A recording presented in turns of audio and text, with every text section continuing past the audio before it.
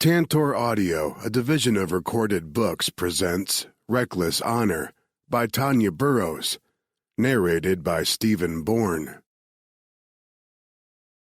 We dance even if there's no radio. We drink at funerals. We talk too much and laugh too loud and live too large, and, frankly, we're suspicious of others who don't. Chris Rose. Heart always wins out over the mind. The heart, although reckless and suicidal and a masochist all on its own, always gets its way. J. A. Redmersky. A Guide to Jean-Luc's Cajun. Allons, let's go. Allons danser, let's dance. Alors pas, of course not. Beaucoup, a lot. Bec-moi chou, bite my ass. Caton, dear, doll. C'est la vie, that's life. Cher, chat, a Cajun endearment, sweet or dear. Couillon, stupid, idiot, fool. Kunja, a curse or spell put on someone. Embrasse-moi chou, kiss my ass. Envie, desire, longing. Fais dodo, a dance party, Cajun version of a square dance. Fils du potin, son of a bitch. Frissons, goosebumps, chills. Lâche pas la patate, literally don't drop the potato, a Cajun expression meaning don't give up. Laissez-les beau temps rouler, let the good times roll. Ma belle, my beautiful. Mais, well or but, interjection. Mais là, an expression of exasperation. Mais non, but no, oh no. Mais yeah, but of course. Maudit, damn. Merci, thank you. Merde, shit. Mon ami, my friend. Non, no. Oui, yes. Pour l'amour de Dieu, for the love of God. Putain. Literal translation is whore, but it's used along the same lines as fuck in English. An all-purpose swear word. Santé, cheers. Chapter 1. Niger Delta, Nigeria.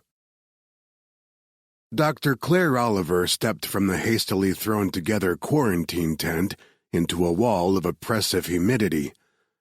Sweat already trickled between her breasts as she stripped off her mask, gown, and gloves. She placed all of the protective gear in the already full dented metal drum that served as a biohazard bin. Soon, local workers would pick up the drum and wash everything inside with a bleach solution. Disposable protective gear was an unaffordable luxury in this part of the Niger River Delta. "Do you see now why I contacted you?" Dr. Sunday Reggie Fubara asked in her posh British accent. Nigerian-born, Sunday had lived most of her life in London until Médecins Sans Frontières, also known as MSF or Doctors Without Borders, sent her back to the land of her birth. She'd been a friend of Claire's since boarding school, and although they'd kept in touch even after Claire had moved to the States, it had been a long time since they'd last spoken. When Sunday's email had hit her inbox last week, she'd been surprised. Then shocked, and a little bit curious. Sunday was an outstanding doctor and never asked for help. Until now. The thought had crossed her mind that this could be a setup, a trap. After everything that had happened in the last month, her best friend killed, mercenaries chasing her across the globe, intent on stealing her life's work, it was entirely possible. She hated that she couldn't even view a contact from an old friend without suspicion. She'd wrestled with herself over answering the email and, in the end, decided paranoia couldn't dictate the rest of her life. What good would she accomplish if she was always running and hiding? So here she was, sweating in the sticky tropical heat, soaked to the skin by the ceaseless rain of monsoon season, scratching her head over something that didn't make any sense. The serologic tests are coming back as hemorrhagic fever with renal syndrome? And also hantavirus pulmonary syndrome. No, that wasn't right. Too many variables weren't adding up. Hanta wasn't an African virus, and human-to-human transmission was so rare as to be non-existent. Not to mention the fact that the two forms of the virus had never shown up simultaneously in one host. They were from opposite hemispheres. HFRS was found mainly in Europe and Asia, HPS in the Americas. Claire shook her head. It shouldn't be here burning through the population like this. It's unlike any strain we've seen before, Sunday said. It's really all very strange. I thought if anyone could figure out what is happening here, it would be you. Claire looked at the quarantine tents. How many people have died? All of them. She froze and stared at Sunday in disbelieving shock. What did you say? Sunday's lips flattened into a grim line. All of them have died, Claire. It has a 100% fatality rate. What? Horror tightened Claire's throat as she again looked at the tents. 150 people convalesced inside the makeshift hospital, hoping the foreign doctors could help them. Men, women, children, seniors, babies, even 2 pregnant women. There had been a toddler in one of the last beds before the decontamination zone. She'd stared at Claire and Sunday in the protective spacesuits with dull, fearful eyes.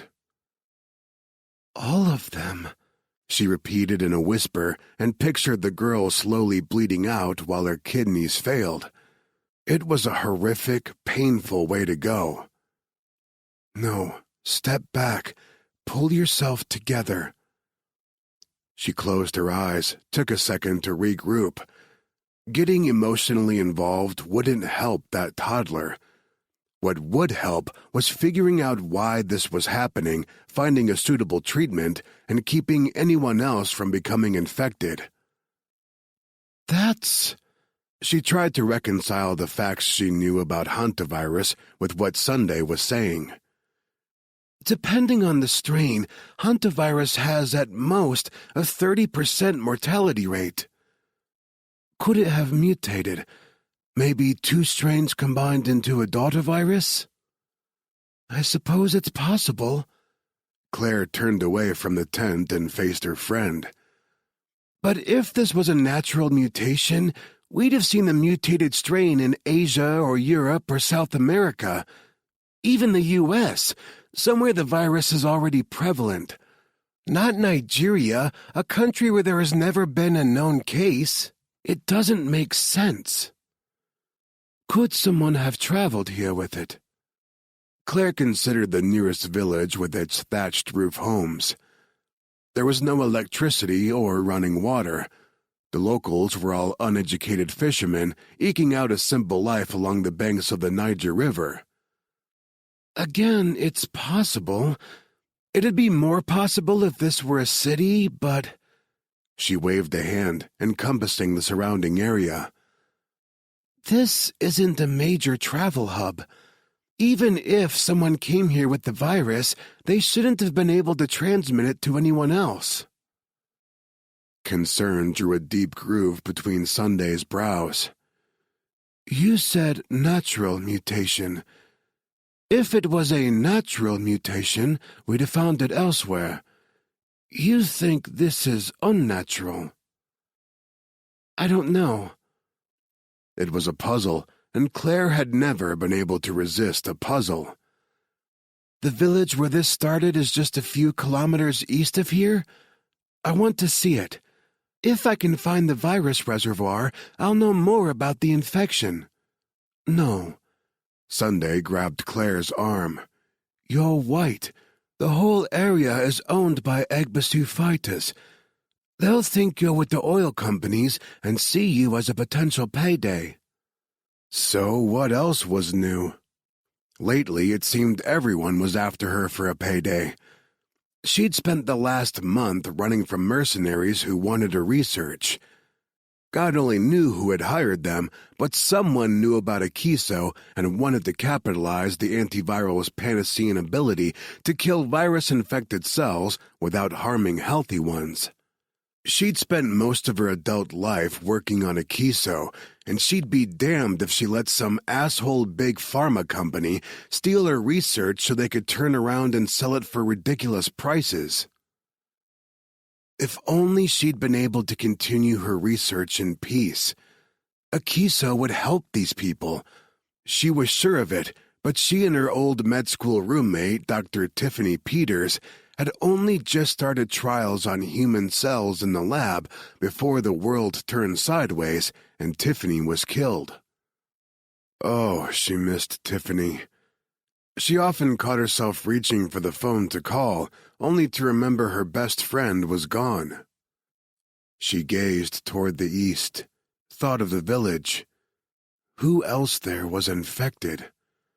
Had this started with an infected rat population, or was this something worse, something more sinister? She wouldn't know without an investigation, and she couldn't investigate if she kept running from Tiffany's killers. She gave herself a moment, only a moment, for the fear, then pushed it down and locked it up. That way there'd be dragons and their names were paranoia and anxiety. It wasn't productive to let them off their chains, especially when people were dying. Sunday's hand still clenched her forearm. Claire covered it with one of her own and gave Sunday's fingers a reassuring squeeze. I understand your concern, but you contacted me for help. Sunday gave an abrupt laugh. Same old Claire, always fearlessly chasing trouble. I do not chase trouble, she protested. You don't exactly avoid it either. Sunday studied her for a moment, then sighed. And I see your mind's made up about this. If you want my help treating this virus, the village is our first step. Sunday lifted a hand and waved a large man over. He had skin like onyx and thick lips that spread into a big white grin as he approached. He said something to Sunday in the local language, and Claire didn't need to understand to know it had been intimate because Sunday's lighter skin flushed dark with embarrassment. They were lovers. Or if not, they would be soon enough. Good for them. Claire looked down to hide her smile, while Sunday smacked his arm and replied in an affectionately chiding tone. This is Adedeo Temetope, Sunday introduced. He's our local guide. Call me Deo, he said and held out a hand. I've heard much about you, Dr. Claire. Claire smiled at him and accepted the handshake, then raised a brow at Sunday. I haven't heard nearly enough about you. Sunday poked her in the ribs with an elbow, and Deo's grin only widened. But then Sunday got serious. She wants to see the village. Deo's grin faded. It's not safe. Claire huffed out a breath in exasperation. So I've been told, but I can't begin to help until I know what I'm dealing with, and I won't know without an investigation. She planted her hands on her hips and stared the two of them down. So will you help or not? Chapter 2. Things could be worse. Things could be worse. Things could be worse. Jean-Luc Cavalier kept repeating the mantra to himself as he sat propped against the stone wall of his prison, trying to ignore the throbbing in his arm where an ugly knife wound was still oozing blood and beginning to fester. Though he wasn't sure how anything could be worse than his current situation. The guard who was supposed to be guarding him had dropped dead half a day ago and now rotted on the other side of his prison's door. He had no food, no water, and no way to communicate with his team, who were halfway across the world because he was a couillon who went chasing weak intel with only one questionably sane man for backup. And who knew where Marcus D'Angelo had ended up, or even if he was still alive?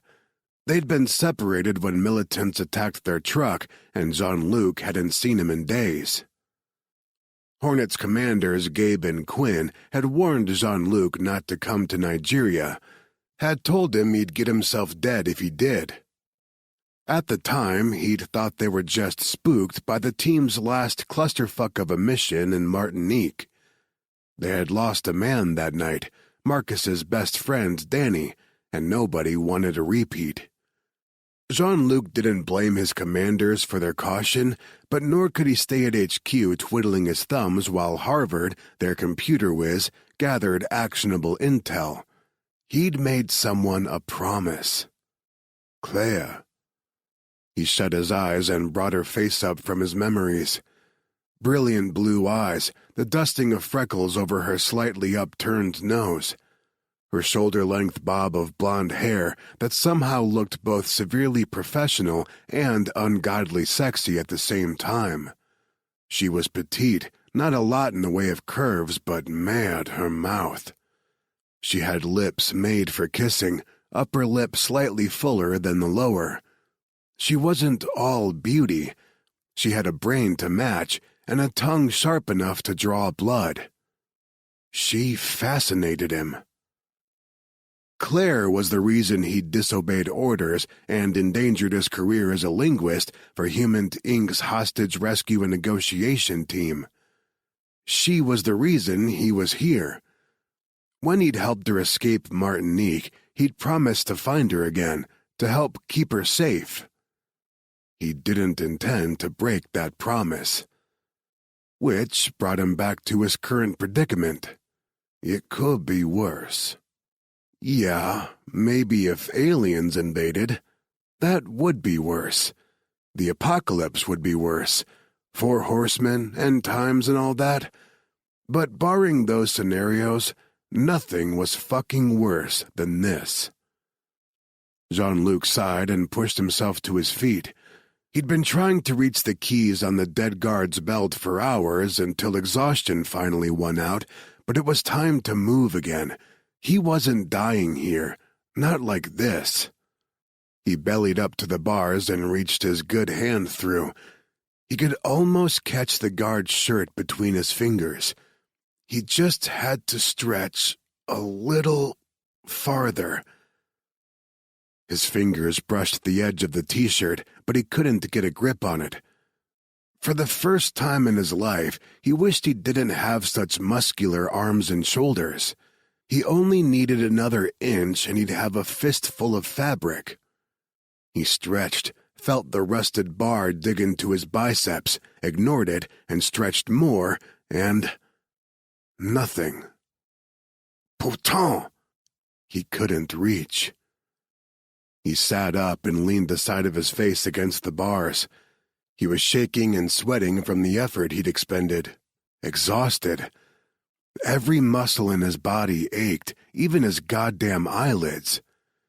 He hoped his current state was due to the beating he'd taken, plus a lack of food or water, and not whatever had killed the Fils du Potent who was currently stinking up the place. Because he did not want to go out like that guy had, leaking blood from multiple orifices while coughing up his lungs. Man, he'd seriously screwed up this time. He wasn't going to be able to talk, fuck, or kill his way out of this mess. When he first arrived in Africa 2 weeks ago, he'd had a purpose, a plan, and a partner in crime. He'd find Claire and keep her and her research safe. He'd failed her so spectacularly 2 months ago in Martinique that he hadn't been able to get a good night's rest since.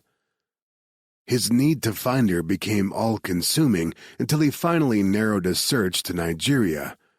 Marcus had come along, chasing, or maybe running from, his own demons. Had Marcus stayed in Nigeria after they were separated? Had he called in the rest of the team for help? Probably not. They'd gone against direct orders by coming here. That act of defiance had likely been the end of their careers with Hornet. For all he knew, Tucker Quinton, CEO and founder of Human, had written them off. He shouldn't have come here. This time last year, he wouldn't have. He would have shrugged Claire's problems off as her own to deal with and gone about the rest of his life without much concern. But when his grandmother died unexpectedly 8 months ago, his whole world had tilted sideways. The foundation he'd built everything on had crumbled. He'd been determined to fuck and drink away the grief and had been doing a damn fine job of it until he'd crossed paths with a voodoo queen on Mardi Gras and she'd cursed him with celibacy. Now, Jean-Luc Laissez-les-Bon-Temps Rouler Cavalier was gone, and he didn't recognize the person he'd become. He wanted his old life back. Go on dangerous missions and rid the world of some bad guys, come home and drink himself stupid, have some fun with a woman or two. Lather, rinse, and repeat.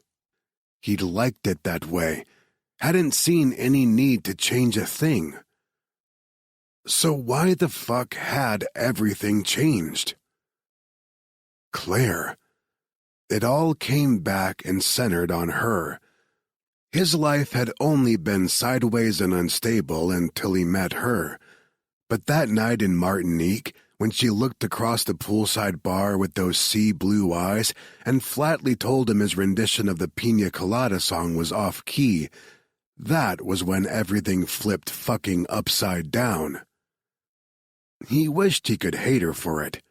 He didn't. Even now, the need to find her chewed at him. Jean-Luc heaved in a breath and straightened away from the bars of his prison. If he didn't find a way out soon, he might as well dig his own grave in the hard-packed dirt beneath his feet, because this was where he'd bite it. He climbed to his feet, paced around the small space, looking for something, anything to aid his escape. A crack in the wall, a loose bar in the door.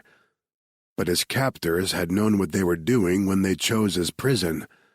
Nothing short of a grenade was getting through these walls. Dig a grave. Now there was an idea. Maybe he could Shawshank his way out of here. Only problem was he didn't have a rock hammer or 20 years to dig his way to freedom. He looked down. His captors had taken his boots and his feet were bare and filthy. He dug one toe into the dirt floor. It was hard-packed, but not so much that it was like concrete. It could still be moved. He gazed over at the barred door again. There were about 3 inches between the bottom bar and the dirt floor. He wouldn't need to dig a hole deep enough to fit his entire body, just one big enough to allow him to reach those damn keys. The throbbing in his arm spoke up right then, reminding him this would be a one-handed endeavor. May, things could be worse. He shook his head once, dropped to his knees in front of the door, and started digging. Chapter 3. The village was perched precariously on the riverbank, a cluster of newer mud huts with rusted tin roofs mixed in with the more traditional stilt houses made of wood, bamboo, and palm fronds.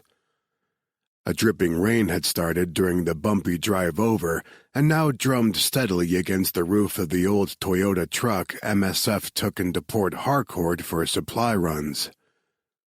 The truck had no AC, so it was either keep the windows down and get soaked, or roll them up and potentially die of suffocation in the stifling heat. Claire chose the rain. With humidity sitting at 100%, her tank top and capri pants already felt waterlogged anyway. Claire studied the village through the windshield as the wipers did their best to keep up with the now pelting rain. No sign of people. Because of the rain? Or because they were all dead or dying. Are you sure you want to do this now? She turned in her seat to smile at Deo. She'd learned a bit about him during the drive. Like Sunday, he had left Nigeria for an education, though his had been in the United States, and had only recently returned to his homeland to help his people in the Niger Delta. He'd come from a village very much like this one, and the strain around his mouth told her he was playing the what-if game in his head. What if this had happened in his village, to his family? "I need to do this now," she told him. He didn't argue. He only pushed open his door and went around to the back of the truck to start unloading the rat traps they'd brought. Claire pulled up the hood of her raincoat and tried to ignore the dark hole of dread opening up in her belly. She shoved open the door and hurried to help Deo with the traps. "Do you know which house the index case came from?" "I know no," Deo said, then corrected himself for her benefit. "I don't know." She'd spent enough time in Africa to understand the many versions of Pidgin English, but she didn't correct him. She picked up several of the rat cages. "All right, we'll start with food storage areas and work our way from there." They worked quickly, placing traps in all the likely places, and saw not another soul. This wasn't right. Even with the downpour, there should be people, animals, sound. But the village was a ghost town. She stopped in front of one of the houses. The rain sluiced off the thatched roof, obscuring her view inside. "Deo!" she called. He finished placing a trap near one of the buildings and straightened. "Did the villagers flee? The ones who weren't sick?" "They did before Sunday and her team got here. We convinced some to come to us, but not all." Then they were standing on the edge of a pandemic. If any of the villagers who fled were sick, she was going to need help containing this outbreak. She had to call her contacts in the CDC and USAMRIID, which meant painting a target on her back again. But really, what was her life compared to the potentially thousands that would be lost if she did nothing? No matter which way she weighted, the scale didn't tip in her favor. She turned away from the house to tell Deo to pack up, but movement inside caught her attention. Was someone in there? She squinted. A human shape shifted in the darkness. "Hello?" she called out. "I'm not going to hurt you. I'm here to help." A child, 10, 12 years old at most, appeared in the doorway. She was skinny, her arms little more than flesh-covered bones. The skin around her eyes had sunk into deep hollows, and her cheekbones stood out in sharp peaks. She was saying something, but Claire couldn't understand the language. She called Deo over. After listening for a moment, he translated. "She says they all died. Her mom, dad, siblings, aunts, uncles, cousins. They're all dead." "Ask her if she's sick." He did, then shook his head when the girl answered. "She says she was. She thought she was going to die too, but then she got better." A survivor. The virus was survivable, and now they had someone with antibodies that could be studied. This little girl could be the key to saving all of those people at the MSF field hospital. "What's your name?" she asked. The girl must have understood because she responded without needing translation. "Abire." "Abire, okay. I'm a doctor from the United States. Do you know where that is?" Abire looked to Deo for a translation, then nodded and inched from the house. The rain plastered her colorful dress to her body, highlighting how thin she was. "Okay, good." Despite her bulky protective gear, Claire knelt down so the girl could see her through her face mask. "I'm here to stop people from dying, and you might be able to help me. Would you be willing to come back to the hospital with me? We'll get you some food and fresh clothes. You'll be safe. And you might be able to help us save some people." She held out a gloved hand and waited for Deo to translate. The girl hesitated, then reached out and placed her hand in Claire's. It was tiny, frail. Claire had always been a petite woman, too thin and too short, but she felt like she'd break the child's hand if she held too tight. "Did you place the last of the traps?" she asked Deo as she straightened. He nodded. "All right, let's go back to the hospital. Abire." She waited for the girl to look up at her. "Do you know who got sick first?" As they made their way back to the truck, Deo translated. The girl spoke for a long time, gesturing to the south. Claire glanced in that direction, saw nothing but a thick tangle of mangroves and palms. Deo asked some questions. Abire responded. Finally, Deo nodded and turned to Claire.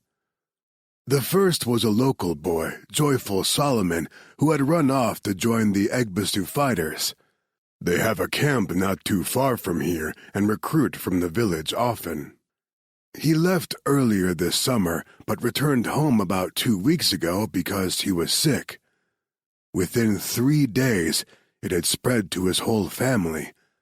By the end of the first week, over half of the village was infected. By the end of the second week..." He motioned to the village with a sweeping gesture. "This." Claire shook her head in awe. If this started 2 weeks ago, then the virus spread and killed at alarming rates. They had to contain it now before it spread to nearby cities like Port Harcourt. She spotted one of the traps she'd laid and knew without a doubt their efforts of the last few hours weren't going to turn up anything. If Joyful Solomon was the index case, he didn't contract the virus here. He brought it here, which meant he contracted it elsewhere, likely the Egbasu camp. Which also meant he may not be the index case. She had to go to the camp. Deo must have been reading her thoughts, because before she even opened her mouth, he said, "No, Claire, it's not safe." "Nowhere will be safe if this virus makes it to the cities." They reached the Toyota and she paused as Deo helped Abire into the cab through the driver's side. He shut the door, met her gaze over the hood. "I have to go," she said. "With or without you, it's your choice." Deo swore colorfully in both his native language and in English. "You're going to get us killed." "You've seen what this virus does to people. We're all dead if we don't stop it. Your family, Sunday's, mine. We're on the precipice of a Black Plague-level event here." He said nothing for a long time, lifted his face to the sky and let the rain pelt his face shield. Finally, he looked at her again. "Do you truly think it will get that bad?" "With nearly 100% fatality rate? Yes, Deo, I really do." All right. He opened the truck's door again. "I'll take you to the Egbasu camp." Chapter 4. Coordinating Abire's return to the field hospital was more time-consuming than Claire anticipated. Sunday was as thrilled about the survivor as Claire had been. There were questions to ask, an exam to perform, blood to draw. 3 hours after Abire was given her own cordoned-off space within the hospital, the thrill had worn thin, and Claire was restless to check out the Egbasu camp. It took far too much time to gather rat traps and supplies for any sick they might come across. Sunday insisted she take more protection than Deo with her, and so now 3 local police escorts huddled in the back of the truck, hunched into their jackets against the driving rain. The ride to the camp felt endless. She'd never been one of those children to ask, "Are we there yet?" every 5 minutes during a road trip, mainly because her parents would never do something as low class as a road trip, but she had to refrain from it now. She all but twitched with restless energy. Deo smiled over at her. "You believe we're onto something here." "I know it." She realized she'd been tapping her foot on the underside of the dashboard and made herself stop. She looked out the window at the passing tropical foliage. In some places it was so thick she couldn't see beyond the edge of the road. "Have you ever heard of Joyful Solomon before?" "No, but I wasn't raised here. My village is more west, closer to Lagos." Claire heard the worry in his voice and set a hand on his muscular arm. "It hasn't spread that far yet." "I hope not." "It hasn't, but it will if we don't get ahead of it. We need more information." She dropped her hand and gazed out the windshield. The rain seemed to be letting up. Less downpour and more steady drizzle. It was the best she could hope for at this time of year in southern Nigeria. "Joyful Solomon is definitely our first case in the village, but we need to know if he was patient 0 or if someone else gave it to him while he was at the camp." Deo's grip tightened on the steering wheel. "We will run into resistance with the fighters. They won't want to help you." She made a non-committal sound. She wasn't going to say it out loud, but she suspected they wouldn't find anyone alive at the camp to resist. They rode in silence until Deo pulled the truck to a stop in the middle of an overgrown, barely there road. "We have to go on foot from here."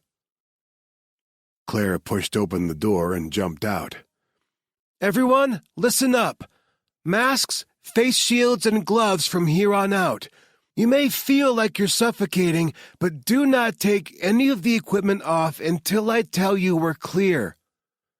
She studied the 3 police officers. They all wore uniform shirts, but that was the only thing that indicated they were police.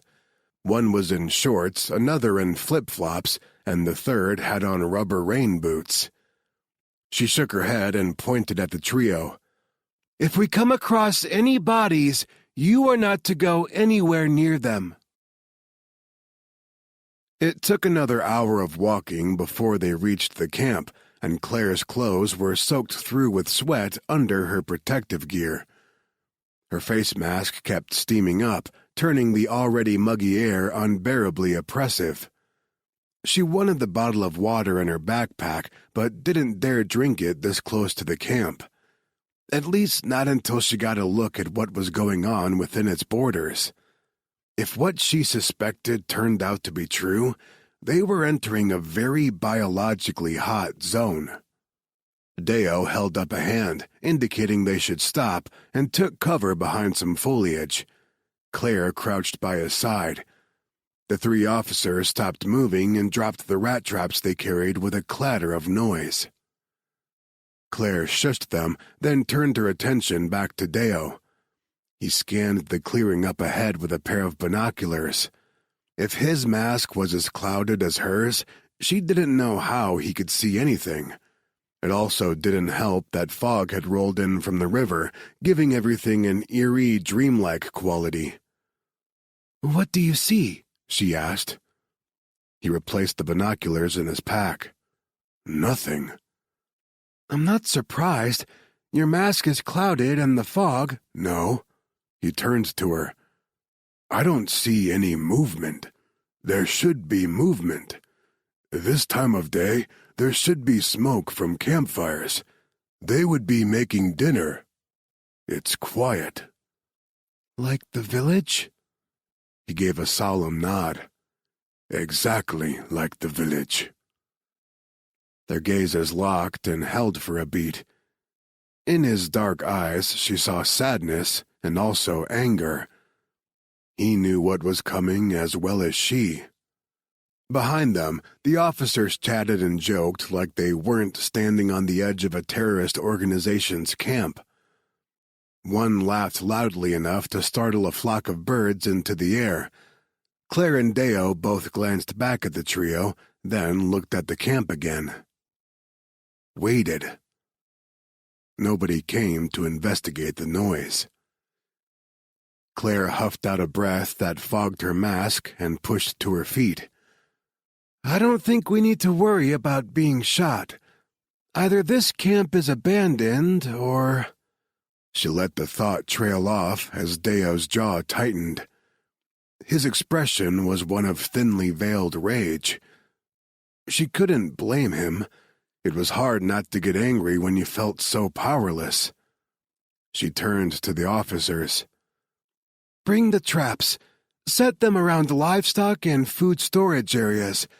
And be careful not to disturb the bodies. The officers' smiles faded and they looked at each other. Bodies? One asked. Sure, now they understood the gravity of the situation. We don't know if they're still contagious.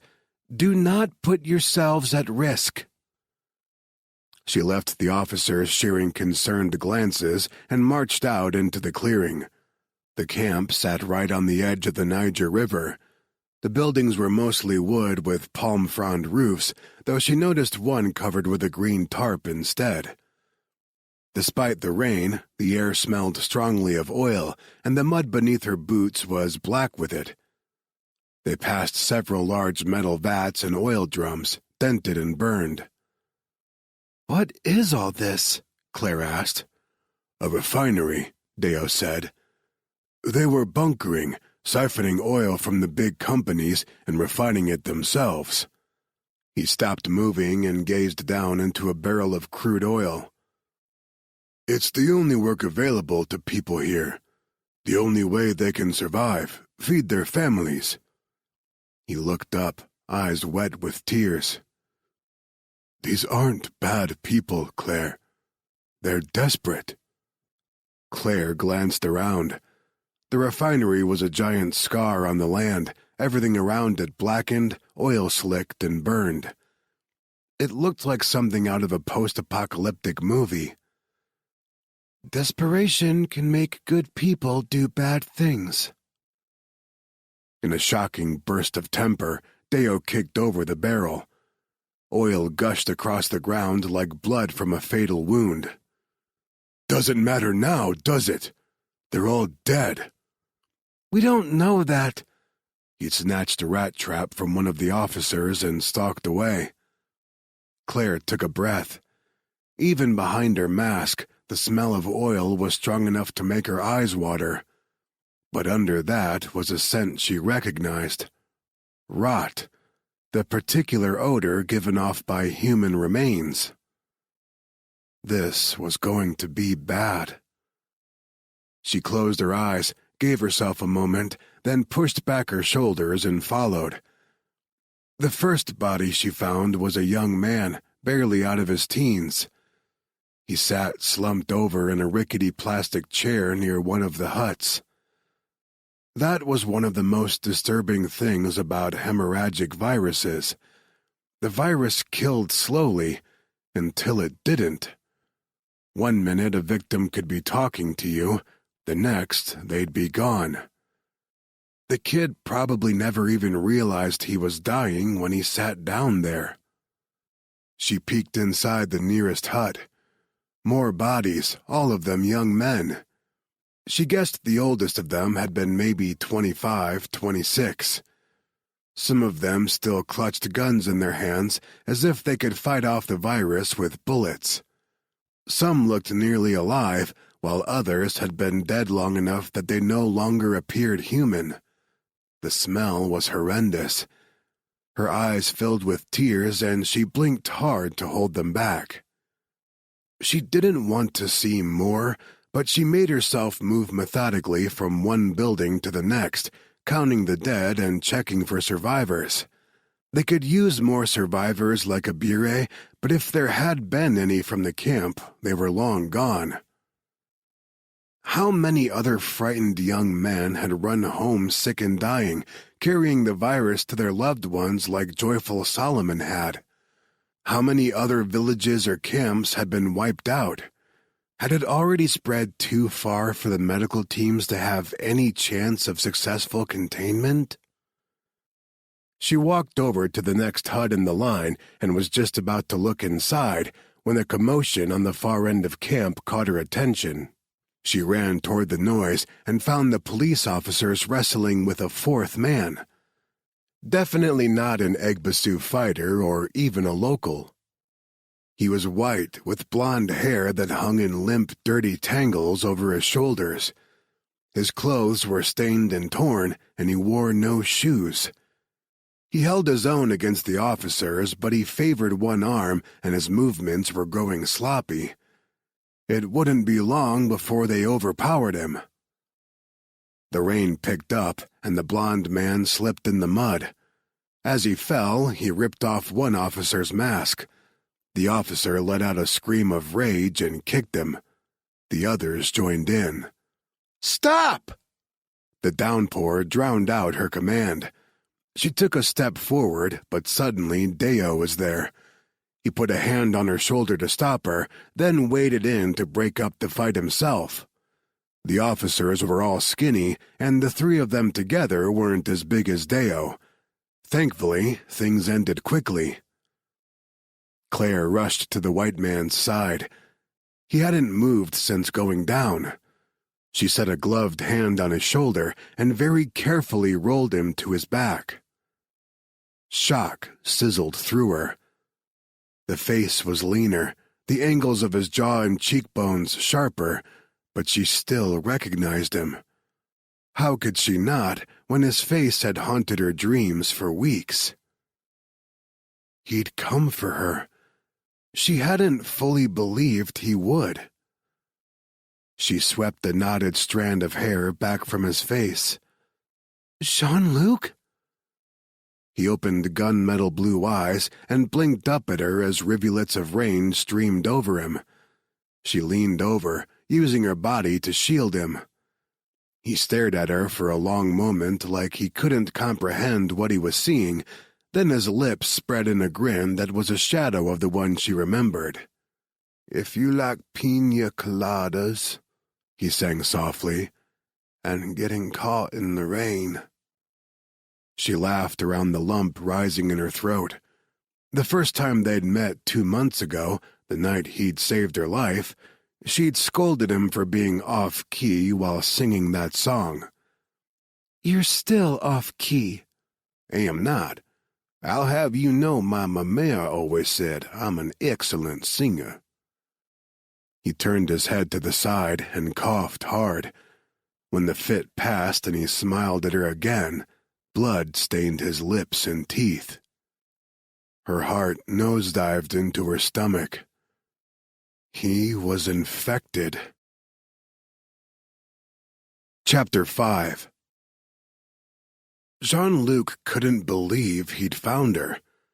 Okay, technically she'd found him, but semantics. After weeks of searching, here she was, leaning over him dressed like a spaceman. Wasn't exactly the reunion he'd pictured, and he certainly hadn't planned to be flat on his back, feeling like a whole Mardi Gras parade had danced across his body. But still, she was here. He could reach out and touch her, know she was alive and safe. He did just that, reaching out his good arm and trailing his fingers across the front of the weird mask shielding her pretty face. "What's with all this, ma belle?" Then he noticed the tears rolling down her cheeks. He tried to sit up, but the fight had drained the last of his energy. He dropped uselessly back into the mud, which actually felt lovely. He hadn't realized how hot he was until he felt the cool mud against his back. "Don't sit up," Claire said, and placed a hand on his shoulder to keep him still. A large black man knelt by her side. "Do you know this man?" His accent was musical Nigerian, but his English diction was perfect. Jean-Luc guessed he'd been born here, but educated in either the UK or the US. Claire glanced over at the newcomer. "Yes, he's a friend. We need to move him back to the hospital, but we have to be careful. Keep him quarantined. Can you find something to use as a stretcher?" "He's infected?" the man asked. "Yes." "What?" Jean-Luc tried to sit up again as the big man moved away, but again failed. Mad, he couldn't remember a time he'd felt this horrible, and he'd had some pretty epic hangovers in his day. Claire leaned over him. The tears were rolling freely now, dripping onto the inside of her mask. "This is a hot zone. Everyone in this camp died of an unknown hemorrhagic virus, and you've been exposed. How long have you been here?" He shook his head. He couldn't remember exactly. Time had blurred, and his brain had just slammed on the brakes at the words hemorrhagic virus and "you've been exposed." He was infected? Well, fuck. "This is important. Try to think," Claire urged. "When did you arrive? Before or after these people died?" He shook his head again, and that seemed to clear away some of the fog. "Before. I knew you were here because of the virus outbreak. I knew you'd be here, and I came looking." She gave a tight smile. "That was reckless." "Tell me about it." His teammates had warned he'd die in bumfuck Africa if he went chasing weak intel. Wouldn't they love to know they'd been right? And hell, what about Marcus? Had he been infected when they were separated? Was he dying in agony somewhere in the jungle? Because judging by how Jean-Luc felt now, this was going to be agony. He suppressed a cough and turned his head to scan the camp. "I figured if I found the nearest WHO or MSF field hospital, I'd find you, but these assholes ambushed our vehicle. They thought they were going to ransom us to some big oil company for money." "Us?" "Marcus D'Angelo, a teammate, a friend. He came with me. He wanted to find you too." He saw her brow crinkle and couldn't blame her confusion. She'd never met Marcus, so why would he risk his life to save a stranger? "Marcus has his own reasons," he added before she could ask. She nodded as if that was explanation enough for her. "Then what happened?" "We were separated during the ambush. I need to find him, if he's sick too." She covered his bad hand with her gloved one. "I'll ask around as soon as we're back to the hospital. What happened after the ambush?" "They put me in a cell." He pointed to the building with his good arm. Claire turned to look. The dead guard had started rotting in the heat and rain and had ballooned. Just the memory of the smell had bile rising up in Jean-Luc's throat. Then they started dying, just dropping like flies. The guard, he was sick, coughing blood all over everything, his nose bleeding. He was delirious, but he kept talking to me, taunting me, telling me about how much money I was going to make them. Then he just slumped over and he was gone. "How did you get free?" Claire asked, still staring at the guard's body. It had to be obvious. I dug under the bars enough to reach him and pulled him over.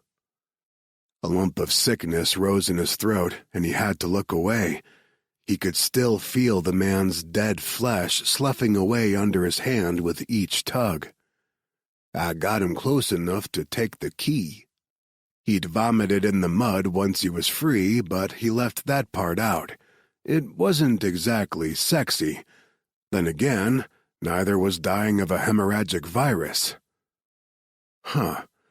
He'd lived his entire adult life a man-whore, and now he was going to die celibate thanks to that curse the voodoo queen had laid on him. Now he'd never get the chance to break it. He'd never get a chance with Claire. Mad. He'd really, really wanted that chance. The big man returned with a makeshift stretcher, which basically amounted to a tarp attached to two questionably sturdy pieces of wood. Claire gazed up at the guy. "Thank you, Deo." Then she leaned over and tried to smile. It was strained. "Your ride is here." He took one look at it and sat up. "Nope, I'll walk." "Don't be stubborn," Claire chided. "You need to conserve your energy. You haven't had any proper nutrition in days.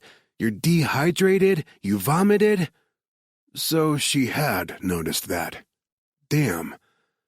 "And your body is fighting a war right now," she finished. "You're not walking anywhere. You're getting on that stretcher." He grinned at her, even though he felt like screaming. But his mamere had always said that humor could relieve any ailment, and he didn't have much else to cling to at the moment. "I love it when you go all Dr. Dominatrix. It's hot." Claire was not amused. Her lips thinned as she stood up and pointed at the stretcher. He pushed to his feet and walked over to the tarp like a good boy. And, okay, she was right. He wasn't as strong as he wanted to be.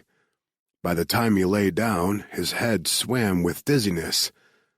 Claire must have noticed the sudden sheen of sweat on his forehead, but she said nothing, only made sure he was tucked into the tarp, then nodded to the big guy. He felt them lift him and closed his eyes. All this time he'd thought the weakness plaguing him was due to a lack of food and water.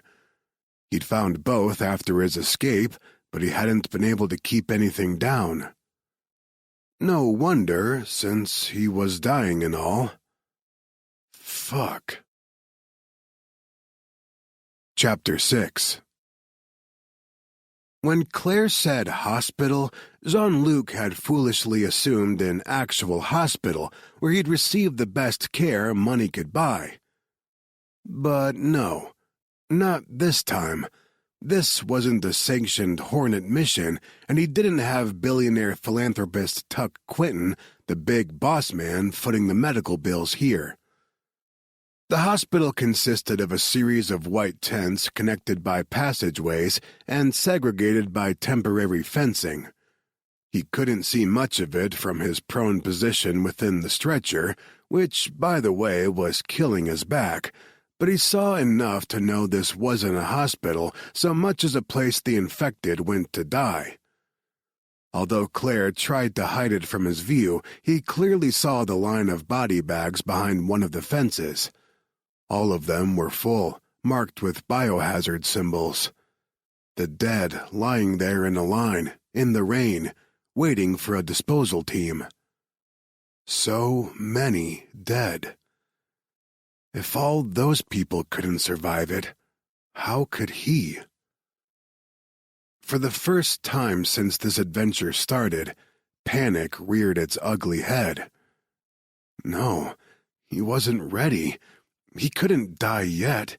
He had so much left to do, so many languages yet to learn, and he still had to make his mamere proud of him. He never had while she was alive, always too busy drinking and fucking and chasing some kind of fulfillment he never found. He'd promised over her grave he'd do at least one thing to make her proud before he died. And now he was running out of time. Jean-Luc watched the top of the tent pass in sections. Every few feet, they stopped to pass through another layer of containment. Finally, they set him down on a creaky bed. Claire stood at the foot in white and yellow protective gear and nodded her thanks at the two men who had carried him. "Deo, make sure Ozoma is also quarantined. We have no way of knowing whether he was exposed when his mask came off."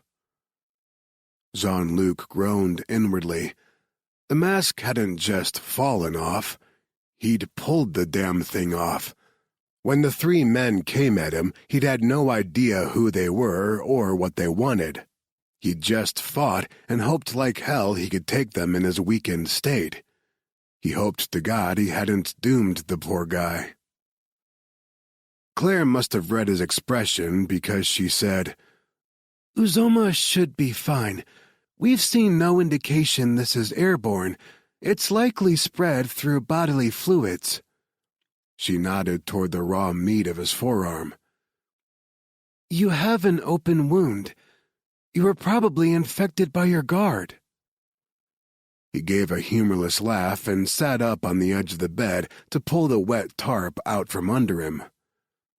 "Of all the things I thought would eventually kill me, Ebola was nowhere on the list." "It's not Ebola," Claire said.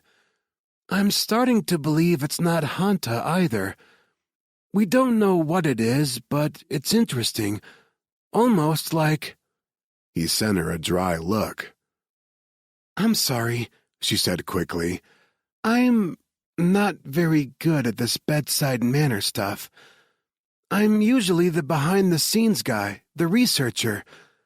There's a reason I never went into medical practice." She paused, drew a breath that moved her shoulders. "So let's get some fluids into you and we'll take a look at your arm. I don't want you any more dehydrated." She rolled a cart over by his bed and picked up a bag of fluids. He held out his good arm cooperatively and studied the room as she poked at him.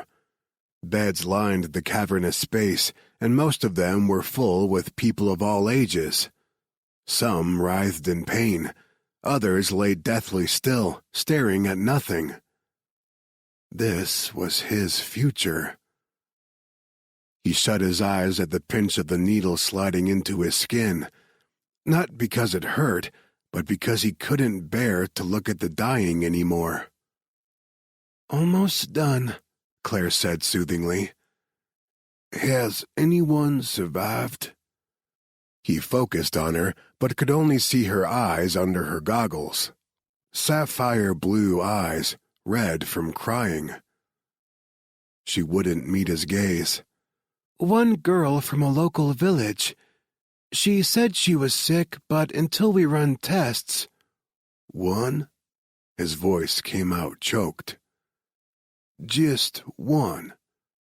So I'm fucked," he said softly, and wiped away the sweat gathering on his brow. "What's going to happen?" Claire finished taping the IV to his arm and hooked up the saline drip. Then she rested a gloved hand on his knee and finally met his eyes. "You just focus on resting, healing. If you dwell on—" "That bad?" He squeezed her hand, wished he could feel her skin instead of the rubber of her glove. "Tell me for true. I need to know." She said nothing for a long time. "Claire, please." She drew a breath. When she spoke again, it was like a med school professor lecturing to a class, and he was okay with that. It somehow made it less real to hear everything in such clinical terms. "The virus interferes with the blood's clotting ability and breaks down the walls of blood vessels, causing uncontrolled hemorrhaging. It attacks the lungs and the kidneys, so if a victim survives the hemorrhagic phase, they ultimately die of pneumonia or acute renal failure, but most don't survive that long. We can offer supportive care, but there isn't a cure." Putain! This was going to be even worse than he expected. "What are the symptoms? What should I expect?" "Fatigue, muscle aches, backache, fever, nausea, vomiting. Uncontrolled bleeding can lead to bruising, a rash. Fluid builds up in the lungs, causing difficult breathing, coughing blood." Hadn't he already felt like he was suffocating over the last day or so? He'd been coughing a lot and had coughed up blood on more than one occasion. He'd thought the bruises all over his body were from the ambush and subsequent imprisonment, but now he looked at them in a much more ominous light. His arms were covered with deep purple blotches. He was bleeding out under his skin. Holy fuck.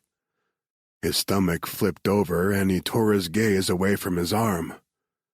How long do I have, Doc? She shook her head. I won't know until we run more tests. In general? A week from the first onset of symptoms. Maybe 10 days.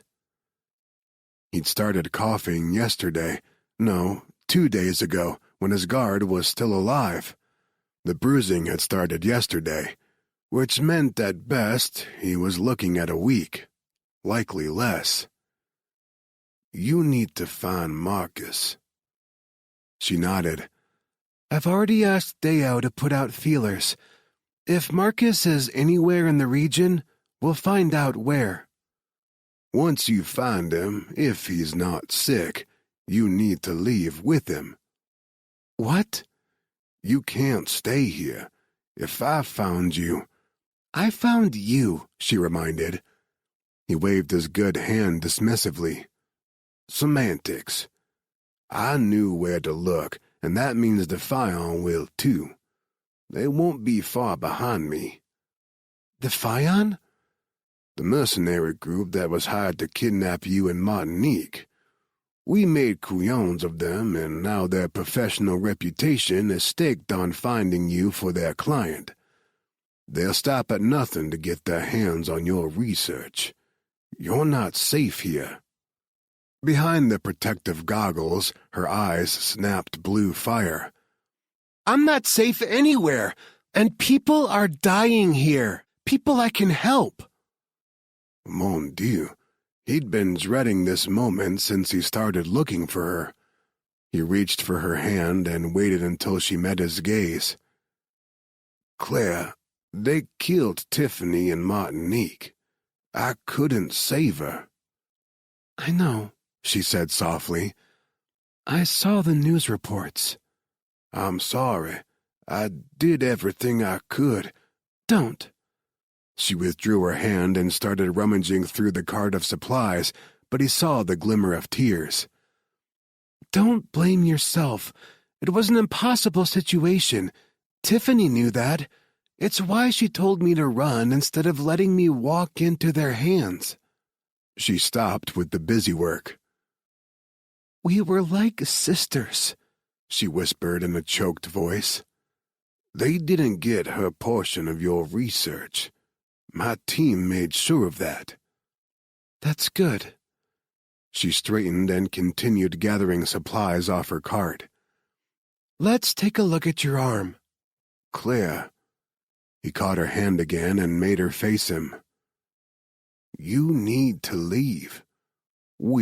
People are dying here, but think of how many more will die in the years to come if you don't finish your research. He indicated the room with a sweep of his good arm.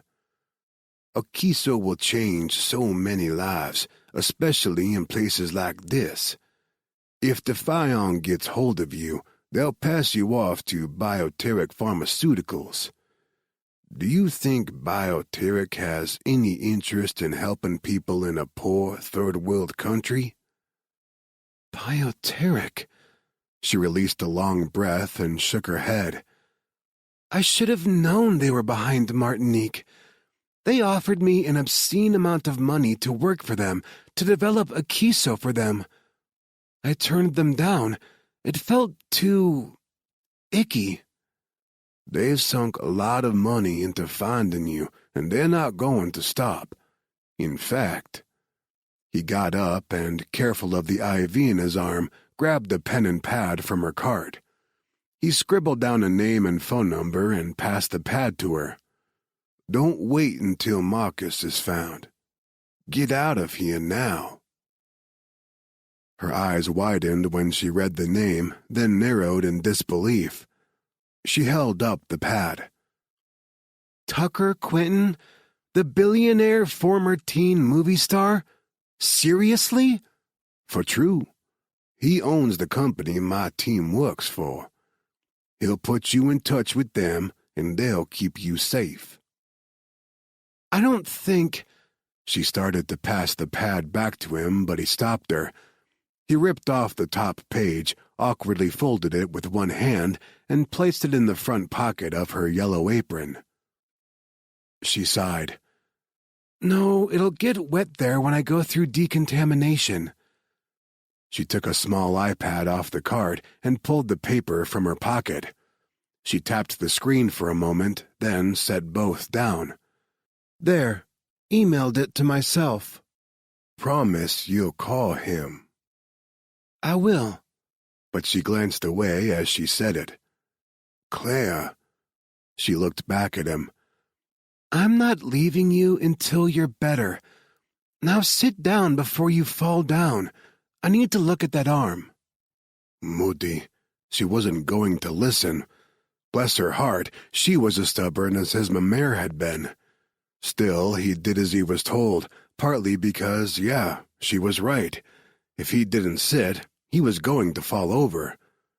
He felt weak as a kitten. "We both know I'm not going to get better, Shah." "No, we don't know that. You've had better medical care throughout your life and have a stronger immune system than anyone else in this hospital. If anyone can pull through this, it's you. Can someone bring me a suture kit?" She called to one of the nurses over her shoulder. While they fussed over his arm, Jean-Luc thought of all the body bags lined up outside. Claire was grasping at straws, hoping for a miracle that would never happen. With the way he'd lived his life, he didn't deserve one anyway. If anyone deserved a miracle, it was the toddler crying out in pain 5 beds over, or the skinny teenage girl across the way who had been shyly staring at him with sunken eyes since he'd arrived. "Well, it's infected," Claire said 10 minutes later after much discussion with one of the other doctors. "It's still bleeding because of the virus, and we can't close it until the infection clears. We'll pack the wound, start you on antibiotics, and get you stitched up in a few days." He didn't bother pointing out that he probably wasn't going to be alive long enough for an infected wound to kill him, so what did it matter? It made her feel better to be doing something, and he wasn't about to take that away from her. He sat patiently while she and a nurse worked to pack the wound. When they finished, she stepped back and smiled. "Good as new." He looked at the white bandage extending from the top of his wrist to nearly his elbow. There was a mummy joke on the tip of his tongue, but he didn't have the energy to be funny right now. Didn't have the energy for much of anything at the moment. "Yeah, thanks, Doc." She patted his shoulder.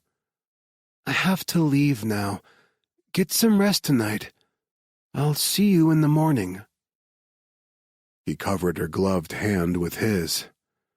"I'm glad I got to see you again." A pause. When she spoke again, emotion thickened her voice. "Jean-Luc, I—" He let go of her hand and fought for a reassuring smile. "Good night, ma belle." Chapter 7. The next morning, Claire rushed through breakfast, gulping down her coffee when she usually savored it. Sunday noticed, of course, and caught her at the door of the mess tent. "What's the rush?" She tried for a nonchalant shrug. "I have patients to see."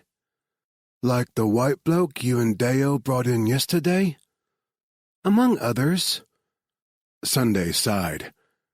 "Claire, I understand you have some kind of history with this man, but he's infected. You know his odds are—" "You don't have to remind me." Realizing she'd snapped, she groaned and rubbed both hands over her face.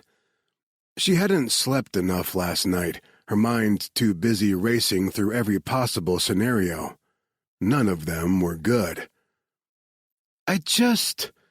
He has a stronger immune system than the local population.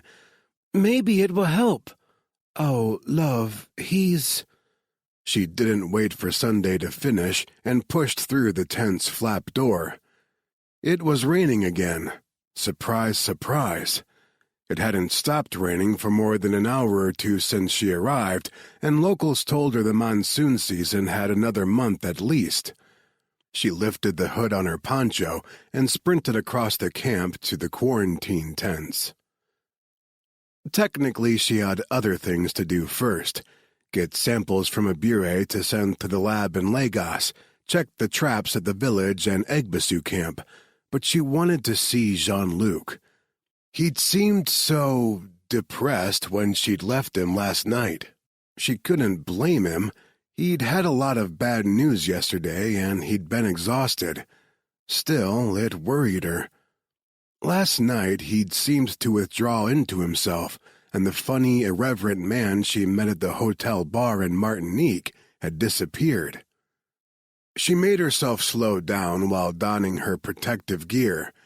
The weird mix of nervousness and excitement and dread bubbling inside her was no excuse for sloppiness. She couldn't help him if she infected herself. Her heart thudded while she waited impatiently for the airlock to open to the hot zone, but as soon as it did, her heart nearly stopped beating altogether. Jean-Luc wasn't in his bed. Panic sizzled through her. A sudden empty bed in a hot zone always meant the patient had died, but that couldn't be possible.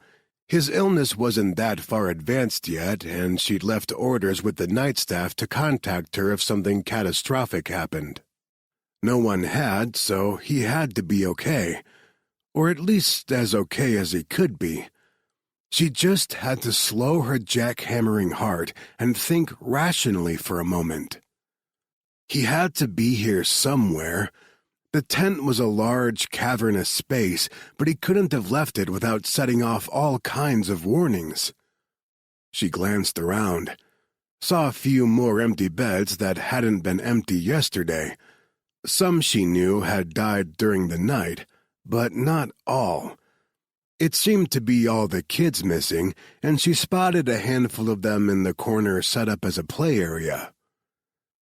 Calm again, she walked over and wasn't the least bit surprised to see Jean-Luc holding court at the center of the group. Ijema, the youngest victim, only 3 years old, sat on his lap laughing at everything he said, even though she doubted the toddler understood him. Mackie, the teenager who had stared at Jean-Luc in awestruck wonder yesterday, sat cross-legged in front of him. Of course he'd attract all the girls. He had a kind of magnetism about him that drew the opposite sex. It certainly had drawn Claire in when they first met, and she'd been as helpless to resist as the girls were now. But it wasn't just the girls. He'd drawn the attention of many of the boys and some of the adults, too. Made sense, since the first white people they'd ever seen were the doctors treating them. Of course it intrigued them to suddenly have a blonde-haired, blue-eyed white man with no protective gear in their midst. As she drew closer, she realized their conversation wasn't in English like she'd assumed. He spoke the local language like a native and enthralled his audience with his story. Dr. Haskins, one of Sunday's MSF colleagues, stopped at her side. "He's been entertaining us all morning. It's been a nice change of pace, a ray of sunlight in all the gloom." She looked over at the doctor, but because of the protective gear, couldn't see more than the crinkle of crow's feet around his sleepy brown eyes. "Did we lose many last night?" He sighed heavily. 6. We'll lose at least 2 others before noon." "Dear God." "I don't think God has much to do with this." Neither did she. Although she'd dutifully gone to church every week with her parents as a kid, she'd found it harder and harder to believe in a benevolent, loving God while watching good people all over the world die of horrible diseases. This whole situation is bad. The worst I've seen in my 20 years of working in hot zones, Haskins agreed. He patted her shoulder twice. My shift's just about over. Will you be okay until the morning crew comes in? Yes, go on. Get some sleep. He glanced over at the group gathered around Jean-Luc, then shook his head. Doubt I will, but I'll try. She knew what he meant. In cases such as this, you either passed out cold from overexhaustion, or you stayed up remembering the faces of all the people you hadn't been able to save. Jean-Luc must have sensed her presence because he glanced over just then and grinned. He was pale, his eyes red-rimmed, and still it didn't detract from his beauty. She ignored the little bump of her heart and walked over. You've made friends. Mackie took hold of Claire's hand. Her eyes were wide in her thin face. Jean-Luc says he's from a place called New Orleans. He says it's magic. Have you seen it? I have. She smiled down at the girl and remembered the last time she'd visited. There was no denying the vibrancy of the city. It had a feel all its own, a power, a pull. One less scientifically minded than her could even call it magical. It is a very special place. I want to see it too, Mackie said longingly. The words were nothing less than a spear through Claire's chest. The pain of it left her speechless. The girl shouldn't even be here. She lived in Port Harcourt, and she would have been safe had she not been innocently visiting her grandparents when Joyful Solomon brought the virus to the village. Her grandparents had died before MSF arrived, and her parents died shortly after. At 15, she was all that remained of her family. Jean-Luc reached over with his good arm and affectionately tugged on the end of the colorful scarf wrapped around Mackie's head. You will, Coton. We gotta get better first, but then I'll take you there. She shook her head. I don't have money. Don't you worry about that.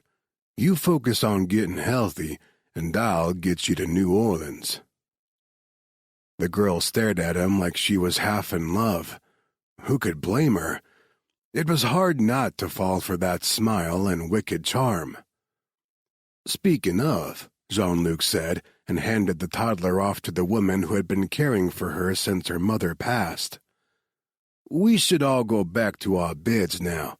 The doctors will be in soon to check on everyone.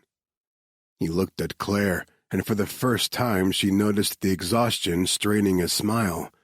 He was looking for an out. We need to pass out morning medications, she told the group in her most doctorly voice. If everyone could please go back to their beds. Mackie was the first to move. I'll get better, she said, even as a thin trail of blood leaked from her nose. She swiped at it, looked at the streak of red on her hand, and set her jaw. I will get better. I have no doubt, Jean-Luc said with another smile. Go on now, Chat. He waited until everyone was gone, seemed to gather his strength before pushing out of the plastic chair. He moved slowly, like he wasn't sure how steady he'd be on his feet. Claire took hold of his arm to help steady him. How are you feeling? Took everything I had in me to drag my ass over to that chair this morning, but everyone was so damn sad. I had to do something. You gave them a bright spot of hope. That was kind of you. If they don't have hope, they have nothing to fight for. She helped him over to his bed. When did you learn the local language? He sat down and released a long, exhausted breath. I studied up on the plane ride. She stared at him, blinked, realized she was staring and looked away. You learned that much Ijaw during a plane ride? No, I learned the basics, how it's put together, essential vocabulary words. Then I closed my eyes, he did just that, and listened to the flow of it around me. It's beautiful, musical. After a moment, he opened his eyes again. I'm nowhere near fluent. It'd take a solid 6 months to a year of hard study to reach fluency. Wow.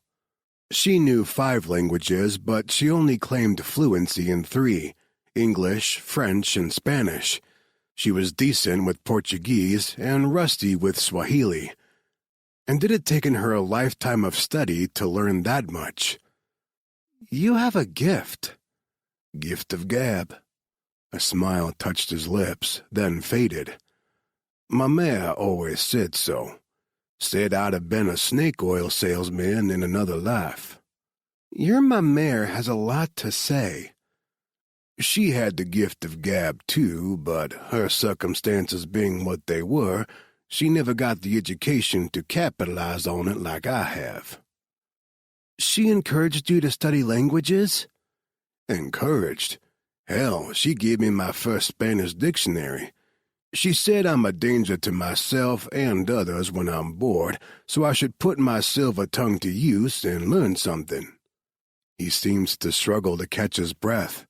The short walk to his cot had exhausted him. How are you today? Really? She touched his cheek, and he gazed up at her through the tangles of his hopelessly matted hair. No worse than yesterday. Those muscle aches you mentioned? Yeah, feels like the greatest boxers of all time took turns using me as a punching bag. Arm hurts like a son of a bitch, but that's small potatoes. No, it's not. I'll have some pain meds brought to you. Just then, a coughing fit erupted from a bed 2 down from his. The older man writhed in agony as he struggled to breathe. Give the meds to him, Jean-Luc said, his gaze locked on the man. He needs them more than I do right now. She opened her mouth to reply, but the man's coughing grew more violent. She glanced over and realized he was in serious distress. Blood so dark red it looked black spewed from his mouth with every cough. She raced to his bedside, reaching him seconds before the nurse on duty.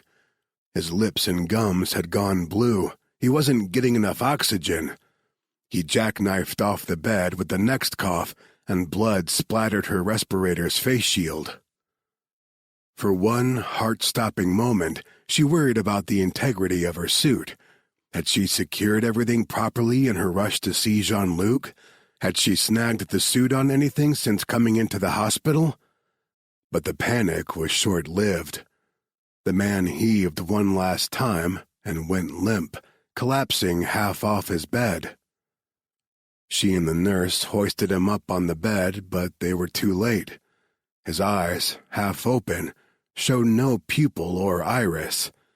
They had rolled up under the lid, leaving only the bloodshot white of his eye visible. No breath, no pulse. A trickle of blood dripped from the corner of his lips. He was gone. She stepped back while the nurse gently set a sheet over the body, told herself there was nothing she could have done to save him. Her brain knew that to be true, but her heart screamed in protest. She could save them all. Akiso could save them all. If only she was further along in testing. But she wasn't, and using these people as guinea pigs would be unethical when they barely understood what was happening to begin with. Most of them believed the virus was some kind of witch's curse or black magic. She looked over her shoulder at Jean-Luc. Through the blood spatter, she saw him sitting up on the edge of his bed, his fingers dug into the mattress beside each hip.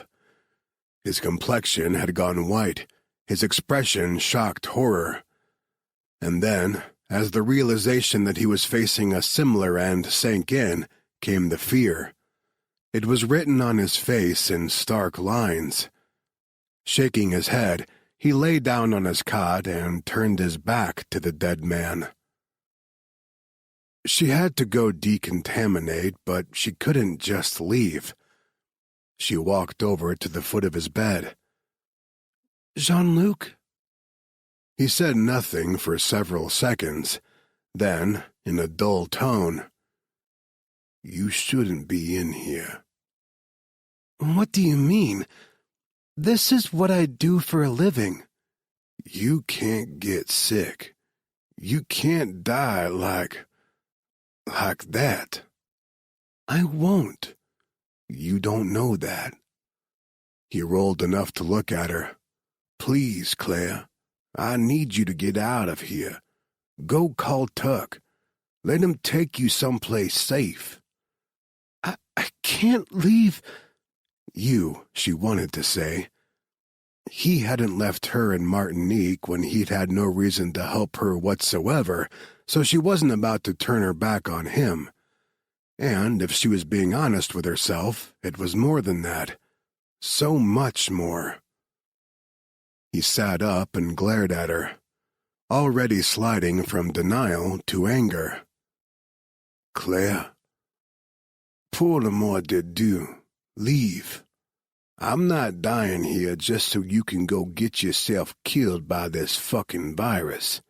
I came to protect you, and if I have to make the call myself, I'll find a way to get out of here and do it." The anger drained away, and his eyes softened. His voice wavered. "I'm sorry. Please, just leave. I don't want you seeing me." He trailed off, and his gaze slid over to the sheet-covered figure. "I don't want you seeing me like that. I want you to remember the guy at the bar in Martinique, the one who sings the Pina Colada song off-key. Not like that." Her heart broke for him. She'd once slipped and poked her glove with an Ebola-contaminated needle, and waiting the 21 days to see if she'd infected herself had been the most stressful and terrifying time of her life. And she hadn't even known if she was infected or not. He knew the virus was in him, and he'd just seen someone die a gruesome death because of it. Of course he'd be freaked out. Anybody would be. "Claire?" Sunday was suddenly at her side, startling her. "You need to go decontaminate. Now." Okay. She sent Jean-Luc one last glance over her shoulder. "I'll come back as soon as I'm able." He just shook his head and settled back on the cot. Chapter 8. The rules were in place for a reason, but Claire hated every second she had to wait to go back inside. She tried to keep busy, taking the needed samples from a bureau and riding with Deo to check the traps at the village. No luck. That worried her because viruses didn't usually kill their host organism. It was inefficient. A virus's sole purpose was to reproduce and spread. Viruses killed when they became zoonotic and jumped species, but this virus seemed to kill everything, humans and rats. Almost like its only function was to kill. They set out more traps with peanut butter for bait. Then she caught a ride back to the field hospital while Deo went on to check the Egbasu camp.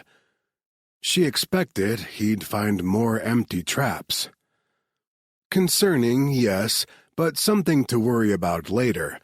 Right now, her only concern was getting back to the hospital in time for her shift in the quarantine wards.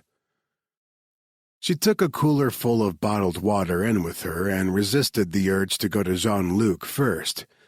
He wasn't the only patient there, and as much as her heart kept pulling her toward him, she had to do right by the others. When she finally made it to him, he was sitting up on his cot. He sighed when he spotted her. "You came back. I told you I would. And I told you to leave, he said.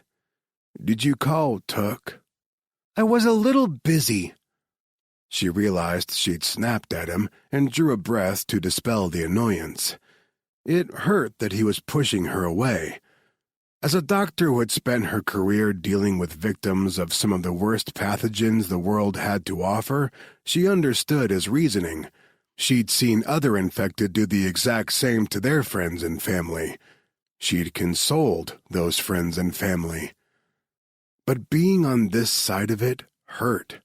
She'd never realized how much. She wheeled the cooler to a stop beside his bed. I have water for you. He looked at the cooler with little interest. You won't let me die with a shred of dignity left, no? I'm not letting you die, period.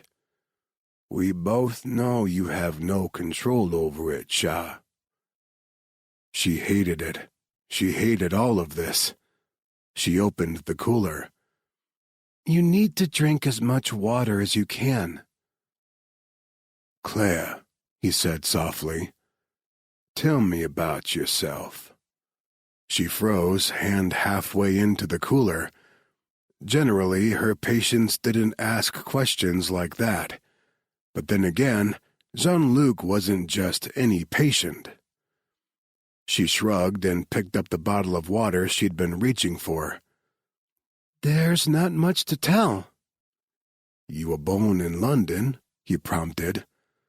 Lived there until you were 10, 11, then moved to the States. She raised her brows at him and twisted off the cap of the water before handing the bottle over. Sounds like you already know all about me. I did my research. I know the broad details, but not the little stuff. The stuff that makes you, you. I want to know. He took a long drink of the water, and it made him cough hard. She hurried to his side with a towel as blood dribbled from the corner of his mouth. She rubbed his back while he wheezed through the coughing fit. I'm good, he said finally. No, he wasn't.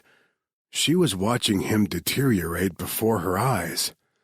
She dipped a cloth in the bowl of water beside his bed and laid it across his forehead. I was 10. My father's career took us to California. Originally, they had planned to leave me at the boarding school I attended in Warwickshire, but my mother thought it would reflect poorly on her. She's all about image, so she uprooted me to California. They gave me the best of everything. But, he prompted after she trailed off. But I was like a prized pony to them. They trotted me out to impress friends or business partners. Look at our little girl. Isn't she so beautiful? And smart, too. But once the party was over or the deal closed, they sent me away to be raised by staff until the next time they needed to impress someone. His brow furrowed. They must be proud of you now. She shrugged. Honestly, I wouldn't know. I haven't spoken to my mother since I entered med school. She thought it was a distasteful choice of career and below me. She wanted me to marry rich and become a country club trophy wife like her. And my father was always too busy to pay much attention to me one way or another. If you walked up to him and asked him to recite his only child's full name, he'd be hard-pressed to do so. Which is... Your full name? Oh, she gave a rueful smile. Antoinette Margaret Ophelia Claire Oliver. He grinned. And here I've always thought Jean-Luc Bartholomew Cavalier was a mouthful. Bartholomew? He cracked a smile. You'll want to talk, Ophelia. At least I have the excuse that my mother was most likely drunk or high when she named me. Her pleasure at his smile faded. I'm sorry. Oh no, Shah, Don't be. I'm not looking to stir the pity pot here, just stating a fact. My childhood wasn't as structured as yours. My mom, Lady Ann, was the black sheep of the Cavalier family. Ran off to New Orleans at 16, got pregnant 4 times by 4 different men who were all long gone before the pregnancy tests even turned up positive. She raised us in the city for a time, bouncing around jobs. Everything from waitressing to stripping to occasional prostitution. Claire couldn't imagine it. The childhood he described was so far removed from the life of culture and privilege she'd experienced. Sure, her parents had been distant and cold, but she'd never lacked for anything. Was it horrible? Sometimes it was, he answered in such a blasé way she had to wonder what kind of emotional scars he was hiding under his nonchalant outer shell. Ever since their first meeting, she had the feeling he used jokes and humor to deflect. He wasn't in much of a joking mood now, who could blame him, so she suspected he defaulted to that casual attitude for protection instead. But not always, he added in a softer tone. Mom was a lot of fun. She loved us as best she could and worked hard to take care of us. When she was sober. During one of her longer stretches of sobriety, she ironically worked in one of the touristy bars on Bourbon Street. She could never afford a sitter, so she'd take us with her. I'd sit in a booth in the back, watch over my brothers and sisters, and just soak in the color, the life of the place. I was 9 when Mom nosedived off the wagon into drugs. Child Services took us away from her and placed us with her mother. She smiled. Your infamous ma mère? Oui, ma mère Edme. He gave a small huff of laughter. You know, you'd think I'd hate New Orleans after watching my mom get swallowed up by it. May, no. I love that city with my whole heart. She wasn't surprised.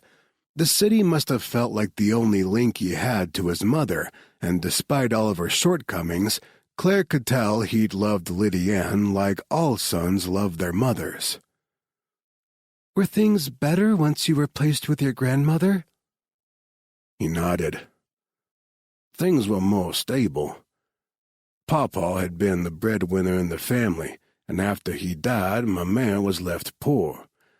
She never finished school, only worked part-time at a local diner, and didn't have room in a house for 4 kids, but she made it work. We were never lacking for love, and we never had to worry whether we'd get our next meal or not. Moving in with her allowed us to be kids again. Marielle was less afraid of everything, Etienne less angry. Rosaline, my youngest sister, finally started talking at 5 years old. My mare saved us by taking us in. You love your grandmother a lot. A statement, not a question. Claire could see the love he had for the woman in the softness of his smile whenever he spoke of her. She was... His voice caught and he trailed off, cleared his throat. She was our rock, our foundation. Everything's felt shakier since we lost her. I'm sorry. I didn't realize she had passed. An aneurysm back in January. It was fast. I always thought too fast, but... He glanced around at all the sick people in the room. I'm glad it was fast. She would have gone mad sitting around, contemplating her mortality while her body slowly died. She would have hated it. Like you do. Claire didn't say that out loud, though. Instead, she asked, Do you know what happened to your mother? She died during Katrina. He said it flatly, no inflection in his voice to indicate how he felt about it. It wasn't the answer she'd expected. Oh, God, Jean-Luc, I'm so sorry. She was long gone before the storm. By then, she'd drank away anything that resembled the woman we loved. I hadn't seen her in at least 10 years. Last I'd heard of her, she'd been homeless, begging on the streets, trading sex for drugs or alcohol. I'm told I had another brother, but we don't know what she did with him. He was a toddler at the time and hasn't been seen since the storm. That must have been difficult for your family. It was a rough year for all of us, but especially for my mare. She searched and searched for the kid until the day she died. Were you in New Orleans during the storm? No, I was already working with the CIA, and they had me in some war-torn place or another. I can't tell you where exactly. A lot of that shit's still classified. CIA, she repeated in disbelief. Classified? Yeah, and I was more than a translator for them. He stared at her for a long time with his bloodshot eyes as if gauging her reaction. When she didn't respond, he asked, "Does that bother you, Shah?" She thought about it. She didn't know what he'd done for the CIA, but she could guess. A man with a photographic memory who had the ability to perfectly mimic any language? Yes, they would have used him as much more than a mere translator. And in Martinique, she'd seen firsthand how deadly he could be with a knife. Did it bother her? Yes, of course it did. From the look in his eyes, it bothered him as well. But, and she knew this was the real question he wanted answered, did it make her scared of him? No, not at all. Honestly, she didn't think anything could at this point. We all have pasts, she replied finally. He grunted. Some are worse than others, and I'm starting to regret a lot of the decisions I made in mine. Don't, she touched his hand. Don't do that. He turned his palm toward hers and laced their fingers together. I've made bad decisions. Haven't we all? He shook his head slightly. My mare always said I was too much like my mom for my own good.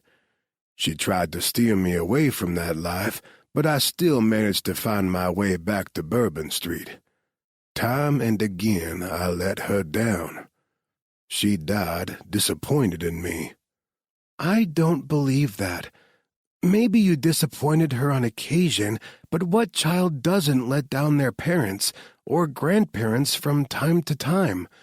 It sounds like she loved you very much, and if she wasn't proud of the kind, funny, intelligent man you became, then she was a foolish old woman. He grinned, a real one that, for a moment, overshadowed everything else. Man, she would have adored you. As soon as I brought you home, she would have started planning a wedding. Pleasure warmed her belly. Would you have brought me home to meet her? He stayed silent for a beat. I think I would have, and you'd have been the first. She laughed at that.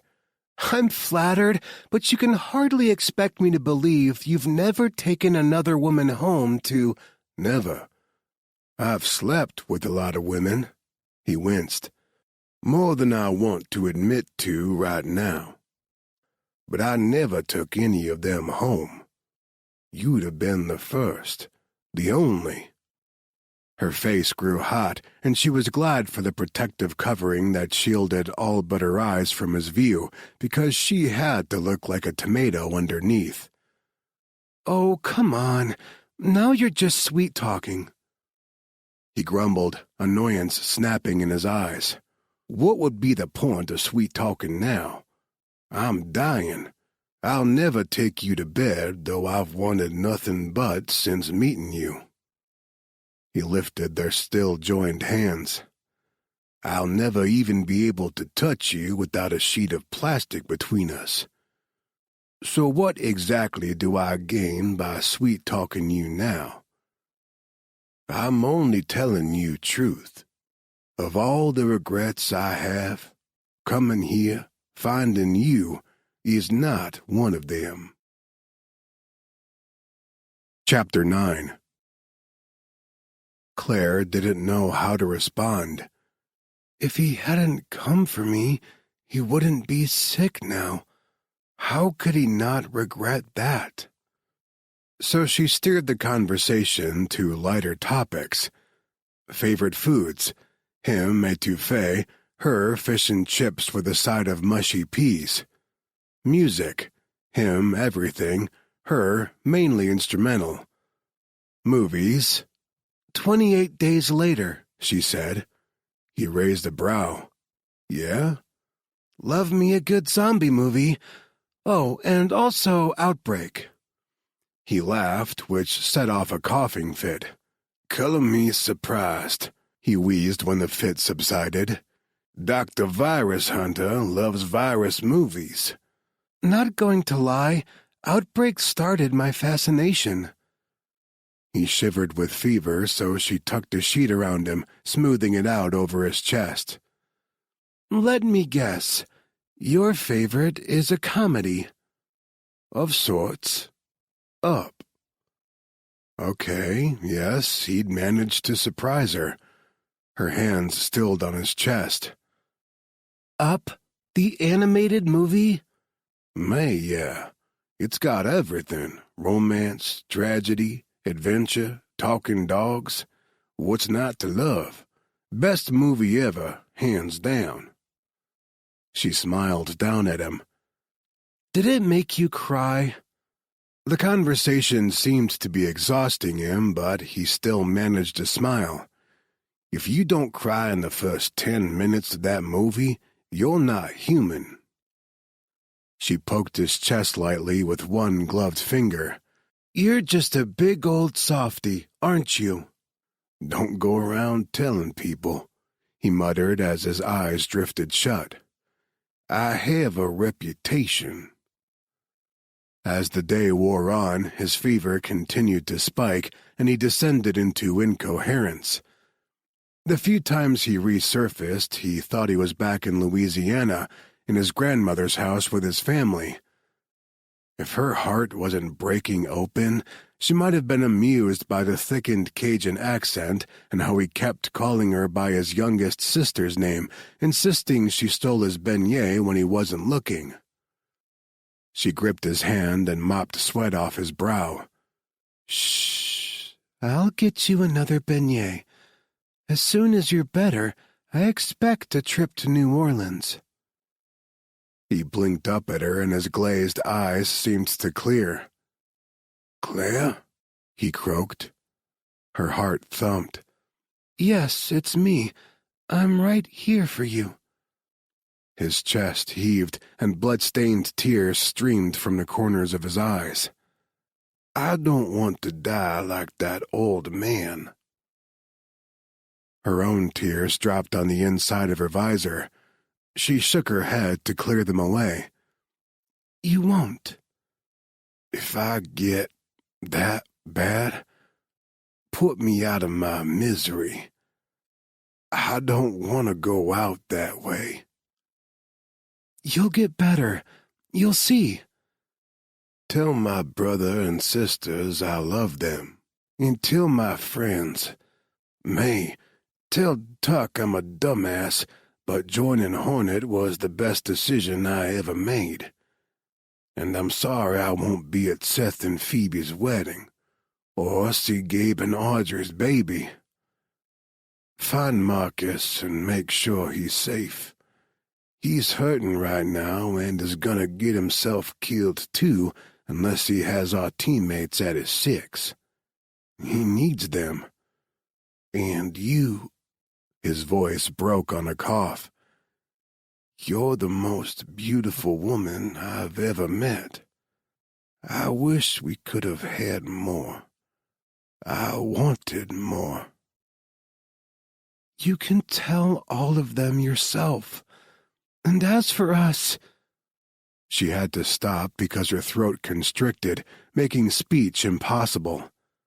I want more, too, so you need to fight this. You can fight this, Jean-Luc. He stared up at her with raw fear. Do you believe in the afterlife? In hell? She rocked back, stunned by the question. I don't think so. Well, that was a weak answer. He needed something more solid from her than that. She shook her head and steadied her voice. No, I don't. He was silent for a moment. I haven't been a good man. I always joked. He coughed, wheezed. Always joked the devil would come collect my soul himself. It was a point of pride. But now I think he really is coming. I see him getting closer every time I close my eyes, and I'm scared, Shah. Her throat tightened around a painful knot, and she had to swallow several times to find her voice. Don't be. I'm right here, and I won't let him take you. I'll do everything in my power to help you. You're too good for me, he muttered, and moments later lapsed into unconsciousness. She stayed with him, wiping his hot skin with a damp cloth. Logically, she knew his fever had him seeing devils and demons, but she couldn't make herself leave for fear that they would indeed come take him away. She wanted to stay by his bedside all night, but Sunday eventually convinced her it was too dangerous. What if she fell asleep and pulled off her mask? What if she fell out of the chair and ripped open her suit? If she infected herself, she'd be no help to him or anyone else. She took one last look at Jean-Luc's still form, terrified it'd be the last time she saw him alive. He was deteriorating faster than she'd anticipated, and anything could happen during the night. She cried through the entire decontamination process, couldn't help herself, and couldn't seem to stop. Once outside the hot zone, she crumbled. Her legs just dropped out from under her, and she sat down hard in the mud. The ever-falling rain mixed with her tears and chilled her to the bone. He's going to die. I told him I'd help, but he's... A sob choked off her words. He saved my life, and I won't be able to return the favor. I can't save him. Oh, love. Sunday knelt down, clasped her in a hug, and held her until the crying jag faded into hiccups. Then she pulled back and clasped Claire's face in her palms. You need some palm wine, yeah? We'll get pished like the good old days and forget everything for a while. Claire sniffled and wiped at her eyes. No, I can't. I have to take a break. Please, Sunday said. For my sake, if not for your own. The mess tent was quiet, everyone else having already retired to their own tents for the night. Sunday helped herself to a jug of palm wine and brought it over to one of the tables, snagging 2 glasses along the way. She poured them each a healthy dose, then left the bottle open. Claire sat down and reluctantly picked up the glass her friend nudged toward her. Cheers, Sunday said, clinking their rims before downing the drink like a shot. Claire took a breath, then also knocked it back. I'm sorry I lost it out there, she said as she replaced the glass on the table. Sunday immediately refilled it. Don't be, love. We're all entitled to a breakdown now and again, especially in these conditions. She sighed and rested her chin in her palm. We're too far behind. We're running this race with our legs tied and the virus is winning. The WHO team found another decimated village today, but the Nigerian government wants to go on pretending this isn't happening. It's the oil, Claire said softly, rubbing one finger along the top edge of her glass. It made a hollow ringing sound. If they cordon this area, declare the outbreak, oil production stops and they lose money. It always comes down to bloody money, doesn't it? Sunday brooded into her drink, then took another large gulp. Enough of that. Tell me about this Jean-Luc. How did you meet him? Claire took a smaller sip of the sweet, foamy wine, then set her glass down. She knew from experience palm wine could be deceptive. Because it didn't taste alcoholic, it was easy to get drunk, and as tempting as the idea was, she wanted a clear head tonight in case Jean-Luc needed her. She stared down into the milk-colored liquid. He hit on me. She smiled a little, remembering his swagger. He'd been so sure of himself, and she figured he saw himself as God's gift to womankind. I turned him down flat. Sunday gave her a dry look.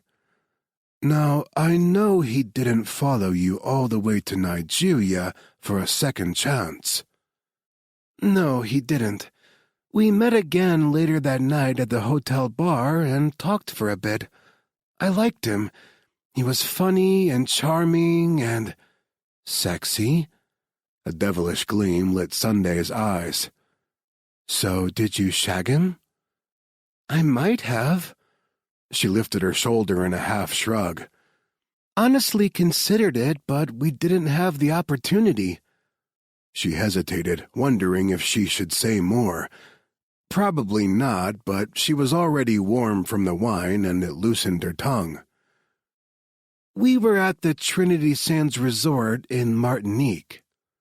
Sunday jolted, spilling some of her drink. Oh my God! You were there when terrorists took over the hotel? They hadn't been terrorists. There had been no political or religious motivation behind their actions, only greed. And they had been after her and Tiffany for their research, but she left all that out in her retelling. Telling Sunday would only make her friend a target, or could possibly even get her killed like Tiffany. I wasn't there for long, she told Sunday instead. Because of Jean-Luc. He got me out when the hostage situation first started. Then he'd gone back in to try to rescue Tiffany. Every preconceived notion she'd had of him had vanished when he'd done that. Sure, he was cocky and arrogant, but he'd had no reason to risk his life for Tiffany other than Claire had asked him to. Under all the snark and bravado, he had a good heart. One that was currently failing him as she sat here getting drunk. She realized tears had started pouring again and set her glass down with a thunk. I can't let him die. I won't. She stood up. She'd promised she'd do everything in her power to help him beat the virus, but there was one thing she wasn't doing. The one thing she knew with all her heart would save him. I need to go to Lagos. What? Sunday also stood. When? Right now. She hadn't been completely idle while running for her life. She'd purposely traveled to places she knew she'd be able to continue her research on Akiso. Tiffany had died because the wrong people found out it worked on human cells in the lab. With the tweaks Claire had made sense, it would work on Jean-Luc. It had to. It had to. It was dawn before the plane Claire chartered made it out to the field hospital. The pilots were too afraid of the virus to stay on the ground long. They'd barely touched down on the muddy runway before they were itching to take off again. But it was long enough for Claire and Sunday to load some broken equipment and samples from Abire and the other infected patients. The equipment would be either fixed or replaced. A lab would run tests on the samples and start working on an effective treatment using Abire's antibodies, if she indeed had them. At last, Claire climbed into the cargo hold. Let's go, the pilot said. In a moment. She turned in the doorway and met Sunday's gaze. You'll look after him? You know I will. I'll be back by sunset. Deo walked up holding a duffel bag on his shoulder. He paused long enough to give Sunday a light kiss, then joined Claire in the plane. What are you doing? She asked. You're not going alone, he said and secured the door. He tapped twice on the back of the pilot's seat and said something in the local language. The pilot didn't need to be told twice and soon had the small plane airborne again. Claire watched out the window as the ground fell away and hoped to God she was doing the right thing. The flight was only a bit over an hour long, but it seemed like the longest of her life. The pilots were much more relaxed landing at the busy Lagos airport. They even offered to help unload, apparently forgetting they were carrying the very thing that had so frightened them back at the field hospital. A rental van already waited for them. Claire didn't know where it had come from and could only marvel at Deo's efficiency. The man knew how to get things done. Where to? Deo asked, sliding in behind the wheel. We'll take the samples in first, then the equipment. And while he was distracted, she'd slip away on her own errand. As efficient as he was, and as much as Sunday trusted him, Claire wasn't sure she was ready to tell him all of her secrets. Besides, her secrets got people killed, and she liked him too much to risk that. Chapter 10. Lagos, Nigeria. Mercedes Rhea couldn't sleep. For the past week, she'd lain awake every night, staring at the cracked ceiling while an overworked floor fan pushed muggy air around her shitty one-bedroom flat. Every time she closed her eyes, she saw one of three faces. Dr. Claire Oliver, the puta who had managed to evade her for weeks. Jerome Briggs, the man who had failed to obtain the doctor in Martinique last month and had paid for his mistakes with his life, and Harrison Stead, who was the only father figure Mercedes cared to remember and also the head honcho at Defion. More than the others, it was his face, lips pulled into a tight frown under his gray mustache, dark eyes condemning, that kept her from sleep. Despite their close relationship, if she didn't start producing results, Harrison would send someone to give her the pink slip. And you didn't walk away from one of Harrison's firings. Just ask Jerome Briggs. She couldn't fail this mission like he had. Mercedes gave up on sleep and swung her legs out of bed. Her lover was still out cold, snoring softly, face buried in his pillow, the sheets twisted around his legs. After months apart, they'd finally met up and spent the entire night drinking and fucking. Any sane person would be asleep after that. Naked, she crossed the one-room apartment to the groaning old fridge and took out a bottle of water. The place was dismal, but it came furnished and cheap at less than $3,000 a year. She'd paid for the whole year up front, mostly to keep away any nosy landlords, but she hoped to God she wouldn't be here that long.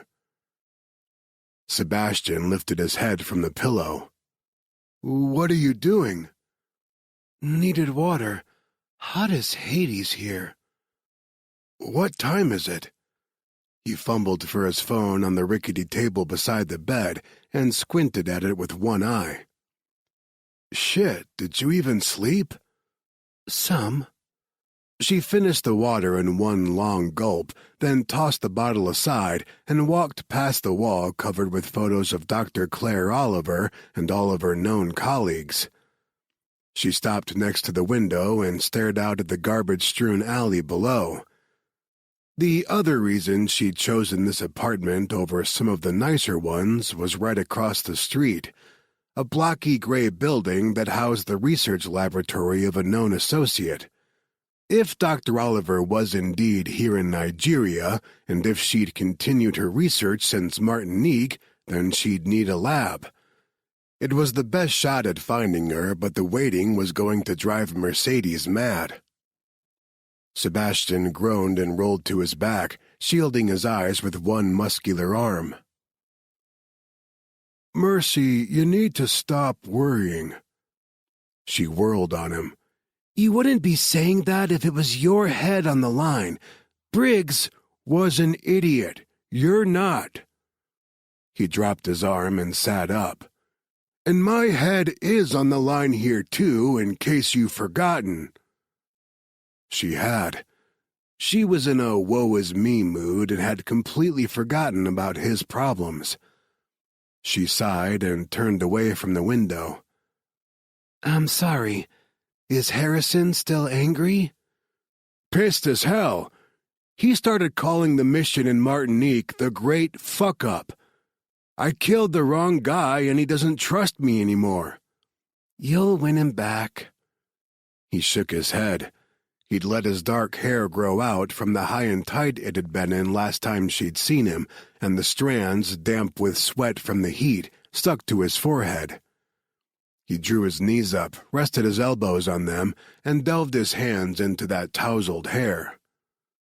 "Honestly, I'm not sure I want to." She strode over and sat down beside him, placing one hand on his knee. "Don't start talking like that, or you will end up just like Briggs."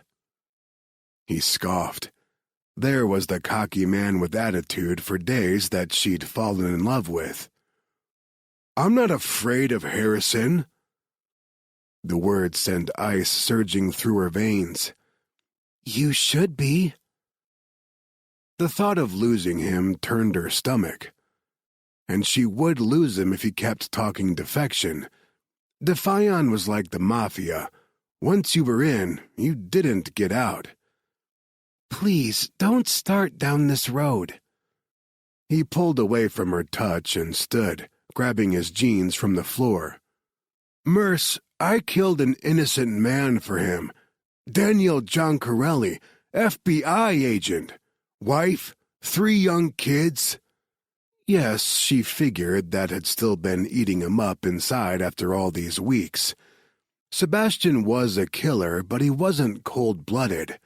He lived by a code, and she loved that about him.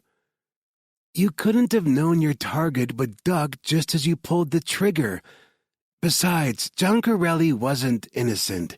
He was with Hornet, and they're the enemy. They're dangerous." Towing the company line. "Ah, that's so like you, Mercedes." He shook out his jeans and stepped into the legs, covering his gorgeous ass with denim. He left the button undone as he searched for his shirt. "Ask me, Harrison's hard-on for Hornet has more to do with his jealousy of Tucker Quinton than anything else. Quinton has the Empire, the kind of power that Harrison will only ever see in his dreams." "That's not true. Harrison has a government contract to dismantle Hornet. They're considered a threat to—" Sebastian snapped his shirt off a nearby chair and pulled it on without buttoning it. "To the good old U.S. of A? Bullshit. It's all bullshit. Open your eyes, baby.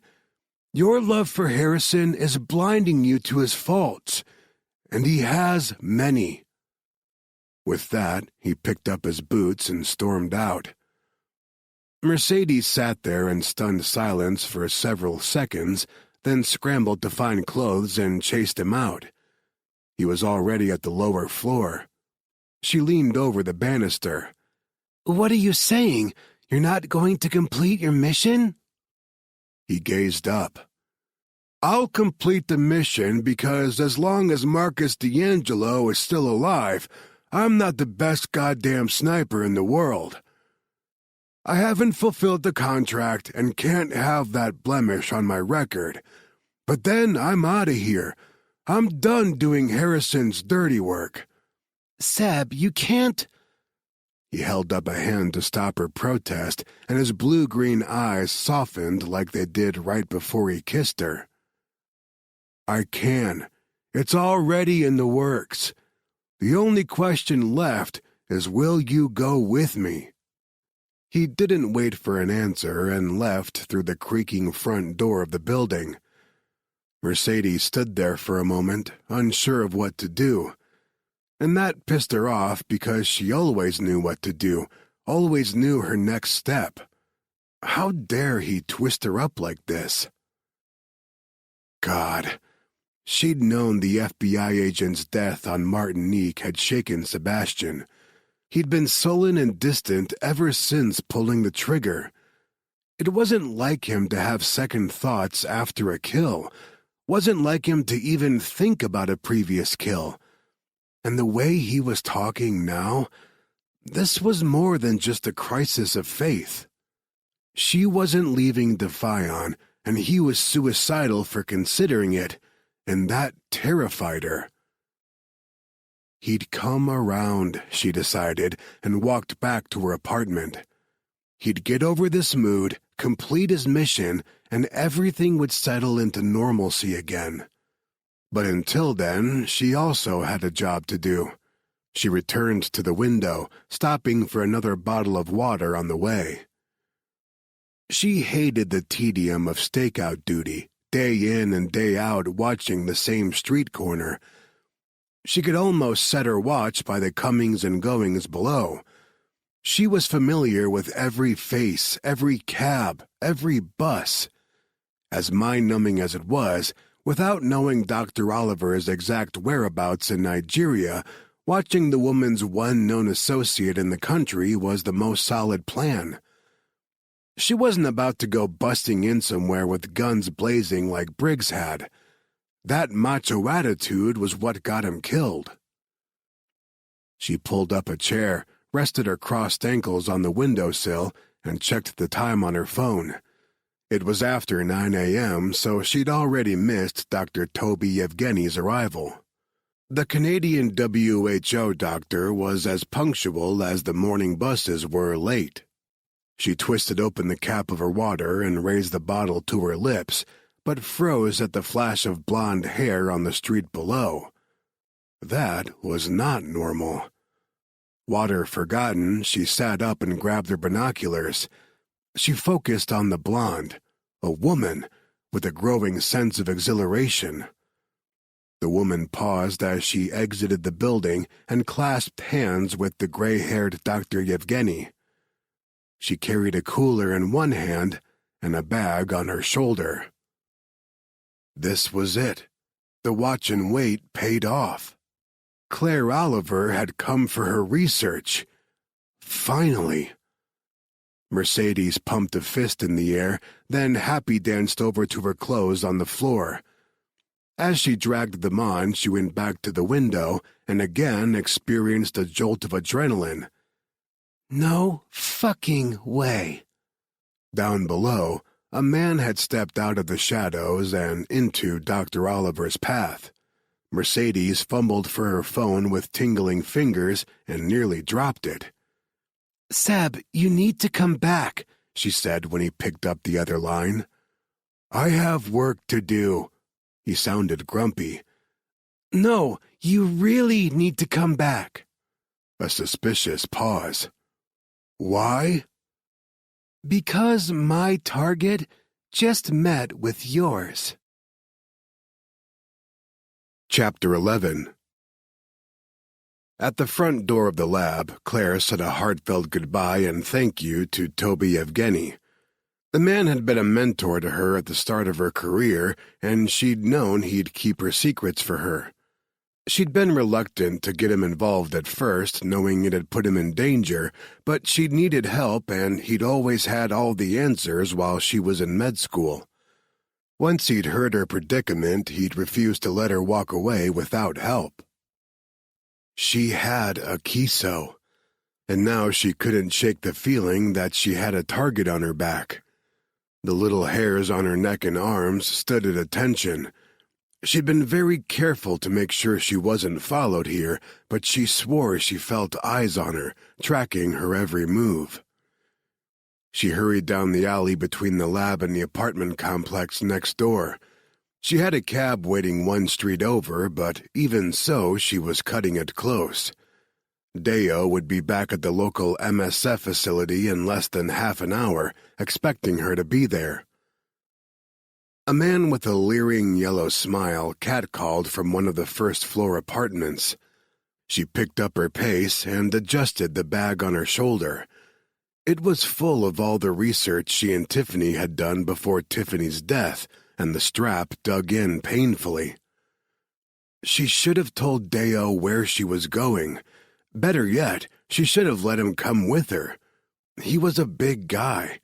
If nothing else, he'd deter the catcalls. Up ahead, a man stepped out of the shadowed alcove of the apartment building and blocked her path. At first she thought he was just another catcaller, but he wasn't a local. Olive-skinned with curly dark hair that was too long and unkempt, he looked a bit wild.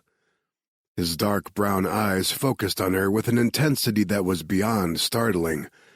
Definitely not someone she wanted to run into in a dark alleyway back home, not to mention one in the middle of Lagos, Nigeria. Oh, God, what if he was with Defion? Her heart kicked and she stopped in her tracks, then took a step backward as he continued to approach. She risked a glance behind her. Would she be able to run fast enough with the heavy bag to get back to the safety of Toby's locked lab? She certainly couldn't leave the bag behind. She could use it as a weapon, though. It was heavy enough to knock out even a muscular man like him. But that would require he get close enough that she could swing it at his head, which was something she wanted to avoid. "Dr. Claire Oliver?" he asked. His voice gave no hint of his intentions. She continued backing away. "Do I know you?" "No." As if realizing he'd frightened her, he stopped several feet away and raised his hands, palms out. "But you know a friend of mine, Jean-Luc Cavalier. You met him at the Trinity Sands Resort in Martinique."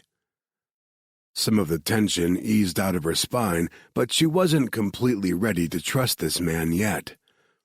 Just about anyone could find out that information if they wanted to. "Tell me something about him only his friend would know." His brows arched in surprise, then, after a moment, he nodded. "He has 2 younger sisters and a brother, Marielle, Etienne, and Rosaline. He was raised by his grandmother, who died earlier this year, and he's been off-kilter ever since." "Anyone can find that out with an internet search." Another lift of the brows. "Okay. He thinks a voodoo priestess cursed him with celibacy on Mardi Gras." Now it was her turn to be surprised. "He does?" The man smirked. "Didn't tell you that, did he? Yeah, he wouldn't have. You got to him like no other woman ever has." Her cheeks heated up. "I did?" "He chased you to Nigeria." He waved a hand at the bustling city around them. "What do you think?" And now he was dying. Her breath caught in her throat as the weight of the bag on her shoulder seemed to increase. She didn't have time to stand here quizzing this guy. She had to get back. "What's your name?" "Marcus D'Angelo." She nodded. She'd suspected as much. "He's been looking for you." "You too, Claire." She hurried toward him. "We need to go right now. He needs us." As she passed, he fell into step beside her. "Where is he?" "He's sick." He caught her hand and pulled her to a stop. "What?" She met his gaze.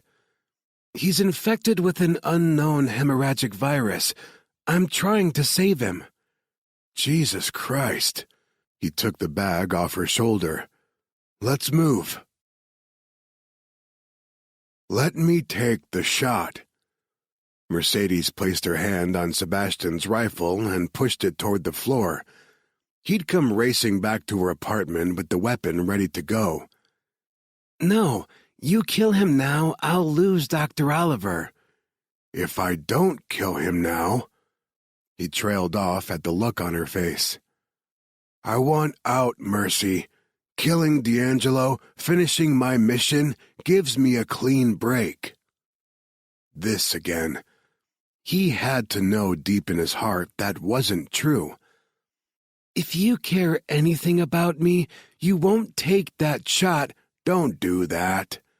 "You want to get away? Well, I want to live, and capturing Dr. Oliver is my only chance to keep breathing. I don't want to end up like Briggs." In a rare moment of tenderness, Seb raised his calloused hand and cupped her cheek. "I don't want that either." "Then let's work together. We've always made a good team. Please, Seb." After a tense moment, he backed away from the window and lowered the rifle. "They're on the move. Whatever we're going to do, we need to do it now." She grabbed her go bag and headed for the door. "We get close enough to bug them with a tracker. Then, once I know where Dr. Oliver is holed up, you can have your shot at D'Angelo." Deo waited next to their rental van, arms crossed over his large chest, a frown dragging down the corners of his lips. He pushed away from the vehicle when he spotted Claire on the busy street. He was pissed. She couldn't blame him. He'd taken on the role of her protector, and she'd ducked away the first chance she'd had. "Where were you?" His eyes narrowed in on Marcus. "And who is that?" She decided to answer the second question because it was easier. "A friend." Marcus seemed just as skeptical as Deo was of him. "Who are you?" Claire huffed. "Also a friend." She held out her hands to keep them apart, half afraid they'd start a brawl right here on the street if they got too close to each other. "Guys, can we save the dick measuring contest? We don't have time. A skinny teenager smacked into her from behind, and she very nearly went sprawling into the potholed road. Both Deo and Marcus jumped forward to catch her before she fell flat on her face. She couldn't say why, but their actions annoyed her. She could take care of herself, damn it. She'd made it this long without bodyguards and had done just fine for herself. She pushed them both away and straightened, checking her pockets. She'd had about 10,000 naira, the equivalent of about $28, folded up in her side pocket, but the bills were gone. Figures. She searched for the little thief, but he was long gone. Didn't matter. She turned back to the guys. "We have to go." Deo stepped back to block the door of the van. "We don't know him. He's not going back with us." She looked at him, silently pleading. They were wasting time. Every second they stood here arguing was a second closer Jean-Luc slipped toward death. After a hesitant moment, Deo stepped aside. "I don't like this." She touched his hand as she climbed into the seat. "Please, trust me." Mercedes peeled off the equivalent of $20 and handed it over to the kid, who grinned up at her with yellow teeth. She had no doubt he'd also pickpocketed Dr. Oliver while planting the bug, but that was okay. The street kid would be eating well for the next week on this one job. In fact, she kind of wanted to give him more. She'd been in his position once and knew what real hunger felt like. What the hell? Not like it was going to break her. She gave him what amounted to another 20, and his eyes rounded in shock. He'd likely never had so much money in his life. You use this well, she told him. Get yourself food, shoes. Tears sparkled in his eyes. I will. Thank you. She jerked her chin, afraid she'd tear up if he continued thanking her. Come on, get out of here. She walked a block to where Seb waited in his car. He smiled as she slid into the passenger seat. You're a softy, Merce. When she glared at him, his grin only spread. Not saying it's a bad thing. It's one of the many things I love about you. She shifted uncomfortably in her seat. He'd been dropping the L-bomb a lot lately, and she was never sure what to say in response. He seemed pretty sure the thing they had was love, but how was she supposed to know? Before Sebastian, the only thing she'd ever had resembling a loving relationship was with Defion and Harrison Stead, but that was always with the caveat that she'd do as she was told and always return successful from a mission. She suspected that's not how love, fatherly or otherwise, was supposed to work. Of course she'd heard the love songs, watched the rom-coms, read the books and poems, and in them love was always given freely, without qualifications or restrictions, but she couldn't help but see that as fantasy and nothing more. It made her wonder what Seb wanted from her besides sex. She cleared her throat. Are we good to go? Seb opened his mouth to say something, but then just shook his head and hit a few keys on the computer sitting on the dashboard between them. A map popped up with a blinking red beacon. We have her, he said, and handed the laptop to her before shifting the car into gear. Mercedes stared at the map, watched the beacon move toward the airport. Love or not, she'd never failed a mission for Harrison, and she wasn't about to start now. I'm coming for you, Dr. Oliver. There's no place to hide now. Chapter 12. Marcus D'Angelo had seen a metric ton of bad shit in his life. With his father's half of the family firmly entrenched in the mafia, he'd seen more death and destruction before his 10th birthday than most people saw in a lifetime. But this was next-level horror. The body bags were piled 2 and 3 deep in some places. His stomach turned over, but whether that was from the gruesome sight or the copious amount of alcohol he'd consumed last night was anyone's guess. He should lay off the drinking. He knew he was slipping over the edge, but couldn't seem to sleep anymore without the dulling effects of booze. Claire noticed him staring at the bodies. We are running out of locals willing to help. All we can do is remove the dead from the hospital to open up beds for new patients. How many have died? His voice came out like a croak, and he cleared his throat. How do you stop it?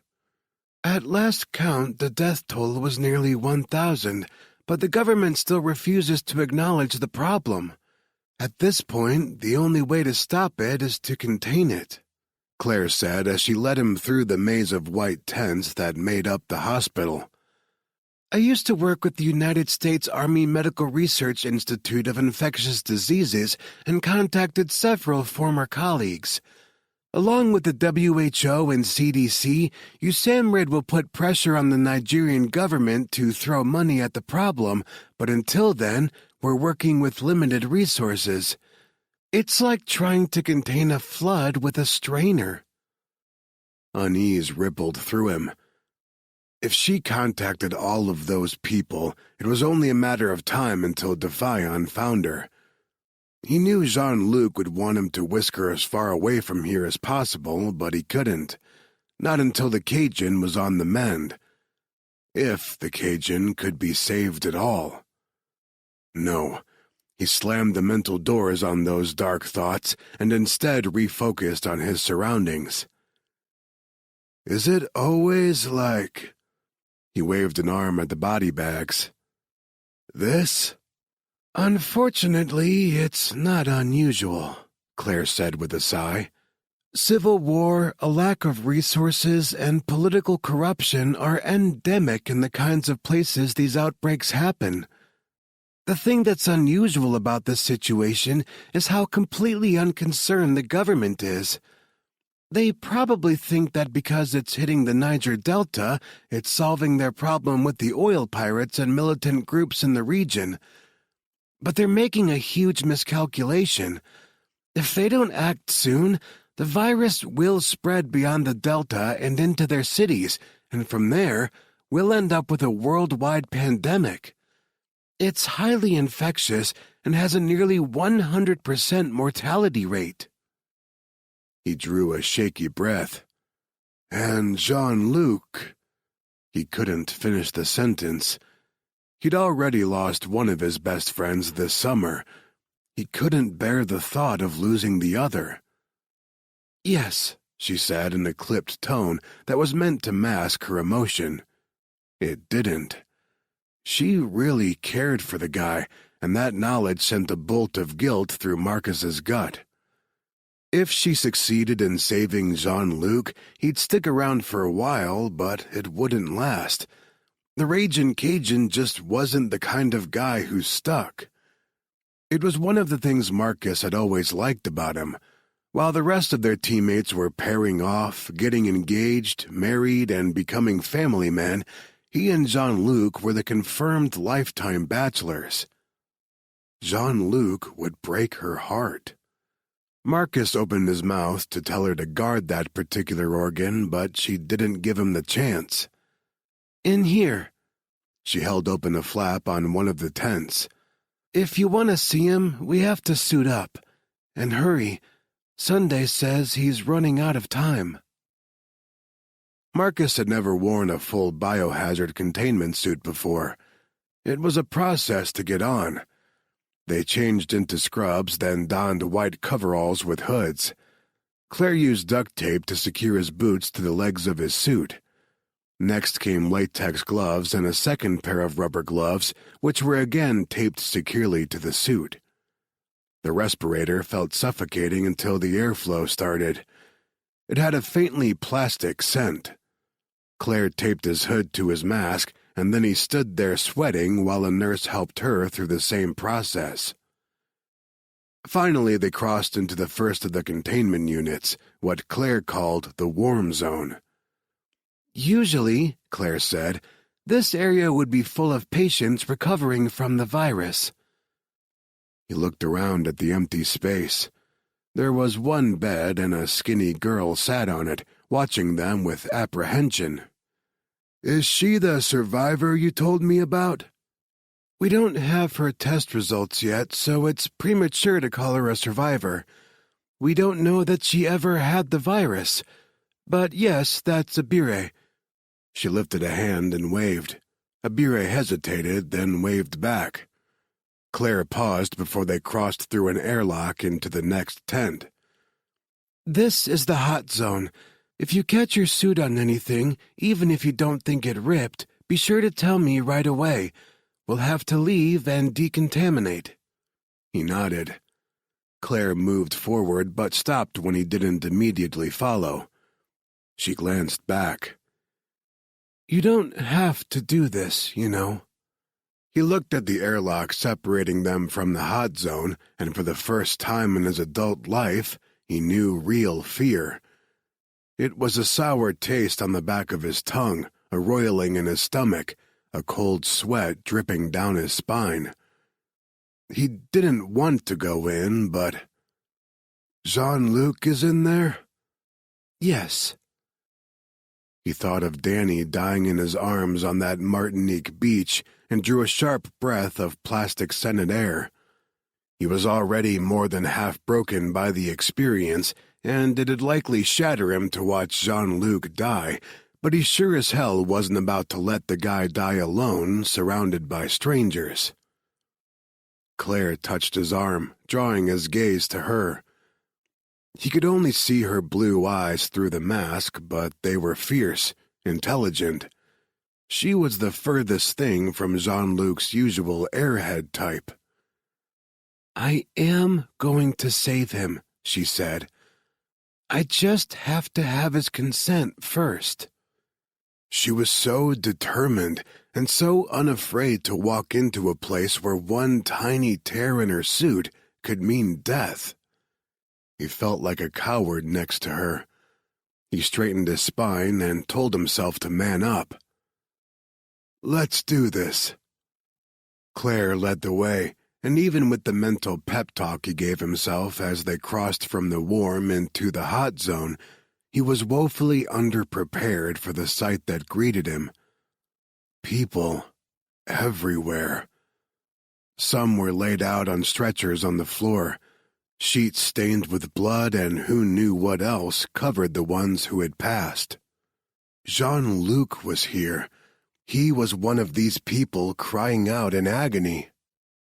Marcus's heart had climbed into his throat by the time Claire stopped at the foot of a bed. He didn't want to look. He couldn't look. And he couldn't not look. Dark, bruise-like splotches covered Jean-Luc's arms and chest. He seemed to be struggling to breathe, each inhale-exhale shuddering his wide chest. Christ, he looked like Danny had in those final moments. Claire moved around to the side of his bed and took his limp hand. Jean-Luc, look who I found. He didn't stir, didn't even open his eyes, just continued with the pained breathing. Claire gazed up. Talk to him. Maybe hearing your voice will bring him around. Marcus opened his mouth, but nothing but an odd croaking sound came out at first. He tried again. Hey, man, you got yourself into some shit this time. Still nothing. Claire shook her head and flagged down a passing nurse. Has he regained consciousness since I left this morning? He hasn't. I'm sorry, Dr. Oliver. No. She leaned over Jean-Luc and pried open one of his eyes. We can't be too late. We can't. Marcus was no medical professional, but even he knew the lack of reaction to her penlight was a bad sign.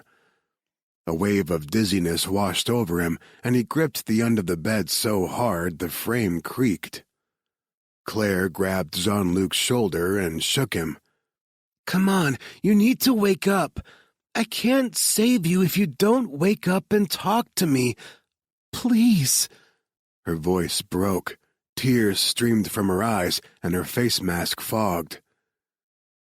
If we don't do anything, he'll die? He asked hoarsely. She was openly sobbing now and weaved her fingers through Jean-Luc's. Nobody's recovered yet. And if you give him the antiviral drug you've been working on, he'll be a guinea pig. Yes. But without it, he's dead anyway. He made up his mind. Do it. Her head snapped up. What? I'm his healthcare proxy. Everyone on the team had chosen one last year after their leader, Gabe, was shot during a mission and had nearly died. At the time, he'd thought it an unnecessary precaution, but now he was grateful Jesse, their medic, had pushed for it. He couldn't lose another friend. I say do it. Give him a kiso. Claire straightened and stared at him for a beat. There was no mistaking the hope in her tear-filled eyes. Are you sure? This is absolutely a shot in the dark. I don't know the correct dosage or anything really, except it worked in the lab tests. You do understand this could kill him, or worse. He waved a hand at the bed. What could be worse than this? Yes, I'm fucking sure. I'll sign anything you need me to. I'll take the heat if things go wrong. I'll say I forced you. Even he heard the hysterical edge to his voice, but this was too much. Danny and Jean-Luc were both on the short list of people he loved most in this world. "Please, Claire, he's like a brother to me. I can't lose him. Work your magic." "It's not magic." She chewed on her lower lip and gazed down at the small red cooler she had brought in with them, then looked at Jean-Luc's still form on the bed. He followed her gaze to the only true friend he had left. It wasn't right seeing Jean-Luc like this. The man was so full of life, light, laughter. The epitome of laissez-les bon temps rouler, as Jean-Luc himself would say. Claire finally moved. She released her grip on Jean-Luc's hand and grabbed the cooler. "This is crazy," she muttered as she opened it and removed a package of dry ice. "He wouldn't want it any other way." "Yes, I believe that." She carefully lifted 3 vials of clear liquid from their foam nests. It looked so innocuous, like water, and gave him a moment's hesitation. That was supposed to save Jean-Luc? "I need to do some math. Hang on." She set the vials out on a tray and picked up an iPad.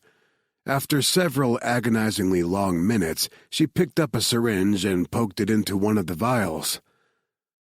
"According to my very basic calculations, he'll need a little over half of what I have here. I'm going to give it to him in small doses over several hours." She filled the syringe and moved over to Jean-Luc's IV. Marcus's mouth went dry. "How does it work?" "Viruses create long strings of double-stranded RNA that are not naturally found anywhere else in the human body.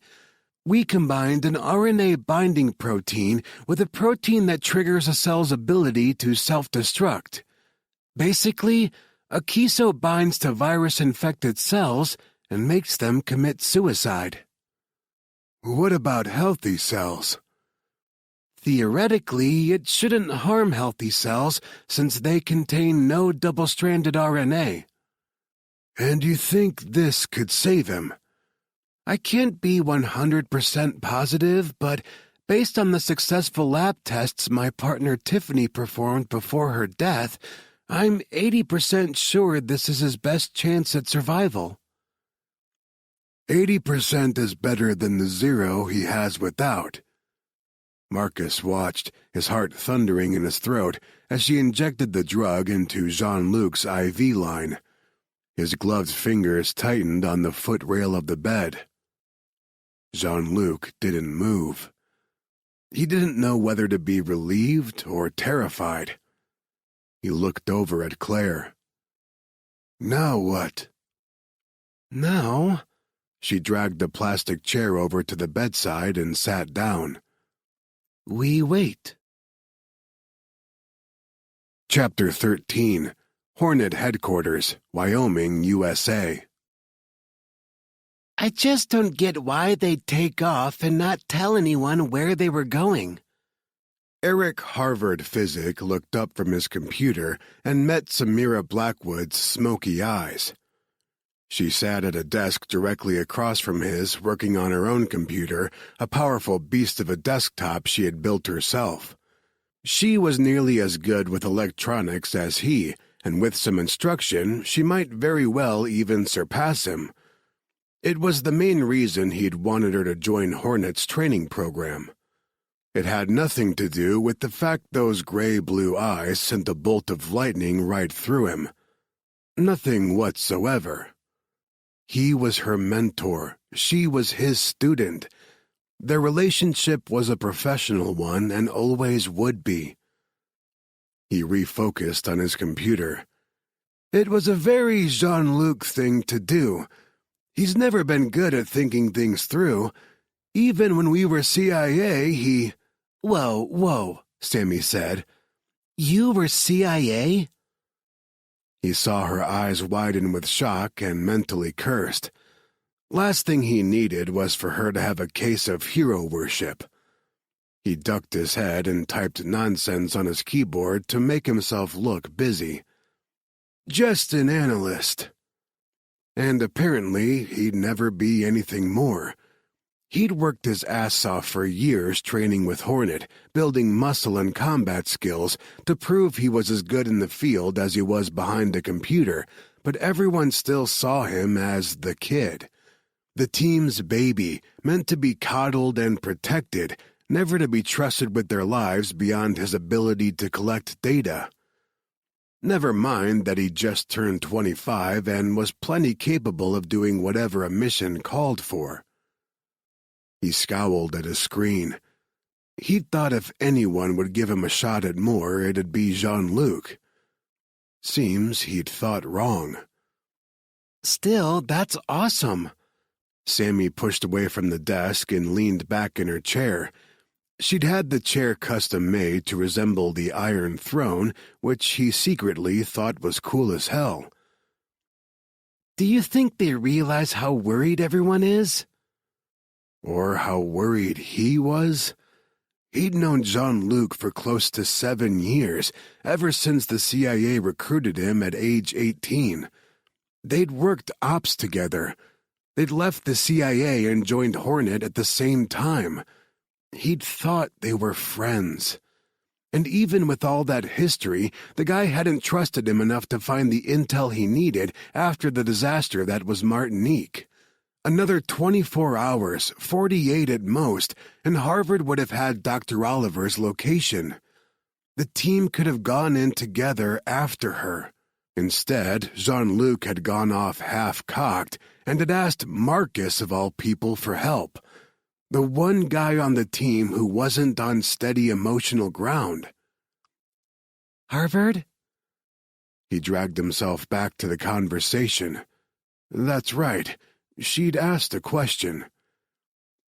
I'm sure he knows and doesn't care. Jean-Luc's a selfish bastard, a wizard with languages, hilarious, tons of fun, but he doesn't usually think about anyone but himself. Come on, Harvard, that's not fair. She waved in a vaguely eastern direction. The whole reason he left was because he was worried about someone else. Dr. Oliver. Yeah, and he had to admit that made no sense. He'd never seen the Cajun get so twisted up over a woman, but it wouldn't last. Nothing ever did where Jean-Luc was concerned. He's only interested in Claire because he's attracted and she's unobtainable. After he has her, he'll forget about her and go on to his next flavor of the week. He'd really do that to her? Yes. He sighed, realizing he sounded bitter. Sammy was right. He was being unfair. But he'd gone his whole life without anything approaching a family until he met Jean-Luc. The Cajun had wormed past all of Harvard's firewalls and had even been the one to suggest Hornet might be a better fit for his career goals after they both left the CIA. Before that, it had always just been him and his computer, his one true friend, against the world. He hadn't needed anyone else. Jean-Luc leaving like he had felt like a betrayal and cut so deeply he was surprised he didn't leave bloodstains on his keyboard. Maybe he'd been better off on his own. And that was dangerous thinking. He'd gotten into trouble when it had been just him and his computer. That was how he'd landed on the CIA's radar to begin with. Exhaling hard, Harvard took off his glasses and rubbed at his tired eyes. Yes, Jean-Luc was a selfish bastard, but it was his job to find the guy and bring him home. He put his glasses back on and walked over to Sammy's desk. Show me what you have. He'd been busy with the string of recent hacking attempts on their network and, out of necessity, had passed the job of locating Jean-Luc and Marcus off to her. Well... She swung around to her keyboard and pulled up several cameras. Assuming they're in southern Nigeria like Jesse thinks, I'm monitoring all recent video footage in the area, focusing on Lagos and Port Harcourt since they're the biggest cities near the outbreak. I figure if Jean-Luc and Marcus find Dr. Oliver, they'll head to the nearest population center to make arrangements for exfil. I fed all of their pictures into the program and got a couple potential hits on Marcus and Lagos, but the computer was only 20 to 30% sure. She printed off a page and handed it to him. Those are from a week ago.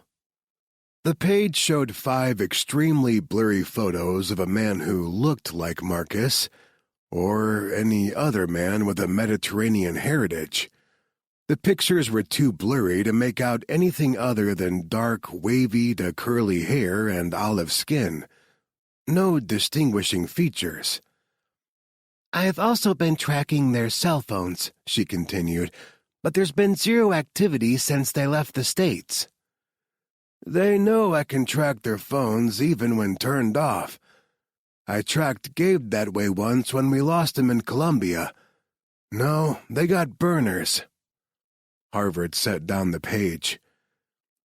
You're right to focus the search on Marcus.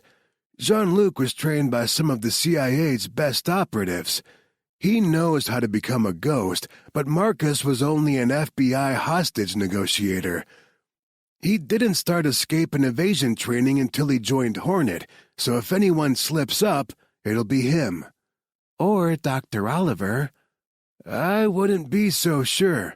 She's managed to evade both us and Defion for this long. She doesn't have the training, but she has the street smarts and the desperation to stay under the radar. Except... Sammy's brows knit together as she turned back to the computer. Dr. Oliver isn't hiding anymore.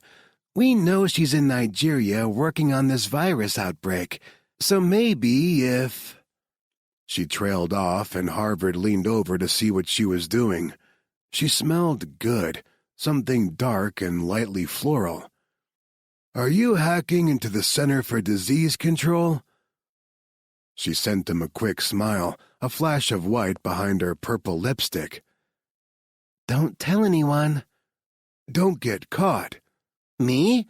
She huffed with exaggerated outrage. I never get caught. You did once when you tried to hack Quentin Enterprises. That's how you ended up here. Or did you forget? Psh, the CDC's protections are child's play compared to Quentin's network. And... Another smile, sly this time as her fingers flew over the keyboard, working out the code. Maybe I wanted to get caught. He stared at her. Honestly, the thought she had manipulated her way into the training program had never crossed his mind. You wanted to? She gave him a dull look through her dark lashes. Quentin owns the biggest tech company in the world. Of course I wanted to work for him. I had to get his attention somehow. Sammy, Jesus. He could have had you tossed in jail. No place I haven't been before, she muttered. What? He wasn't sure he'd heard right. She'd been in jail?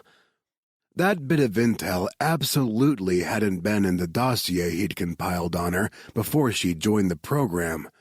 If it had, Gabe and Quinn would have turned her down flat. And if they found out he'd missed something that big, Jesus, they'd never fully trust him. He took a mental step back. When were you in jail?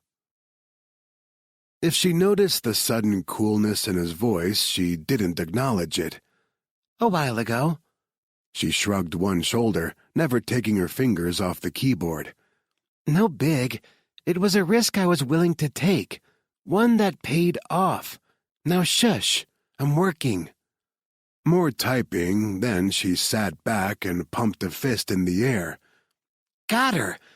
Dr. Oliver is at a Doctors Without Borders field hospital near a village about 35 miles southwest of Port Harcourt, right smack dab in the middle of the hot zone. She winced. Shit, this virus sounds nasty. Harvard crowded in behind her to read the screen. "How did you find her?" "She's mentioned in a CDC field report, and wherever the doctor goes." "Jean-Luc is sure to follow. Yes!" He smacked a hand on the desk, making her jump. "Sammy, you're brilliant. Pure genius." She grinned up at him, all sparkle and mischief. "My former life of crime pays off occasionally." Refusing to acknowledge the jumble of emotions and physical reactions coursing through his body that made him want to do something decidedly un-mentor-like, he took a step back. "Send me that info." She saluted. "Sir, yes, sir." He snapped up his tablet on his way out the door and raced down the hall of the training facility, sliding around a corner and nearly colliding with the solid wall that was Jeremiah Wolf, medic trainee. "Whoa," Wolf said, bobbling the bottle of water he was carrying. "Where's the fire, man?" Harvard ignored him and kept trucking until he reached Travis Quinn's office. Quinn had been Hornet's executive officer once upon a time, and although he was now running the training program, he still held a behind-the-scenes command role within the team. The door was closed, but he didn't bother knocking and burst in. Ian Reinhardt, the team's explosives expert, sat in the chair across from Quinn's desk with a pissed-off expression on his face. No surprise there. His expression basically only came in different flavors of pissed off. Quinn sat behind the desk, pinching the bridge of his nose like he had one of his headaches. Again, not a surprise. Everyone got headaches when dealing with Ian and the massive chip on his shoulder. Both men glared over at the intrusion. The only one who seemed happy to have a visitor was Ian's dog. Tank hopped up and, tail wagging, bounded over for a head scratch. Despite his hurry, Harvard couldn't resist the puppy eyes. Nobody on the team could, and Tank knew it and used it to his full advantage. "What?" Quinn growled. Harvard gave Tank's ear one last scratch, then strode in and slapped the tablet down on the desk. "We found them." Chapter 14, MSF Field Hospital, Niger Delta, Nigeria. Jean-Luc opened his eyes to the worst headache of his life. The light stabbed his retinas like ice picks, and he slammed his lids closed again with a groan. What on God's green earth had he drank last night? And how much of it? He'd lived through some epic hangovers, but he'd never had a headache like this, like his skull was one heartbeat from an implosion. After several seconds of breathing through the pain, he experimentally cracked one eye open. Okay, not pleasant, but tolerable. He opened the other eye and slowly turned his head on his pillow to assess his surroundings. The bed next to his sat empty, and he remembered the old man dying horribly there. Mad. He remembered everything now. Not a hangover. He was dying of an unknown, incurable hemorrhagic virus. No wonder his head thundered like drums at a rock concert. Except, he actually felt better than he had in days. He was thirsty as hell, but the pervasive ache that had made even lifting his head a chore had disappeared. He raised his hand in front of his face, shocked to see the deep purple bruises on his arm fading. Was he healing? He didn't dare hope. Where was Claire? She'd be able to tell him what was going on. Very carefully, he pushed himself upright and heard a surprised gasp, followed by a crash nearby. He glanced over to see a nurse had dropped the tray of food she'd been carrying. She stared at him as if she'd seen a zombie rise from the grave. Her eyes, the only thing he could see under the protective suit, nearly bugged out of her head. "Where's Claire?" The question came out unrecognizable in any language, and he tried to moisten his lips, but his mouth was desert dry. He tried again, carefully enunciating, "Dr. Oliver?" She nodded mutely and ran toward the exit. His good arm started buckling under his weight, so he eased back to the mattress and took stock. The room had far more empty beds than he last remembered. It was quieter. Many more had died while he was unconscious. He gazed down his body to the bed across from his, occupied but not by Mackie, the vibrant, determined teenage girl. This woman was a middle-aged skeleton, barely alive. Mackie had died. The realization packed a punch straight to his gut. He'd never fulfill his promise to take her to New Orleans. "Way to go, Jean-Luc. Just another broken promise in a long list of many."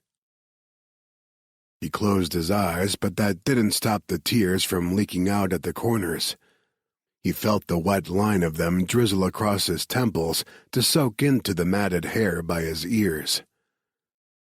Why hadn't he joined Mackie and the rest of them in death? He'd been so sure he would.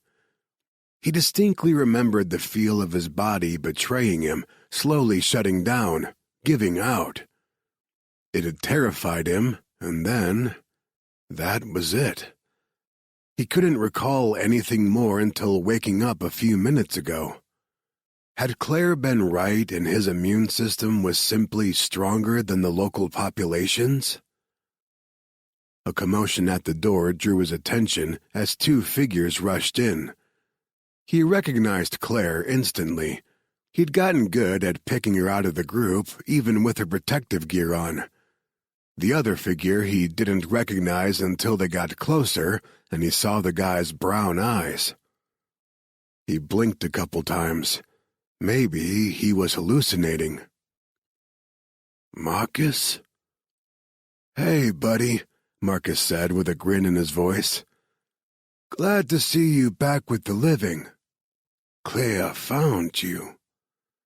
"More like I found her and she brought me here." Jean-Luc's gaze shifted to her. She cried silently behind her mask, and he wished he could wipe away those tears.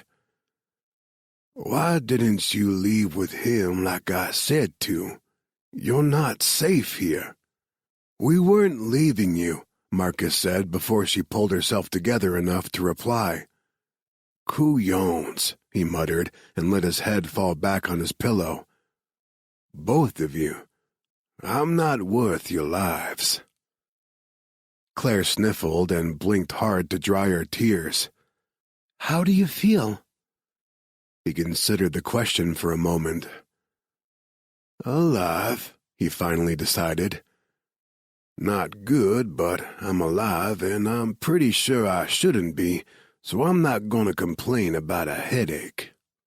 "Is that all that hurts? Just your head?" "Yeah," he said after checking with his internal painometer. "Think so. I'm thirsty and weak, but the only pain is my head." He looked at the bandage on his injured arm. "My arm's not throbbing anymore. I don't feel like I'm drowning. Can take a full breath without coughing up a lung." Claire and Marcus exchanged an inscrutable look. Damn their protective gear. He couldn't read their expressions. "It worked," Marcus said, something like awe in his voice. She shook her head. "Let's not get ahead of ourselves. I'll have to run tests." "Wait, tests?" Jean-Luc didn't like the sound of that and pushed himself upright again. He scowled at the two of them. "What worked?" Another glance between them. Claire finally dragged up a chair and sat down so she could meet his gaze. Her blue eyes, still red from crying, danced with happiness. "Marcus told me he's your healthcare proxy. Is that true?" He glanced suspiciously at Marcus, then nodded. Okay, well...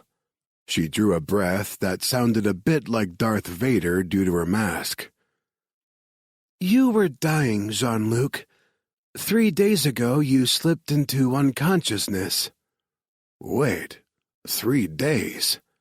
Last thing he remembered clearly was begging Claire to not let him die like the old man 2 beds down had. That had been 3 days ago? A chill scraped down his spine. All those hours were nothing but a black hole to him. Claire nodded. You were in a coma, unresponsive to stimuli. After I found Marcus, he gave me permission to give you a kiso. He stared at her, then squeezed his eyes shut and pressed his fingers to his temple as his headache got worse.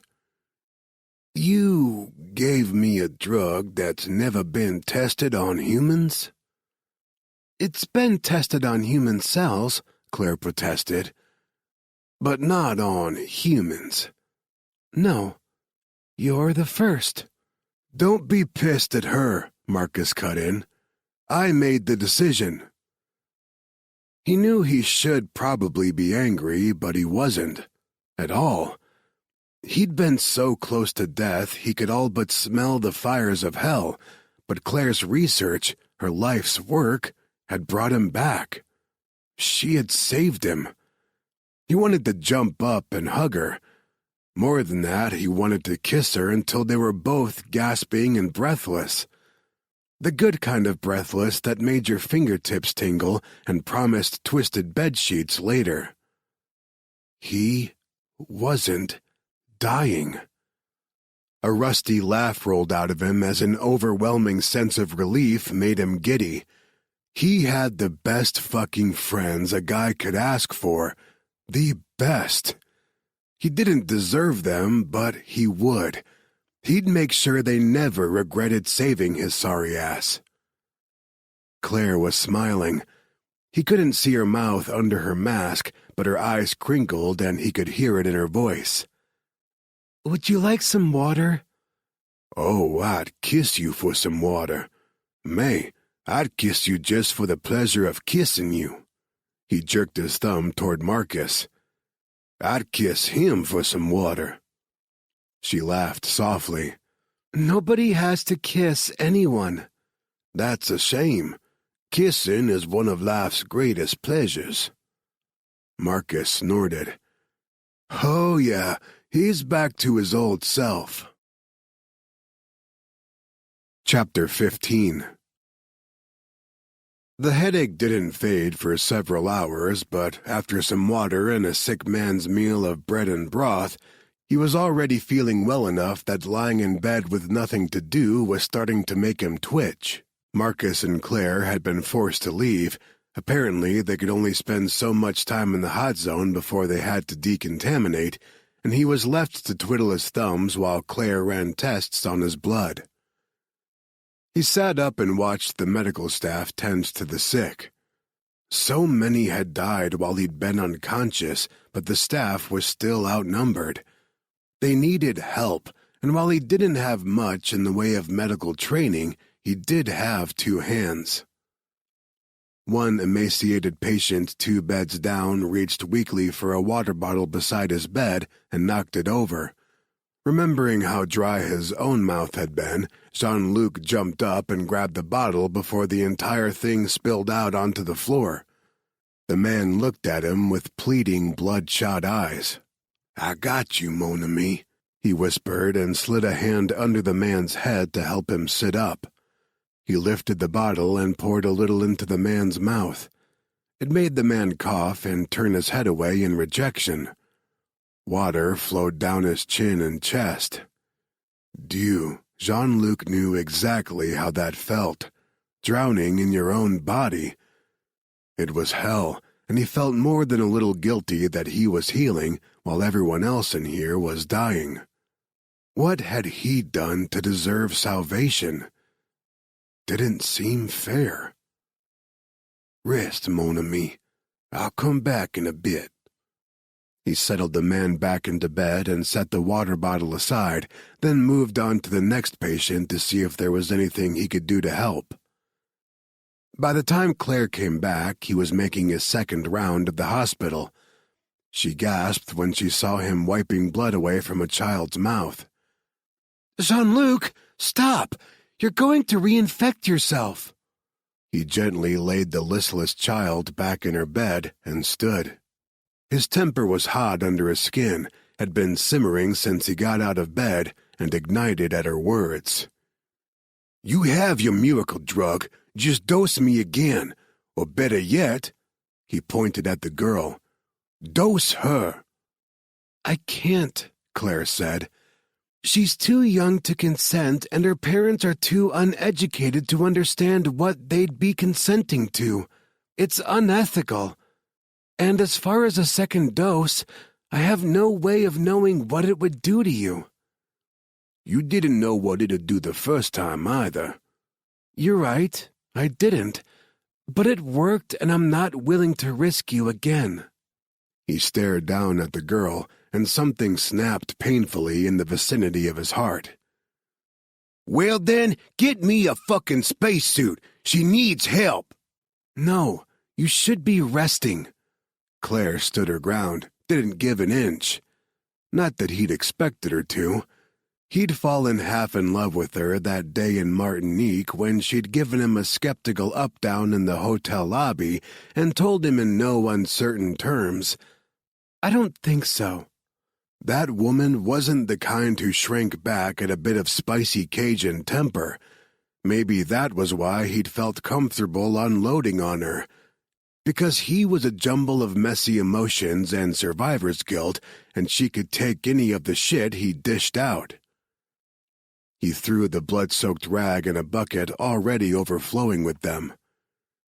"I'm not lying around when I feel fine. These people need help. I can't do anything but give them water and wipe away blood, but it's better than doing no fucking thing." Behind her mask, her eyes softened. She stepped forward and clasped his good hand between both of hers. "But you are doing something. You are walking proof Akiso works. Just by living, you're guaranteeing the funding I need to finish Akiso and get it out into the hands of people who need it."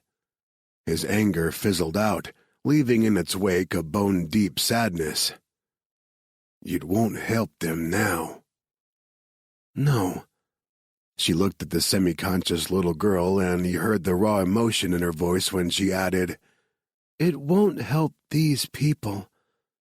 There's nothing we can do for them at this point. They'll either beat it, or they won't." She met his gaze again. "But the next time there's an outbreak, we'll be ready, because of you. So you need to be careful. You can't risk reinfection. Your body didn't fight off the virus naturally, and we don't know if you have antibodies like the other survivors." His heart did a little loop-de-loop. "Survivors? We have two. With the Bure, the girl we found at the village, it makes 3 total." 3 out of... He trailed off as he stared at all the empty beds around them. "How many died?" "More than 3, Claire said, heartache raw in her voice.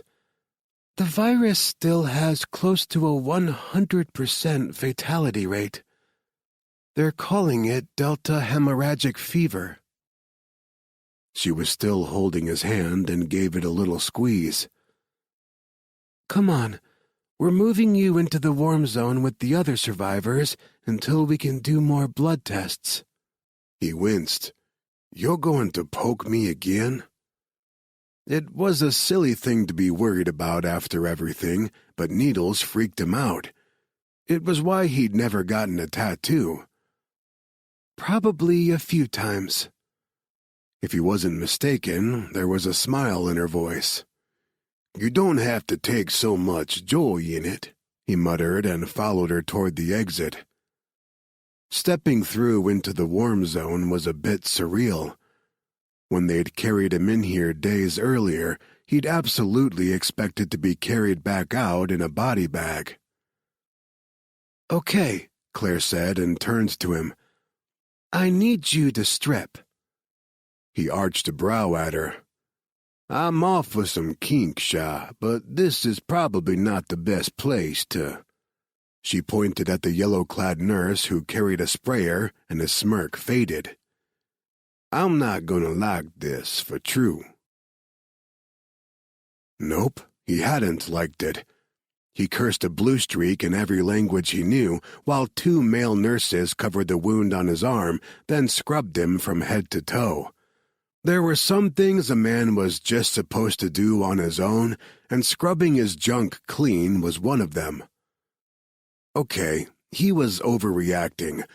They hadn't actually sexually assaulted him, but they'd come too damn close for his liking, thank you very much.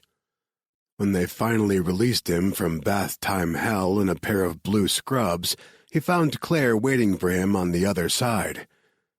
She only wore regular protective gear, gloves and a surgical mask currently hanging loose around her neck. For the first time since their meeting in Martinique, he saw her face unshielded and stopped short in awe. Of course, he'd remembered she was beautiful, but his memory hadn't done her justice. She had naturally gorgeous skin and wore no makeup to hide the faint dusting of freckles across her slightly upturned nose. He hadn't forgotten her sensual mouth or the way her upper lip was fuller than the bottom. He had dreamed about that mouth more times than he was comfortable admitting. But still, his memory hadn't captured the je ne sais quoi that made her so unbelievably stunning in person. He wanted to kiss her. Hell, he'd be happy just to touch her. He took a step forward, but she held up a hand in a halt gesture and his heart sank. She must have noticed his disappointment because she gave a soft smile, then pulled on her mask. "We have to make sure you didn't reinfect yourself first. The chances are low. You have enough Akiso still in your system that it should wipe out any reintroduced virus, but we still need to take precautions for the next day or so." "Sure," he forced a grin. "Yeah, of course. I want you to stay safe." Which was true. He wanted her safety more than he wanted anything else in his life. But the need to hold her, just grab her and pull her into his arms, had been so real. It actually hurt that he wasn't able to. Claire led him into another tent that was a smaller version of the hospital with fewer beds. She motioned to one. "Here, sit down. I want to look at your arm." He winced when she pulled off the bandage. The gash looked red and wicked to him, but she made a pleased sound. "I think we knocked the infection out. Let me get a suture kit and I'll stitch it up." She left, came back a few minutes later with a metal cart, rolling it over beside him. As she prepped a syringe of local anesthetic, he scowled. More needles. "Suck it up, Buttercup. This is your life now." Even as she stabbed him with the needle, she softened her words with a reassuring smile. He couldn't see it behind her surgical mask, but it crinkled her eyes. "If it bothers you so much, don't watch." As his arm went numb, he watched her thread the needle and broke out into a cold sweat. Yeah, not watching was a good plan. He was such a couillon. His weapon of choice was a knife. He'd dispatched many bad guys with a blade over the years, but come at him with a tiny needle, and he turned into a big baby. Instead of watching Claire close the wound, he took the time to study the rest of the room. He found himself holding his breath, scanning the few faces of the survivors. He didn't recognize any of them. Why did that put a knot in his stomach? Claire finished the final stitch and touched the back of his hand. "She's not here." Mackie. He swallowed hard. When did she die? About a day before you woke up. He swore softly. I gave her false hope. Jean-Luc. She trailed off like she couldn't think of what to say. In silence, she placed a fresh bandage over his neatly stitched wound, then tried again. No, you didn't give her false hope. You gave her hope, period. You gave her New Orleans, and dreaming about the city was a way to escape the inescapable for her. That carried her through her last days. It helped. Maybe it had, but he wasn't totally convinced. He remembered the way Mackie's dark eyes had lit up when he spoke of his hometown. Was it better to dream of a place you'd never see, or to never know of its existence at all? The question brought his headache thundering back, and he squeezed his eyes shut. She was such a smart girl. Had a light inside her. He opened his eyes again and met Claire's gaze. You have the same light, Shah. Don't you ever let anyone put it out, including me. You would never hurt me. She said it with such certainty he winced. She didn't know him. Not really. She didn't know about all the women he'd taken to bed, sometimes more than one at a time. Some had been married, which had meant little to him as long as it didn't end with him getting his ass handed to him by an angry husband. He'd spent his entire adult life leaving a trail of broken hearts and marriages wherever he went, and she thought he wouldn't hurt her? Ha! He was poison, and she should stay far, far away from him. But when he opened his mouth to tell her so, he couldn't find the words. He was too ashamed of himself. For the first time in his life, he was ashamed of how he'd lived it. Rather than say what was on his mind, he settled back on the bed and faked a yawn. I'm feeling a bit run down. A lie? In fact, he felt better than he had in a long while, and the flash of concern across Claire's features only twisted the knife in his heart. Here he was lying to her, causing her to worry, just because he couldn't face his own fucked-up self. She deserved better. Chapter 16. How did you kidnap a doctor from a hot zone without risking infection yourself? Mercedes had been working on the problem for days, ever since she and Seb tracked Dr. Oliver to the field hospital and set up camp on the opposite side of the river. She'd considered prying Claire out of her tent in the middle of the night, but the woman hardly slept, and when she did, it never seemed to be in her own quarters. Through her binoculars, she watched the woman come out of the largest of the tents, the main hospital, she guessed, and walk over to join Marcus D'Angelo where he stood in front of one of the smaller tents, likely the mess hall judging by all the traffic going in and out. Beside her, Sebastian tensed and raised his rifle. He's right fucking there. Let me take the shot, Merce. Let me finish the job and we can run away. Disappear and start again. Mercedes placed a gentle hand on the barrel of the rifle and pushed it toward the ground. Rain pattered against the leaves around them, reminding her strangely of children, of tiny bare feet running. It also made her think of Seb as a father. He'd be great at it. A natural. She, on the other hand, well, that wasn't the kind of life she'd ever lead, as much as Seb wanted it to be. You know there's no disappearing from Defion, she said, especially if I bail before my job's complete. Your brother did it.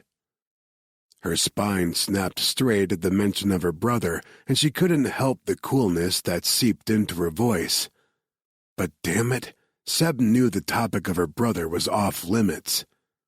He never escaped, and you know it." With a sigh, Seb lowered the weapon and shook his head. "Okay, sorry. That was out of line, but you gotta listen to me, Mercy. What are your options here? You won't get Dr. Oliver out of there without a fight, and you can't go in without risking infection. I won't let you go in." She arched a brow at him. "You won't let me?" "No, I won't. I will knock you out and carry you away from here before I let you go in that fucking hospital." She should be offended, but she couldn't bring herself to be when his words made her melt into a gooey puddle.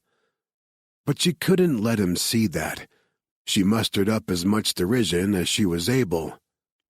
"Caveman?"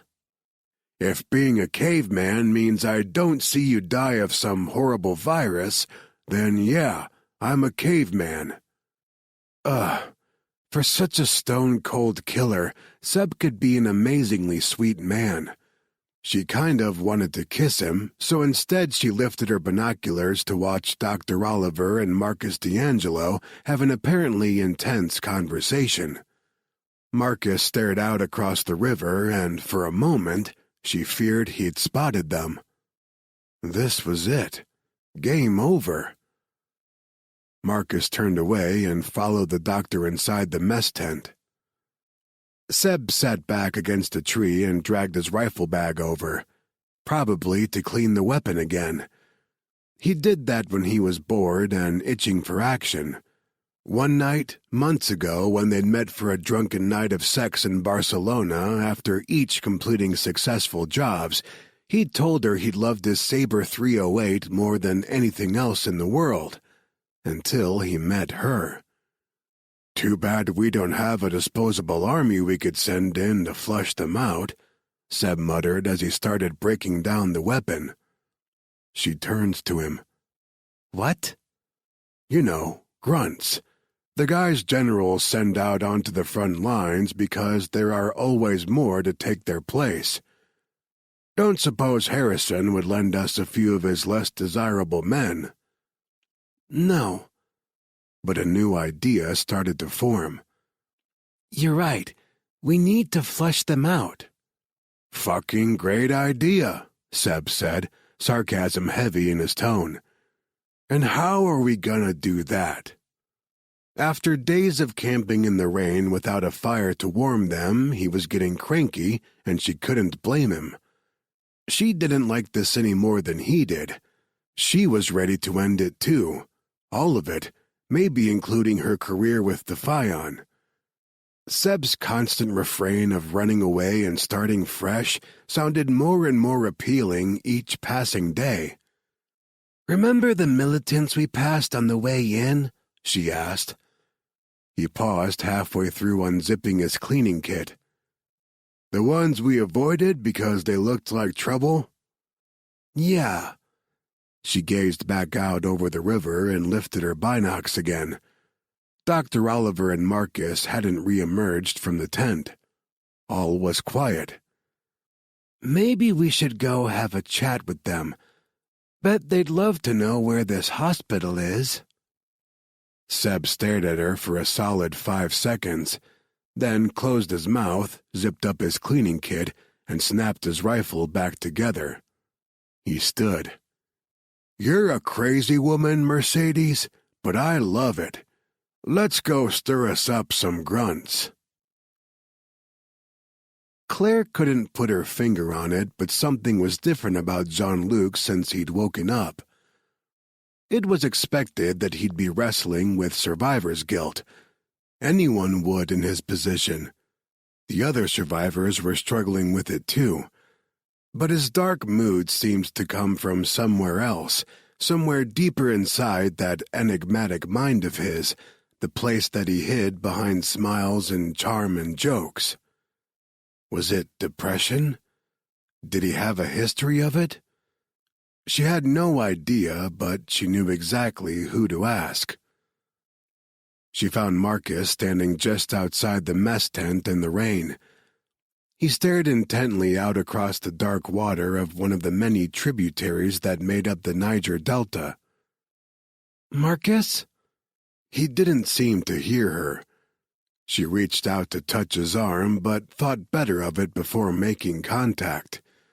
In Martinique, she'd seen how deadly Jean-Luc could be and had no doubt Marcus was just as highly trained. She didn't want to startle him. Instead, she stepped up beside him. Marcus? Still no response. He seemed to be holding his breath, as if waiting for something significant to happen. She followed his gaze to the opposite shore of the river. Did you see something over there? He shook his head like he was trying to shake off a bad dream. I thought I saw... Another headshake. It's not possible. Never mind. Now she touched him, placing a gentle hand on his upper back and turning him toward the mess tent. Why don't you come in out of the rain? The tent was crowded as other doctors and staff grabbed a quick lunch before heading back to work. Claire found a table that a pair of nurses had just vacated and sat Marcus down. He was pale, and the hand he rubbed over his face shook, like he'd seen a ghost. She left him long enough to pick up a couple bottles of water, but paused on her way back when she saw the tears streaming silently down his face. She set the water in front of him, then took the seat across the table. She said nothing, only waited there, sipping her water until he acknowledged her presence again. He finally moved, reaching out to pick up the water. I think I'm losing my mind. He took a long drink, draining half the bottle in one breath. The knuckles on both of his hands were bruised and scabbed. She'd noticed other wounds and contusions on his arms and legs as well, all at different stages of the healing process. Marcus hadn't been infected like Jean-Luc, but he'd also had to fight to survive after the militant attack separated them. She wondered what had happened to him during that week or so he'd been on his own, but wasn't about to push for an explanation. Jean-Luc had said Marcus had his own demons, and he was obviously battling them now. You both have been through so much, she said gently. You're allowed a moment to break down every now and again. And maybe that was also what had happened to Jean-Luc back in the hospital. He was having his own breakdown moment. A more than plausible explanation for his sudden distance with her, and still, she couldn't shake the feeling it was something more. Either way, Marcus wasn't going to be much help right now. He needed a friend, not questions. Marcus rested his head on the table, knocked his forehead lightly against the wood a couple times. Are there tests you can run on me, Doc? Tell me if I'm losing my mind. Why do you think so? I keep seeing him, he said, his words muffled by the table. Who? Danny. He was my best friend. No, more like a brother. He was family. We went through the FBI Academy together, rose through the ranks together. I saw him every day until I left the FBI and joined Hornet. He died in Martinique. Oh, so many people had died that night, and all because of her research. How could he not blame her? I'm sorry, Marcus. It's inadequate, but I truly am sorry for what happened that night. It's not your fault, Claire. It certainly feels like it is. When he lifted his head and she saw his expression ravaged by grief, she shook off the self-pity. She'd drown that later in some palm wine. Right now, he needed help and she was a doctor. Okay, not a head doctor, but she was all he had. Is that when you started seeing Danny? After Martinique? No. It was after Jean-Luc and I got separated here in Nigeria. I was trudging through the jungle trying to find civilization, and I didn't know if I was gonna make it. I have survival and combat skills, but I'm no Rambo. I was in bad shape. I'd whacked my head hard when we were attacked, and I wasn't quite with it. I fell, passed out for a while, and when I opened my eyes, I saw Danny in the distance, like a mirage. I crawled over to the spot and found a road. Some workers from one of the oil companies scooped me up and took me to their facility, had their doc bandage me up, then put me on a flight to Lagos. I thought I saw Danny because I hit my head, but that was weeks ago and... And you saw him again, Claire finished and nodded in the general direction of the river. Outside just now on the opposite bank. Like a mirage. He looked defeated as he sat up and screwed the cap back on his water bottle. Am I bonkers? No, she said flatly. You're grieving. He sniffed hard and swiped at his eyes. How's Jean-Luc? And that, she knew, was the end of that conversation. She took a sip of her own water before answering. He's not himself. He's... She searched for the right word. Sad. Grieving? Marcus said with an edge of sarcasm in his voice. She didn't let it bother her. He was snapping at her because she was the only person available, just like how Jean-Luc had snapped when she found him wiping blood off that poor girl's face. Maybe. Was he also close with your friend Danny? Marcus shook his head. They were friends, sure, but not like... He stopped. It hurt everyone on the team when Danny was killed. He's the first man we've ever lost. So Danny's death probably hadn't affected Jean-Luc the same as it had Marcus. Maybe his sour mood had been just survivor's guilt after all. Has Jean-Luc ever suffered from depression? The Ragin' Cajun? Marcus laughed, though there was little humor in it. To hear him tell it, he's the happiest man on earth. Do you believe that? Listen, Marcus sighed and stood up. Jean-Luc avoids. It's what he does best. He learns new languages so he doesn't have to think about anything too deep, and when that doesn't work, he uses alcohol and sex. And, word of warning, he'll use you too if you let him. He'll use you too. Marcus's words replayed through her mind as she watched him leave. She stayed seated for a moment, then shook her head and shoved to her feet. It was only midday, but after getting so little sleep this week, she was beyond exhausted. Could barely keep her eyes open, not to mention work through the messy entanglement that was her growing attraction to Jean-Luc. She needed sleep, but Sunday caught her before she could escape the mess tent. "Claire!" Suppressing a groan, she turned to face her friend. Is everything okay? Sunday thrust a tablet into her hands. I just saw Jean-Luc's last blood test. She glanced down at the test results, but nothing had changed since she'd examined them earlier that day. What's wrong with it? Everything looks good to me. If his test tomorrow comes back like this, I'll release him from the hospital. Exactly. Cured. Sunday pulled the tablet out of her hands and stared at her with wide, astonished eyes. What the hell did you give him? Oh, that. She never told Sunday about a kiso. She rubbed at the back of her aching neck.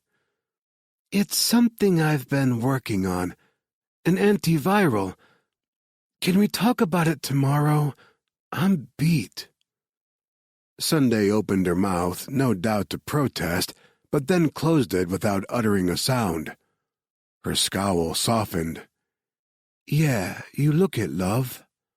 She tilted her head toward the door. "Go on, get out of here. Take tonight off. But tomorrow you owe me an explanation over breakfast." "And you'll get one." She started out. "I'll see you in the morning." "Hey." She glanced back and Sunday grinned. "You saved his life, Claire, just like you said you would. You should be proud." She was. Maybe. Except even having had Marcus's permission, using Jean-Luc as a guinea pig still sat like lead in her gut. And God, what if there were horrible side effects that just hadn't manifested yet?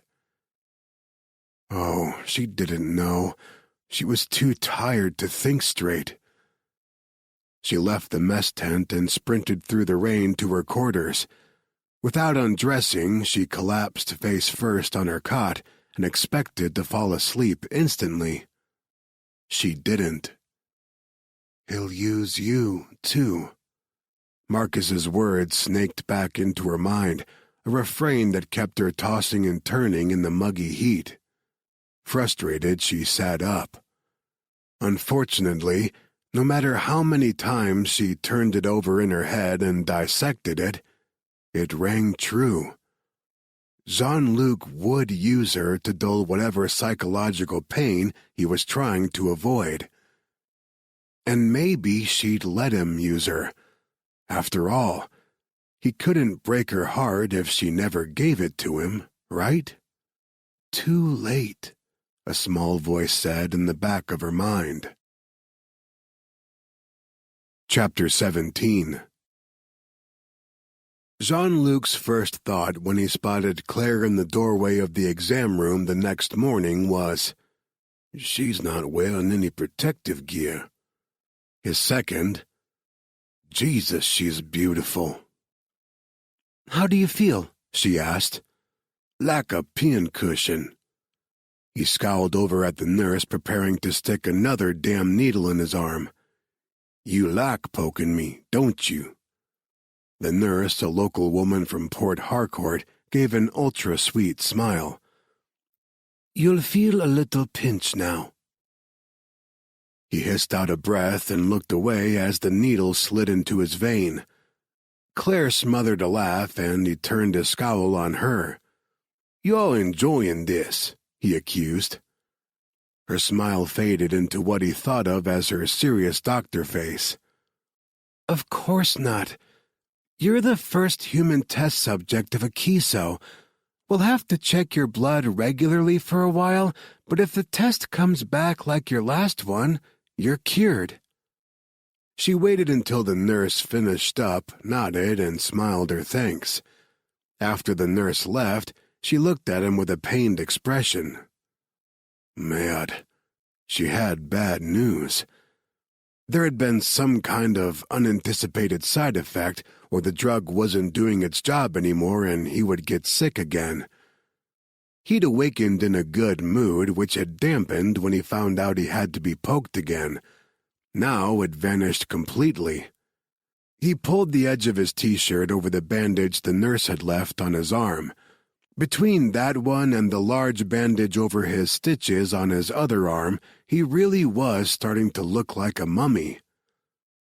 He leaned forward and rested his elbows on his knees. "What is it, Doc? Let me hear it. I can handle whatever you're about to lay on me." To his surprise, her cheeks pinked. He'd never seen her blush before and found it strangely appealing. With her face all rosy, she looked sweeter, softer. Not his usual type of female, but for the first time in months, his cock stirred in response. "Well, there you are, mon ami. You checked out for half a year, but the pretty doc blushes, and now you're all let's play? You're such a dick. Literally." Claire sucked in a breath through her nose, and he realized he'd been scowling at her again. He tried to smooth out his features and gave an encouraging smile. He had to focus. She had bad news, and here he was with his brain firmly lodged in his cock. She pushed back her shoulders as if fortifying herself, then reached into the pocket of her lab coat and held out a little jar to him. I need a semen sample. And his mind went right back to his dick. The stirring became a full-blown hard-on. That's so. He smiled slowly and knew it was more predatory than intended when her hand wobbled.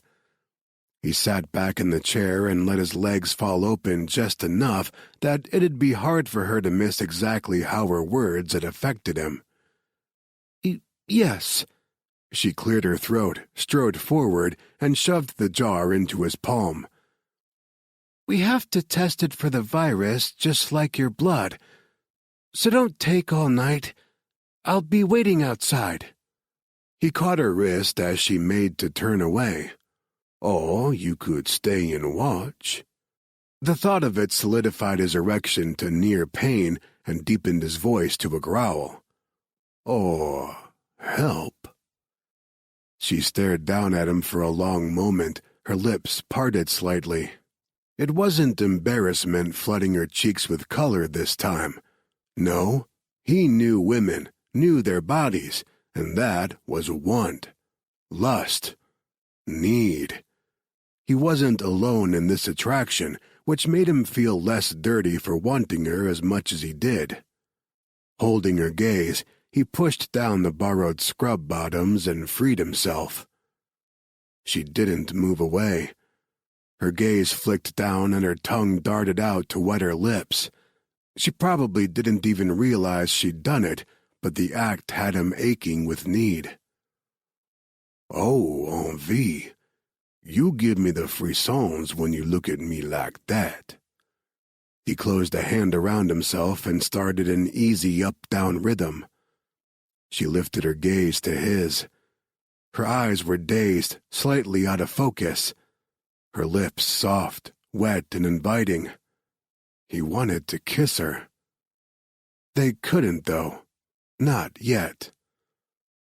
Envie? She whispered. A craven. He continued to work himself and stared at her mouth, imagining how her lips would feel against his, imagining how she'd taste. A desire. You've been mine since I first laid eyes on you. She swallowed hard. How could you have wanted me? I told you off the first time. Yes. His cock bucked in his hand. At the time, he'd been perplexed and annoyed by her initial coolness, but now that he knew her, it was so fucking sexy. He kind of wished she'd talk to him like that more often. Would you tell me off now? No. The word was barely a breath of sound as she watched his hand move. It turns me on when you shoot me down. When her eyes snapped to his, he gave his best devilish grin. I'm not used to rejection. I've always gotten more yeses than nos. I'll just bet you have. Her gaze cooled just a bit and she stepped back. Glad to see the infection didn't damage your ego, Mr. God's gift to womankind. How's this for rejection? I'll be outside when you're done. He watched her go and groaned as his climax pumped from him. Having her speak to him in that cold, clinical tone shouldn't make him go wild, but it was so different from any response he'd ever had from a woman. She was different. It was probably better that he goaded her back to that clinical distance.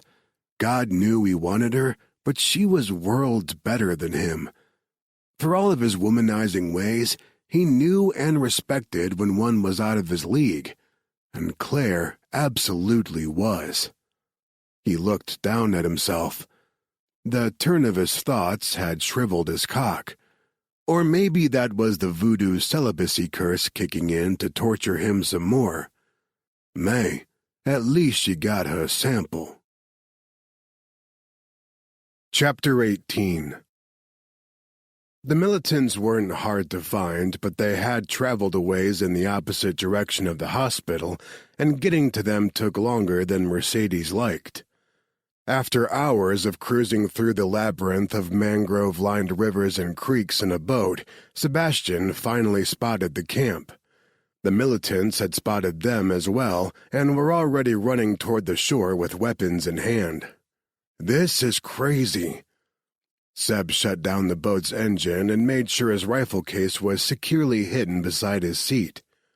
"What if they're infected?" "We won't get close enough to catch it." "They might just kill us, you know. It's what I'd do." "They won't." Mercedes walked to the front of the boat and held up her hands as the militants swarmed out onto a dock and waded into the water, weapons aimed. They all wore masks made of beanies with holes cut out for the eyes, and they were all heavily armed. "Who are you?" one of the masked men demanded from the dock. All of the other men stepped back and allowed him to approach the front of their boat. If these were the Egbasu fighters, then this man was their leader, Goodway Goody Igwe. He waved his weapon in a way meant to intimidate, but all she saw was a man with a happy trigger finger and no training. Yes, he probably was as deadly as her intel suggested, but in close-quarters combat, he wouldn't stand a chance against her. She could disarm him in 2 seconds flat. "I'm an ally," she called back. "A friend who believes in your cause." "What do you want?" His gun wavered like he was debating whether or not to trust her. Definitely not trained. And if she wasn't mistaken, he was high on something, probably the mixture of alcohol and liquid cocaine these guys drank to ward off spirits.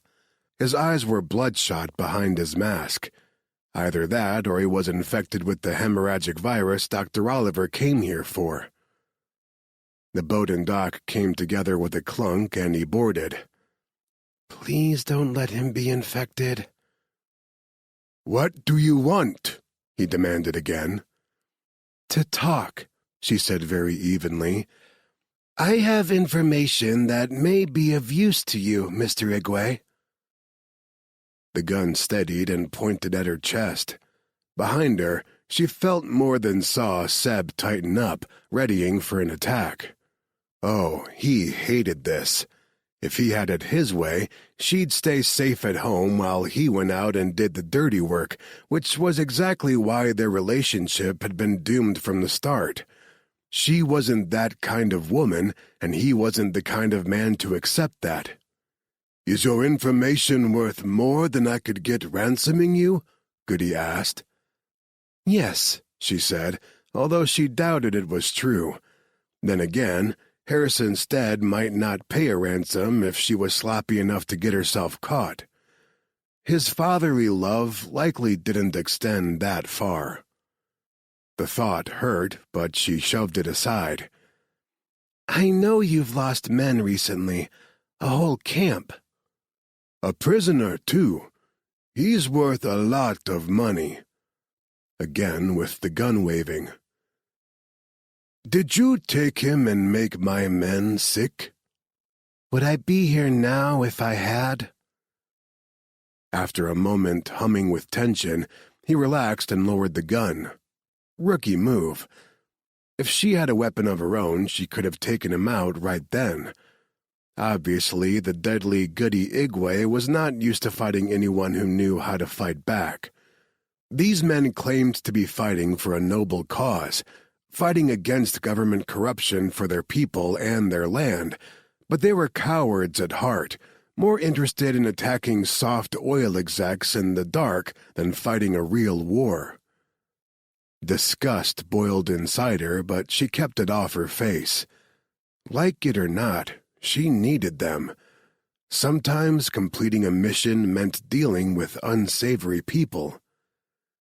I didn't take your prisoner, but I know where he is. Your men, too. And what do you want for this information? Goody asked. His mask slipped up, and she could see the scar slicing horizontally across his face. Half his nose was missing. Her intel didn't say how he'd received the scar, but local mythology claimed he did it to himself as an offering to the war god Egwisu, for whom his group was named, to make himself bulletproof. She highly doubted he was bulletproof, but after scanning several of the unmasked faces of his men, she realized they all believed the legend enough to have mutilated themselves in similar fashions. For all intents and purposes, this group was a heavily armed cult. She hoped she wasn't in over her head here. She met Goody's bloodshot gaze again. I want you to help me kidnap someone. Chapter 19. Sunday pushed away from her microscope and shook her head slowly in shock. It's amazing.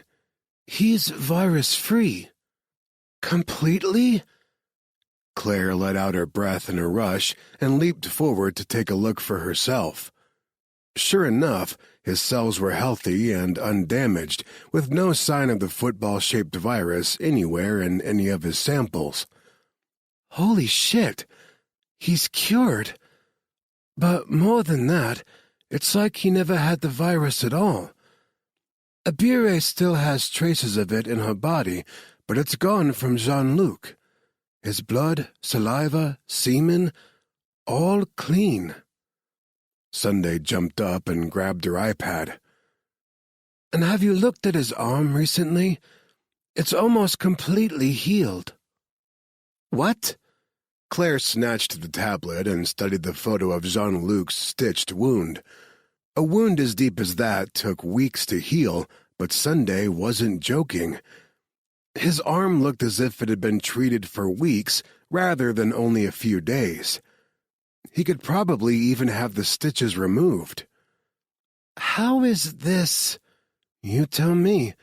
You're the mad scientist. No, Akiso couldn't have... She trailed off. She had been tweaking the formula to aid in healthy cell regeneration after the drug killed the virus. Had that caused his accelerated healing? I didn't expect that. Do you know what this means? Sunday squealed like an excited little girl and bounced on her feet. You've made a super drug. If this works on all viruses, you've cured Ebola. Oh my God, HIV! Claire held up her hand in a slowed-down gesture, even though inwardly she was bouncing as well. Okay, let's not get ahead of ourselves. We don't know about potential side effects, or... Has he complained of any side effects? She looked down at the photo of his arm again, still stunned by what it was telling her. Only headaches. He said they were bad at first, but are weakening the stronger he gets. He's also restless, but I'm not sure if that's a side effect or if it's normal for him. Marcus says he gets twitchy when he's bored. Well? Sunday plucked the iPad from her hands and held it away when she tried to take it back. Go relieve his boredom. Claire put her hands on her hips and scowled at her friend. Sunday, no, it's not like that. It's not, because Abebi told me after she drew his blood this morning, you stayed with him while he gave his semen sample. Her cheeks heated, and she had no way of hiding the color she knew blazed there. Damn her pale skin. Okay, so there is something, but he needs more time to heal, and... Excuses. He is healed, Claire. You saw his blood work. He's fine. She smirked. In more ways than one. Don't tell Deo I said that. Where is Deo?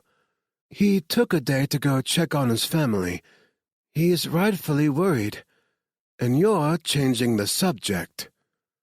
When Claire said nothing in response, she rolled her eyes and set the iPad aside. "Well, at the very least, go spring him from the hospital and take him to the mess tent for a decent meal." "Okay." Why was her heart hammering? Excitement? Nervousness? Maybe both? Probably both. Because Sunday was right, and there was something between her and Jean-Luc. A spark that had been there from the start, and it thrilled and terrified her. "Okay," she said again. "That I can do." As she walked toward the door, Sunday called, "And think about the other." Oh, she'd think about it all right. She'd thought of little else since she'd watched the man masturbate. It had left her feeling voyeuristic, dirty, and so achingly hot. She'd fantasized about touching him more times today than she cared to admit. And now she could. But should she? Even if she shouldn't, would she anyway? Maybe. Sure, there was risk involved, but she had a feeling he'd be worth the potential of a broken heart. So worth it. Still, she hadn't worked it all out in her mind yet, and until she did, she had to keep her distance. As usual, Jean-Luc wasn't in his bed. She found him sitting with an old man, another of the few survivors, sharing a pineapple and conversing in Ijaw. That he'd learned so much of the language in his short time here was astounding. The man was brilliant, but he hid all that intelligence behind jokes and a playboy facade. Had to wonder why he felt the need. He noticed her in the doorway and said something to his companion, then got up from his seat. There was more than a bit of devil in his smile as he approached the hanging plastic sheet that separated them. "Thought I scared you away." He had, but she wasn't about to tell him that. "I don't scare easily." "I like that about you, Shaw." His gaze dropped to her bare hands. "You're not wearing gloves." "I don't have to anymore." She pulled open the plastic door and motioned him through. "You can come out. You're officially virus-free." He opened his mouth, but for a man with such an innate grasp of languages, it seemed he couldn't find the words. He took one last look over his shoulder, then stepped through the plastic barrier. "Your arm is almost healed, too," she told him just to break his unnerving silence. "We can take the stitches out today. Of all the possible side effects, that one hadn't been anywhere on my list, and—" She trailed off when he lifted his hand and let the pads of his fingers hover just over the curve of her cheek. "Can I touch you, ma belle?" She sucked in a breath, met an all-too-serious-for-him gaze, and nodded. The tips of his fingers settled on her cheek, lightly traced the line of her jaw, the curve of her neck. He breathed out softly, a man awestruck. His hand circled the back of her neck and pulled her in closer. She could feel the heat of his body. Not a fever heat anymore, but a potent male warmth she'd like to curl up against. Yes. She'd wanted him to touch her like this from day one, and now that he was, she melted. Her knees wobbled before she locked them tight. As he lowered his head, she lifted her chin in invitation. But damn him, he paused before their lips touched. "Are you sure I can't infect you?"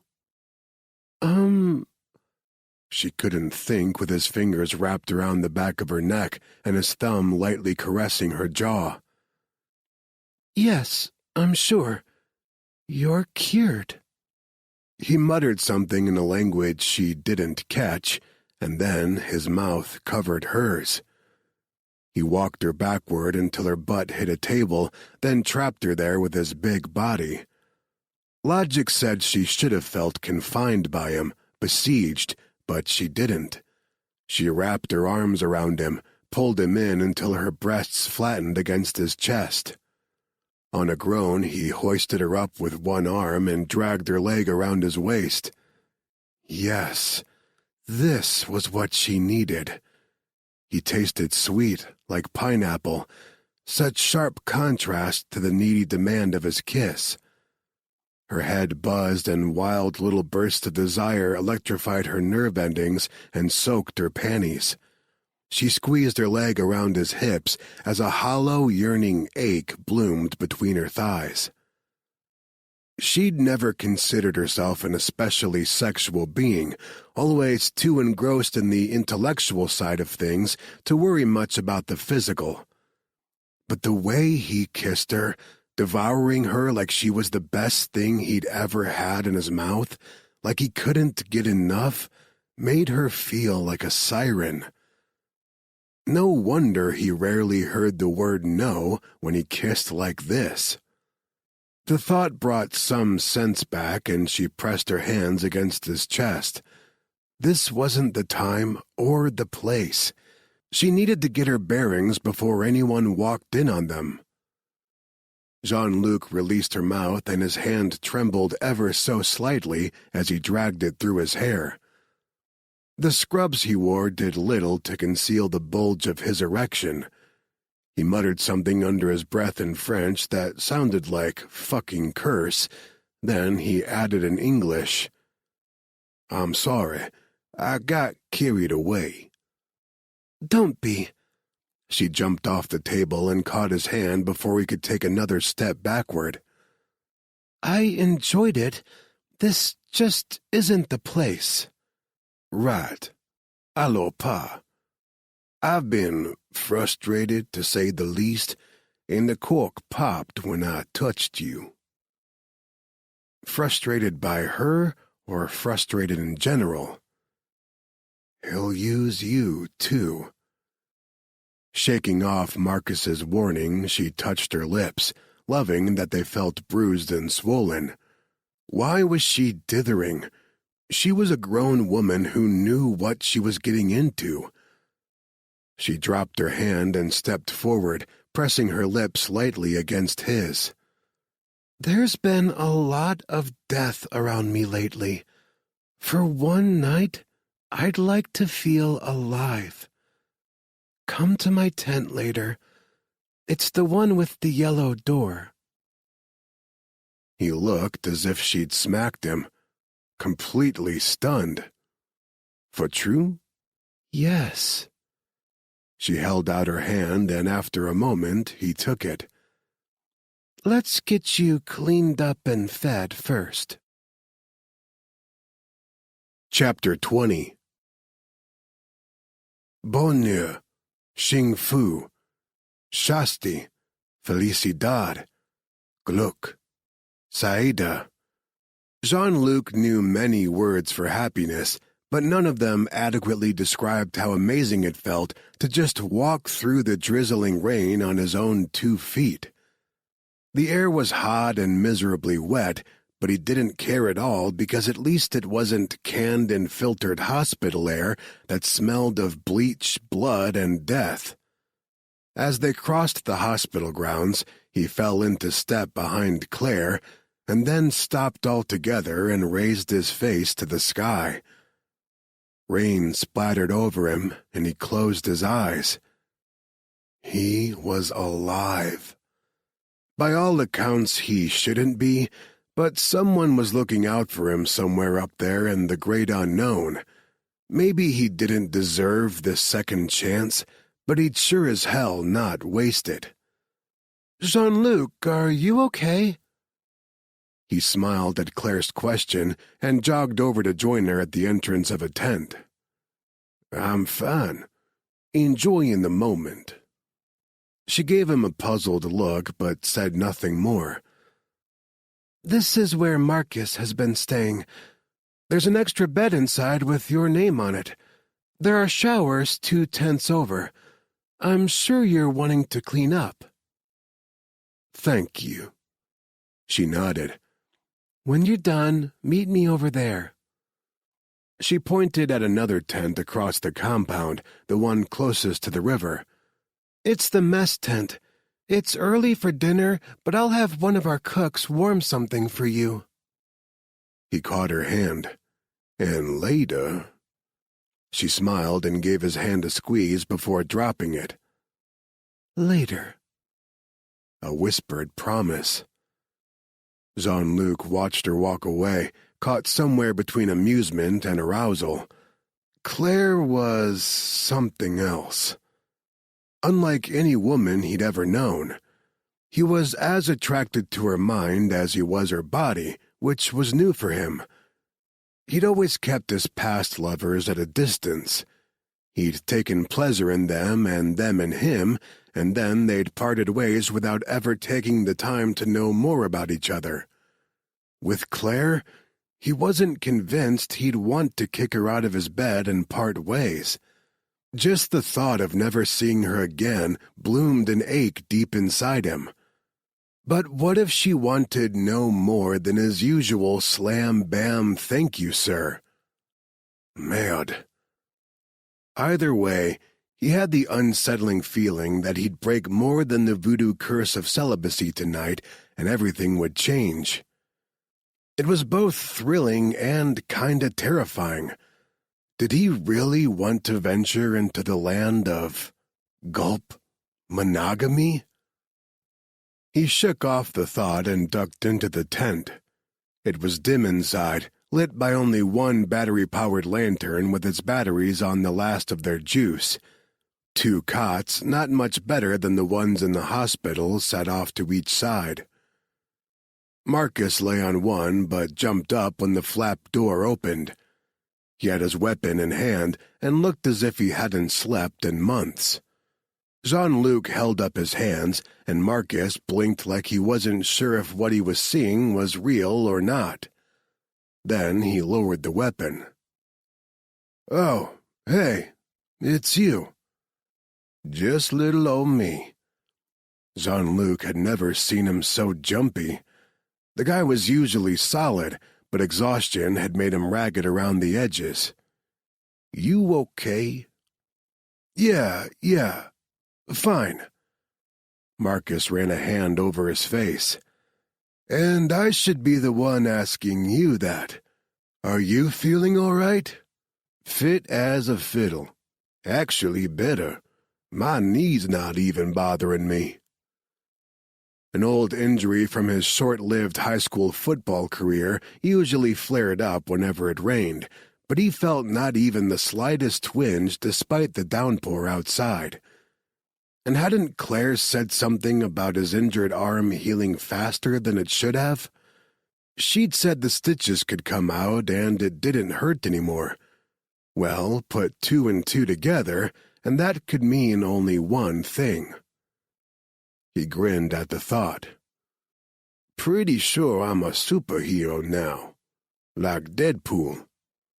Marcus laughed, and to Jean-Luc's complete shock, the laugh morphed into something that sounded very close to a sob.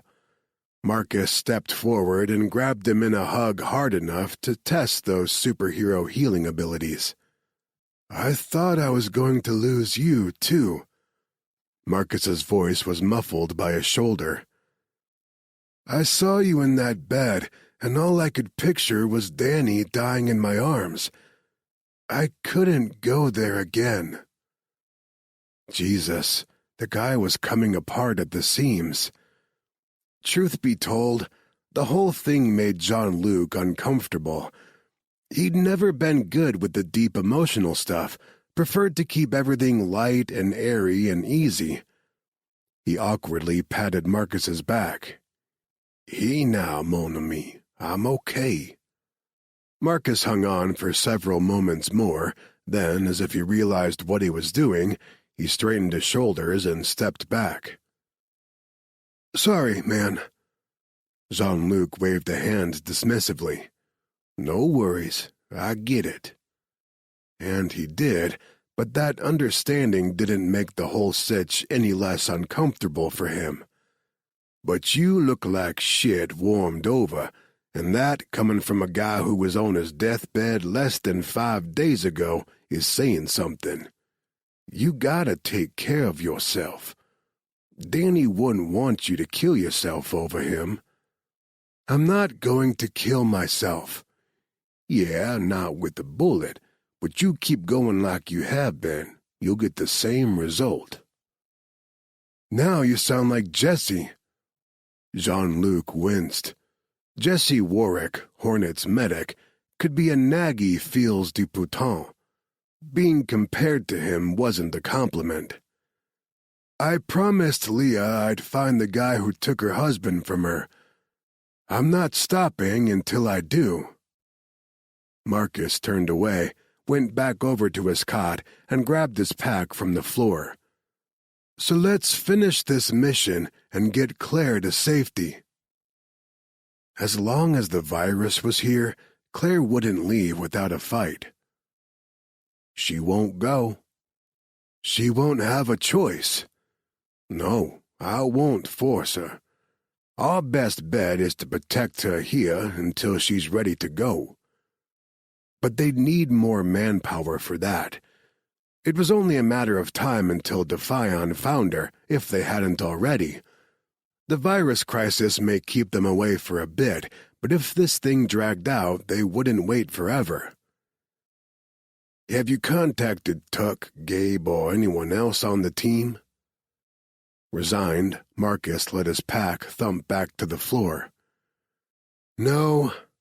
Yeah, he figured as much. They were likely persona non grata with Hornet right now, but he didn't think Tuck or Gabe would leave an innocent woman in danger just because he and Marcus had gone AWOL. He'd have to swallow his pride and ask for their help. Marcus sat down on his cot.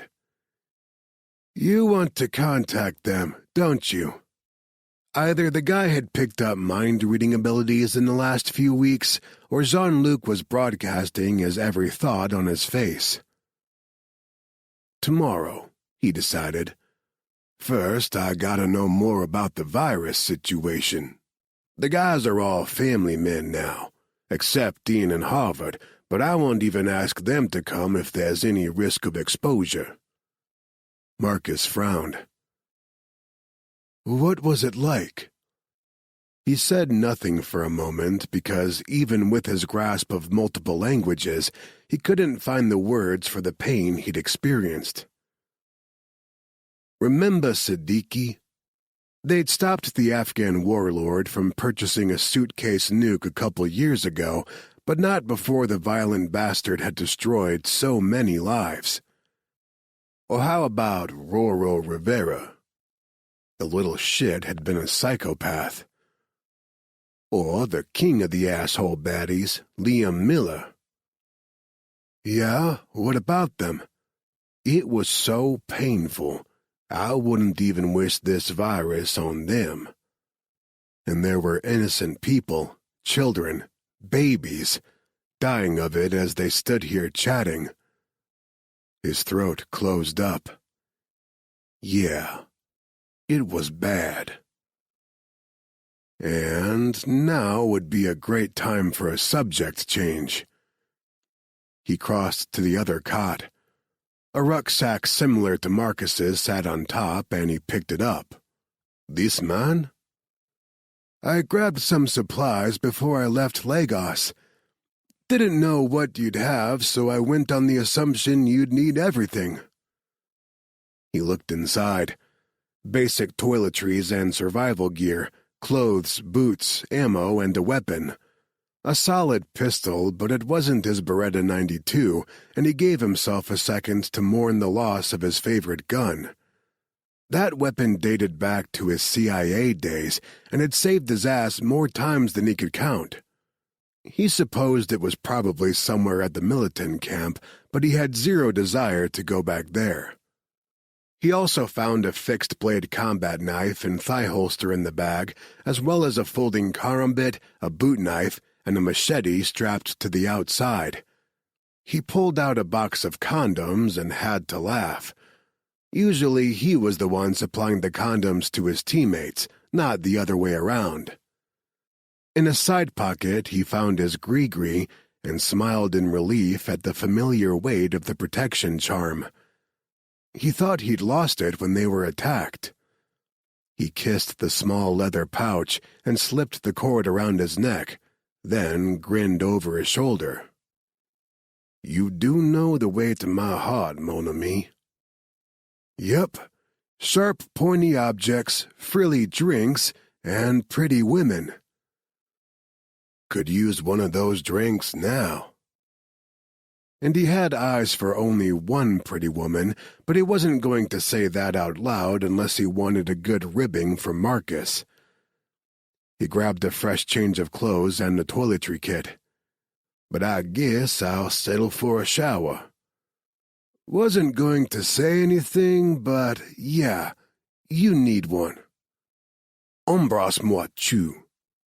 "Dude, I'm not puckering up anywhere near your ass until you clean it." Jean-Luc gave the finger on his way to the door, but was laughing. It was good to see a little spark of the old Marcus again. Maybe the guy would be okay after all.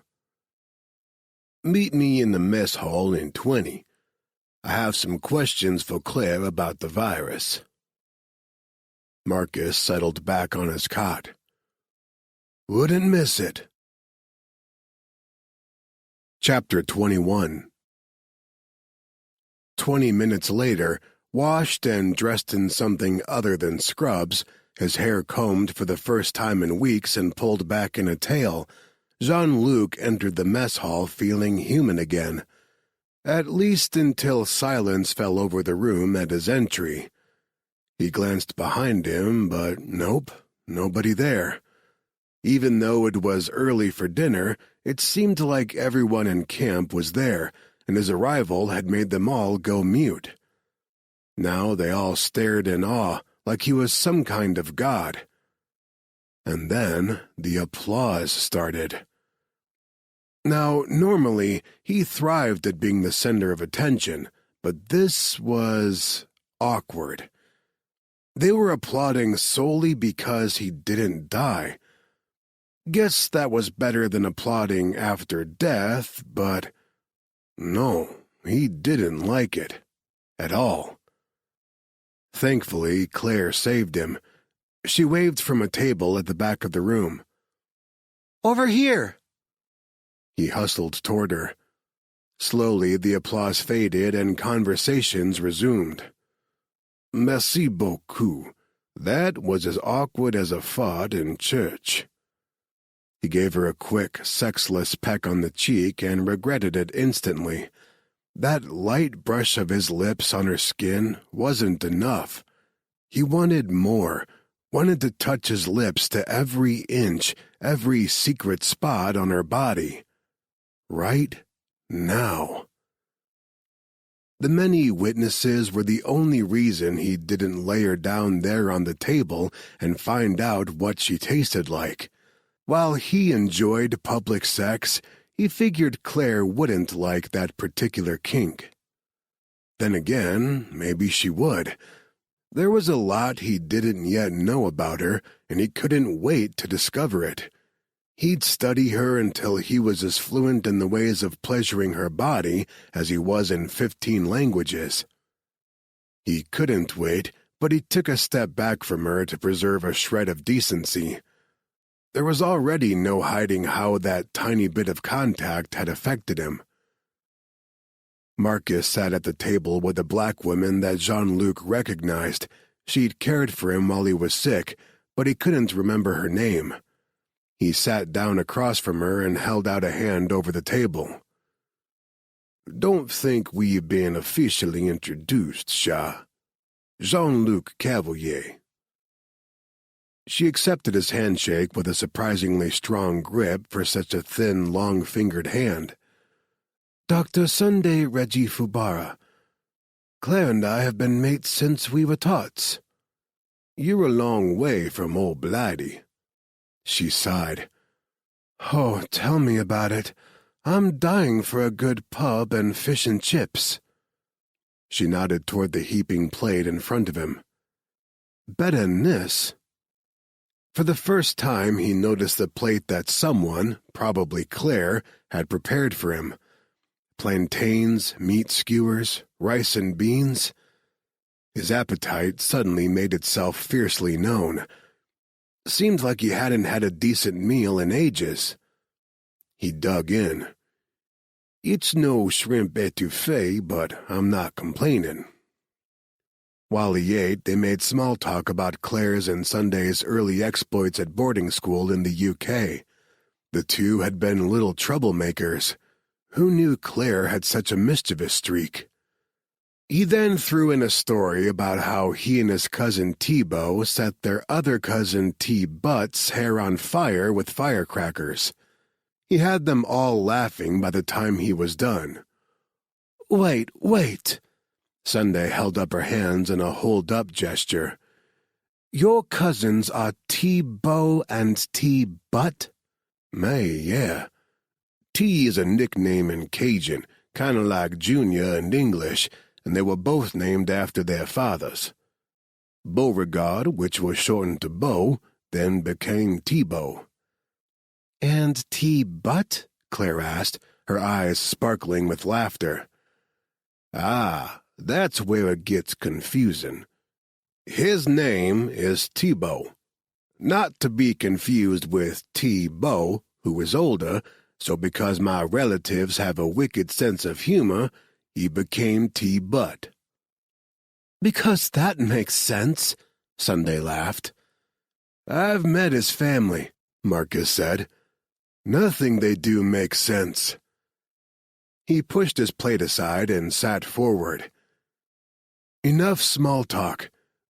Tell us about the virus. Potty pooper, Jean-Luc muttered and pushed his own plate away. Okay, so he had been using the stories to stall, but it had felt good to laugh, and he'd enjoyed watching Claire's eyes light up. He turned to her, watched that light fade, and sighed inwardly. But he is right. I want to call in our team, but I can't until I know more about what we're up against. Claire and Sunday looked at each other. It was interesting watching them both slip into work mode. The women with the open smiles and easy laughter faded away, and in their places appeared two composed, calculated doctors. Claire quickly rehashed what she'd already told Jean-Luc earlier in the week. It wasn't the hantavirus like they first suspected, and it was now called Delta hemorrhagic fever. How fast is it spreading? Marcus asked. Fast, Claire answered. So fast it's starting to fizzle out. Is that normal? No, Claire said, and Sunday added, not at all. Viruses live to spread, Claire explained. That's literally their sole purpose for existing. A virus and its preferred host keeps the patient alive as long as possible to allow for maximum reproduction. These outbreaks usually occur when a virus becomes zoonotic. That is, it jumps from its preferred host to humans. And that's not what happened here? Jean-Luc asked. No, I really don't think so. If this was zoonotic, we'd have found the reservoir organism. But it's killed everything, human and animal. It's killing so fast it's burning itself out. An ugly idea wormed into his brain. That sounds like a perfect bioweapon. Everyone at the table said the word at the same time, then lapsed into silence. Jean-Luc swore softly. You think this was engineered? Another shared glance between Claire and Sunday. We do, Claire said. The more we research it, the more convinced I am. This is a man-made pandemic. Jean-Luc swore again and scrubbed his hands over his face, then looked across the table at Marcus. If this thing's man-made, whoever released it will do it again somewhere else. This was a trial run. We haven't seen the main event yet.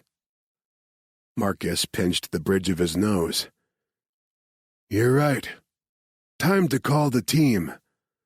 We have a sat phone, Sunday offered. Jean-Luc shook his head. We make that call now, we'll paint a target on this hospital. Defion will be monitoring all communications from the region. We have to assume they already know you're here, Claire. Sunday's lips turned down in a concerned frown. Defion? What's that? Mad. Claire hadn't told her friend. He couldn't blame her for that.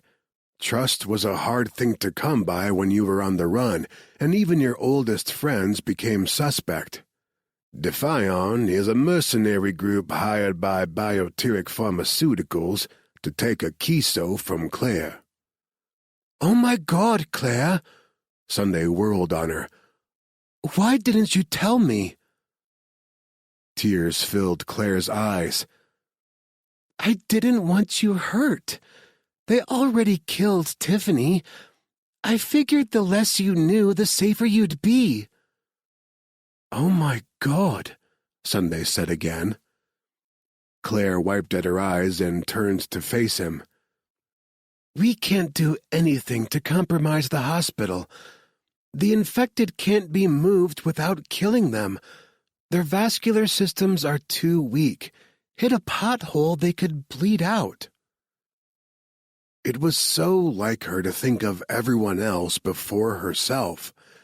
The woman didn't have a selfish bone in her body, which made him feel like a heel. He rarely did anything without some kind of self-serving ulterior motive. Even now, his need to protect her was purely selfish. She was too good for him, by a long shot. Claire. He waited until she looked at him. We have to leave. It's only a matter of time until Defion makes themselves known, and knowing what we do about a Kiso, we can't let them get their hands on it. Or you. But... Sunday stopped her protest with a gentle hand squeeze. The world needs your brilliant mind more than we do, love. We both know the people here are beyond saving, but there are others you can help, as long as you stay alive. She stood and pulled Claire into a hug. I wish you had told me all of this sooner. I'd have told you to leave, as I am now. You can't do anything more here. Claire held on to her friend for a moment, then backed up a step and wiped at her eyes. When she glanced over, Jean-Luc clearly saw the war waging inside her. It was so against her nature to put herself before others that she struggled to make the right, held the only decision. Luckily, he was selfish enough for the both of them. He'd already decided he was getting her out of here tomorrow, whether she wanted to go or not. He'd throw her over his shoulder, kicking and screaming and cursing his name if it meant she stayed safe. She drew a breath that moved her shoulders, and her next words shocked the hell out of him. You're right. We need to leave. There's a boat leaving on a supply run to Port Harcourt tomorrow. We can catch a ride with them. I'll go pack. Her words carried a deep sorrow that stabbed and twisted at the center of his chest. He stood as she passed and reached for her hand, but she shook him off. He stared after her as she left, unsure of what to do. Claire is all logic, Sunday said behind him, but she also has a lot of heart hidden underneath. She knows this is the best option, but it'll hurt her to leave. Although she was long gone, he continued staring after her.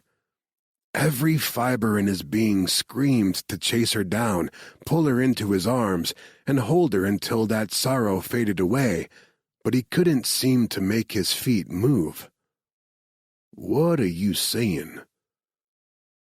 "Just, she'll need a shoulder to cry on." And that did it. He didn't even realize he'd given chase until the rain splattered across his face. It was dusk, that odd gray time when it wasn't fully dark, but not light either. He strained to make out landmarks and orient himself on the hospital grounds.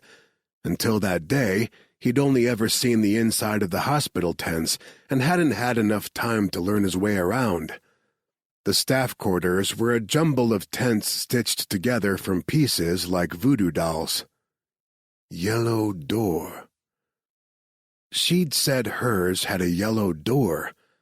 He jogged through the camp until he found the yellow door, and damned if he was waiting to be invited inside. He pushed open the flap and found Claire standing in the middle of the tent with a suitcase open at her feet, sobbing. "Oh, Shah." He stepped up behind her, pulled her into his arms. She turned toward him and buried her sobs against his chest. He never liked seeing women cry, much preferred to see them smile. Growing up, he'd seen his mom cry far more than she smiled, and he could sometimes even still hear her wailing sobs as social services whisked her children away from her. That day he'd made it his life's mission to make the women in his life smile as often as he was able. But now, he was at a loss.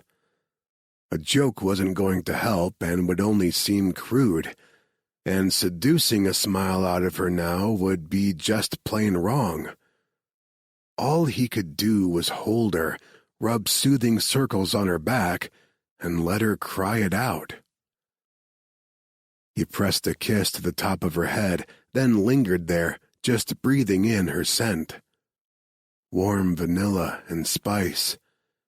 It brought to mind images of a cozy home on a cool, foggy morning, and the two of them snuggled together in front of a cracking fireplace. No, not just any cozy home, but his home.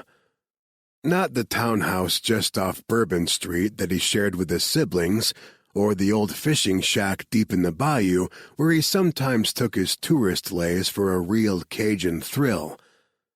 No, he was picturing her at his cabin on the north shore of Lake Pontchartrain. His haven, a place he never took any woman. Ever. Putain.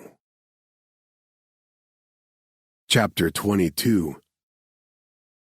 Claire felt his arms tense, felt him shift away ever so slightly, and realized with horror she was clinging. Hard. She abruptly let go and turned away to find something to wipe her face.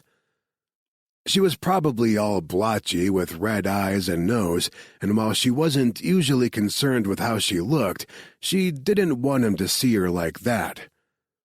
She found a clean t-shirt and pressed her hot face into it. She expected him to leave. Why wouldn't he?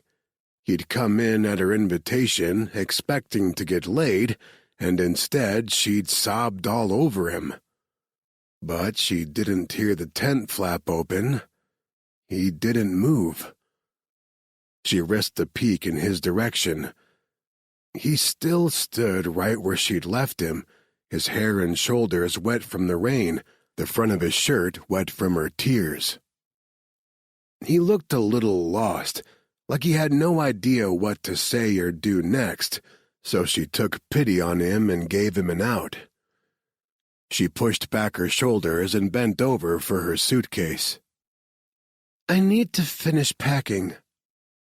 "Hey." He caught her hand and drew her toward him again. With his thumbs, he swept away the wet streaks still on her face. "Why the tears, ma belle?" The unexpectedly compassionate gesture broke down the fragile wall she'd spent the last few minutes building around her emotions. More tears leaked out and she grasped his wrists. I feel like I'm abandoning them. You're not. There are so many good doctors here. They'll all get the best care available to them. He gave a crooked half-smile. Believe me, Shah, I know from experience. She liked that she didn't have to specify who she was talking about. He knew her concern wasn't for the doctors, her friends, but the patients. This was why she did better in a lab. With patients, she got too involved, every time.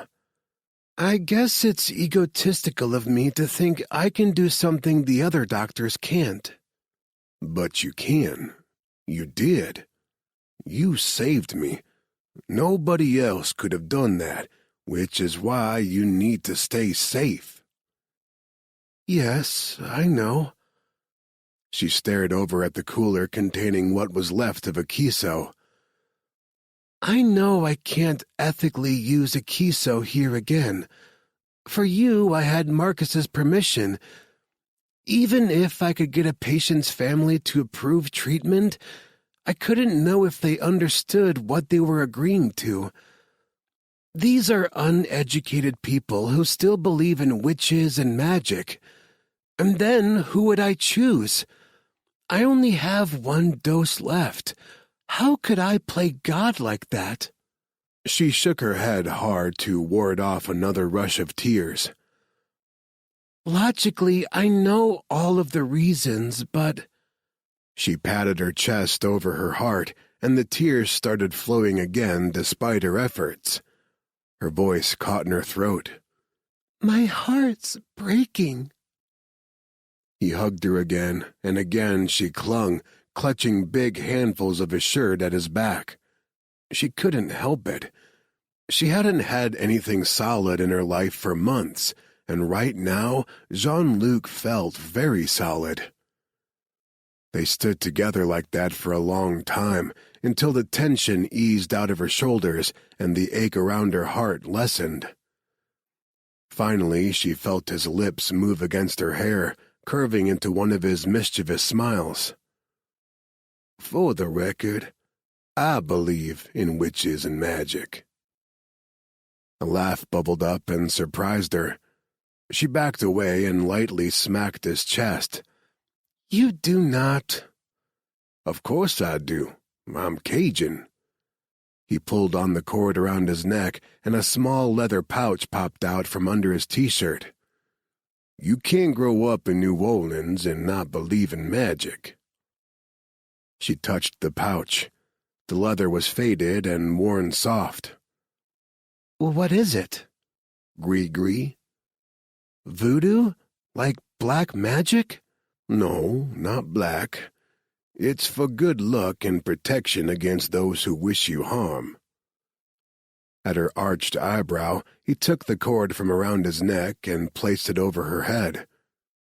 You keep it. You need it more than I do right now. She studied the talisman for a moment. You can't honestly believe this little bag... She held the cord up, letting the pouch dangle between her fingers. Will protect me. It won't magically stop a bullet, but it has a way of steering its wearer away from harm. She scoffed and dropped the cord. The gree-gree felt heavy around her neck. Worked great for you, didn't it? I didn't have it until Marcus returned it a few hours ago. But yeah, it was still working for me. You found me in that camp. You found Marcus, the only person who could give you permission to treat me, in Lagos. Both of those instances were pure luck. He grinned and lifted her chin with the hook of his finger. And what is luck but a little bit of everyday magic? Something fluttered in her chest as she stared up into his eyes, a light and bubbly sensation she couldn't place. Some of it was certainly amusement. With him being such an intelligent man, she hadn't expected this kind of fancifulness from him. On second thought, maybe she should have. She'd seen on more than one occasion that he was a storyteller at heart, bringing to life the colorful world of New Orleans for a room full of dying people and sharing childhood misadventures for the amusement of others. Unlike so many of the brilliant people she knew, and unlike her, he didn't try to live solely in his head. He lived with both his head and his heart, in a world of both logic and magic, and she admired him for it. She could learn a lot from him, but if she wasn't careful, she could also get swept up in his world of whimsy. He could make her start believing in ridiculous things like knights in shining armor slaying the world's dragons and happily ever afters. Staring into his eyes, she already half believed. "You are a fascinatingly complicated man, Jean-Luc Cavalier." His lips quirked. "I've been accused of being a lot of things, Shah, and most of them true. But that one's a first. Marcus will tell you I'm about as complicated as a paperweight." "If Marcus really knew you, he wouldn't think so. I bet you've never let him see the real you." He touched her cheek, traced his fingers along her cheekbone, and tucked a stray strand of hair behind her ear. "No, I haven't." She breathed out softly and leaned into his palm. "Why let me?" He opened his mouth as if to reply, but closed it again without speaking. Then, after a beat, he said, "Because, for me, you're a kind of magic, too." She wasn't sure what made her do it, but she surged up to her toes and pressed her mouth to his smiling lips. He made a gasping sound that was pure masculine want, and she took the opportunity to slip her tongue into his mouth. His arms wrapped around her and dragged her in close until she felt his heart pounding out of sync with hers. And yes, she realized those dueling rhythms were just another sign this was a mistake. They were so completely out of sync, him with his stories and languages, and her with her facts and science. But it didn't matter to her in that moment. She tossed aside logic and listened to what their mismatched heartbeats were telling her. They may be out of sync, but they wanted the same thing. He wanted her, and she, for once, wanted to experience a little bit of the magic he was so sure existed.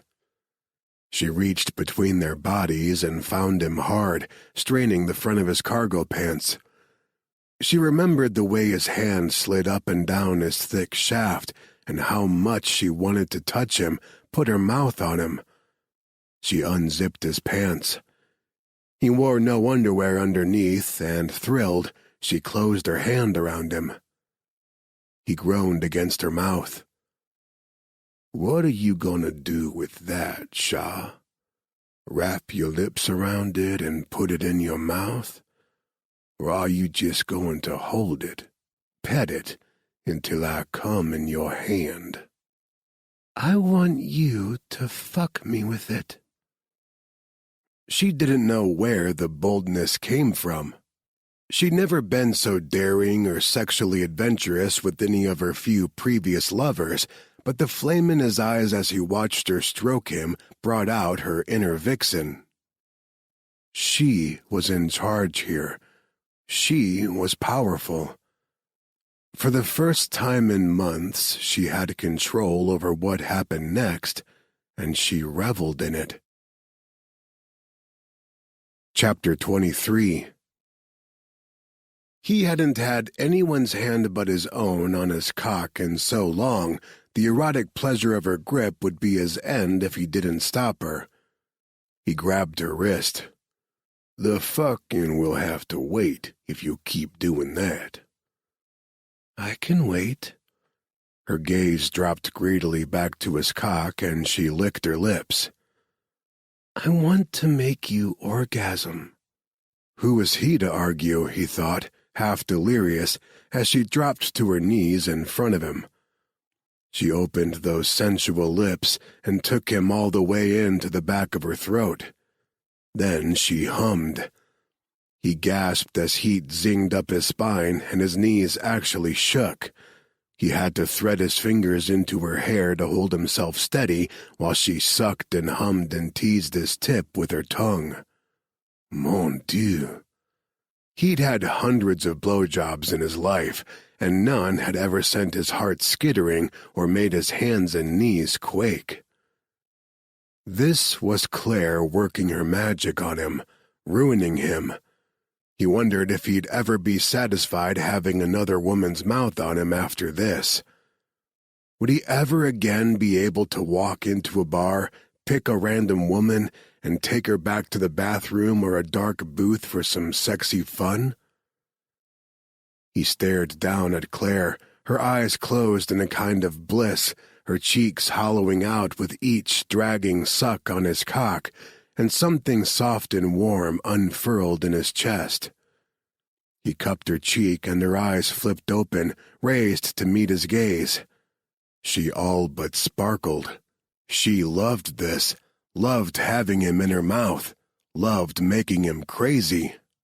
No, he realized as he surged toward release, there wouldn't be any more random women after this.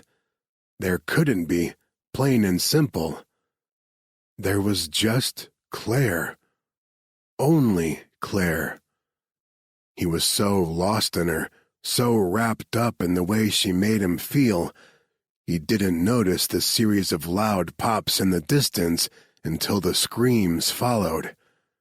Only then did he register what those pops had been. Claire released him and bolted to her feet. "What was that?" And climax thwarted.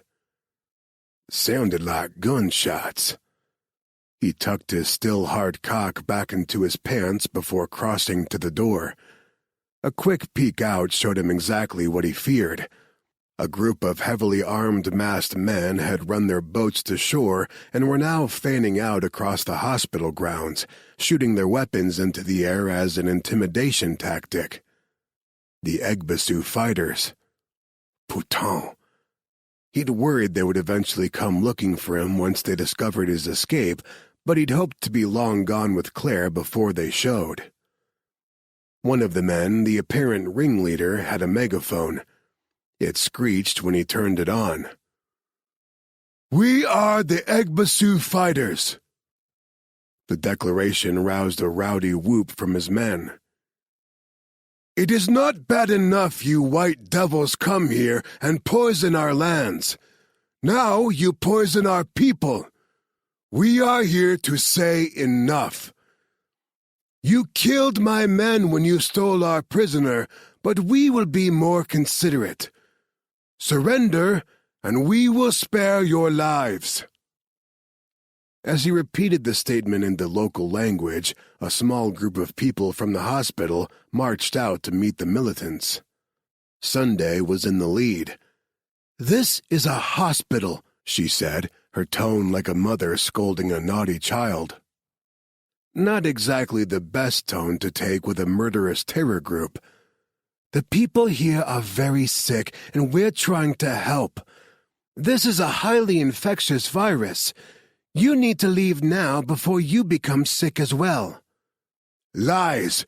You did this to our people." A bunch of weapons came up at the same time and zeroed in on Sunday and her group of suicidal do-gooders. "Surrender, and we will not kill you," the leader said again into his megaphone. Jean-Luc cursed under his breath. "What's happening?" Claire asked. He stepped back, trying to use his body to block her view, but she ducked under his arm. "Oh my God, Sunday—" He clamped a hand over her mouth and drew her back inside the tent. "Shh," he whispered against her ear. "Don't draw attention to us." Claire broke free of his hold. "But what is she doing?" Looks like she's trying to talk them down. That's crazy! We have to— Several weapons fired at the same time, and all of the color dropped out of her complexion. She lurched for the door. He caught her, but not before they both got a glimpse of the dark shapes on the ground where Sunday and the others once stood. "Search the tents," the leader said. Not on the megaphone this time, but his voice carried in the stunned silence. "Bring me everyone you find." Claire muffled a sob against her hand and turned away from the door. It's Martinique all over again. No. Fuck no, it wasn't. He wouldn't let it be. Nobody had won in Martinique, and he'd be damned before he let that scenario play out a second time. He turned her toward her bed. "Pack fast. Essentials only, plus a kiso in your research." He edged to the door again and used one finger to pull the flap back enough to peek out. Of course, his tent, with all of his weapons, was clear across the field of hostiles. He was a damn couillon for not arming himself after a shower earlier. Now he was shit out of luck. He needed those weapons if they had any shot of getting out alive. At least a little bit of luck was with them. The militants had started down a different row of tents, buying them precious minutes. Claire came up behind him, sliding a backpack on her shoulders and carrying the cooler containing a kiso. He pressed a finger to his lips, then indicated she should follow him. She nodded, but she looked terrified. He took a second to lean down and kiss her lightly on the mouth. "It'll be okay," he whispered. Again she nodded and straightened her shoulders. "I'm ready."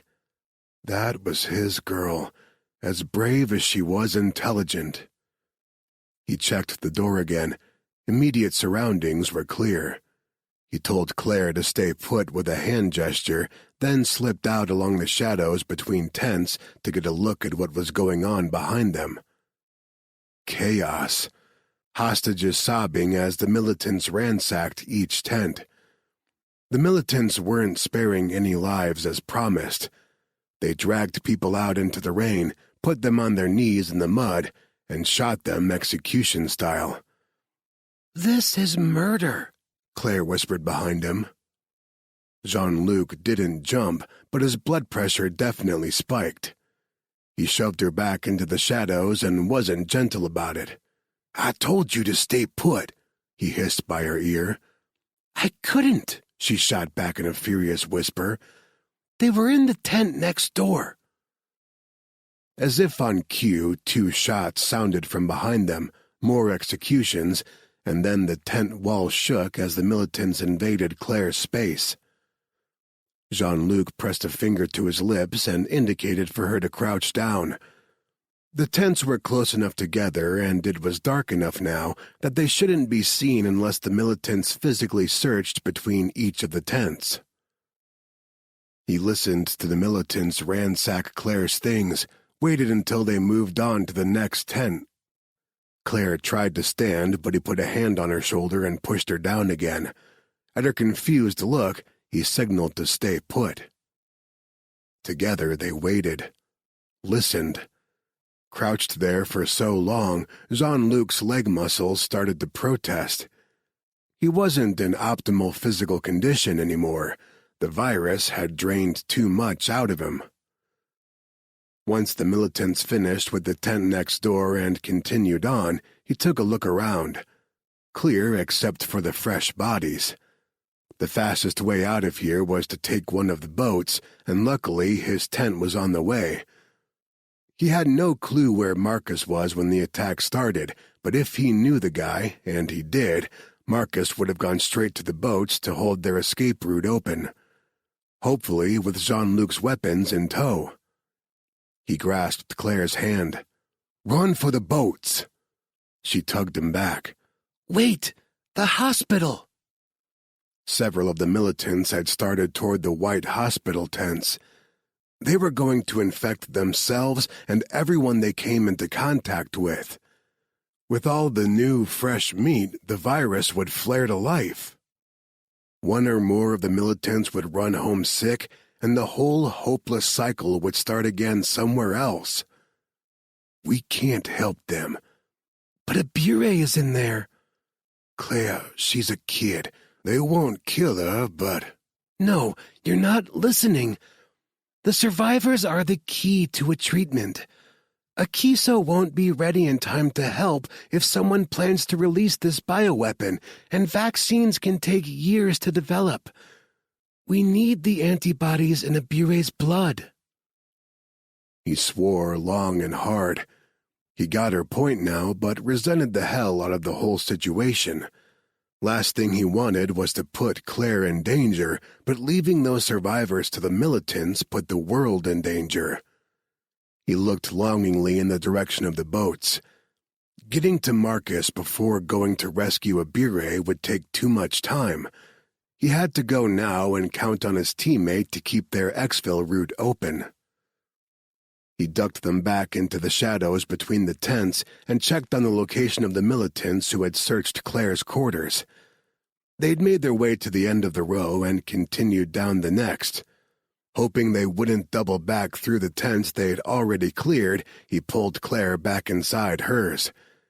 It was already fairly dark inside and only getting darker, but he couldn't risk a light. He found a pen and paper among her belongings and slapped them down on a table. "Sketch the hospital layout for me." Although he'd spent a lot of time inside the place, his memory was patchwork at best.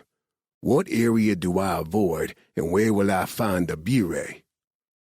She nodded and sketched rectangles of various sizes, arranged 3 in a row, which she connected with lines indicating corridors. This is the main entrance. It's administration, triage. She pointed at the first medium-sized rectangle, then to each of the smaller rectangles beside it. These are storage, water supply and purification, and the generators for power. The next row back is the X-ray, lab and pharmacy, and surgical unit. He stopped her. Surgical, where are the scalpels stored?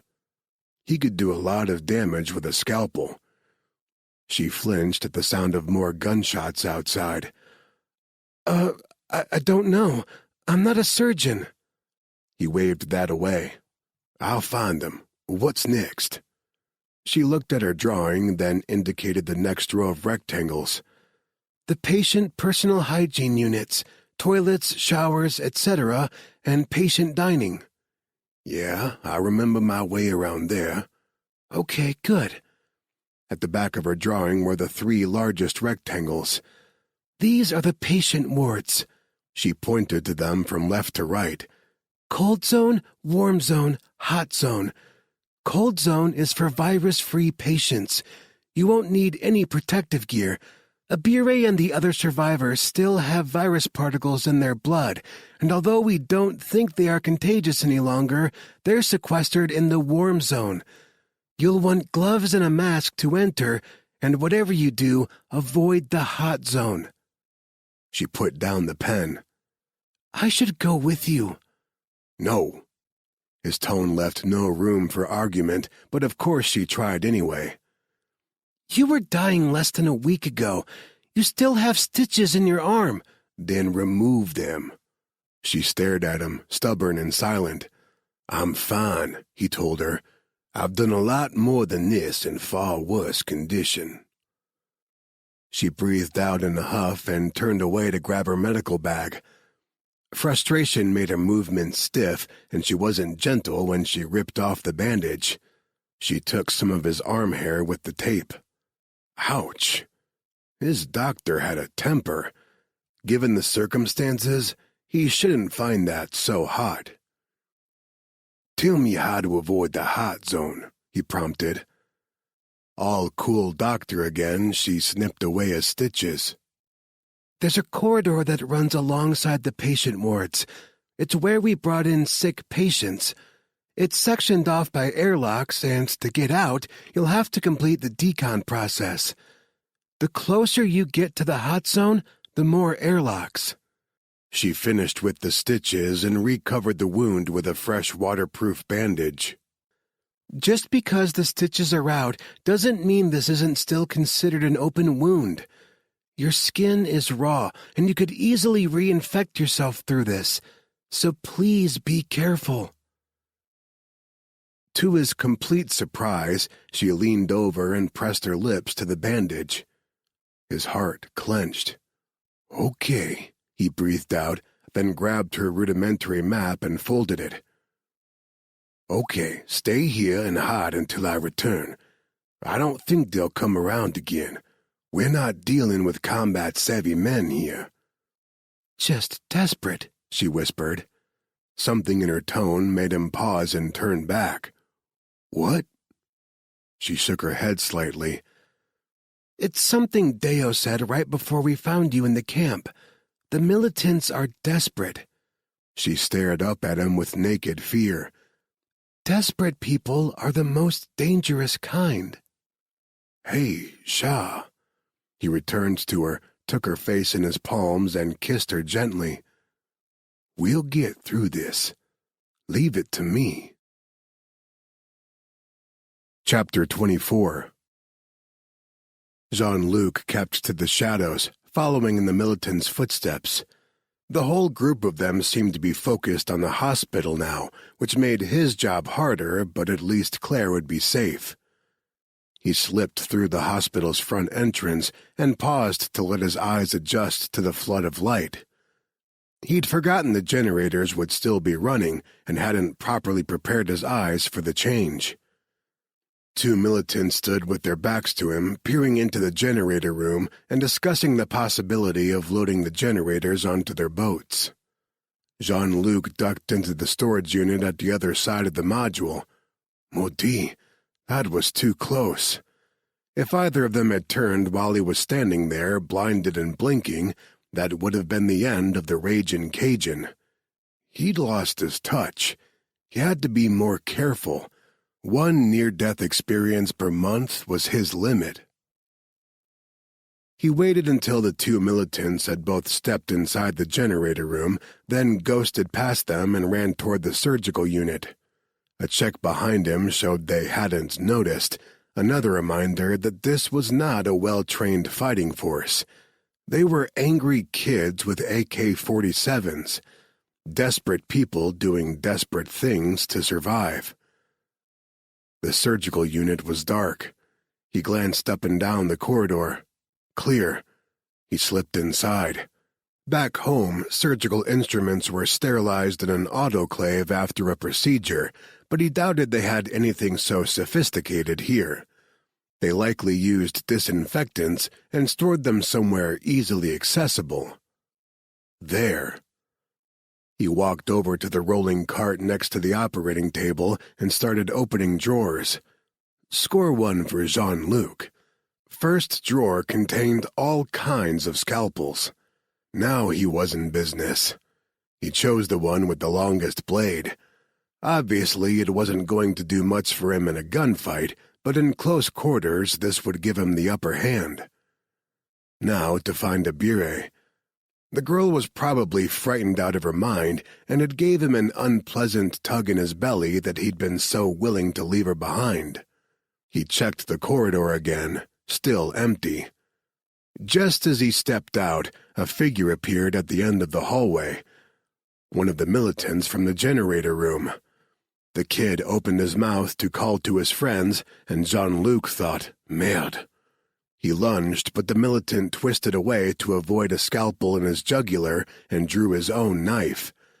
If he was going for a "my knife is bigger" power play, he succeeded, because that combat blade blew Jean-Luc's little scalpel out of the water in terms of killing ability. Fuck. He dodged a swipe at his ribs, blocked a downward blow with his arm. The blade caught on his shirt, tearing a hole, but never made it to his skin. The shorter blade of the scalpel put him at a major disadvantage here. He dropped to the floor, narrowly avoiding another downward stab, and swept out with the scalpel. The thin, ultra-sharp blade slid through the militant's leg muscle, cutting so deep and fast, the kid didn't even realize at first his leg was now useless and kept trying to psycho Jean-Luc with his blade. "Cajun!" Jean-Luc risked a glance toward Marcus's voice. Marcus stood behind the militant, 2 rucksacks on his back, a pistol in hand.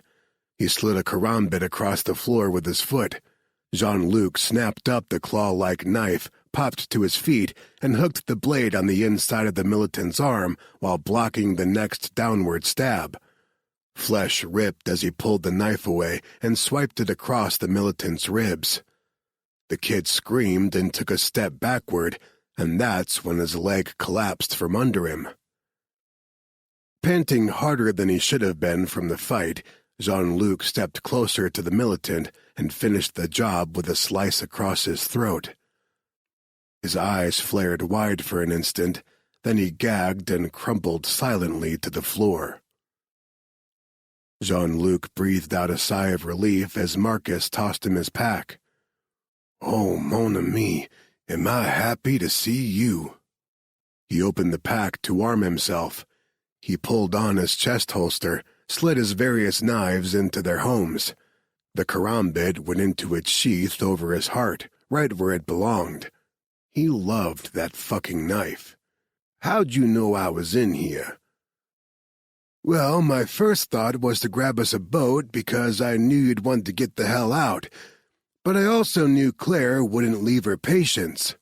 Marcus relieved the deceased militant of his rifle and also tossed that to Jean-Luc.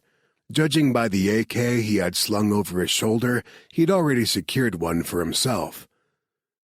"Took a solid guess who would win that argument." "I get the feeling you're insulting me, but a comeback will have to wait." He slid his pack onto his shoulders and picked up the AK. "We're after one patient, a Bire." Marcus fell into formation behind him. "The little girl, the first survivor." "Claire said her blood's important if this bioweapon ever gets out." "She's not wrong." They cleared the next corridor together, Marcus going left and him going right. "Clear." "Clear." "Where'd you stash Claire?" Marcus asked. "She's safe, at least until they decide to search the staff tents again." "Gotta hustle then. Know where you're going?" Jean-Luc tapped his temple. "All up here. This way." He navigated them through the patient areas to the first of the wards, the cold zone. They didn't see another hostile. "I don't like this," Marcus said after they cleared the corridor outside the cold zone. "Where are the bastards?" "If I had to guess," Jean-Luc nodded down the hall to the first of the airlocks. "In there, rescuing their countrymen from the evil white doctors." "Jesus Christ, they're going to get everyone killed. Let's get out of here. Where's Abire?" Jean-Luc again tilted his head toward the airlock. "In there? Are you fucking with me?" In response, Jean-Luc shouldered his weapon and grabbed a mask and gloves from the storage shelves lining the wall. He tossed them to Marcus before picking up some for himself. Marcus crossed himself, then pulled on the mask, swearing the whole time. "Dude, if you get me killed just to impress a woman, I'm gonna haunt your sorry ass." Jean-Luc stopped in front of the airlock and found the button to operate it. He glanced over before hitting it. "This isn't about Claire. This is about a little girl who survived the unsurvivable and doesn't have anyone else in this world. We're getting her out of here." Marcus was silent for a moment, then nodded. "Roger that." Oh God, where were they? Claire tried to stay as still as possible, crouched in the corner of her tent behind her cot, but it was hard when her heart beat a conga rhythm and every nearby sound made her jump. The gunshots had tapered off, but she didn't think that was a good thing. It meant all of her colleagues were dead and the militants hadn't found what they were looking for, so they could be coming around to search again. It was too quiet outside the walls of her tent, too still. What if things had gone wrong in the hospital? What if she was alone again? She'd managed on her own for a long time, but the thought of doing it again truly terrified her in a way nothing else had. Only then did she realize how much she'd come to rely on Jean-Luc since he appeared back in her life. She should resent him for it. She hadn't needed him before. She'd been strong and resilient and tired. So very tired of running. He'd taken some of the weight of the world off her shoulders. How could she hate him for it? She squeezed her eyes shut and tightened her hold on the cooler containing a kiso. Please, please let him make it back safely. She didn't know who she was praying to. She'd always been too scientifically minded for religion, but it helped lessen her anxiety, so she repeated it to herself, over and over, making it her personal mantra until she laid eyes on him again. Something moved near the front of her tent. She didn't hear it so much as sense it. For one fleeting moment, she thought Jean-Luc had returned with a beret, but the shadow that stepped inside was far too small to be Jean-Luc's 6'4" frame. A woman, and she was holding a gun. "Dr. Oliver, I know you're here." Claire hesitated, but really she didn't have any options. There was no place to hide, no place to run. Slowly she stood. "Who are you?" Though she suspected she knew. "Defion," the woman said, her tone flat. "You've caused us a lot of trouble, Dr. Oliver." Chapter 25. The airlock hissed open. Jean-Luc and Marcus swung through, weapons aimed. Empty. The corridor, the entire patient ward. They cleared the warm zone in a matter of seconds. Rather than relax him, the emptiness only ramped up Jean-Luc's nerves. A bure should have been here. This isn't right. We are the survivors. My gut says we're walking into a trap, Marcus said. Mine too, but we can't leave that little girl. Ah, shit. Marcus let out a breath that hissed through his mask. He motioned to the next airlock, the one that led into the hot zone. Let's do it.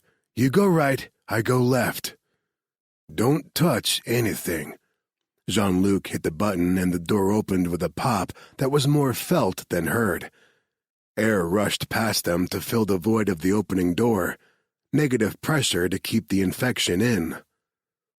They were entering the virus's playing field now, and his stomach twisted into knots. He didn't want to go back in there. Claire would give him an earful if she found out, but they couldn't leave without making sure a bure wasn't hiding in there.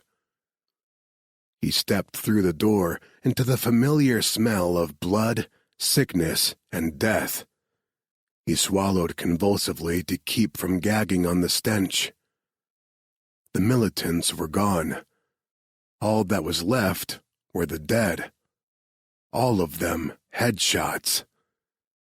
God, Marcus breathed and lowered his weapon. They killed everyone. Jean-Luc turned away. He'd spotted a bure's tiny body on one of the cots and just couldn't. The Egbasu fighters didn't come to rescue anybody. His voice came out raw, raspy behind his mask. Then why are they here? Realization struck like lightning, bright and painful in its clarity. This attack had the stink of Defion all over it. They had sent the militants in as cannon fodder to distract from the real target. Claire! You think you've won, but you haven't. I'm not giving you anything. Mercedes ignored the doctor's icy words as she tied the woman's hands together. She straightened and scanned the shore. Where was Sebastian? He should have been waiting at the boat. He'd known the plan had never been to trust the Egbasu fighters with Dr. Oliver's capture. They'd been merely the distraction needed to safely flush her out. Seb was supposed to have kept the boat running so they could escape before the militants realized they'd been played. But things had gone to shit right from the beginning. Goody Igwe went in with his own plans. When she'd hired him and his men, she hadn't counted on him wanting revenge more than the money. That was the problem with hiring locals, but in this case, she'd had little other choice. Flames sparked to life around the camp, tents going up in bonfires as Goody and his boys got that revenge. And where the hell was Seb?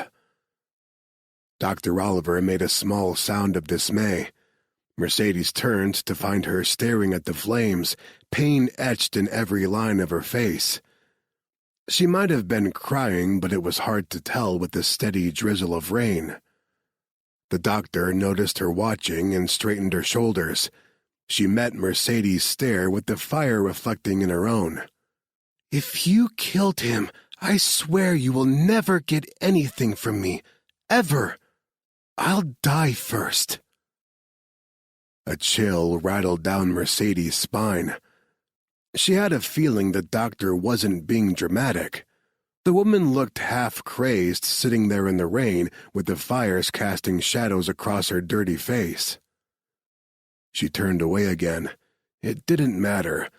What happened once she handed Dr. Oliver over was none of her concern. She'd wash her hands of this job and then maybe take some downtime to figure things out with Seb. She had to talk him out of his lunatic idea to leave Defion. What if he already left? A small, nagging voice asked in the back of her mind. What if he just said fuck it and took off, leaving her here with a bunch of pissed-off militants and a hostage? If he had, she wouldn't be surprised. Men always entered her life with one foot already out the door. What made Sebastian any different? Except he was. Two figures broke away from the flickering shadows around the camp, and her heart kicked. Those two were not militants. They moved like trained soldiers. They had to be Hornet, Marcus D'Angelo, and one of his teammates. Dr. Oliver drew in a sharp breath, and Mercedes realized what she planned to do a heartbeat too late. She lunged, but not before the doctor got out a shriek that drew Hornet's attention. They turned toward the sound and started running, shouting orders to release the doctor. Fuck. She left Dr. Oliver to scream her pretty little head off and grabbed for the ropes to untie the boat. Time to get gone. She couldn't wait for Sebastian any longer, and although her heart wrenched at the thought of leaving him, she had no choice. The two didn't fire, and she didn't expect them to. They wouldn't risk hitting Dr. Oliver. So the sharp pop of a shot made her heart stutter. For a moment, she wondered if she'd been hit, and her body just hadn't processed it yet, but no pain came.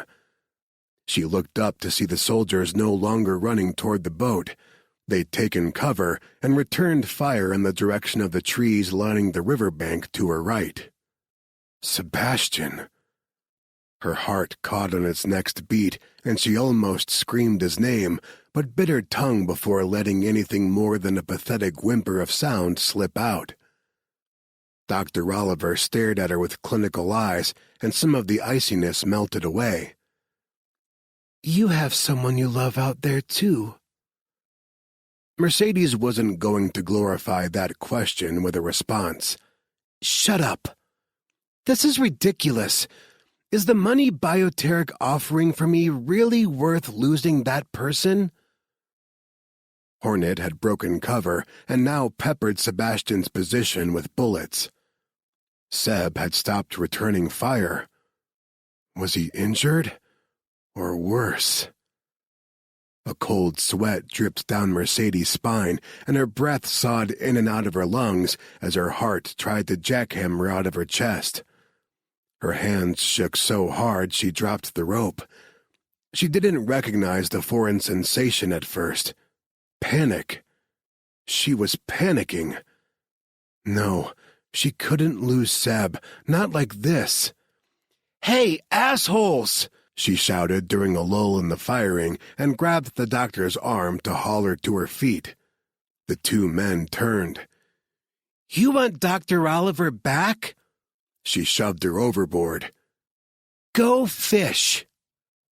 One of the men, big blonde guy, had to be Jean-Luc Cavalier, Hornet's linguist, immediately dropped everything and dove into the water.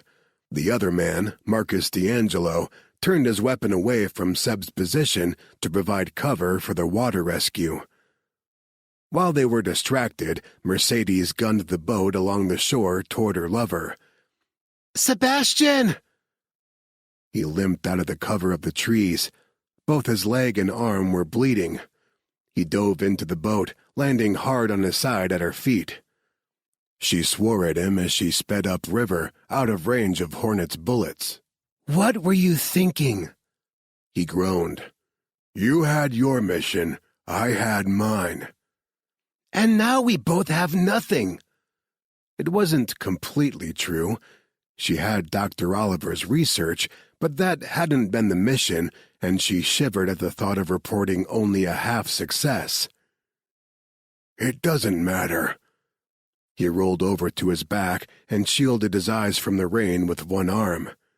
"D'Angelo is a tough bastard to kill, and I admire him for it. I'm done trying. Defiant can get someone else for the job. I'm out.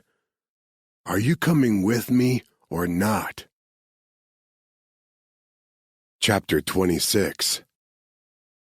Claire tried to gasp in a breath before she hit the water, but reacted too late, and water filled her lungs. She gagged on it, tried to kick to the surface, but that Defiant bitch had tied her ankles as well as her hands. The boat's motor rumbled away overhead, leaving her to drown. She felt herself growing heavier, colder as she sank. This was it. This was how she was going to die.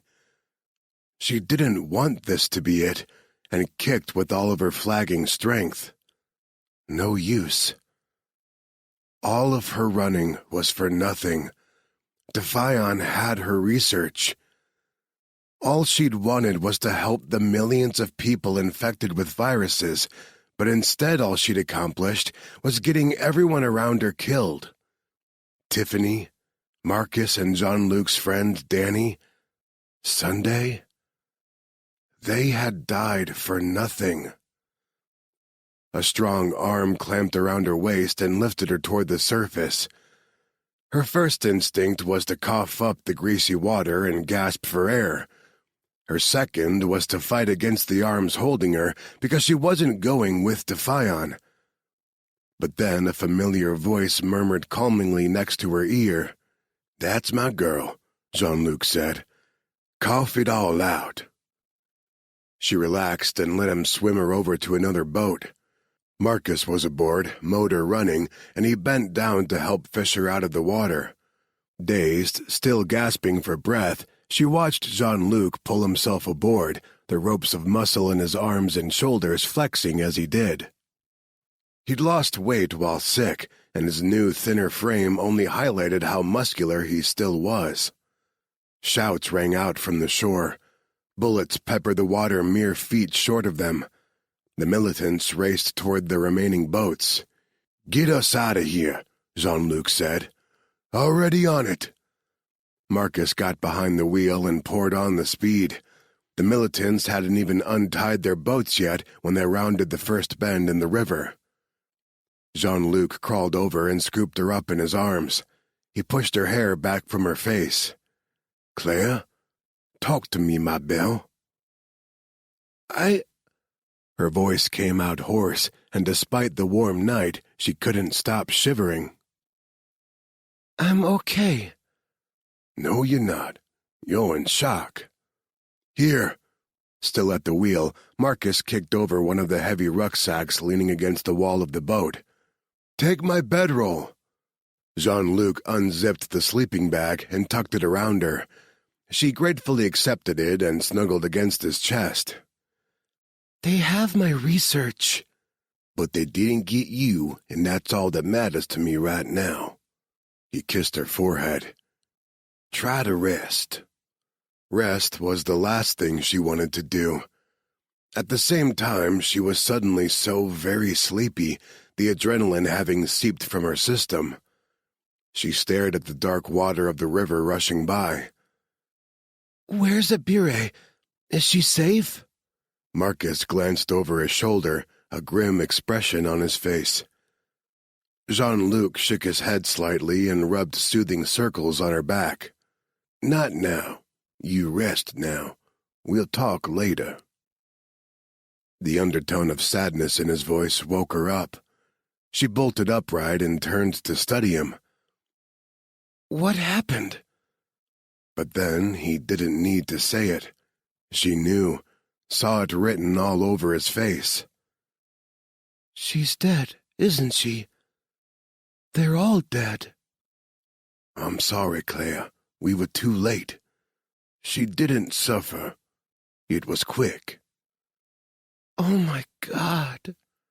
Her lungs constricted and she couldn't catch her breath. Like she was underwater again, breathing liquid. "So now we don't have Akiso or any of the survivors, and some mad scientist is out there getting ready to release the Delta virus somewhere else, or sell it to the highest bidder, or—" Hey. Jean-Luc gripped the back of her neck and guided her head down between her knees. "Slow down. Breathe. No. Listen to me, Sha. In and out. Nice and easy. You're in shock and you're having a panic attack. Breathe. Breathe now. Listen to my voice. In and out. In and out." She listened to him. The slow cadence of his voice, his sugar and spice Cajun accent. Her lungs opened and she drew in a full breath again. "Yeah, like that," he murmured, still rubbing her back. "There you go." Once she had her breath back, she carefully sat up. "What do we do now?" "They're gaining on us. Plan B." Marcus slowed the boat and spun the wheel, guiding the craft into a hook-shaped lagoon shadowed by tall mangroves. He shut off the engine, then leaned over the side of the boat to tie off on the mangrove roots. He settled down with his back to the steering panel and wiped sweat off his forehead with the back of his hand. Claire looked back and forth between the two men. "We're just going to sit here and wait for them to find us?" "They won't." Marcus sounded so sure of himself, but she sincerely doubted his plan. It seemed beyond risky. She opened her mouth to argue, but Jean-Luc gently squeezed her shoulder and gave a small shake of his head. He pressed a finger to his lips and pointed toward the river, where two bright searchlights had flickered on and scanned the shore. She sank down against Jean-Luc and watched with her breath snagged in her throat. Those lights were so bright the beams illuminated everything they touched with a splash of white. There was no way the militants wouldn't see their boat. Jean-Luc let go of her and crawled over to the front of the boat. He unstrapped something from the bow and slung it over his shoulder. At first, she didn't understand what that tube-shaped object was, but when Marcus handed him the ammo for it, she realized his intentions. He climbed over the side of the boat and stood on a mangrove root. She scrambled to him, the boat rocking under her, and caught his hand. "Be careful." He flashed that reckless grin of his, leaned down to kiss her, then freed his hand from her grip. In the next heartbeat, he vanished into the darkness, climbing the tree like it was nothing more than a flight of stairs. "Dude's a damn monkey," Marcus muttered and turned to check the progress of the militant search. Getting close. Only a matter of minutes before the spotlight swept past the trees hiding them. If they were lucky, nobody would spot the glint of the boat. If they weren't lucky, well, she supposed that was why Jean-Luc had climbed the tree with a grenade launcher. She hugged herself and sank down when the light swept past. It disappeared, then came back and lingered. The sudden brightness made her see spots. "Fuck," Marcus said. She looked up at the distinctive pop. The grenade landed between the two boats, sending up a spout of water. Both boats swerved away and circled back to pepper the treetops with bullets. Another pop. Men shouted and dove for the water as the bow of one boat exploded. The other boats circled the sinking vessel, picking up survivors. At least 2 militants continued shooting blindly at the trees in their general direction. A bullet pinged off the windshield of their boat. Another buried itself in the driver's seat. Claire squeaked as Marcus dove for her, using his larger body as a blockade to protect her. He was going to get shot. For her. No, damn it. She squirmed away from him. Too many people had died for her already. If one of those bullets had her name on it, nobody would take it for her. Overhead, Jean-Luc fired off 3 grenades in quick succession. One landed next to the remaining boat, close enough to cause some of the men aboard to bail out. The second landed in the water, right where those men floated. The third hit the boat dead on, and it exploded with such force it flipped up action movie style. Before Claire could process what she'd just seen, Jean-Luc had clambered back down the tree. He dropped the launcher and started patting her back and sides like he was looking for something. "You okay? Did those bastards hit you?" She stuttered, too stunned to form a coherent sentence. He said something in a language she didn't understand, Russian maybe, and hugged her close. "Marcus?" he asked over her head. "We're both okay," Marcus said. "Put some distance between us and them, yeah?" "Good plan." Marcus plopped down in the driver's seat and switched on the ignition. The motor coughed, then rumbled to life. Jean-Luc sat down and pulled her onto his lap. He seemed unwilling to let her go, and she was all right with that. "I really am okay," she said when she managed to find her voice again. "I know." He nuzzled the top of her head. "Scared me when I saw the bullets hit the boat." "Just the windshield and the seat." She pointed to the tuft of padding now sticking out of the back of Marcus's seat. "They shouldn't have done that. I was going to let some of them live until they shot at you." His words sent a shiver through her. He mistook it as cold and pulled the sleeping bag up to cover her. How could he be so sweet, but also say things like that with no remorse? He was the most dangerous man she'd ever met.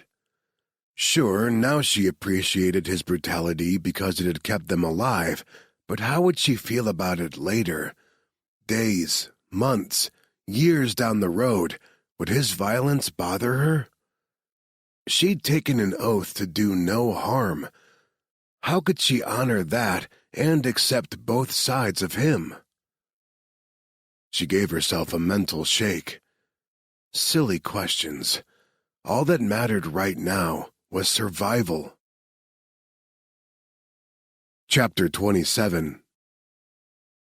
The boat skimmed across the water for several miles in silence, the landscape flashing by in a tangle of dark trees and the occasional tiny village perched precariously on the river's edge.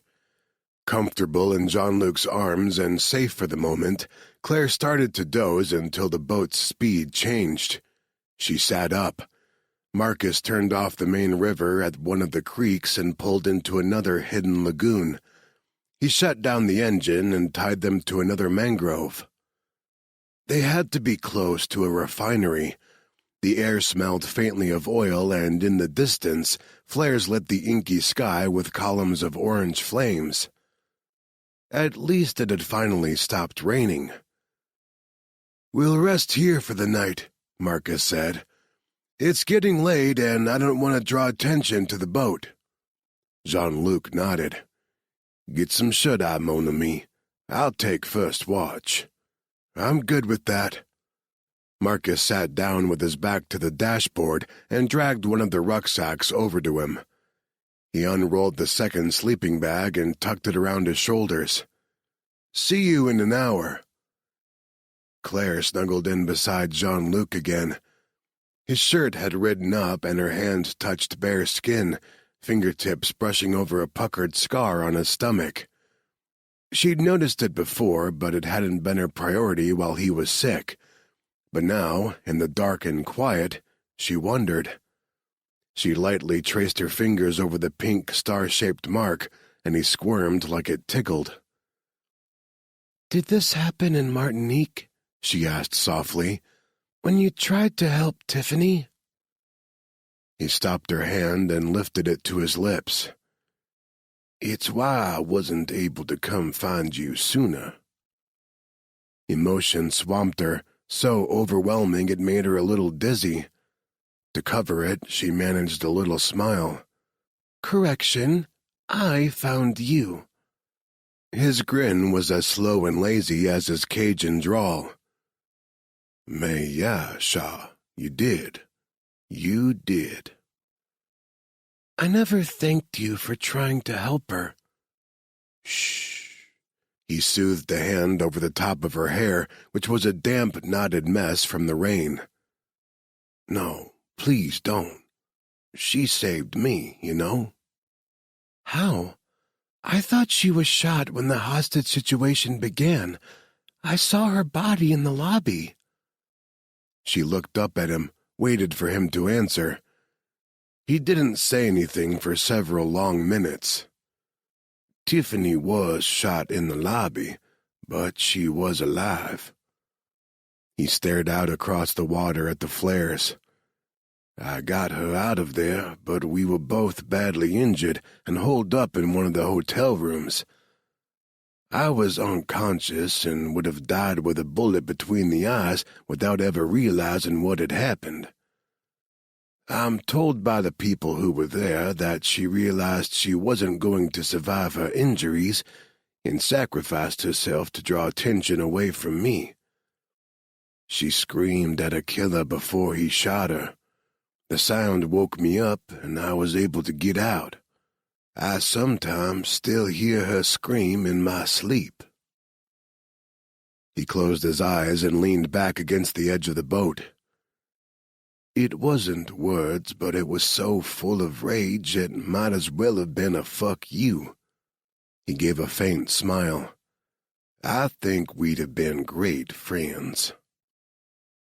Claire sniffled and pressed her hot face into his shoulder. "Oh, yes. Tiffany would have liked you very much." I'm sorry I wasn't able to save her. Or Sunday. I know they meant a lot to you. "They did. Sunday was my oldest friend." Her voice cracked and she cleared her throat. "And Tiffany and I were sisters in every way but genetics." Her arms tightened around him. "At least by saving you, she gave me a gift before she died." A gift, huh? Again she heard a smile in his voice as he nuzzled her ear. Am I more a box of chocolates or a bouquet of roses? You're a chia pet, Marcus said, his eyes still closed. The gift nobody asks for but always gets. Without missing a beat, Jean-Luc shot back. No, that's you, Curly Q. I'm as sleek as a pampered house cat. Claire looked back and forth between the two of them and burst out laughing. "Oh, God! You two are like an old married couple." Alas, I asked him once, Jean-Luc said wistfully, but he turned me down. You didn't have a ring, Marcus said. He still hadn't opened his eyes, but his lips curved with amusement. You can't propose without a ring, dumbass. She laughed until her sides hurt and tears streamed down her cheeks. The guys were probably trying to take her mind off all the horror of the last few hours. She needed a release from the pressure of all the emotion building up inside her, and the laughter helped. Only it didn't last. The giggles grew hysterical and then morphed into sobs. "Oh, Sha." Jean-Luc scooped her up and cradled her on his lap until she finally sobbed herself into oblivion. For a long time after Claire drifted to sleep, the only sounds were the lapping of water against their boat and the occasional whoosh of a gas flare somewhere nearby on land. "Hell of a night," Marcus said softly, breaking the silence. Jean-Luc combed his fingers through her hair. She still had dried tears streaking her pale face, but she didn't look as haunted now. That was good. She needed a bit of quiet. "They were after her." "Yeah. Think Defion was behind the militant attack?" "I have no doubt. They weren't going to risk infection by going in after her and needed to flush her out. What better way than paying off the friendly neighborhood militant group?" "Well, we can't hide here forever. The way I see it," Marcus said and held up 2 fingers, "we have 2 options. One, we can go 30-some miles upriver to Port Harcourt and risk running into more militants or Defion." "True, but it's the closest population center. From there, we could catch a flight to Lagos, where Tuck owns a hotel." Martinique had been one of Quentin's hotels. Fat lot of good it had done there. "I don't like it. Too much risk." A pause. "Since when have you been averse to risk, Cajun?" "Since he started caring for someone more than himself." He held Claire closer and glared across the boat at Marcus. "We gotta get her out of Nigeria." "Uh-huh." Marcus dragged out the word and said nothing else for several long minutes. Then he sighed. "The other option is riskier if you ask me. Bioko Island is, give or take, 180 kilometers southwest of here. A 3 to 4 hour boat ride. We have enough fuel to make it." "Hold up, mon ami. Bioko Island? Isn't that part of Equatorial Guinea?" "Yep. Malabo is the next largest population center in the area with an airport." "Merde. No, that's not an option. We have no intel, no money, no local assets. We step foot in that country and we'll definitely be detained. Don't know about you, but I don't want to see the inside of their prison system when they're consistently one of the worst human rights violators on the planet." Marcus held up his hands. "Hey, dude, you wanted another option. I gave you the 2 I see. Jean-Luc rubbed a hand over his jaw. The beard he had yet to shave scratched at his abraded palm. "We'll have to risk the river to Port Harcourt. There's no other choice." Chapter 28. The Hornet's Nest, somewhere over the Atlantic Ocean. "All right, guys, attention front." Laney Del Cambre walked to the conference table in the war room of Hornet's jet, affectionately called the Hornet's Nest. The noise in the room settled into silence. Harvard grinned at Laney from behind his computer. He couldn't help it. Although this was her first official outing as field commander, she already commanded so much respect from these badass men. With good reason. She was a badass in her own right. Laney nodded at him, a small smile quirking her lips. He knew she thought he was adorable. Like a puppy. His grin faded at the thought.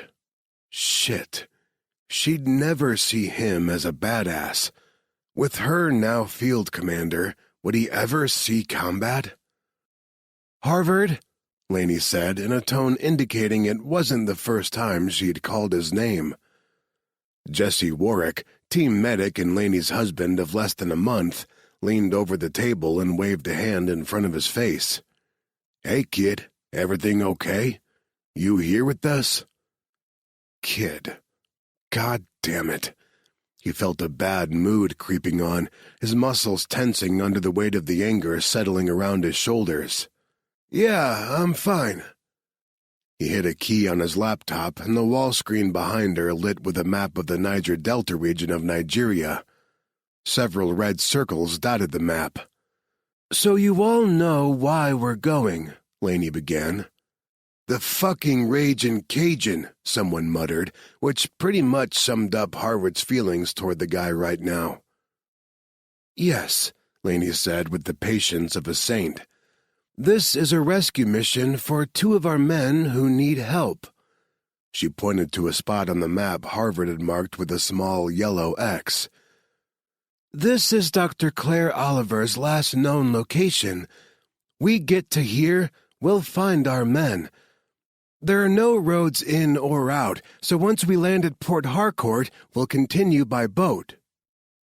While Laney continued the briefing, Harvard took a moment to study the men around the room. Ian leaned back in his seat and propped his feet on the table while Tank snoozed peacefully beside his chair. Jesse glared across the table at the explosives tech, but thankfully said nothing. Last thing they needed was another blowout between those two.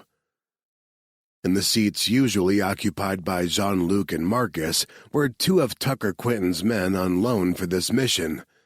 Devlin was a tall, intimidating, square-jawed man with black hair and eyes that hinted at some Asian blood. He only went by the one name, Devlin, no last name, which Harvard didn't trust. He'd once run a search on the guy out of curiosity and, yeah, a bit of paranoia. He'd come up with nothing, nearly impossible since nowadays a person couldn't sneeze without leaving some kind of electronic trail.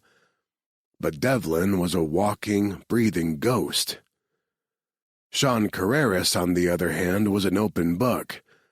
His father was a Mexican-American laborer who still lived and worked in New Mexico. His mother, half white, half Apache, was a high school Spanish teacher who had died of cancer when Sean was still quite young. He grew up in Santa Fe with several siblings and joined the Army out of high school. He smiled easily and laughed a lot. Harvard liked him. A notification popped up on Harvard's screen, drawing his attention back to it. He'd put a flag on any new content related to the Niger Delta or the virus, and it had picked up a breaking news story. He switched to a private window that was not attached on the wall screen and opened the file. As he read, the bottom dropped out of his stomach. Holy fuck! Laney stopped talking and everyone looked at him. He sent the news article to the wall screen so they could all see the headline and immediately began running searches for more information. We've got problems. Doctors Without Borders Field Hospital attacked by militants amid deadly outbreak. Oh, damn, Jesse said softly. Laney stepped back to read the article. She said nothing for a long time, only stood there shaking her head. When she spoke, tension made her voice tight. How many casualties, and were any of them ours? I don't know yet. Do your thing, kid. I'm not a kid. Annoyance sparked through him, igniting the anger he'd been trying to keep banked. Like he hadn't started combing through news sites, looking for more intel the moment he found the article. The reports coming out of that area are sparse. The authorities don't even know what's happening right now, but it looks bad. Really bad. I'll call Tuck, Carrera said and stood up. He might have contacts in the area. What's the plan now? Ian asked. Everyone turned to face Laney again. Even Tank sat up and looked at her with perked ears as if waiting for her response. She stared at the article on screen for a long moment. We're still going to Port Harcourt. That hasn't changed. It's the largest population center in the area. If Jean-Luc and Marcus were at the field hospital with Dr. Oliver and they escaped, they'll find their way to the city. It's their best chance of making contact for an exfil.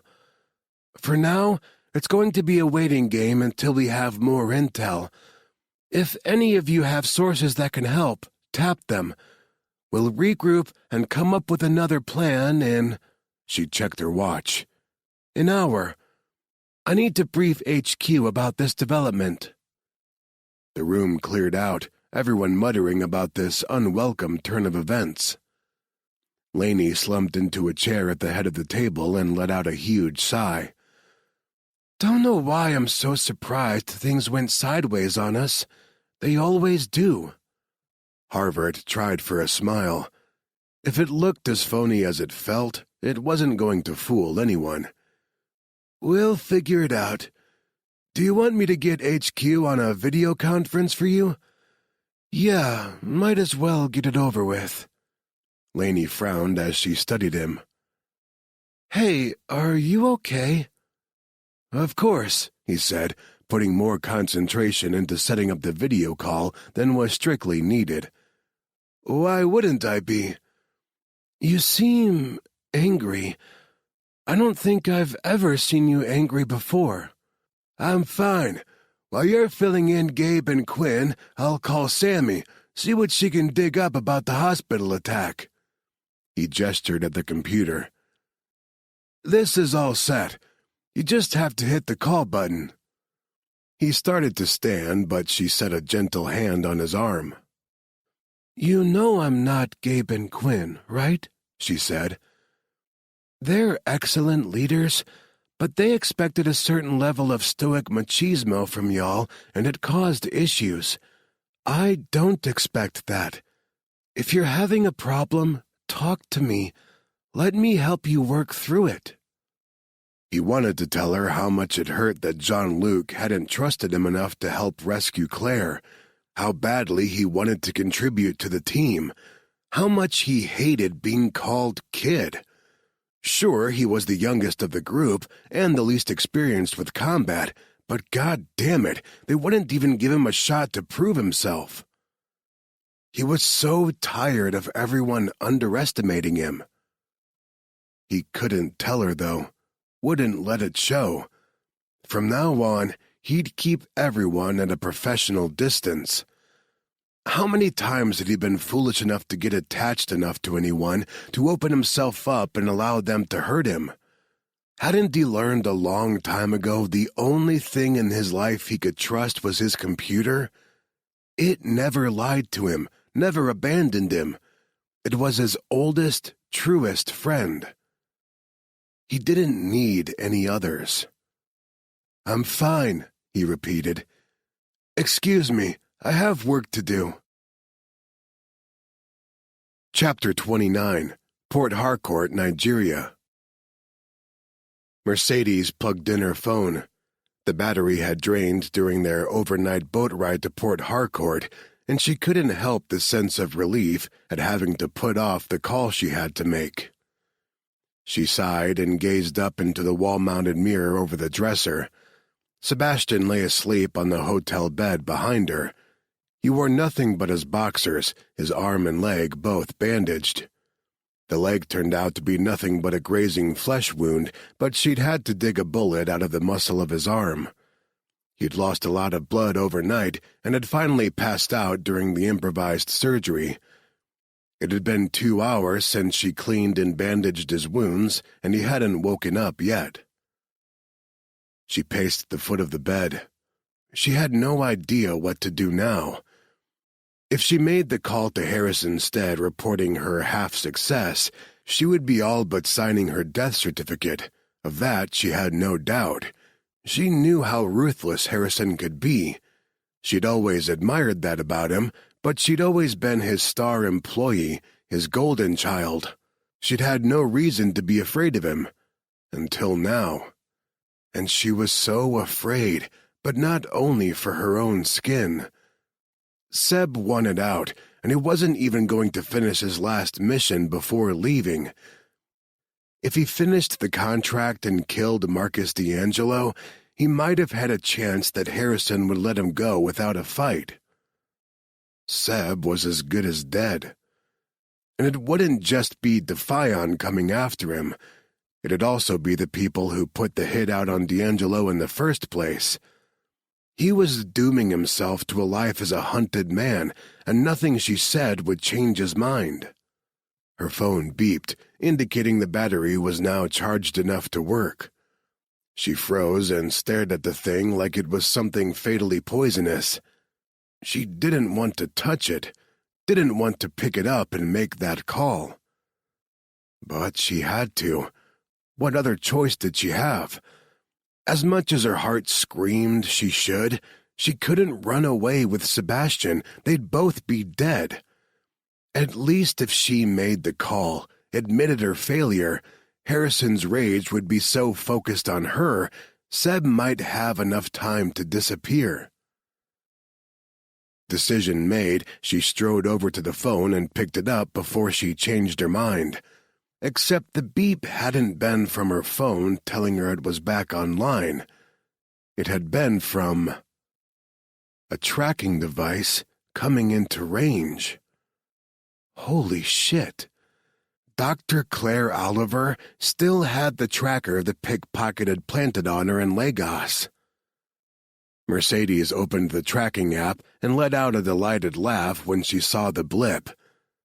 If this thing was accurate, Dr. Oliver was also in Port Harcourt. Mercedes grabbed her weapons and stopped only long enough to kiss Seb's forehead before she left the hotel. This mission wasn't about impressing Harrison anymore, or even saving her own skin. This was all about Sebastian. When she returned successful, she'd have leverage to talk Harrison into allowing Seb to live. This mission wasn't over yet. Jean-Luc tapped his brand-new burner phone against his palm and watched Claire through the window of the clothing store, where she'd gone to find something that wasn't ripped and mud-stained. They already drew enough attention by being 3 of the few light-skinned people in the city. Last thing any of them wanted was to stand out because they looked like they'd been through a war zone, too. She'd changed into a traditional Nigerian dress full of bright colors and patterns and carried her dirty clothes in a shopping bag as she spoke with the shopkeeper. With her hair in a stubby ponytail, the new outfit made her look younger, softer, more fragile. So fragile. She wasn't made for a life of dodging bullets. And to think of all the times he nearly lost her in the last 24 hours? Mad. It made him quake inside. He wanted to wrap her in Kevlar and keep her safe. "Hey!" Marcus waved a hand in front of his face. "Cajun, you gonna make the call or what?" He scowled down at the piece of plastic in his hand. It was a crappy flip phone, the likes of which he hadn't seen since his early days in the CIA. He opened it, closed it, opened it again. He'd forgotten how satisfying that whole feature was. "Dude," Marcus said with exasperation and held out his hand. "If you're not gonna—" He pushed the hand away. "I'll do it." He just dreaded it. He didn't know how the team would react to him reaching out for help now, but this situation had ballooned into something he and Marcus couldn't handle on their own. They needed Hornet. Time to swallow his pride. He flipped open the phone again and dialed Harvard's number from memory. He figured if he owed anyone an apology first, it was the kid who'd had his back since the CIA. 1 ring. 2. The knots in his stomach tightened. The line connected. "This is Eric Physic." "Hey, Harvard let out a stream of curses colorful enough to make even their ex-Navy SEAL bosses wince. Jean-Luc grinned through the tirade. The kid was fairly straight-laced, but when he was annoyed, he could swear with the best of them. "I deserved that," he said when Harvard wound down. "And then some. What's your 20? Who are you with? Is this a secure? Don't even insult me like that, Harvard said in a cold voice. Jean-Luc's grin faded. Well, shit. The kid was genuinely pissed off. Port Harcourt. Marcus is with me and we have Claire. Good. We're on our way to you. ETA 0300. So Hornet had been looking for them all along. Harvard, genius that he was, had probably found them. He wished the thought didn't knot him up inside with guilt. Before he could figure out how to best approach apologizing, Harvard said, Stay put. I'll find you lodgings for the night and text you the address. Then hung up. Sounds like the kid's mad, Marcus said. Jean-Luc shut the phone. Harvard had been itching to get out from behind a computer and into the field, and Jean-Luc had promised months ago to give him that shot at the first opportunity. But when he started this mission, he hadn't been thinking rationally. He hadn't wanted logic. He'd been following his reckless heart, and damn the consequences. He'd been wrong to cut out the rest of the team. He sighed and rubbed at the ache in his temple. I'm sure Harvard isn't the only one pissed. I'm probably going to be hitting the unemployment line when we get home. His phone vibrated as the promised text came through. He opened it, memorized the address, then grabbed a map from the side pocket of his rucksack. A hotel. He wasn't at all surprised to see it owned by Quentin Enterprises. Tuck owned half the world and probably had shares in the other half. He showed the map to Marcus. At least now we have a safe house. Marcus scowled at the address. Not sure how safe I'd consider any of Tuck's hotels after Martinique. He snorted and refolded the map. My thoughts exactly, but we're out of options and it's only for the night. The team's already in the air and scheduled to land at 0300. He pocketed the map and turned on a smile as Claire joined them. All set, Shah? She eyed him suspiciously, then Marcus. She dropped the shopping bag. Her shoulders tightened and her guard visibly went up like she was expecting another blow. What's going on? Did something happen? He realized then how they must have looked to her. Marcus grim-faced and him forcing a smile he didn't feel. He dropped the act and ran a hand over her hair. No, it's nothing bad. It's actually good news for once. We have a place to stay tonight where we'll be safe. Then why do you both look like someone died? Not someone, Marcus muttered as he turned away to find them a cab. Something. Our careers. Jean-Luc watched Marcus go, concerned by his lack of reaction to the idea. In fact, he didn't sound at all broken up about it. More like resigned, accepting even. But that had to be a worry for another time. Jean-Luc cupped Claire's cheeks in his hands and drew her attention back to him. Our team is on the way. They'll arrive tonight, and we'll leave Nigeria with them tomorrow. What about my research? Akiso, we can't leave it. And we won't. He smoothed a kiss over her furrowed brow. We'll get it back. I promise we will, but my primary concern right now is your safety. If Defiant gets another chance at you, they'll take it, because you're more valuable than the research by itself. She turned away from him. I hate this. He reached for her, but thought better of it and instead picked up her bag. I know you do, Shah. We'll make things right. I don't think anything will ever be right again. I shouldn't have created Akiso. Well, I, for one, am glad you did. She shook her head and took the shopping bag from his hand. Without another word, she walked over to where Marcus held a cab for them. Defeated. It was the only word that came to mind as he watched her walk away. Defiant had finally crushed her spirit, leaving her a shell of her former self, and he hated them desperately for that. His fingers clenched into fists at his sides. If he ever got his hands on a Defiant agent, he'd make them pay for putting that look of pained hopelessness in her eyes. Chapter 30. The hotel was expecting them. Shouldn't have surprised Claire given Jean-Luc's connections, but it did. The staff handed over the keys to 2 suites without question or payment and ushered them to the top floor of the hotel. Jean-Luc hesitated at the 2 doors, then very slowly held out one of the keys to her. "If you need anything, we'll be right." He was trying to be a gentleman. She understood that, but she didn't want a gentleman right now. She was exhausted, numb, and needed to remember what it felt like to be alive. She closed her hand around his and tugged him toward her. Yeah, okay."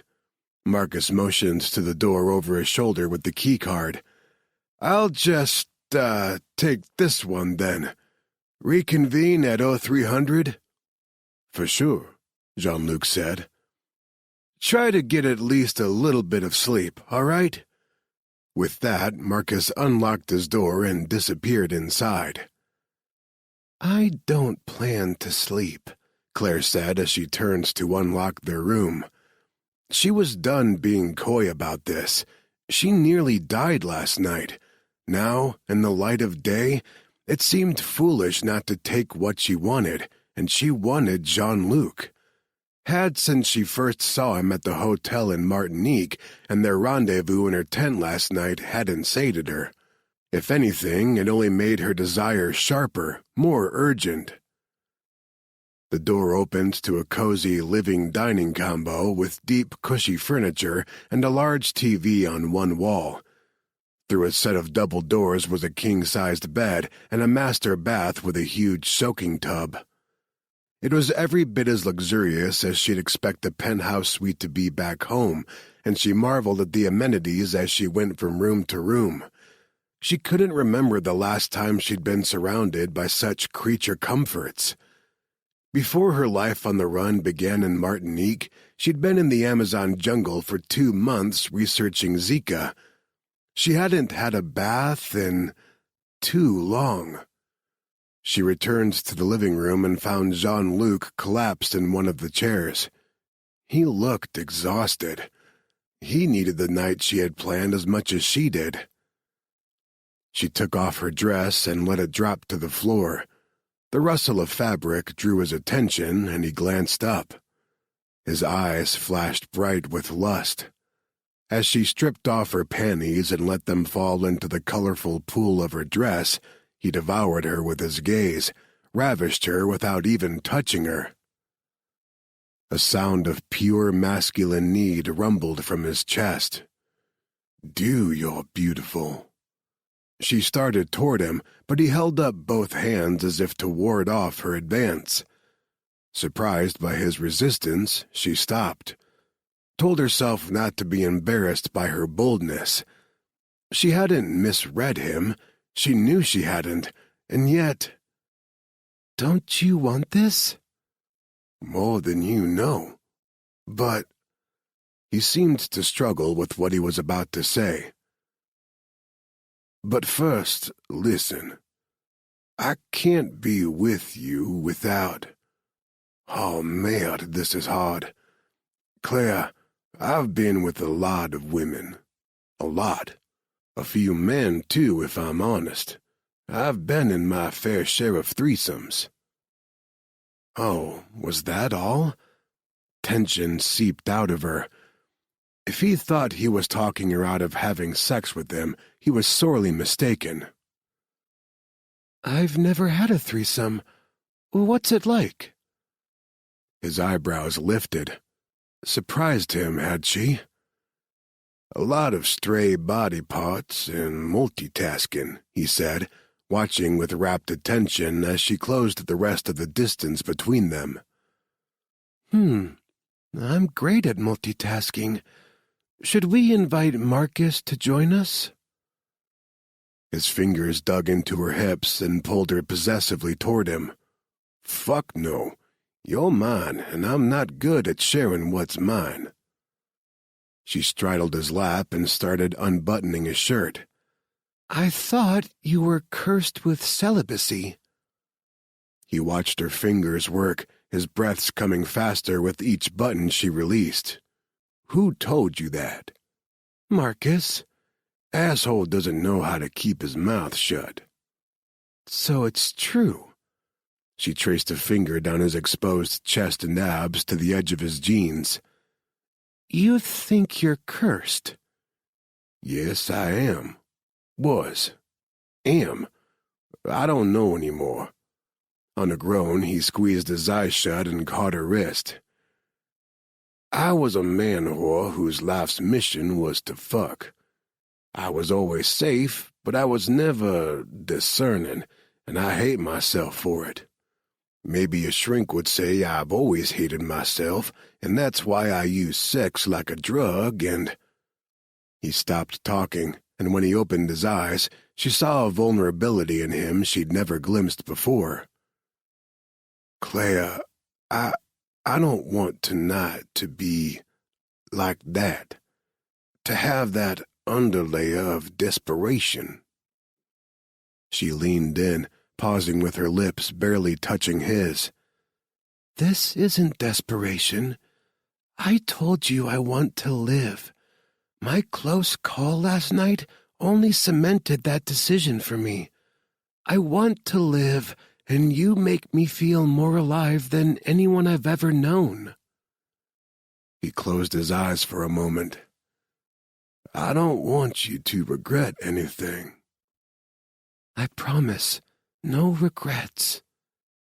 She kissed him, a light feather brush of her lips back and forth over his until he opened his eyes again. Let's be a bit reckless, just for tonight. Oh, I can do reckless. He lunged forward to return her kiss, but she backed away before their lips touched. She stood up and grinned at his disappointed frown.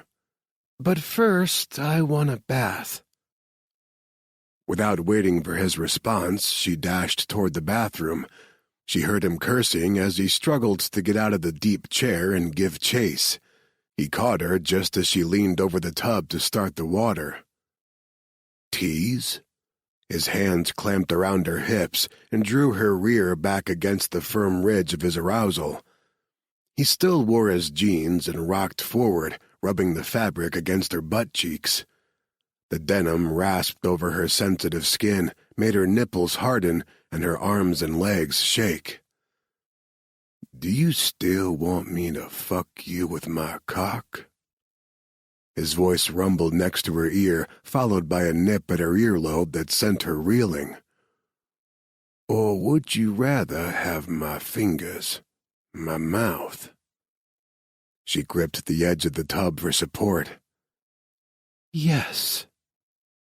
His laughter was wicked, his breath hot on the side of her neck.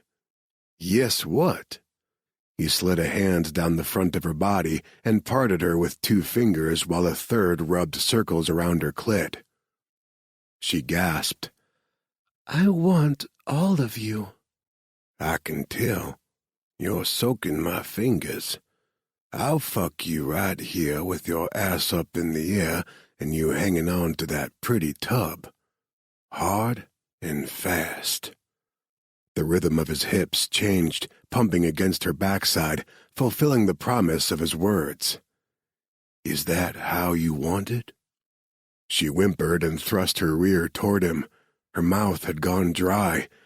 It felt like all the moisture in her body had flooded between her legs, readying her channel to accept him.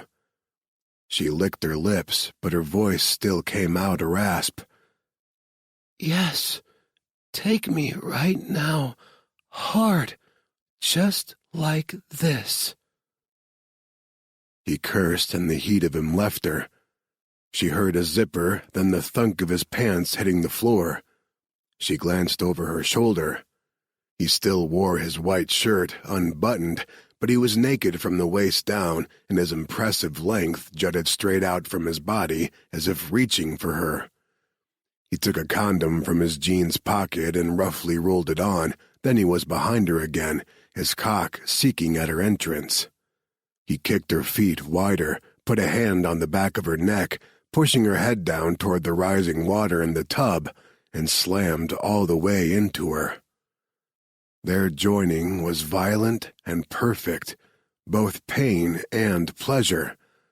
His other hand was still between her legs, teasing her clit so that every thrust had pleasure coiling tighter and tighter in her belly, sizzling out across her nerve endings. Her fingers and toes tingled, her head filled with white noise as he continued the punishing rhythm, all the while whispering naughty-sounding things in languages she didn't know.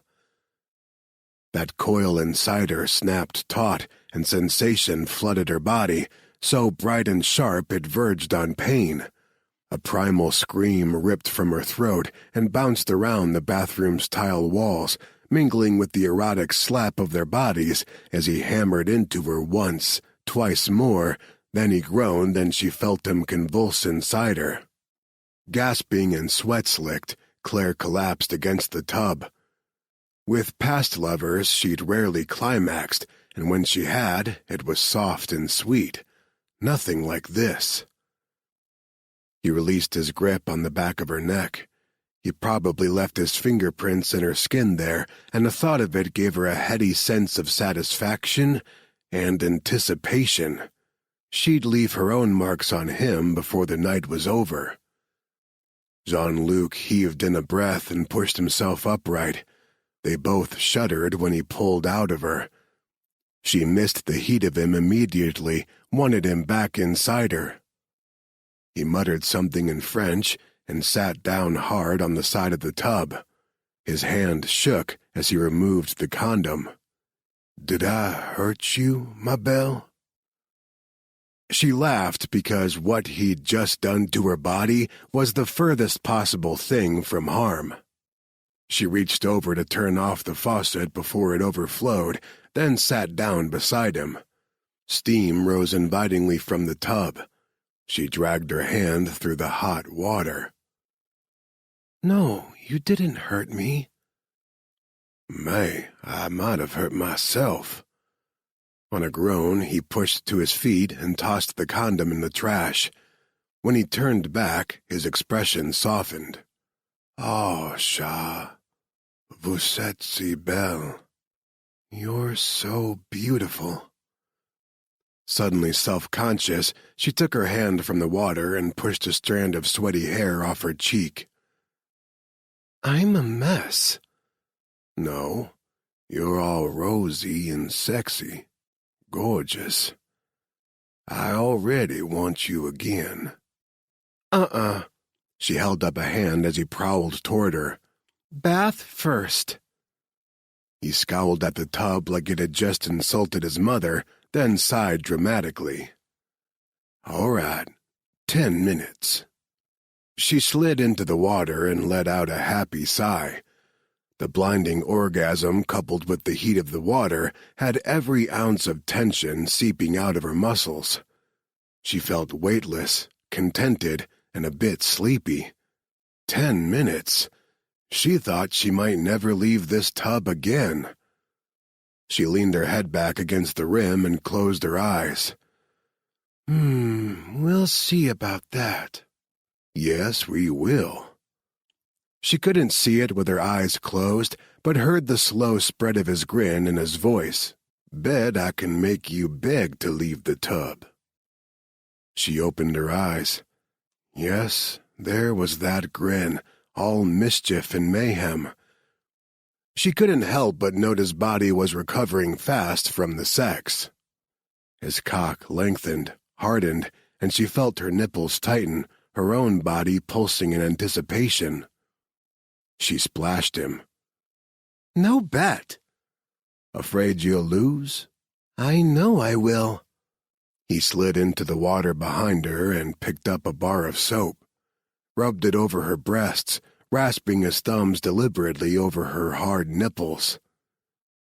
Let's see how long you last. I say you'll be begging for my cock again long before the 10 minutes is up." She dropped her head back on his shoulder. "I don't like to lose." "Competitive, are you? I like that in a woman. Makes things interesting."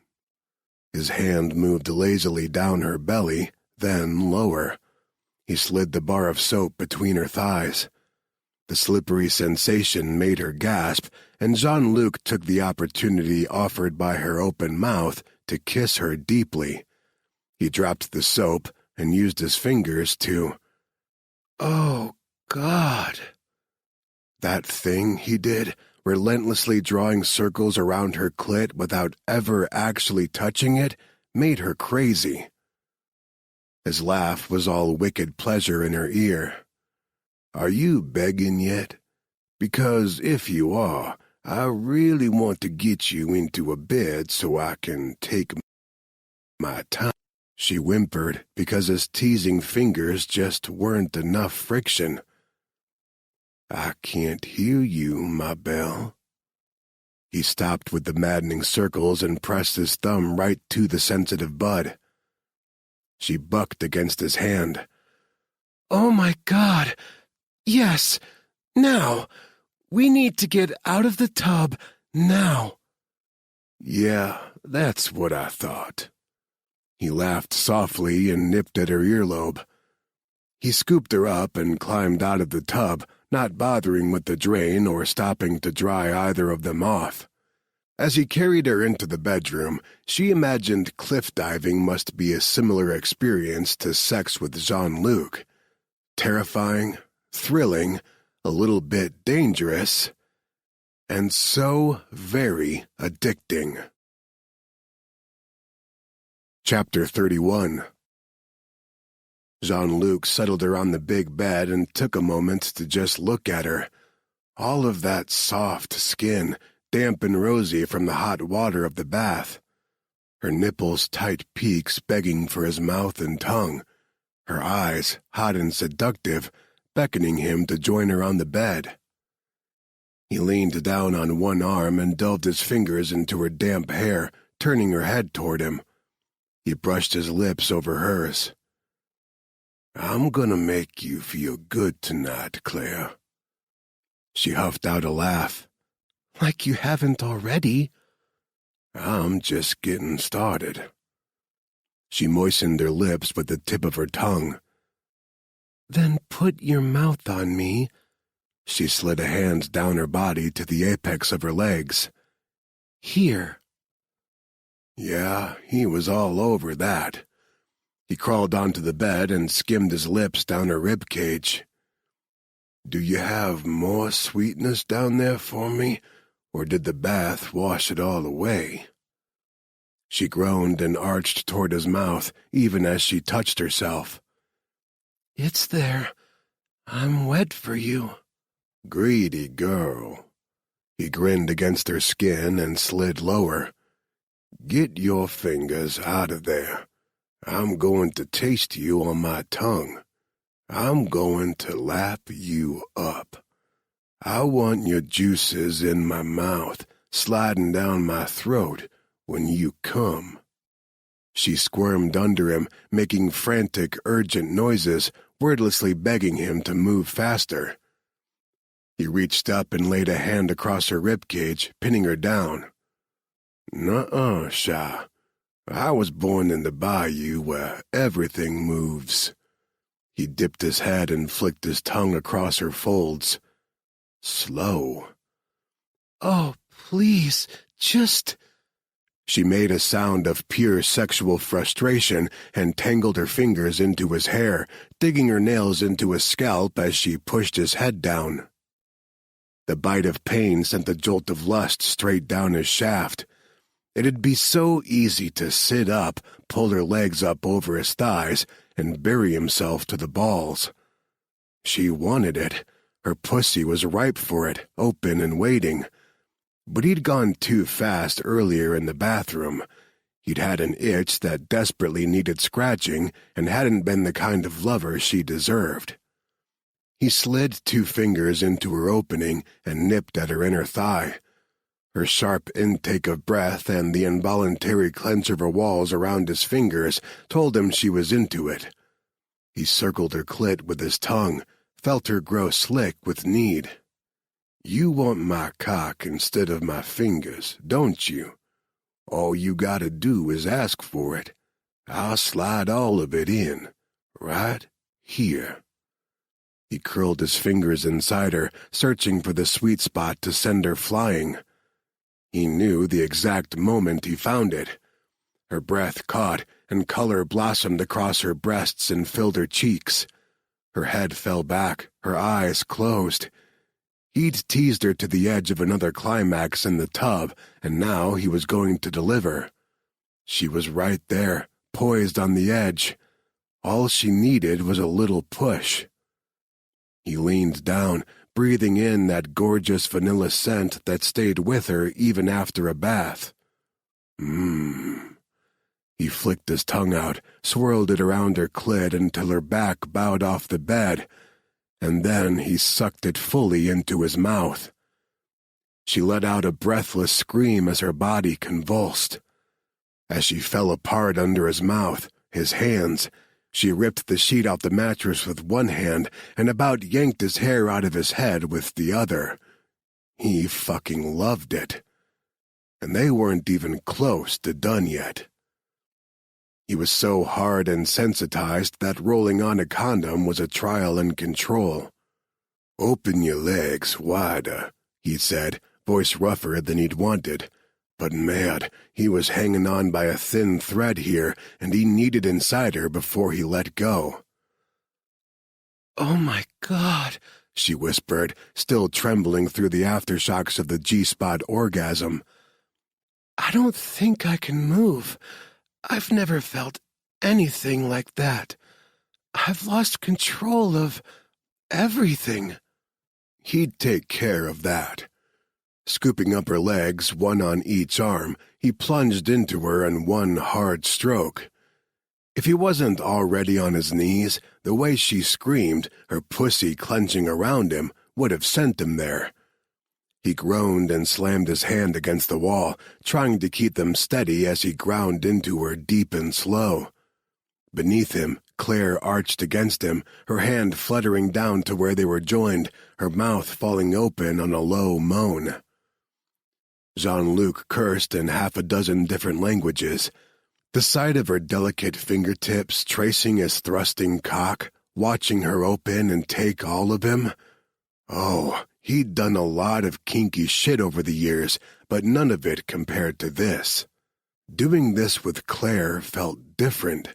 It was sensual, powerful, no manic desperation to be found. That empty ache inside him he was always trying to fill with booze and sex, it had disappeared. All this time, he hadn't needed sex. He needed Claire. He stared down at her, awed that she had the power to make him feel whole for the first time in his adult life. Her breasts bounced gently with each slow grind of his hips. He hadn't noticed it in the bathroom, but she still wore his gree-gree on the cord around her neck. Despite her doubts about its power, she hadn't taken it off, because he had been the one to give it to her. The idea thrilled him. I fucking love watching you take me like this. You look like a goddess right now, Claire. Do you like feeling how I fuck you?" She gasped. "Jean-Luc, oh, I'm going to come again." She dragged a hand through her hair and held it back from her face. Sweat glistened along her temple in pretty little droplets, and he leaned in to lick it off. "I want you to. Let me feel that pussy milk me. Squeeze me dry." He knew the moment she climbed over that peak, and it wasn't because of the way she frantically grabbed his shoulders or the hoarse cry he smothered with a kiss. Like the sex, it was a slow orgasm, and her walls clamped around him in waves that would have destroyed a weaker man. Hell, they might just destroy him. His balls drew up tight, and his muscles tensed as his own release roared through him. When he could see again, he stilled and stared down at Claire, trying to burn every detail of her into his memory. She was so pretty, with her eyes closed, skin flushed and dewy, and her hair a mess. He'd be content to stay here with her like this forever. Which didn't scare him as much as it once would have. In fact, he kinda dug the idea. Was that how it had started with all his friends who had given up their bachelorhood? First the chemistry, then the mind-blowing sex, and then something more? May La, was he falling in love with Claire? Now that scared him. He was no good for a woman like Claire, and he had no business letting himself even think in those terms, no matter how his heart clenched at the idea. He pulled out of her and shifted away. Better to keep things light, easy. He liked easy. "I think you found religion," he joked.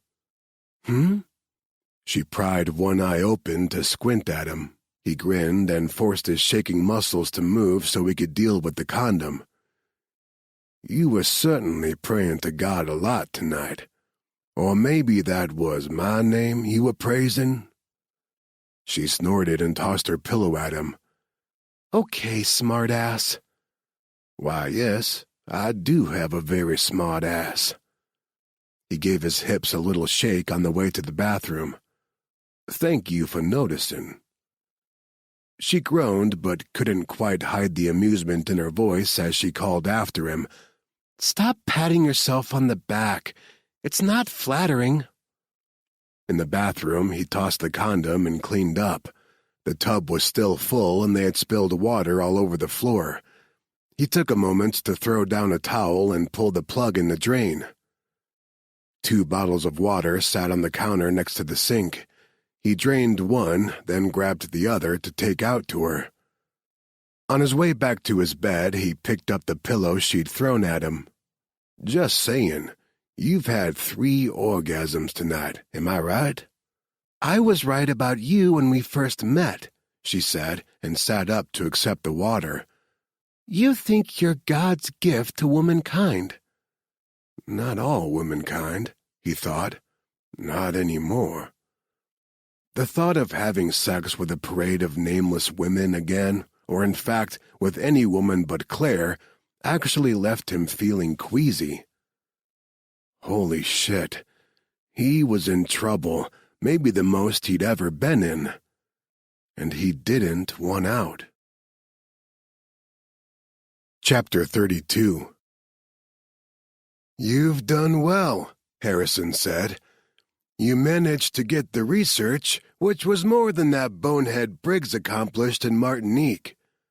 Bioteric is pleased, and I'm proud of you." Mercedes closed her eyes. She used to live for those words from him. For most of her life, her only goal had been to be a perfect little weapon he could aim and fire with deadly accuracy. She'd been blind when it came to this man, but no more. His favor changed as often as the weather, and she was done trying to win it. "I'm glad." Her voice came out normal, steady even though she was shaking with fear inside. "Because I have a request. A favor. It's important to me." "Whatever it is, I'm sure we can accommodate you. Within reason, of course." Somehow, she doubted her request to let Seb leave would be considered within reason, but she had to try. She opened her mouth to ask, but never got the words out. Harrison steamrolled over her. "I'm told Bioteric has a representative in the city. He's on his way to you to secure the research." She glanced over to the elevator Dr. Oliver and her Hornet bodyguards had used. "What about the doctor?" "Their representative will speak to her, but if she still refuses their generous offer, you know what to do." Claws of dread scraped down Mercedes' spine. She'd killed before in the line of duty and likely would again, but not like this. They had Dr. Oliver's research. What was the point of continuing to pursue her? Maybe Seb had it right. Maybe the only way out was to just leave.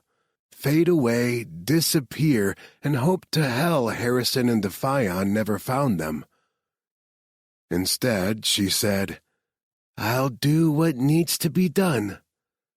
Because it was as close to the truth as she could get. She'd do whatever needed to be done to protect Sebastian, even if it didn't align with Harrison's agenda. Good girl. You always were my favorite. She hated when he said that. She really did, because it simply wasn't true. He'd had a favorite before her, a man who could do no wrong in Harrison's eyes. Harrison had even let the guy leave Defion, the first to do so successfully. Supposedly, her brother had been the second, but she highly doubted Xander had made it out. Every year on their mother's birthday, he put peonies on her grave, her favorite flowers. But the bouquet hadn't appeared this year. If Xander was alive and free somewhere, he'd have found a way to make it happen. The bioteric rep should be there within the hour, Harrison continued, all business again. He requests you wear a red scarf tied twice around your neck and meet him in the hotel bar. She dragged her focus back to the conversation. That's unusual. He's an unusual man. Just give him the research and your job is done. Unless, of course, Dr. Oliver refuses Bioteric's offer. She drew a breath in preparation to approach the subject of Sebastian, but Harrison hung up before she got a word out. Shit. She pocketed her phone. Red scarf. Okay. A quick trip through the hotel's gift shop netted her the requested scarf. It had little gold accents all over it. Ugly, but it did the job. She tied it twice around her neck, a ridiculous look since the temperature sat at 88 degrees with 100% humidity, and headed to the bar. She may as well have a drink or two while she waited. She was sipping her third when the bioteric rep showed just about an hour later. She made the man the instant he stepped into the bar. He wore his salt and pepper hair in a comb-over and dressed like an English professor, complete with the elbow patches on his jacket. Who wore a jacket in this heat? Oh, right. The man who made her wear a scarf. If that wasn't him, she'd eat the damn itchy scarf. He scanned the room. When he spotted her, his pock-marked face showed only the faintest flicker of interest. At least until he saw the cooler on the floor at her feet, then a polite smile ticked up the corner of his lips. It wasn't real, though.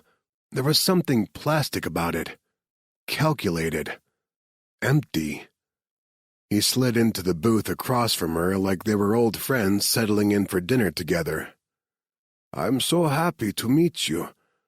I hope your trip here wasn't too difficult. Although he spoke English well, his accent said he was native to a German-speaking country. But the words themselves, polite as they were, he delivered them with zero emotion.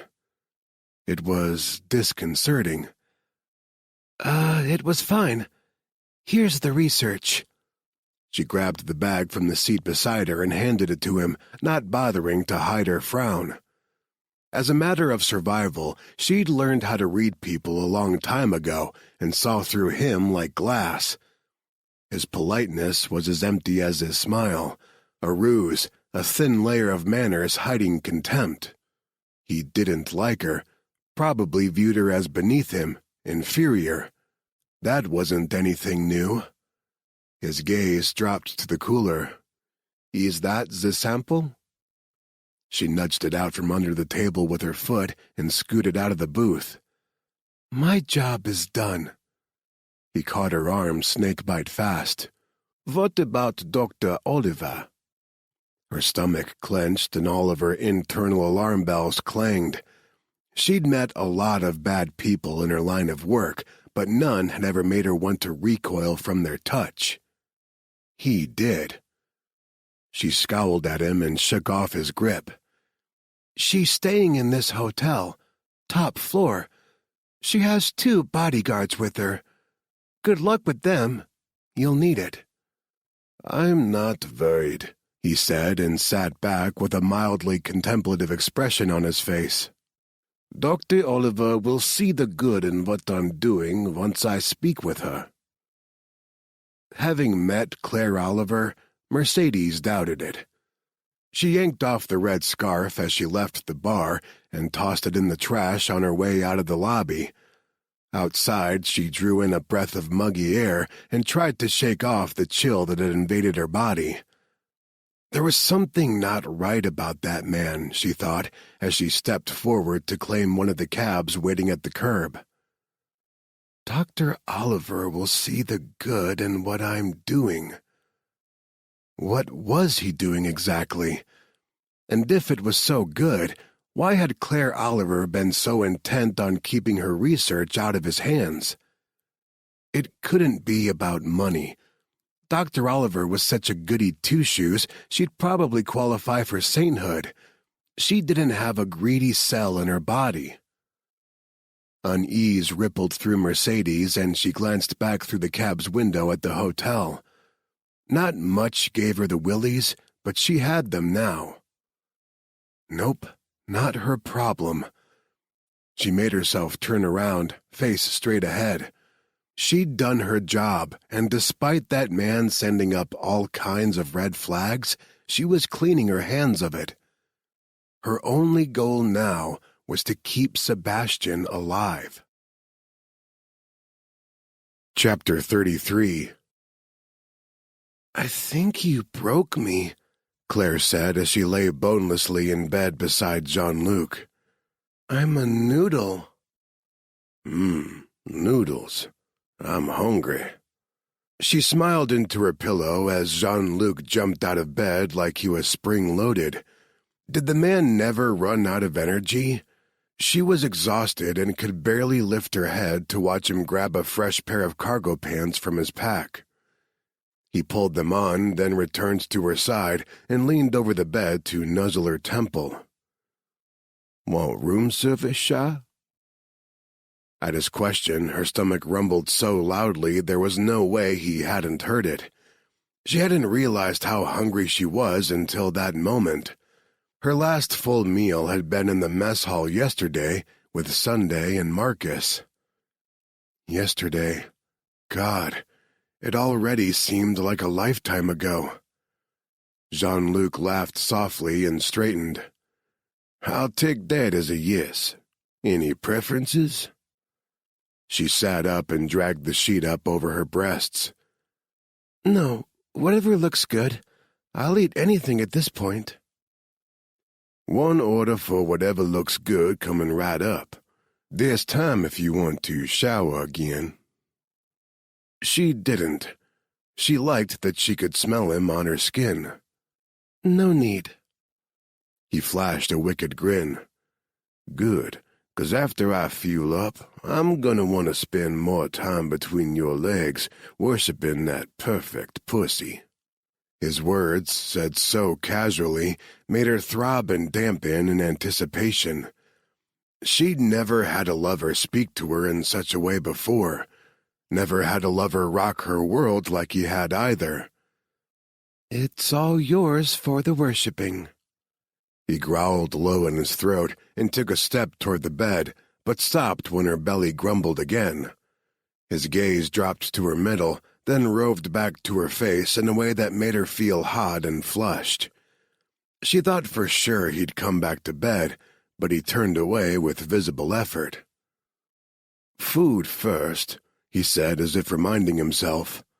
Sex later. She settled against the headboard and watched him walk out into the living room, still shirtless. He'd lost some weight, but the man still had the kind of body that inspired wet panties. And it was all hers.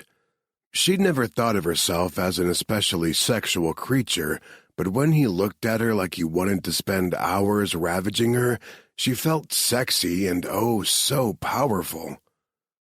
She liked it. A lot.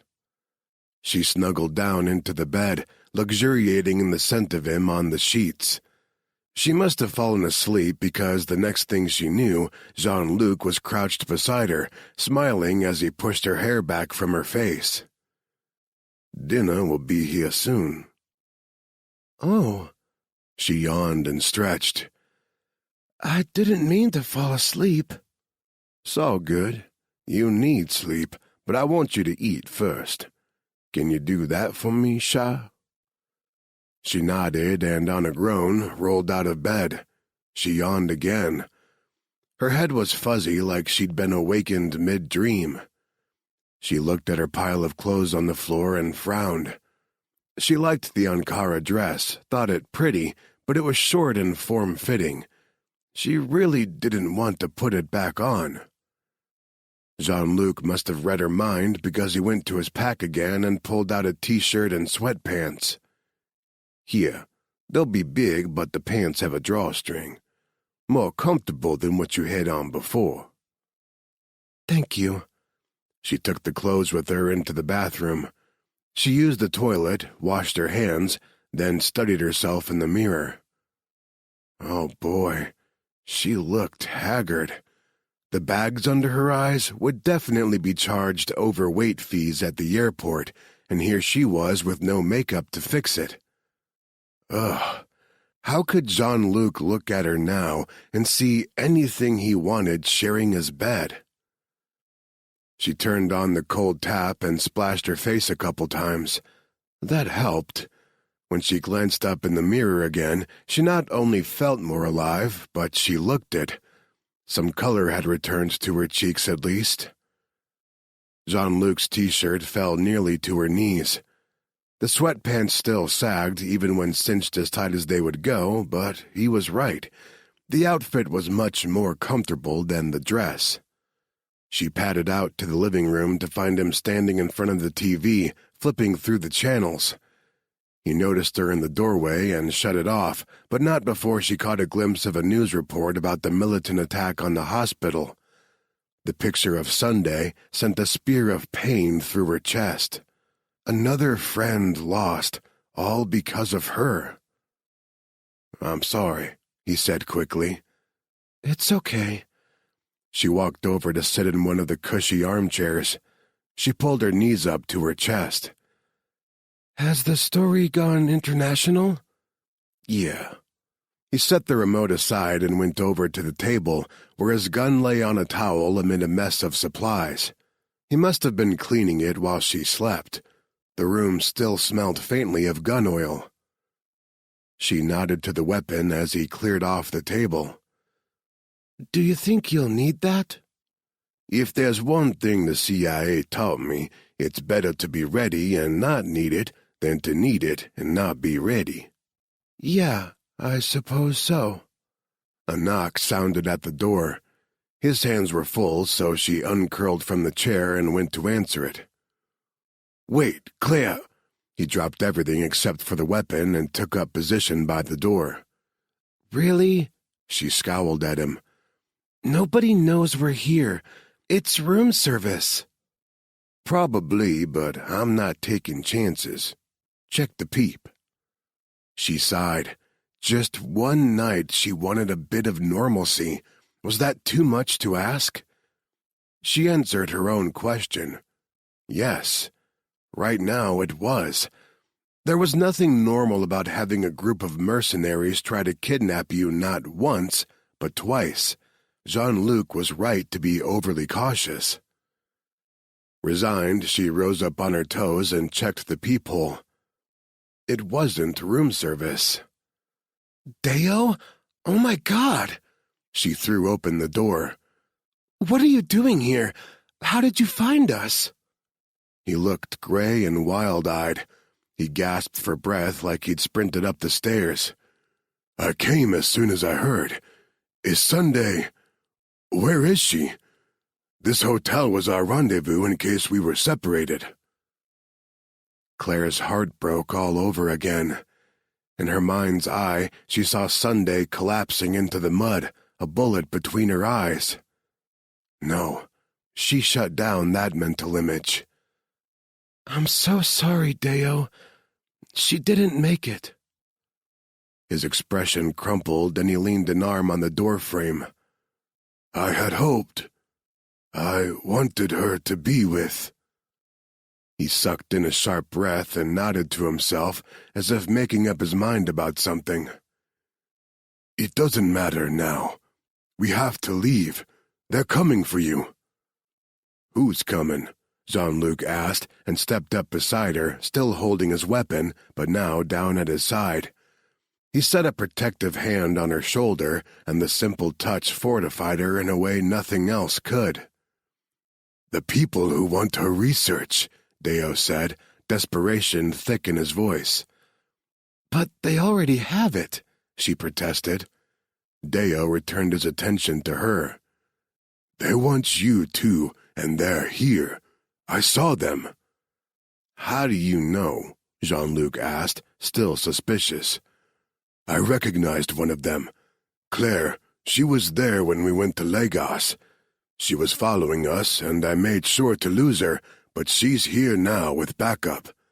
If I tricked the front desk into giving me your room number, it's only a matter of time until they do too. I ran up the stairs to find you before they did. Oh, God, was this ever going to end?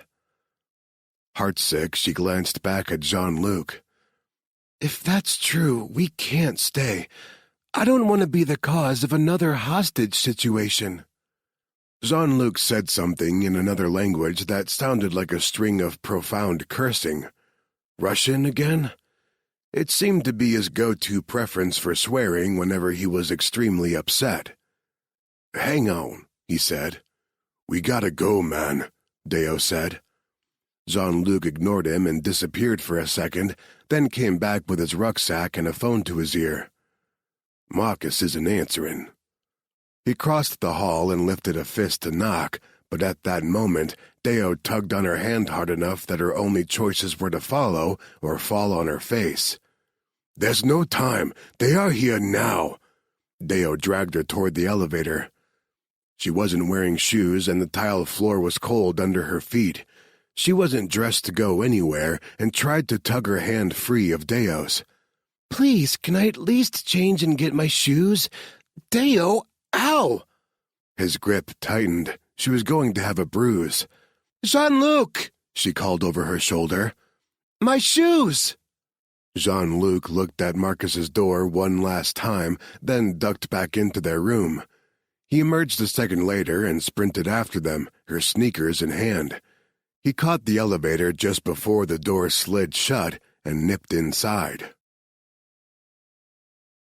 Chapter 34. Claire breathed a sigh of relief as the door slid closed. Just having Jean-Luc beside her, she felt safer. He passed her the shoes and she sat down to pull them on. What about Marcus? I'll keep trying to call. Your safety has to be my first concern. How many are there? He asked Deo and checked his weapon. Too many to take on by ourselves. Our best option is to run. Deo stopped her from pressing the lobby button and instead hit the one marked basement. I have a car waiting in the loading dock.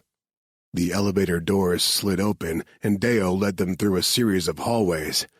Finally, he opened a metal door and there was indeed an SUV waiting in the loading dock for them.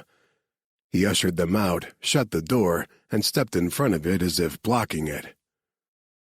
Only then did Claire get an inkling that something was wrong. What? Deo, what's... Jean-Luc pushed her behind him and swung his weapon from Deo to the SUV. Pouton, you're setting us up.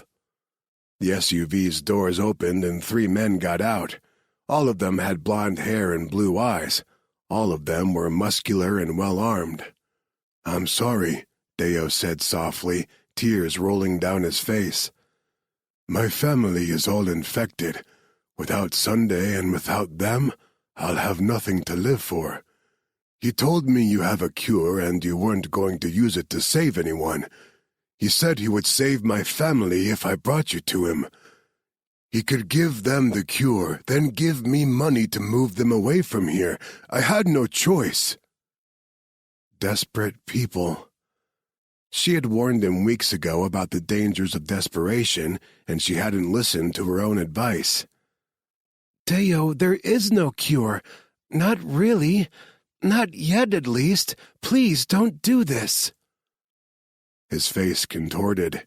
He was no longer the easygoing, happy man she'd come to know and like. Instead, this was the man she'd gotten a glimpse of at the militant camp, the one who had kicked over an oil drum out of anger. "You're lying!"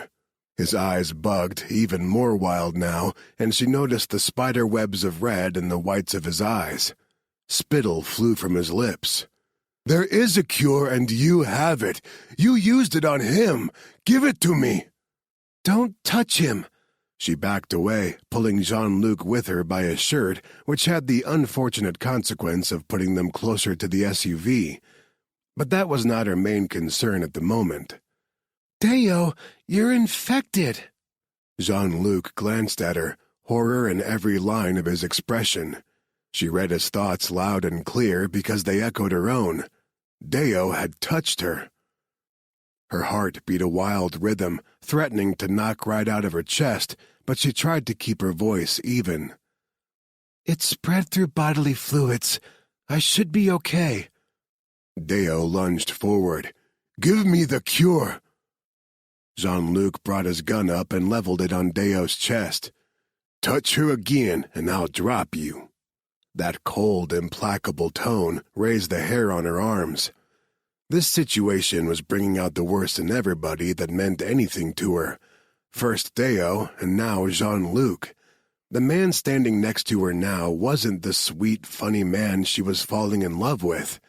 This was the version of Jean-Luc that scared her. Ruthless. A killer. She set a hand on his arm and felt his muscles tense under her fingers. He wouldn't let her push his gun down, so she stepped in front of him instead. He cursed. She ignored him and pulled her shirt up over her nose and mouth as a makeshift mask before focusing on Deo. The man was scared for his family and hurting. He'd made bad decisions, but that didn't mean he deserved to die. "Deo, please listen to me. I only have research. It's not complete. Who filled your head with this other nonsense about a cure?" "I did."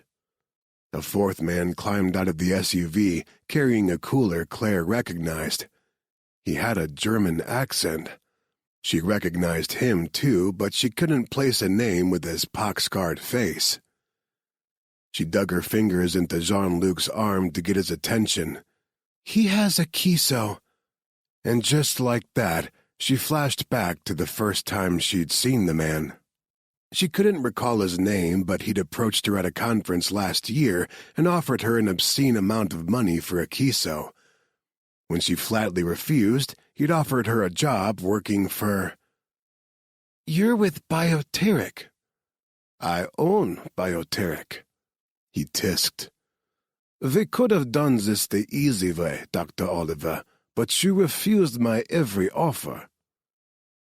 She huffed out a breath in disbelief. "So you killed Tiffany and Sunday and all of those people in Martinique and here at the field hospital—" "Claire," Jean-Luc said with a soft bite of warning in his tone. She ignored him. "All for what? To corner the market with a kiso so you can make more money?" The man gave a serene smile that contorted his scarred skin, pulling it tight in weird ways, making him look like a Halloween skull. "No, Dr. Oliver. Don't you understand by now? This is much bigger than money, as you'll soon see." He made a slight hand motion, and his bodyguards drew their weapons in unison, performing like trained dogs. Every single barrel targeted Jean-Luc. "Now, get in the car, and we won't kill this man." She didn't believe that for a minute. As soon as she set foot in that car, they'd open fire on Jean-Luc. They couldn't leave him alive to come after her. No. She didn't think. She just ducked under his arm and used her body to block his. If you want a Kiso, you can't kill him. She'd piqued his interest. She recognized the flare of it in his eyes as he considered Jean-Luc. She could also feel Jean-Luc all but vibrating with rage at her back. Whether he was angry at her or Bioteric was anyone's guess. And why not? The man finally asked. He is not a scientist. He is nothing but a mercenary. She glanced back at Jean-Luc, hot tears blurring her vision. But she still saw his features pulled taut, his eyes spitting hatred at the scarred man. I'm sorry, she mouthed, because although she was about to save his life, she was likely also about to condemn him to torture. He has to come with us, she said, turning back to the Bioteric man. He's the first human test subject of a Kiso. He studied Jean-Luc with cool calculation in his blue eyes. Interesting. I had no idea you've made so much progress. He motioned to his bodyguards. Bring them both. The guards crowded in, one keeping his weapon aimed at Jean-Luc while another disarmed him. Jean-Luc struggled until she caught his gaze and mouthed, Please, don't. They'd kill him. After all, they could harvest a corpse for samples as easily as a living specimen. He shook off the guard's hands and didn't look happy about it, but climbed into the SUV without a fight. What about my family? Deo said. The cure. The scarred man looked at him for a long moment, then gave a subtle nod to one of his guards before climbing into the SUV beside Claire. Of course. I'm a man of my word. Audric will give you the cure. As the SUV pulled away, Claire saw the guard pull on gloves and a mask, then raise his gun and shoot Deo in the head. The guard then discarded the protective gear and very calmly walked over to another car that was waiting. Claire twisted to stare out the back windshield. Deo collapsed where he stood, and a pool of blood spread around his head. No! Why did you do that? He was infected, the scarred man said without much concern. Surely you knew. But you didn't have to shoot him. Something sharp pricked her upper arm, and she whipped around to find he'd stuck her with a needle. She immediately felt lightheaded. What? No. Jean-Luc. She crawled across the seat toward him, but he'd also been drugged while she was distracted. They must have given him a higher dose because his eyes rolled back and he barely had the energy to close his fingers around hers. And then blackness engulfed them both. Chapter 35. Marcus awoke to a heavy fist pounding on his hotel door. He struggled to pry his eyes open and checked the time on his phone. 03:45. Shit. He was supposed to meet Jean-Luc at 0300, and his phone had a missed call from the Cajun. "I'm coming," he called. His voice sounded like he'd swallowed glass. He pulled on his jeans and tried again. "Hang on, I'm coming." Grumbling to himself, he shuffled out to the living room of his suite. His head pounded. He really shouldn't have hit up the minibar, but lately he couldn't sleep without alcohol in his system. He pulled open the door, and the apology for missing the 0300 rendezvous died on his lips. He blinked. "Laney?" The rest of Hornet stood in the hall behind her, including two guys he recognized from Tucker Quinton's team, Devlin and Sean Carreras. "You look like shit," Carreras said by way of greeting. Laney put her hands on her hips. "Where are Jean-Luc and Dr. Oliver?" He dragged a hand through his hair. His alcohol-logged brain still wasn't processing. "They're here, in the suite across the hall. No one's there. Jesse said, and hooked a thumb over his shoulder. "Door's wide open."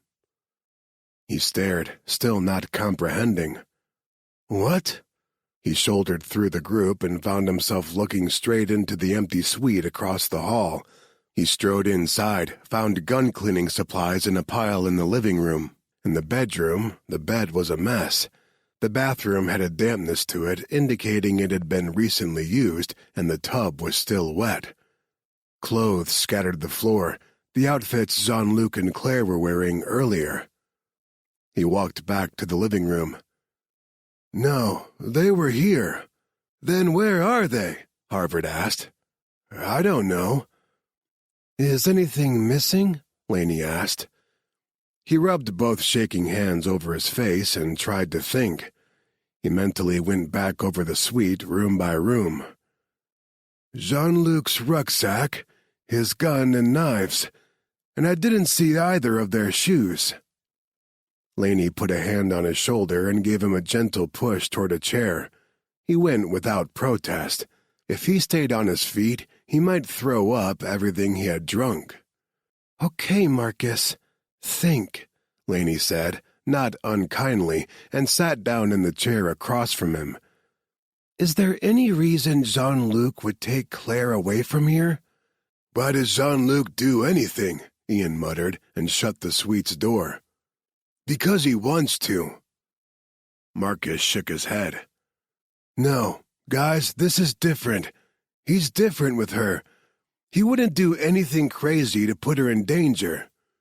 "So it tracks he'd only leave if he thought she was in danger," Seth Harlan, the team's sniper, said.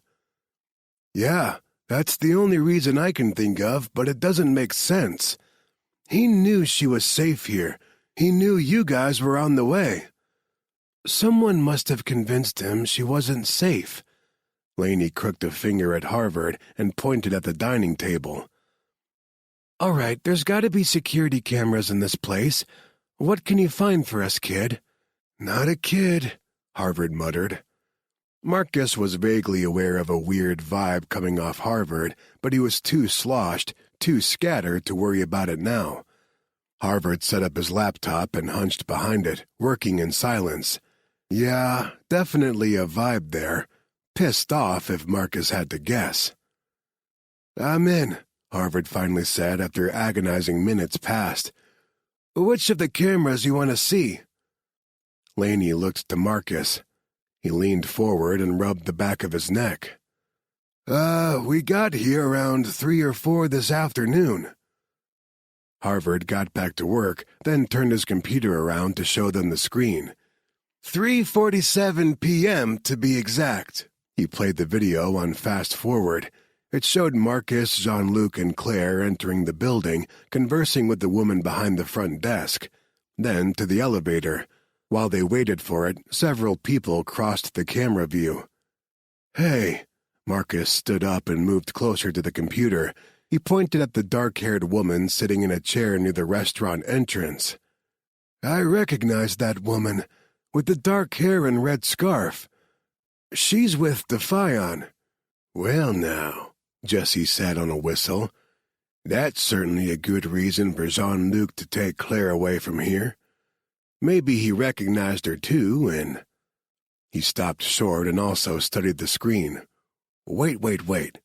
Back up the feed." He leaned forward and watched intently. Then he jabbed a finger toward the screen. "There.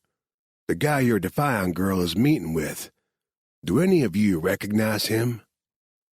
They all crowded in around the computer. Marcus tried to focus, but no spark of recognition came, and he shook his head. Seth also gave a negative response. Laney chewed on her lower lip. "He looks familiar, but I can't place him." "Yeah, I recognize him." Ian's lips thinned into a frown as he straightened. "We evac'd him from the hotel in Martinique." "Exactly. I spoke to him. He said he's a virologist." Jesse tapped the man's scarred face with his knuckle. The motion was met by a quiet grumble from Harvard. "There were a lot of virologists in that hotel, cowboy," Lainey said, giving her husband a sidelong look. There was supposed to be an infectious diseases conference that weekend. Yeah, but if that guy's a virologist... Jesse started to jab the screen again, but at Harvard's hard stare, he held up his hands and stepped back. Sorry. If he is what he said he is, it follows he's here because of the outbreak. So I want to know what he's doing sipping cocktails in a hotel bar in Port Harcourt when the virus is killing people a full day's boat ride southeast of here. Pretty big coincidence, Marcus said, desperately trying to keep focused on the here and now and not go back to that island. No wonder he didn't recognize the guy. He'd been doing his best to drink that entire night from his memory. I mean, we run into him there, where half our team was held hostage, and Danny was... His voice cracked, and he took a second to regroup. Tried again. And Danny was killed. And now here, after one of our guys up and vanishes from his bed. What are the chances that's not all connected? Pretty fucking slim. Harvard turned back to his computer. Gentlemen, do we have a name? Everyone looked to Jesse. Oh, damn. Give me a sec, he said and pinched the bridge of his nose. So much happened that night, and I can't remember exactly. Something German or Austrian, I think. He had a slight accent. He'd sustained a dislocated shoulder during the hotel evac. Gray hair, pock scars all over his face, thin, slight build, mid-50s. Can you get an ID with that? Can I? Harvard scoffed and cracked his knuckles. I'm insulted you even had to ask. Okay, Lainey said on a drawn-out sigh and grabbed her phone from the table. While Harvard does that, I'll update the big bosses. She looked exhausted, and who could blame her? Her first mission as their new field commander, and the straightforward rescue had morphed into, what? A hostage sitch? They didn't have enough intel to know for sure what happened to Jean-Luc and Claire, and now Lainey had to report that big fat goose egg back to HQ. It couldn't be easy. Marcus got up and paced the length of the suite. It was like so many others they'd been in at the start of missions. Another hotel, another mission. Usually Marcus loved all of it, but losing Danny had drained the joy out of everything for him. Now he was just restless, and so very angry. He knew he shouldn't, but he resented Jean-Luc for nearly dying and now for this disappearing act. If it turned out the Cajun had simply taken off somewhere for more sexy alone time with the doctor... No, he shut down that line of thought. Jean-Luc could be impulsive and reckless, but he wouldn't risk Claire's life by taking her away from the hotel. Not when they were mere hours away from safety. Damn, he should have insisted they all share a room, but he'd wanted to give them some time together. Jean-Luc had been depressed since his grandmother died. He'd wanted the guy to have a little bit of happiness, and Claire seemed to do the trick. He still thought she was going to end up with a broken heart in the end, but they were both adults. Whatever happened between them was their business. And besides, who was he to stand in the way of lust? Bingo, Harvard said, and everyone crowded back in around the computer. Hang on, we may have something. I'll get back to you, Lainey told whoever was on the other end of her phone call and hung up. You have a name? Harvard brought up an ID photo of the man from the bar. In the corner of the card, across from the man's picture, were the words Führerschein Republik Österreich. Jean-Luc would know exactly what that meant. Marcus had never been great with foreign languages, managed some rusty Italian now and again, but that was about it, so he could only guess it meant something along the lines of driver's license. Yeah, that's him, Jesse confirmed. Stefan Ostermann, Harvard said. Born in Vienna, Austria in 1960. He goes by the title doctor, only I can't find a medical degree in his history, or even a PhD. Looks like he attended med school in the mid-'80s, but he never finished." "What's he do for a living if he's not a doctor?" Jesse asked.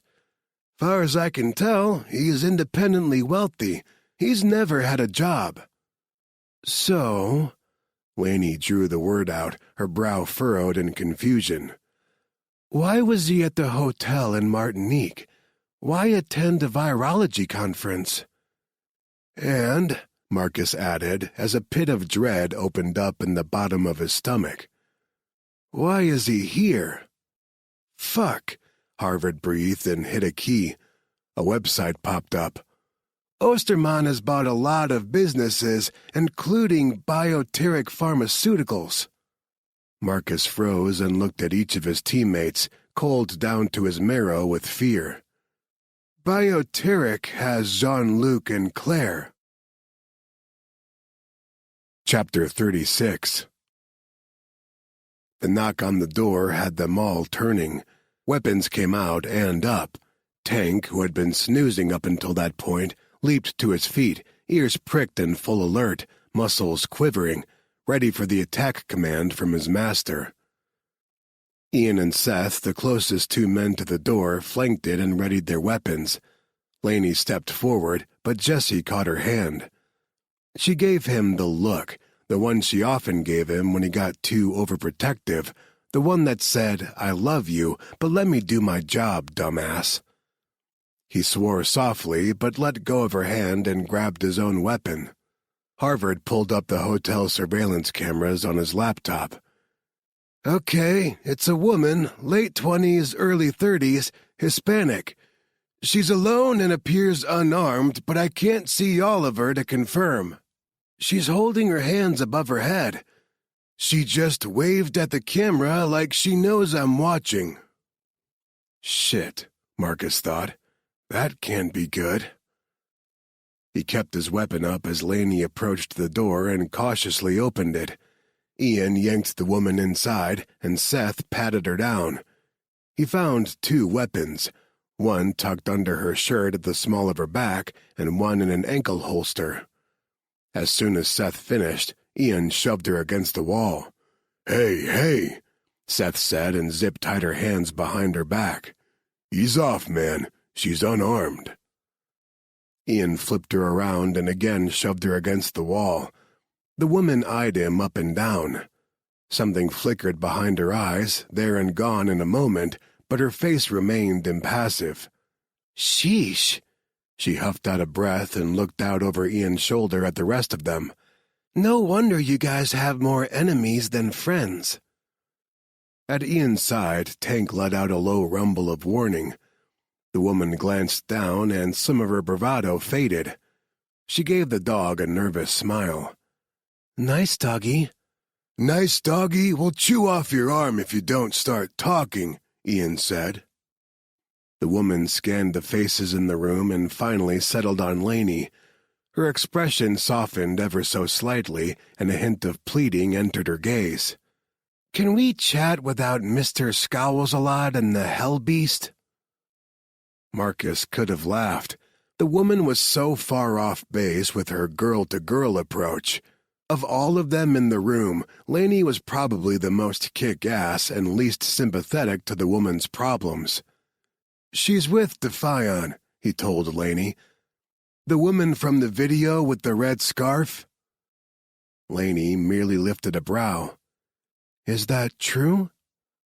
The woman cast one more look at Tank, then tried to straighten away from the wall. Ian shoved her back. She sent Ian a simmering glare and blew a strand of dark hair out of her face. "My name's Mercedes Raya. I believe we can help each other." Mercedes tried to keep her gaze focused on the woman in front of her and not on the man beside her. He was leaner than the last time she'd seen him, his hair shorter, shaved close to his scalp. He had more tats now, too, peeking out under the sleeves of his black t-shirt. And the dog? That was definitely new. Ian Reinhardt. She thought hell would have frozen 3 times over before she saw him again, and she would have been A-okay with that. So why the fuck had she come here? After leaving her meeting downstairs with the creep, she'd returned to her hotel to check on Sebastian, only to find him gone. Just gone. No note, no nothing. He'd left her to deal with the Fion on her own, and she couldn't focus on how much that hurt. With nothing else to do with her time but think, she'd found her mind wandering back to the creep in the jacket and how not right that encounter had been. And the more she obsessed over it, the more she disliked the whole situation. Mercedes couldn't shake the feeling that he had something awful planned for Dr. Oliver's research. She kept coming back to one thought. Dr. Oliver was genuinely a good person. Hell, the woman had made a career out of risking her life to help people nobody else cared about. If the bioteric man had altruistic intentions, she'd be working for him, not running from him.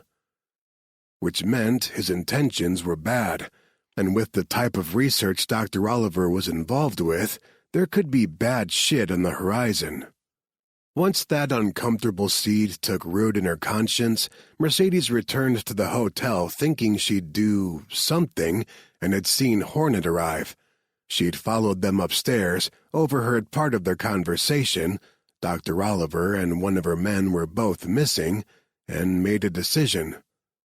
Sebastian was right. If she wanted out of the Fion, she just had to leave. And she did want out. With him. She knew exactly where he'd gone. She could follow him and they could disappear together. But first she needed to do this one thing so her conscience would be clear. The Hornet woman finally moved. She walked forward, hands on hips, and eyed Mercedes up and down.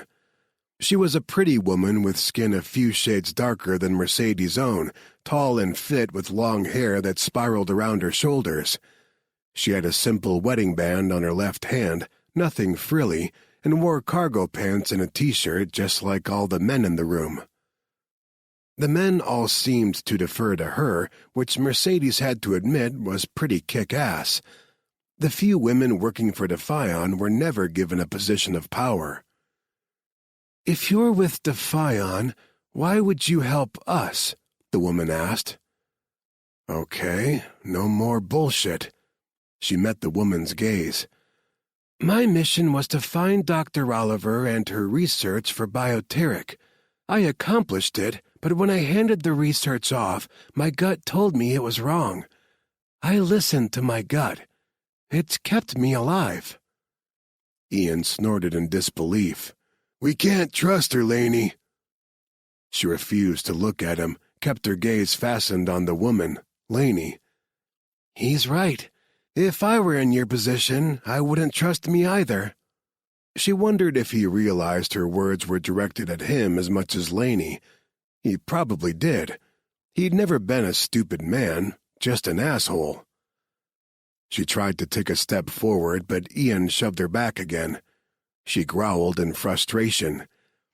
"Okay, listen, there was something very wrong about Bioteric's man. So wrong that I'm willing to risk my life to stop whatever he has planned, but if you don't want my help, fuck it. That's on you." Laney said nothing for a moment, then walked over to the table where a guy sat behind a computer. She asked him something and he nodded. She picked up the laptop and brought it over, stopping a few feet in front of Mercedes. "Is this the man you gave Dr. Oliver's research to?" "That's him. His name is Stefan Osterman. He owns Bioteric." Laney returned the computer to the guy. "We think he's kidnapped one of our men and Dr. Oliver." "I think he did too." She jerked at the zip ties biting into her wrists. "Untie me." "This is a ploy," Ian said, "and not a very good one." She whirled on him. "I don't care what you think, pendejo." Realizing she'd let Ian get under her skin, she'd forgotten how good he was at that, she returned her attention to Laney. When I met with Osterman, he was off. Everything about him was fake, cold, calculating. Nothing good will come of him having both that research and Dr. Oliver." Marcus D'Angelo, who had sunk down into a chair while she spoke, stood up again. His eyes were bloodshot, and he'd lost the color in his cheeks. "Guys?" Everyone looked at him. "Claire thinks the virus is a bioweapon.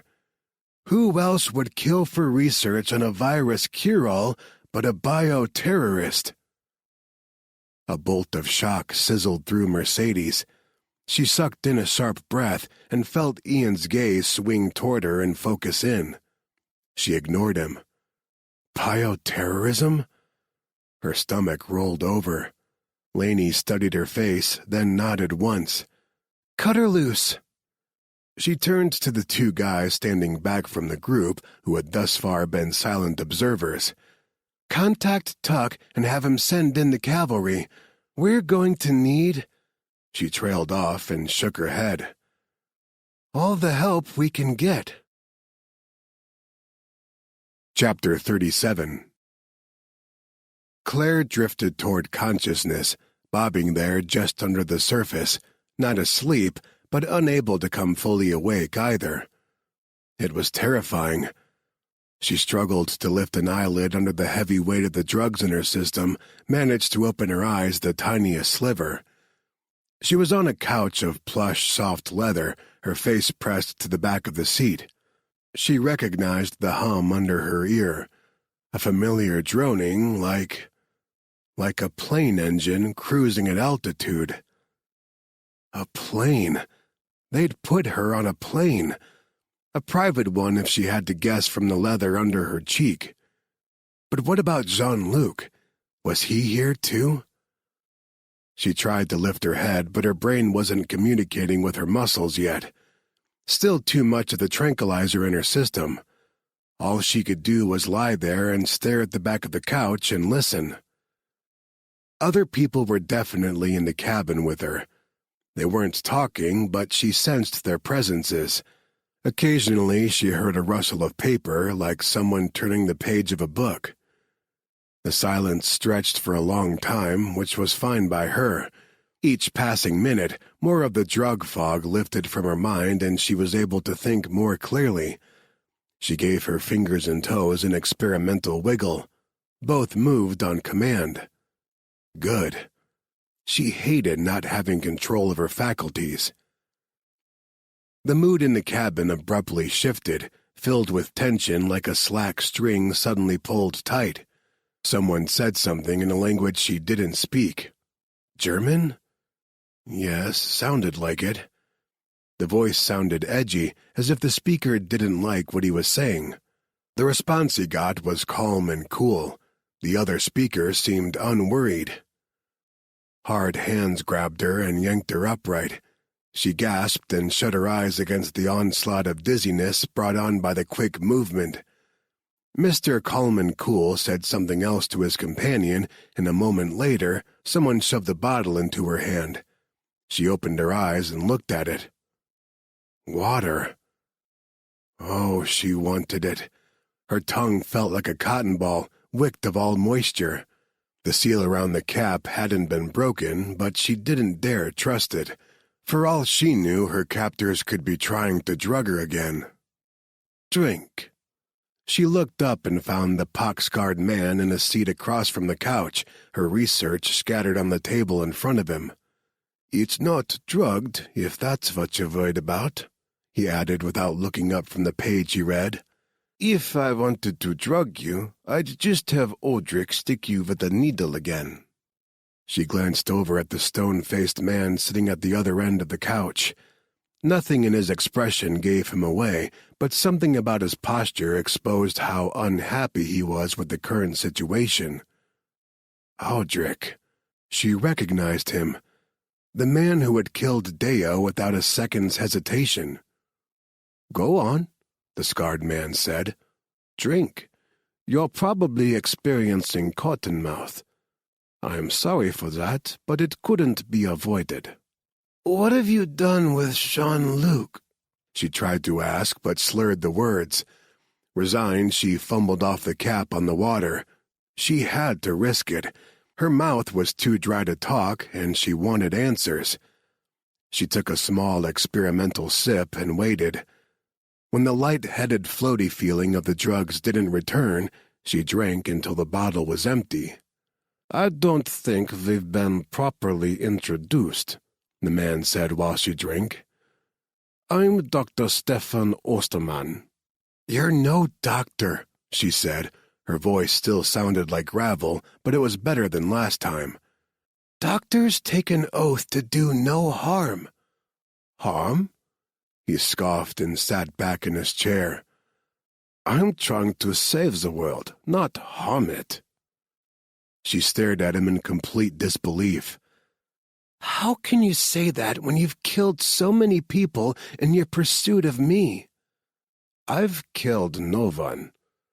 "No, you just order it done," she snapped, then drew a breath to calm herself. Ostermann didn't even blink in the face of her outrage.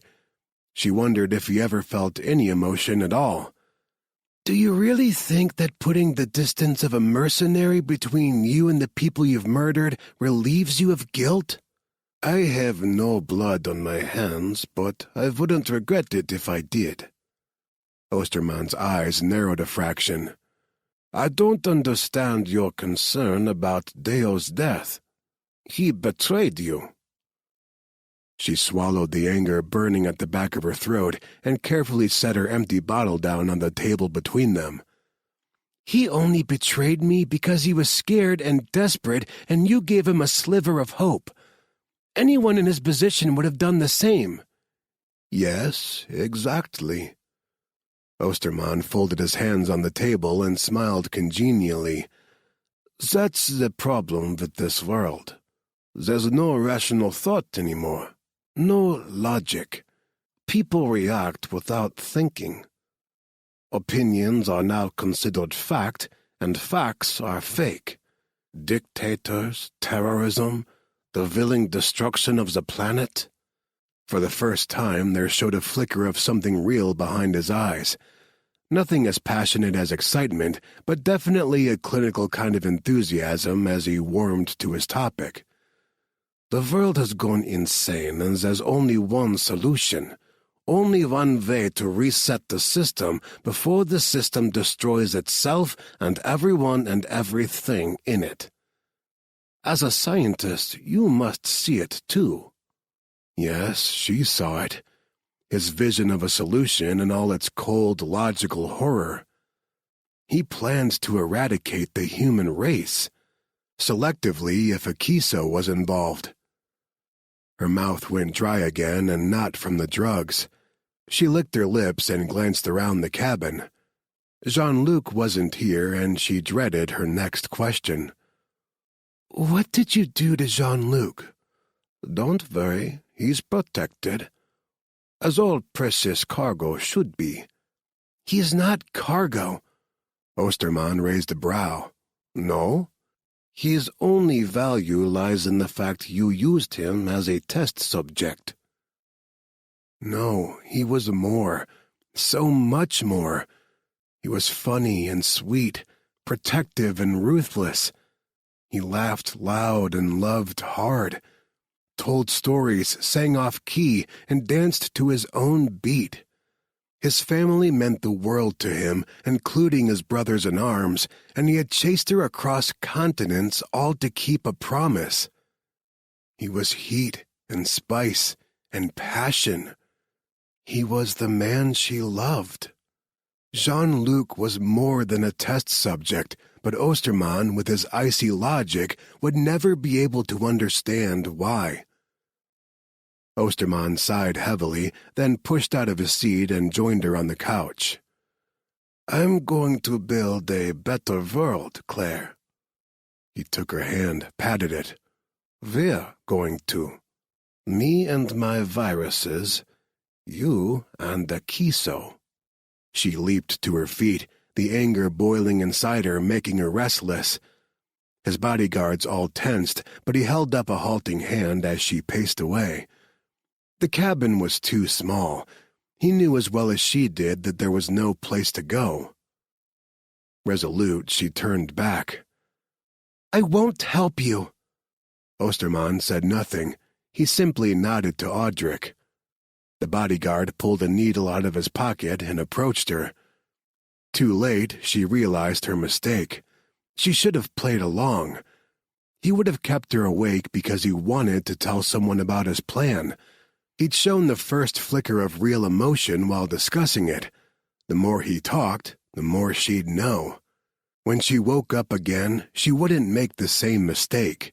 If she wanted to stop him, she had to make him think she'd come around to his logic. It was the only way she'd get close enough to destroy his virus. Audric wasn't gentle with the needle stick. It hurt, but then she didn't care. She was floating again, slipping toward unconsciousness. He picked her up and deposited her on the couch. Just before her heavy eyelids drifted shut, she saw Osterman kneel beside her, his scarred face inches from hers. He stroked her hair. "Don't fight me, Claire. I'm not going to hurt you. You'll serve us well when it comes time to repopulate the world after my virus destroys it." "I won't," she tried to say, but it came out as a prolonged groan instead. Then she couldn't say anything at all as she fell into unconsciousness, chased by horrible visions of the world he intended to create. Chapter 38. "What do you know about Osterman?" Marcus eyed the Defion woman, Mercedes Rhea, as everyone fired questions at her. Cool as ice, that one, and just as deceptive. He didn't trust her one bit. "Not a whole lot," Mercedes answered. "When I was given this mission, I was told Bioteric had hired us." "Us meaning Defion," Marcus corrected. She rolled her eyes. "Yes, we've already established I work for Defion." She pointed at Carreras and Devlin. "And those two goons are Quentin's bounty hunters." She swept her arm out, indicating everyone else. "And you're all Hornet. Tell me again why any of that matters right now. We all want the same thing here." "I don't believe you," Ian said.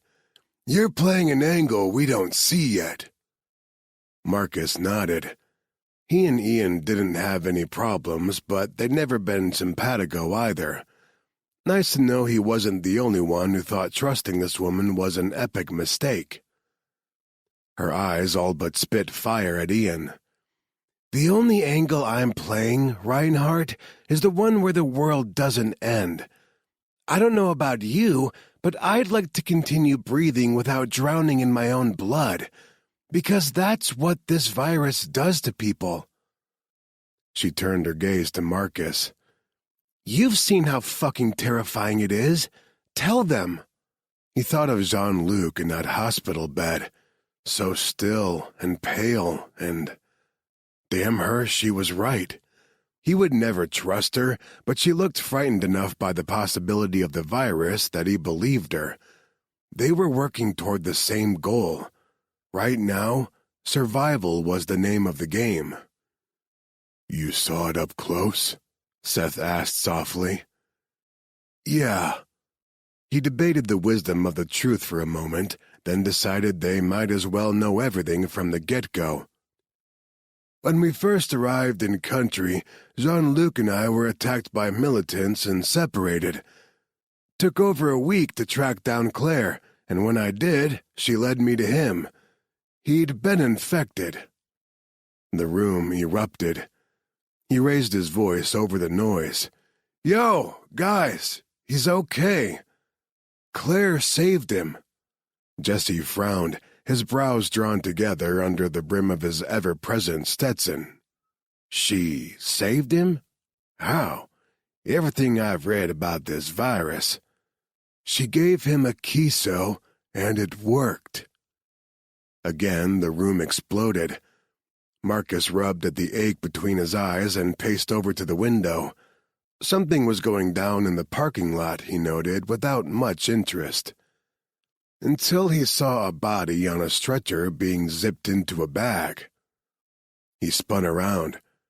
"Harvard!" he called over the noise. "You still in the security system?" "Yeah, of course. Bring up the basement, parking garage, loading dock, anything like that." Harvard nodded and went to work without question. Laney walked over to stand beside him at the window. "You got something?" He nodded toward the mess of official vehicles below. "They just found a body." She tensed, her spine going rigid as she stared out the window. "Jean-Luc?" He shook his head. "It was a black man, but I'd bet my entire movie collection Jean-Luc's involved somehow. You don't have two people go missing and a body show up in the same night without a connection." He glanced over his shoulder. "Anything yet, H?"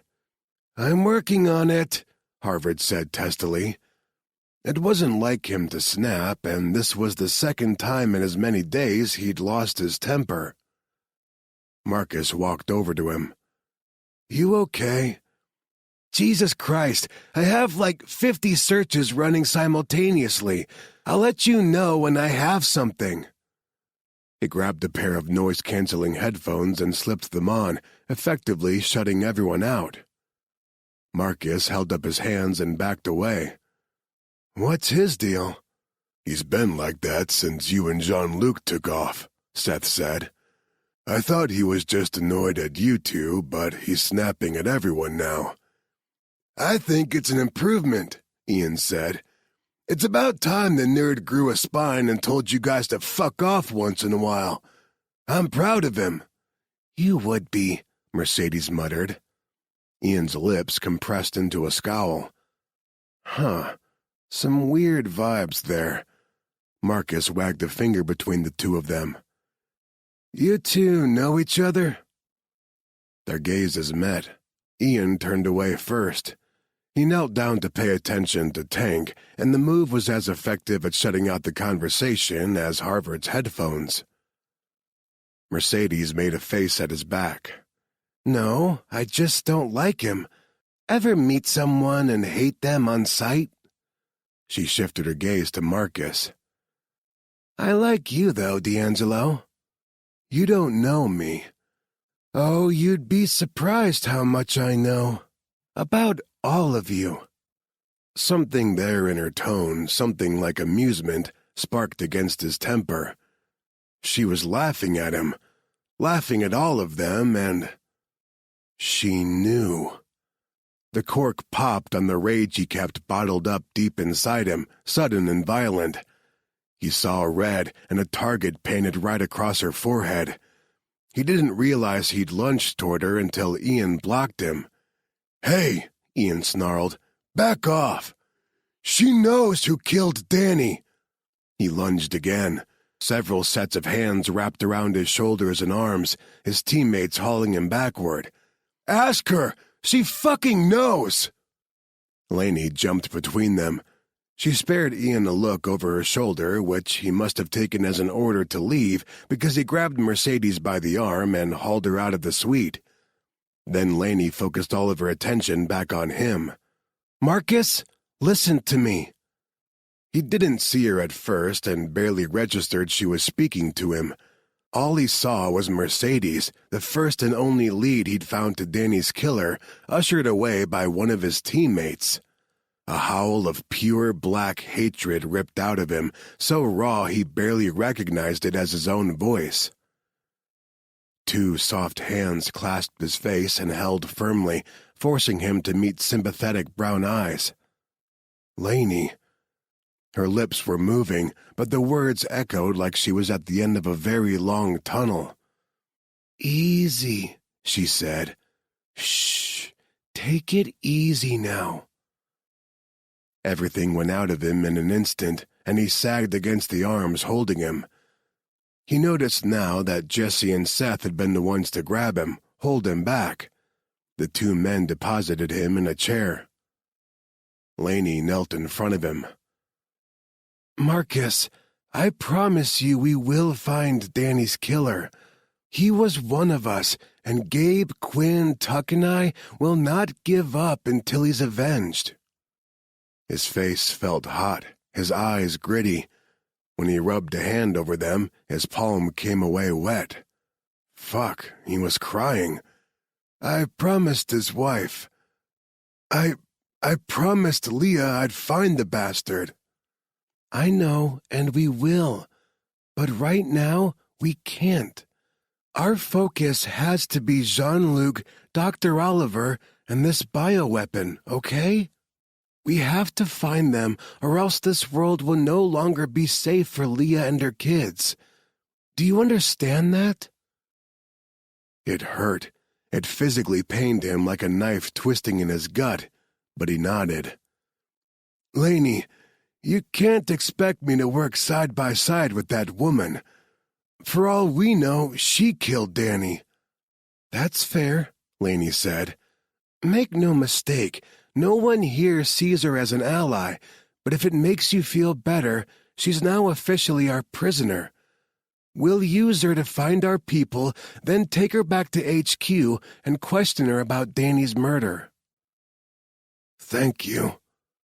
His voice came out raw, barely a whisper. "Got something," Harvard said, dragging off his headphones. Lainey patted his knee, then stood. "What is it?" "Jean-Luc and Dr. Oliver were lured out of their suite into the loading dock below the hotel." "They weren't forced?" Lainey asked. "No, not by the looks of it. I've knitted the different videos together." He pointed to the wall across from him, which lit up with a fuzzy image of 3 people talking in the hallway right outside the suite's door. "This is their first appearance after going into the suite. This man knocks, and they go with him." Marcus wiped at his eyes with 2 fingers, then shoved to his feet to get a better look at the picture of the man. "That's Deo. He worked at the MSF field hospital. He was dating Claire's friend, Sunday, another doctor." Lainey glanced over at him. "Is that why they'd go with him? He told them Claire's friend was in trouble?" "No, Sunday died in a militant attack on the hospital. The only way Jean-Luc would risk leaving is if he thought Claire was in danger. That had to be Deo's lure. It'd be the only one that would work." He nodded toward Deo's image. "The body I saw downstairs was wearing that same shirt, white with all that colorful embroidery down the front. It was Deo." On screen, Jean-Luc crossed to Marcus's door and raised a fist to knock, but something off-screen caught his attention. He ducked back into his and Claire's suite, then came bolting out with his pack and her shoes in hand. "Damn it, Cajun, you should have woken me." Even as the thought crossed his mind, a nagging voice in the back of his conscience whispered, "You wouldn't have heard him if he had tried. You were passed out drunk, remember?" He clenched his fists at his sides and watched the video play out. The scene had switched to the elevator. Jean-Luc was anxious, checking his weapon while Claire pulled on her shoes. Deo swayed from foot to foot. At one point, Deo looked straight into the camera, and Marcus's stomach dropped into his toes. "His eyes." "What?" someone asked. Even though the camera recorded only in black and white, he recognized the spiderweb pattern in Deo's eyes. "He's infected with the virus." "Shit," Jesse said. The camera switched again. Deo led Jean-Luc and Claire down a hallway. Another switch, another hallway. Finally, the picture showed the loading dock. Marcus watched with silent horror as the abduction played out. "We need to find Stefan Osterman," Lainey said. Marcus shook his head. They had bigger problems than Osterman. Deo was definitely the body he'd seen out the window, which meant every single one of the people who handled his corpse was now contaminated by infected blood. Marcus turned toward his teammates. "We need to get out of the city right fucking now. There's about to be another outbreak. Chapter 39. It wasn't the first time Jean-Luc woke up to find himself hung over, naked, and strapped to a bed. He hoped it wouldn't be the last. Well, at least as far as the naked and strapped to the bed part went, because that particular kink he very much enjoyed. If Claire was into it, he hoped to try some bondage as their relationship progressed. But his current situation? Not kinky, not sexy. Nope, it sucked. His head ached like it had while he was infected. His mouth felt like he'd spent the last several hours chewing on sand. The hospital bed he was strapped to might as well have been a slab of rock. Actually, he'd slept on rocks before. They were more comfortable. His first thought when he opened his eyes was, another damn hospital. But then he began to focus, his fuzzy brain coming back online. If this was a hospital room, it wasn't like one he'd ever seen. Because damned if that wall of tools didn't look like it belonged in a torture chamber. One of the walls had a mirror-like sheen. He lifted his head and couldn't see anything but his own reflection. A one-way mirror. Was the bastard with the pock-scarred face on the other side? And what had he done with Claire? If he found out she was strapped down in some other room like this, cold and humiliated, he'd rain hellfire down on their captors, and didn't care if he had to break every bone in his body to get free and do it. He wiggled a little, testing the straps. No give at all. Yeah, it was gonna hurt getting out of these babies. He could do it, though. He could be fucking Houdini when he needed to be. A door opened behind him, and he twisted his head around as much as possible to see who it was. He released a breath in a whoosh of relief. Claire! She wore a surgical mask, gloves, and a white lab coat over pale blue scrubs. She didn't acknowledge him. Instead, she walked over to the machines monitoring his vitals and wrote something down on the clipboard in her hands. Claire, are you all right? She said nothing, only crossed to his bed and studied the healed knife wound on his arm. She took notes like he was a lab specimen, all cool and clinical.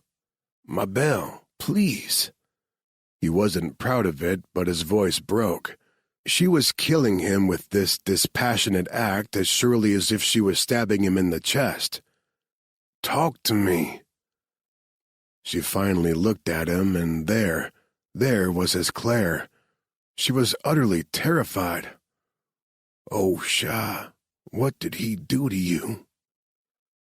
Her eyes swam with tears. She gave a small shake of the head and flicked her gaze toward the one-way mirror.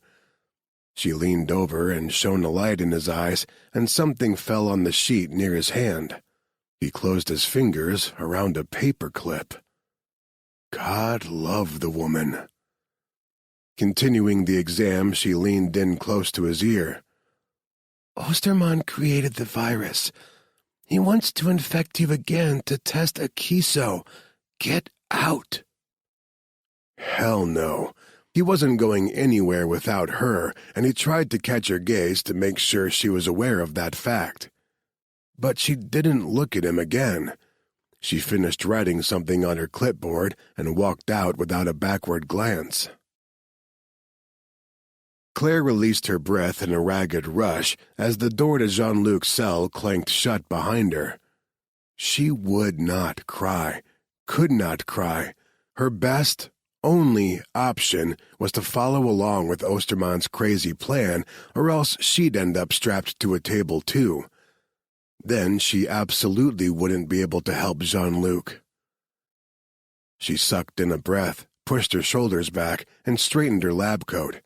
Pulled herself together. She had to be cool-headed to pull this off. All icy clinical observation, no emotion. That's what Osterman expected, and she'd play it up. She stepped into the observation area and made herself keep her gaze focused on Osterman. She wouldn't look through the window at Jean-Luc. If she did, her mask might crack. Osterman stood over a table filled with the reports and images she'd pulled from Jean-Luc's MSF medical file. He indicated the progression of photos showing the knife wound on Jean-Luc's arm from the day he'd first arrived at the hospital to the day she'd taken out his stitches. "I'm fascinated by his arm. How long did you say he had the stitches?" "Only a few days." "With a knife wound that deep and infected, and he's already healed?" "Yes. Accelerated healing appears to be an unforeseen side effect of a kiso." "Absolutely incredible." He turned and she inwardly flinched at the fascination in his eyes. "Dr. Oliver, do you realize what you've done here? You've not only created a panacea, you've pioneered your own eugenics program. The recipients of our project will be healthier and heal faster. Humans will be superior in every way." Her skin crawled. She didn't know how, but she managed to keep her disgust out of her voice.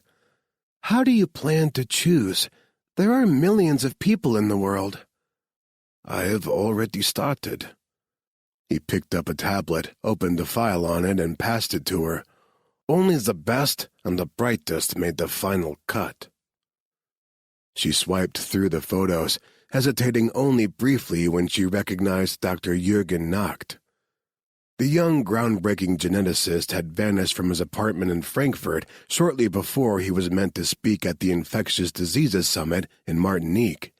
His disappearance had caused unease in the scientific community, but then Martinique had happened and he'd been all but forgotten. She set the tablet aside. "They've all agreed to take part in this?" "I didn't give them a choice like I did you, but they will see the logic just as you did." "Are they here?" She was surprised her voice came out so steady and calm while she quaked inside. "Some of them. I suspect the rest will come willingly once I put the plan into motion." He had an undetermined number of people held hostage somewhere in this castle? Oh, God. "Where are they? I'd like to examine them, make sure they're all healthy enough." "Keep him talking, Claire. Find out as much as you can. You can do this. Will your bodyguards be included?" He tisked. "We're only selecting the best humanity has to offer. Those men are little more than thugs, completely expendable." "How many in total do you plan to save? I need to know how much a kiso to develop. Enough for thousands?" He waved a hand dismissively. "You're thinking too big. It will only take 160 people to repopulate the Earth." "Yes, I've heard that theory, but it is only a theory," she said carefully, wondering how far she should push him. "There are concerns such a small population would suffer a damaging decrease in genetic diversity. There are too many variables involved in reproduction." "That's why I've secured 2 geneticists. They'll help us avoid that pitfall." She had the feeling he'd have patted her on the head if she were standing close enough for him to reach. "You didn't think I'd let the future of the human race be determined by something as base and animalistic as sex? No. All of the children in the new world will be created in a lab using only the best genes." He was deluded if he thought people would abstain from sex, and sex inevitably led to babies. What would he do with naturally conceived children in this new world of his? She shuddered to think. She had to stall. Somehow. She looked through the window at Jean-Luc. "It'll take a while to produce enough Akiso for that many people." "Then you had better get to work, Dr. Oliver," Osterman said simply. "I have a schedule to maintain. You'll have 3 weeks before I release the first wave of viruses." 3 weeks. Her hands grew slick with sweat as she watched him walk away. 21 days before he released the viruses? Plural? What others had he manufactured besides Delta hemorrhagic fever? And how on earth was she going to stop him? She couldn't do it alone. She needed Jean-Luc and his team. Chapter 40. The Hornet's Nest, somewhere over the Mediterranean Sea. The door to the holding cell was blocked. Marcus skidded to a halt and glared. "I hope you're not about to tell me I can't talk to the prisoner." Seth set aside his book and rose to his feet. His scarred face gave nothing away. "Laney's orders. You're not allowed near her alone." "So you come in with me. I just want to ask her some questions." Seth crossed his arms over his chest. "Let me rephrase. You're not allowed near Raya, period." "That's bullshit." Seth held up his hands in a peacemaking gesture. "Hey man, I'm following orders. Take it up with Laney if you got a problem." "I'll do that." Marcus stomped back upstairs in search of Laney.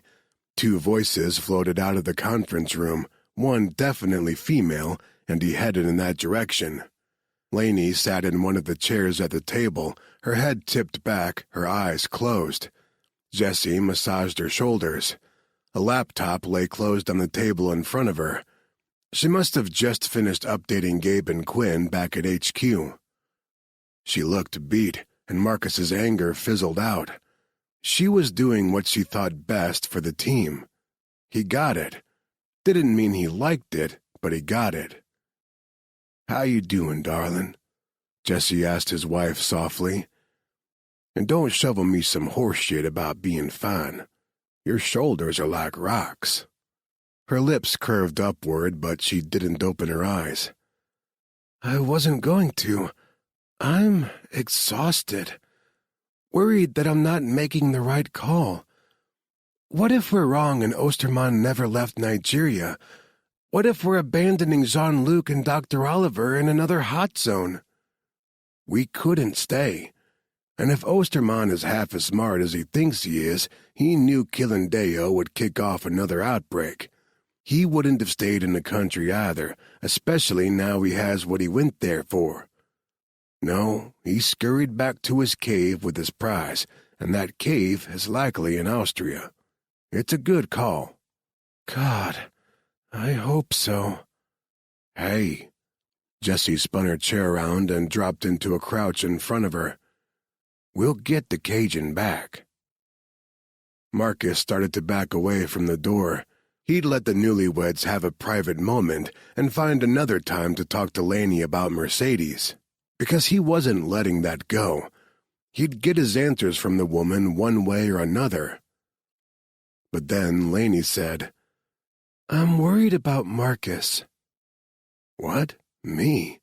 Marcus edged forward again, careful not to make any noise to give himself away. Laney sighed heavily and rested her forehead against Jessie's shoulder. "He's a ticking bomb." Jessie stroked her back. "I know." "This team is unraveling at the seams." She gazed up at her husband. "Jess, how do I keep them together?" He kissed her forehead. "Know what Gabe and Quinn would say if they were here? The only easy day was yesterday." Her voice joined with his to finish the thought. "Right." He cupped her cheeks in his hands. "They trust you, or else they wouldn't have handed their team over to you. And I truly believe if anyone has a shot at pulling this team back together, it won't be Gabe or Quinn or even Tuck. It's you." They kissed, and Marcus backed away, quietly shutting the door to give them their privacy. He strode toward the main room on the jet where everyone usually hung out when they weren't sleeping or planning a mission. A ticking bomb? That wasn't fair. He had every right to his anger. Anyone in his position would feel the same. Some bastard had killed his best friend, a good man, the absolute best, actually. Danny had done nothing to deserve the prolonged, bloody death he'd experienced. His final moments still haunted Marcus's dreams. Yeah, so maybe he was a ticking bomb, but he didn't plan to explode until he found Danny's killer. Harvard was alone in the main room, kicked back in one of the jet's leather recliners with his gaming computer on his lap. He had his headphones on again. Marcus caught a glimpse of a first-person shooter game as he sat in one of the other recliners. Probably Call of Duty. It was the kid's favorite, something Jean-Luc had always lovingly teased him about. Harvard ignored him. For all the reaction he showed, Marcus might as well have been a ghost. Okay, they had more than enough problems already and didn't need to be dealing with whatever bullshit had Harvard's dick in a twist. Last thing he wanted was to have it out with the guy, but someone had to before they found Jean-Luc and got this mission rolling. Groaning, he rubbed the back of his neck, then relaxed in his seat and stared at Harvard. It took a long time. Kid was stubborn, had to give him that, but Harvard finally pulled off his headphones. "What do you want?" "All right, kid, spill it. What's your issue?" "I don't have an issue." Harvard got up and walked over to the table he used for all of his tech stuff. He checked on a desktop computer, then another laptop, then went back to the desktop and typed something that looked like gibberish to Marcus. The computer understood it, though, and promptly set to work fulfilling the command he'd given it. A big middle finger emoji appeared on the screen. Harvard grabbed the laptop and stalked toward the door. "I have work to do." Marcus watched him go, then looked at the emoji again. "Oh, yeah," he said under his breath. "No issues at all. You're a perfectly well-adjusted human being." Mercedes sat down on the uncomfortable bunk in her cell and told herself to calm the hell down. Her heart thundered somewhere near her tonsils, and adrenaline coursed through her body, making her shake. Hearing Marcus D'Angelo's voice outside her door had sent her into fight-or-flight mode. The look in his eyes when she'd inadvertently given away too much about what she knew, he'd wanted her dead. No, more than that. Death would be too fast and simple. He'd want to hurt her until she gave up Sebastian. Maybe she should give Sebastian up. It had served the bastard right for leaving her without a word. If he hadn't up and left, she wouldn't have made the colossal mistake of offering Hornet her help. If he hadn't left... She thought of Sebastian's cozy cabin in the Swiss Alps. He'd bought it under a long series of aliases as an escape hatch. She'd laughed at him for it, but he'd always known the day would come he'd have to leave to Fion. He'd squirreled away money and cleanskins for both of them so they could start fresh. If he hadn't left, they could be on their way to the cabin together right now. If she'd been brave enough to leave with him, she wouldn't be trapped in this cell on a plane full of her enemies. Movement outside the door caught her attention, and she stiffened. Had Marcus come back to try again? She could only make out the rumble of male voices this time, the conversation too low to hear their words, but it didn't sound tense. Not like last time. She got up and moved closer to the door. If they were discussing her future, she wanted to know what they had planned. Her guard, the horribly scarred sniper Seth Harlan, was talking. "Marcus did try to get in a few minutes ago, but he backed off when I told him Laney's orders." His companion was too far away from the door, and she could only hear a muffled response. "Other than that," Seth said, "it's been quiet. She hasn't made a peep." A sound like two palms clapping together, then heavy footsteps faded away. Several minutes ticked by in silence. Then the door opened. Her newest visitor was better than Marcus, but only marginally. She clenched her fists at her sides until her nails dug into her palms as Ian Reinhardt's frame filled the doorway. "What do you want?" He said nothing for a long time, only studied her with his dark, unreadable eyes. His hellbeast sat down next to his boots and also studied her, head slightly cocked. The tip of one of the dog's erect ears folded over when he tilted his head, and his bushy tail swiped back and forth across the floor. Okay, when the dog wasn't growling at her, he was pretty damn cute. "You can't tell them how we know each other," Ian finally said, drawing her attention away from his dog. The words sounded like he'd had to rip them from somewhere deep inside himself. "What? Afraid your new friends won't like you anymore if they knew you were one of us?" She scoffed and turned away. "Don't worry, I don't plan to tell them anything." "You will tell them what you know about Danny's murder." She wheeled back to face him. "Oh, you think so?" "I'll make you," he said, with absolutely no expression on his face. A chill swept over her. He could do it, she knew. She'd seen exactly how adept he was at making people talk. After all, he'd learned from Harrison Stead, the maestro of torture. But fuck that. She wasn't afraid of him. He may have learned enhanced interrogation from the best, but her life had been one continuous torture session. He could do nothing to her that hadn't already been done. She marched over to him and got into his face. She hated that she had to stand on her toes to do it. "You lay one hand on me, Reinhardt, and I'll spill all of your dirty secrets." His lip curled. "Your loyalty to Harrison is misplaced." Her stomach flipped. Sebastian had said pretty much the same thing to her not all that long ago. "At least I am loyal," she snapped. "You left, the only one who did without a death warrant hanging over his head, and my baby brother admired you for it. He wanted to be just like you." For the first time, Ian's scowl faltered. "Xander." Her brother's name came out barely a whisper. "Fuck, did he?" "Yeah, he did." Her voice grew thick and cracked. "He tried to follow in your footsteps and hasn't been seen in almost a year." He didn't respond.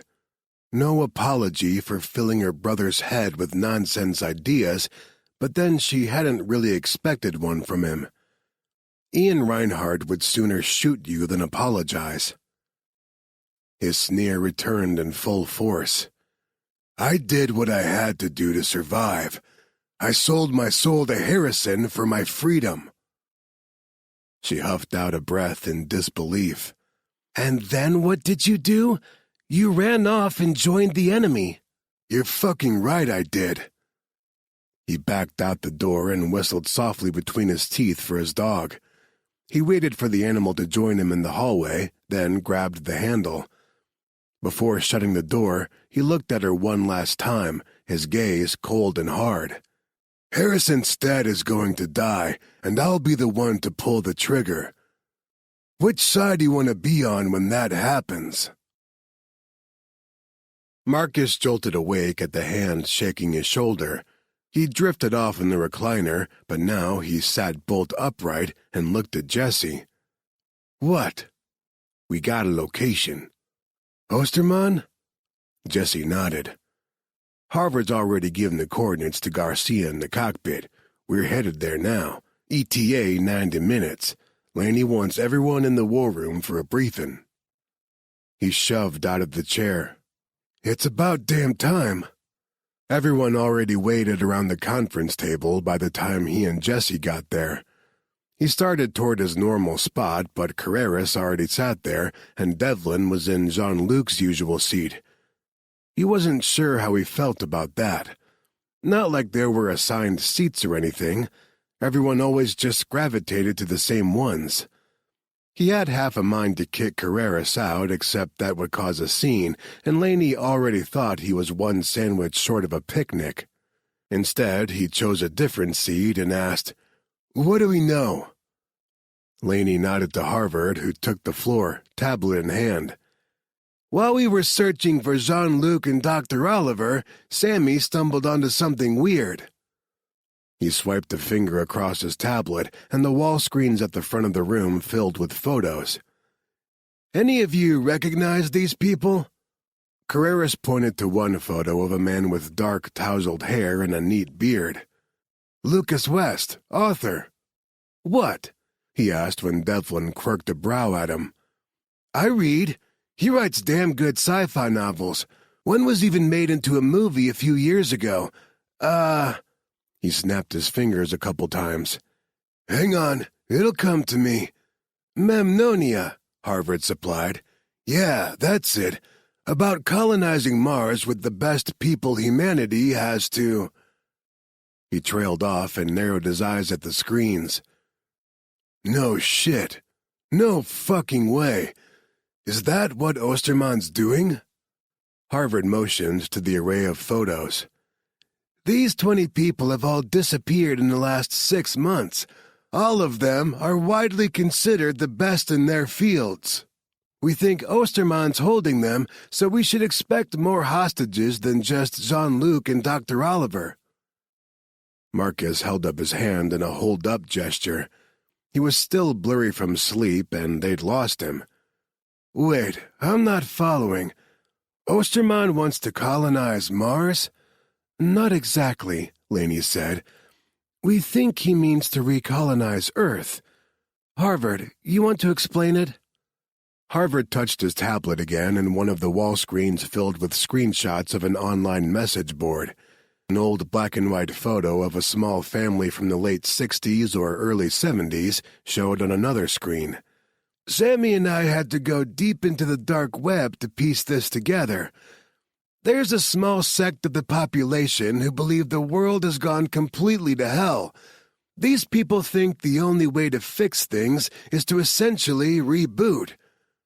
Osterman has posted extensively on these message boards under various screen names about how the best way is with a bioweapon. He goes on and on about how the Black Plague created a golden age in the 15th century, higher wages, more land and food, positive changes in medicine." "The plague was a bacterial infection," Jesse interrupted. "Unless he's found a superbacterium resistant to all antibiotics, he won't be able to replicate it in the modern world." "So he developed a virus instead," Marcus said softly, and tried to shove the image of all those body bags at the MSF field hospital out of his head. "A virus that kills everything. That's why he wants Claire's research, to help protect himself and the people he chooses to save." Harvard made a sound that could have been an agreement. "He's a calculating man, and I'm sure he factored that all into his decision to use a virus for his weapon, but it wasn't the only reason. The scars on his face?" He motioned to the family photo with his stylus. "When he was 12, his family traveled to Yugoslavia, where he and his nanny, a Nigerian native named Cuento, caught smallpox during one of the last known outbreaks. The nanny died. He survived but was left disfigured. As far as we can tell, he blamed Cuento for getting him sick." Marcus sat back in his seat. "Explains why he used Nigeria as the testing ground. That's also when he became obsessed with viruses, and his obsession has only grown as he's aged.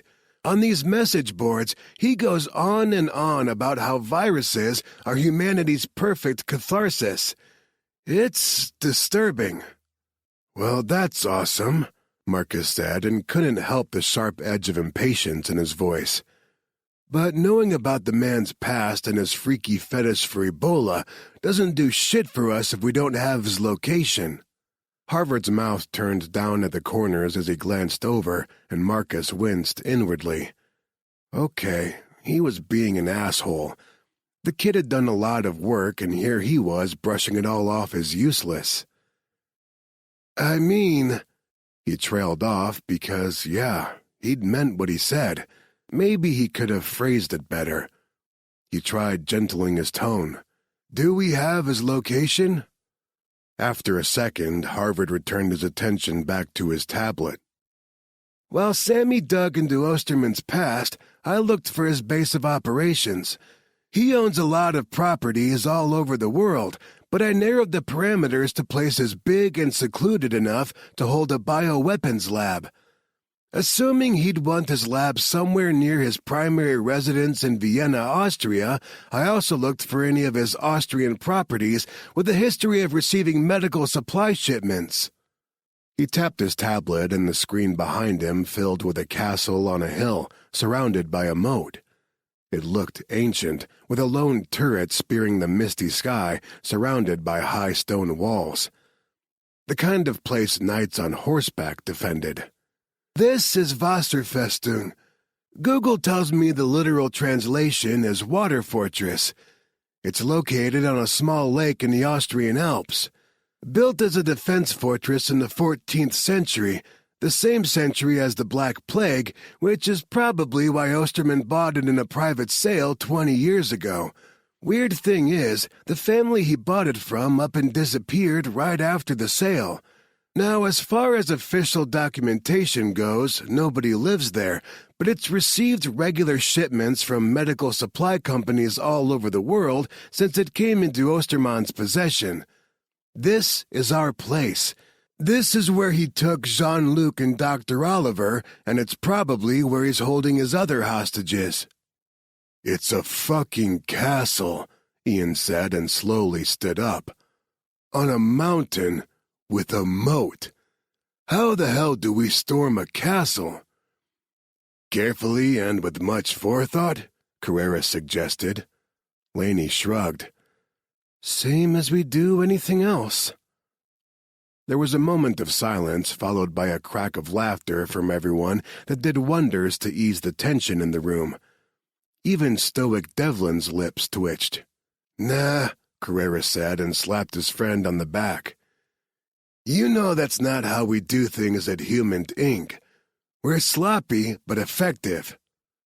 Ian dropped back into his chair and studied the picture of the castle for a long moment, then grinned. It was kinda scary when he did that, the crocodile before he bites your leg off. About time I get to blow shit up. Chapter 41. Claire looked at the clock ticking softly on the wall. Nearly 1 a.m. and no sign of Osterman since he left her in this lab. She'd told him it would take time to study the effects of a kiso and produce it in quantities large enough for his purposes, and apparently he expected her to stay a prisoner in this lab until the job was done. She had other ideas. She sat back from a microscope and sneaked a peek at Audric, who had stood guard over her since arriving in the place. Hours ago, she'd tried talking sense into him. I hope you know Osterman doesn't plan to save you or your friends. You're expendable to him. Just shut up and do your work. Audric hadn't shown even a flicker of unease. He trusted his employer completely, and it would mean his death if Osterman's plans came to fruition. Now the man was watching something on his phone, unconcerned with her as long as she didn't try to leave the lab. He didn't see her as a threat. His mistake. She wasn't a shrinking violet, but she'd played the part convincingly enough that he believed it. Her career had taken her to some of the most dangerous places in the world, and she'd learned how to defend herself. And she had a whole lab full of lethal possibilities. She got up from the microscope and walked over to a cabinet. She glanced over her shoulder, but Audric didn't even bother to gaze up from his phone. The cabinet contained anything she could possibly need to create a kiso. Osterman had spared no expense in gathering supplies, and now she had a pharmacy at her disposal. One of the sides of the cabinet was refrigerated, and she checked the shelves for options. She needed something fast-acting, something that would drop a man the size of Audric in seconds. She smiled to herself as she spotted the box of vials on the middle shelf. Succinylcholine, Sux for short. an ultra-fast-acting muscle relaxant used during anesthesia and lethal injection.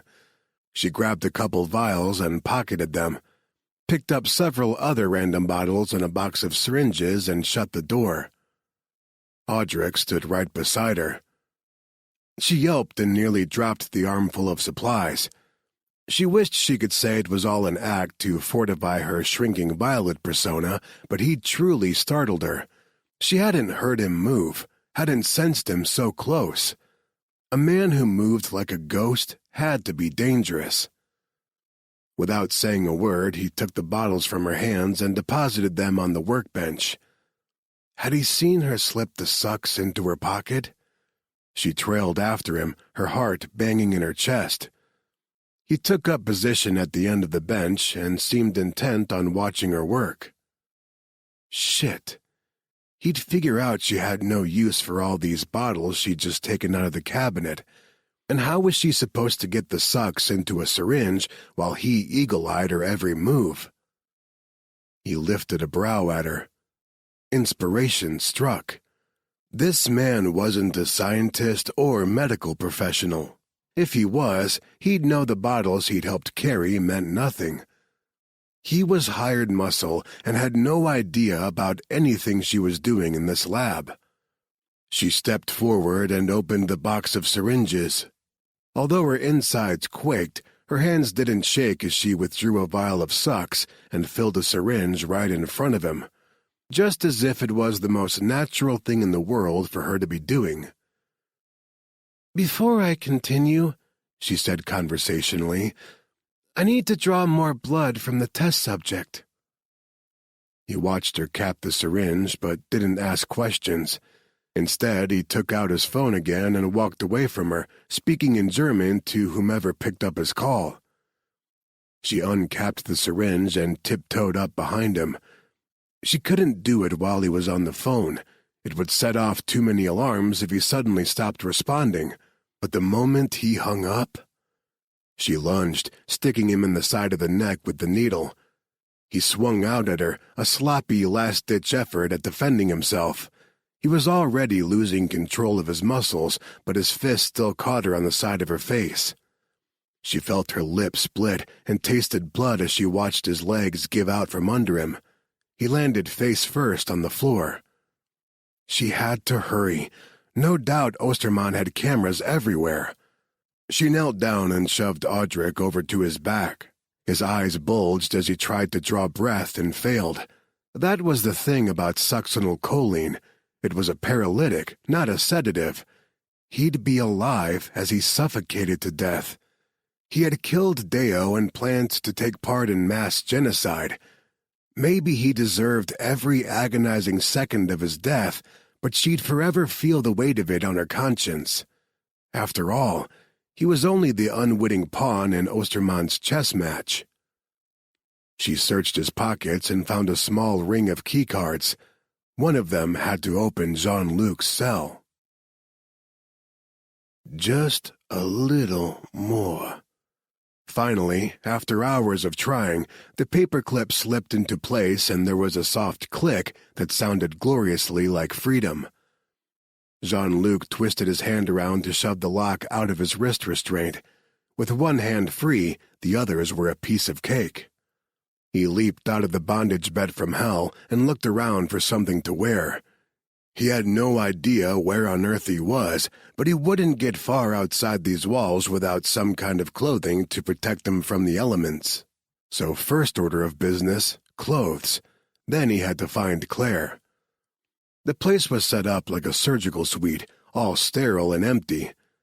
He pointedly ignored the wall of torture devices and tried the rolling cart parked against the other wall.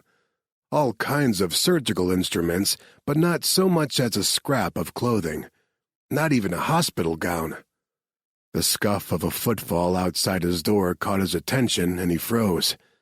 The lock gave a soft negative beep as someone swiped a card. Then another, and another. He grabbed a scalpel and flashed back to the field hospital. At least there he'd had a hope of taking on the militants with nothing but a scalpel. Here, these guys were trained badasses. He was fucked without a real weapon. He glanced over at the bed. Maybe it'd be better to fake it, pretend he was still restrained. He took a step toward it when the door gave a positive beep and swung open to reveal Claire. She still wore the lab coat over scrubs, and her hair had mostly fallen out of a ponytail. Pink flushed her cheeks, and her chest heaved like she'd run. Her lip was split and bleeding down her chin. She was the most beautiful thing he'd ever seen.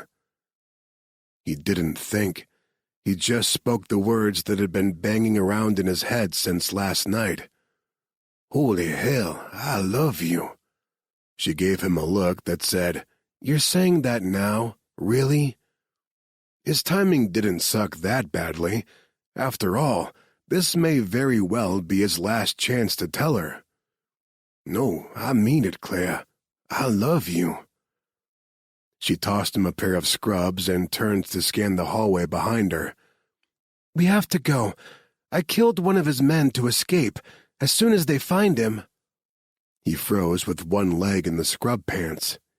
"You killed?" He should have been there for her. He should have taken that blood onto his hands for her. Killing another human being, no matter how despicable that person was, would have stolen a piece of her soul. "Oh, Shah." She whirled around in disbelief. "Why have you stopped? Jean-Luc, get dressed. If he catches us, he will infect you again, and I can't—" Her voice broke. Yeah, she was right. He had to focus here.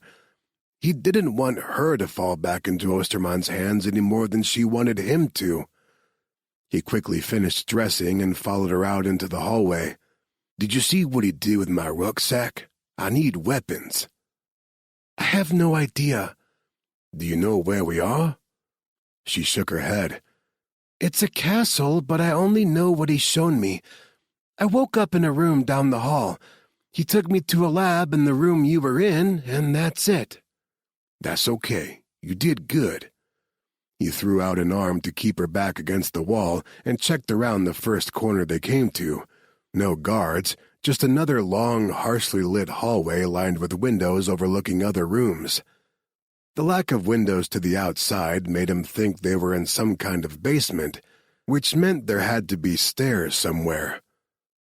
He turned to Claire and held a finger to his lips, then motioned for her to follow him. Keeping the scalpel ready, he crept down the hallway. "He has other hostages," Claire whispered as she fell into step behind him. 20 people. He stopped short and glanced back at her. 20? She nodded. "They're some of the people he plans to repopulate the world with after he releases his virus. He's been kidnapping them for months. We have to find them." "Well, fuck." He continued forward and paused at the first of the windows to peek through. A man lay strapped down on a hospital bed like he had been. Despite the straps, he thrashed violently and seemed to be gasping for breath, swallowing convulsively. Saliva bubbled around his mouth. "Oh my God," Claire said, and covered her mouth with one hand. "That looks like rabies. He's infected with rabies." She ran to the next window. After another horrified glance at the rabies victim, Jean-Luc followed. A skinny black man sat on the bed in the next room, staring blankly toward them, not at them, with bright yellow eyes. "Jaundice," Claire whispered. She grabbed a clipboard hanging on a peg by the window. "He's been infected with yellow fever." At the next window, she snagged the clipboard. "Measles?" She went from one to the next, reading off the viruses. "HFRS, dengue, Lassa, Marburg, Ebola Zaire." Jean-Luc stopped in front of one window and stared at the empty bed inside. He knew the room, had studied every corner of it for nearly 24 hours. Slowly, he reached for the clipboard and saw the 3 words that terrified him more than anything else could have. "Claire?" At the other end of the hallway, she let out a small squeak of shock. She turned toward him, a clipboard dangling from one trembling hand. She'd gone white. "He's infected someone with smallpox. We have to leave right now." The clipboard clattered to the floor and she ran toward him. Jean-Luc took a step back and held up his hands to fend her off. "Don't touch me!" She skidded to a halt. "What?" He opened his mouth to tell her, but found he couldn't say it. Instead, his gaze drifted toward the empty room. She looked through the window at the familiar bed and gasped. No, no, no! Where's the clipboard?" He set it on the floor and pushed it toward her with his foot. She stared down at it like it would bite. "Delta hemorrhagic fever," he told her gently. "Osterman is not going to reinfect me. He already has. I don't know how. He never injected me with anything, at least not while I was conscious." "He's creating a weapon," Claire said, and looked up at an air intake vent above their heads. "He probably aerosolized it." Icy fear splashed through his veins. "You need to leave. Right now." She returned her gaze to his, and tears gathered in her pretty blue eyes. "Not without you." He shook his head. "I can't. I'll risk infecting anyone I come into contact with, including you. Oh, my Belle, you know this. You know this." She hugged herself and choked on a sob. "Jean-Luc, I can't." He wanted to reach out to her, pull her into his arms, and wipe away her tears. Instead, he took another step backward. "You are a Kiso, not your research, not your drug. You and that beautiful, stunning brain of yours.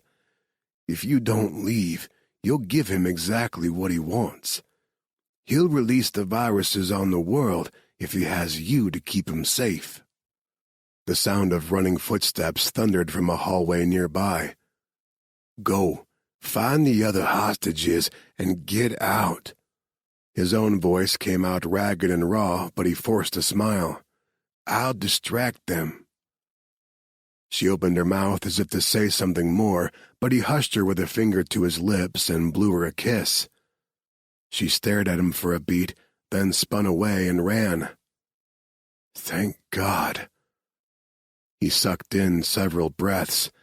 At least he could still breathe and wasn't drowning in his own fluids yet. That was a plus.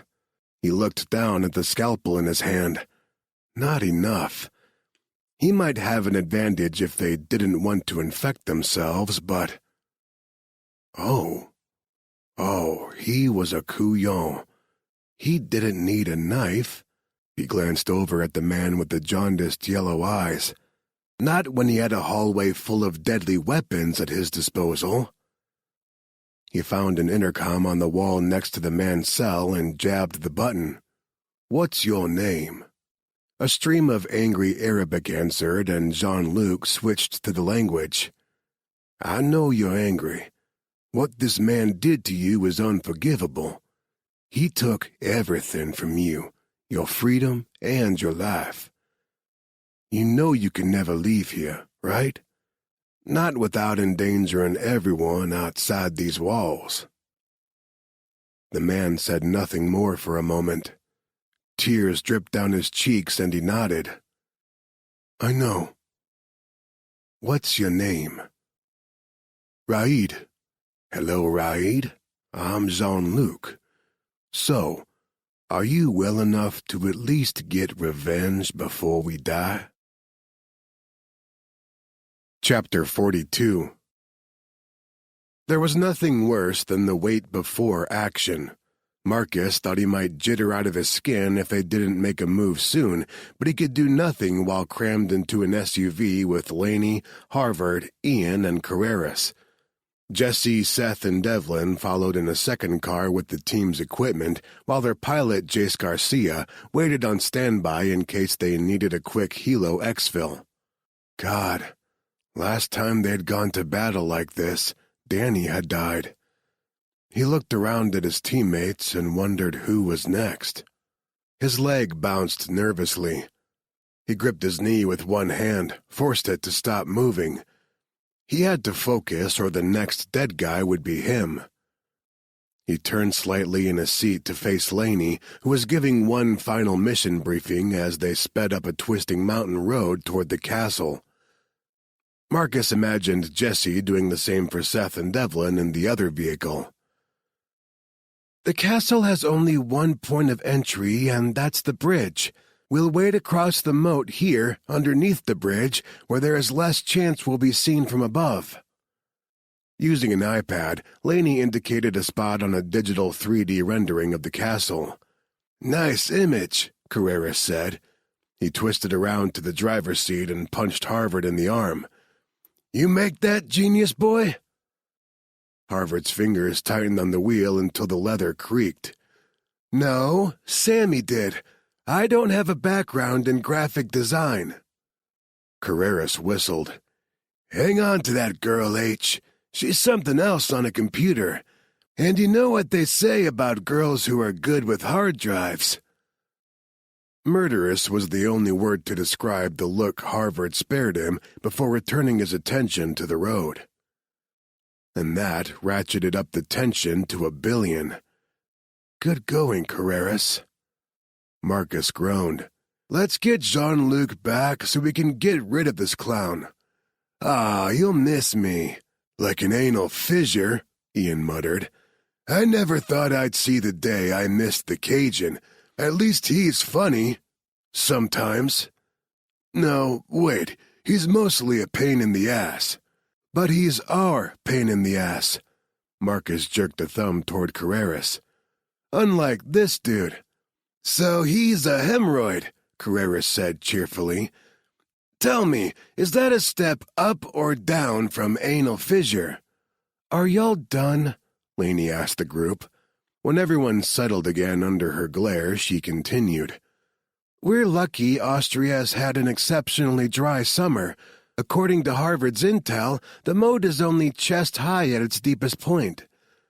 Ian, Carreras, Seth, and Devlin will go across first. Seth and Devlin will provide cover, while Ian sets a charge here and Carreras sets one here. Using 2 fingers, she enlarged the spot on the digital model where the lower part of the castle's wall was stone and the upper part wood.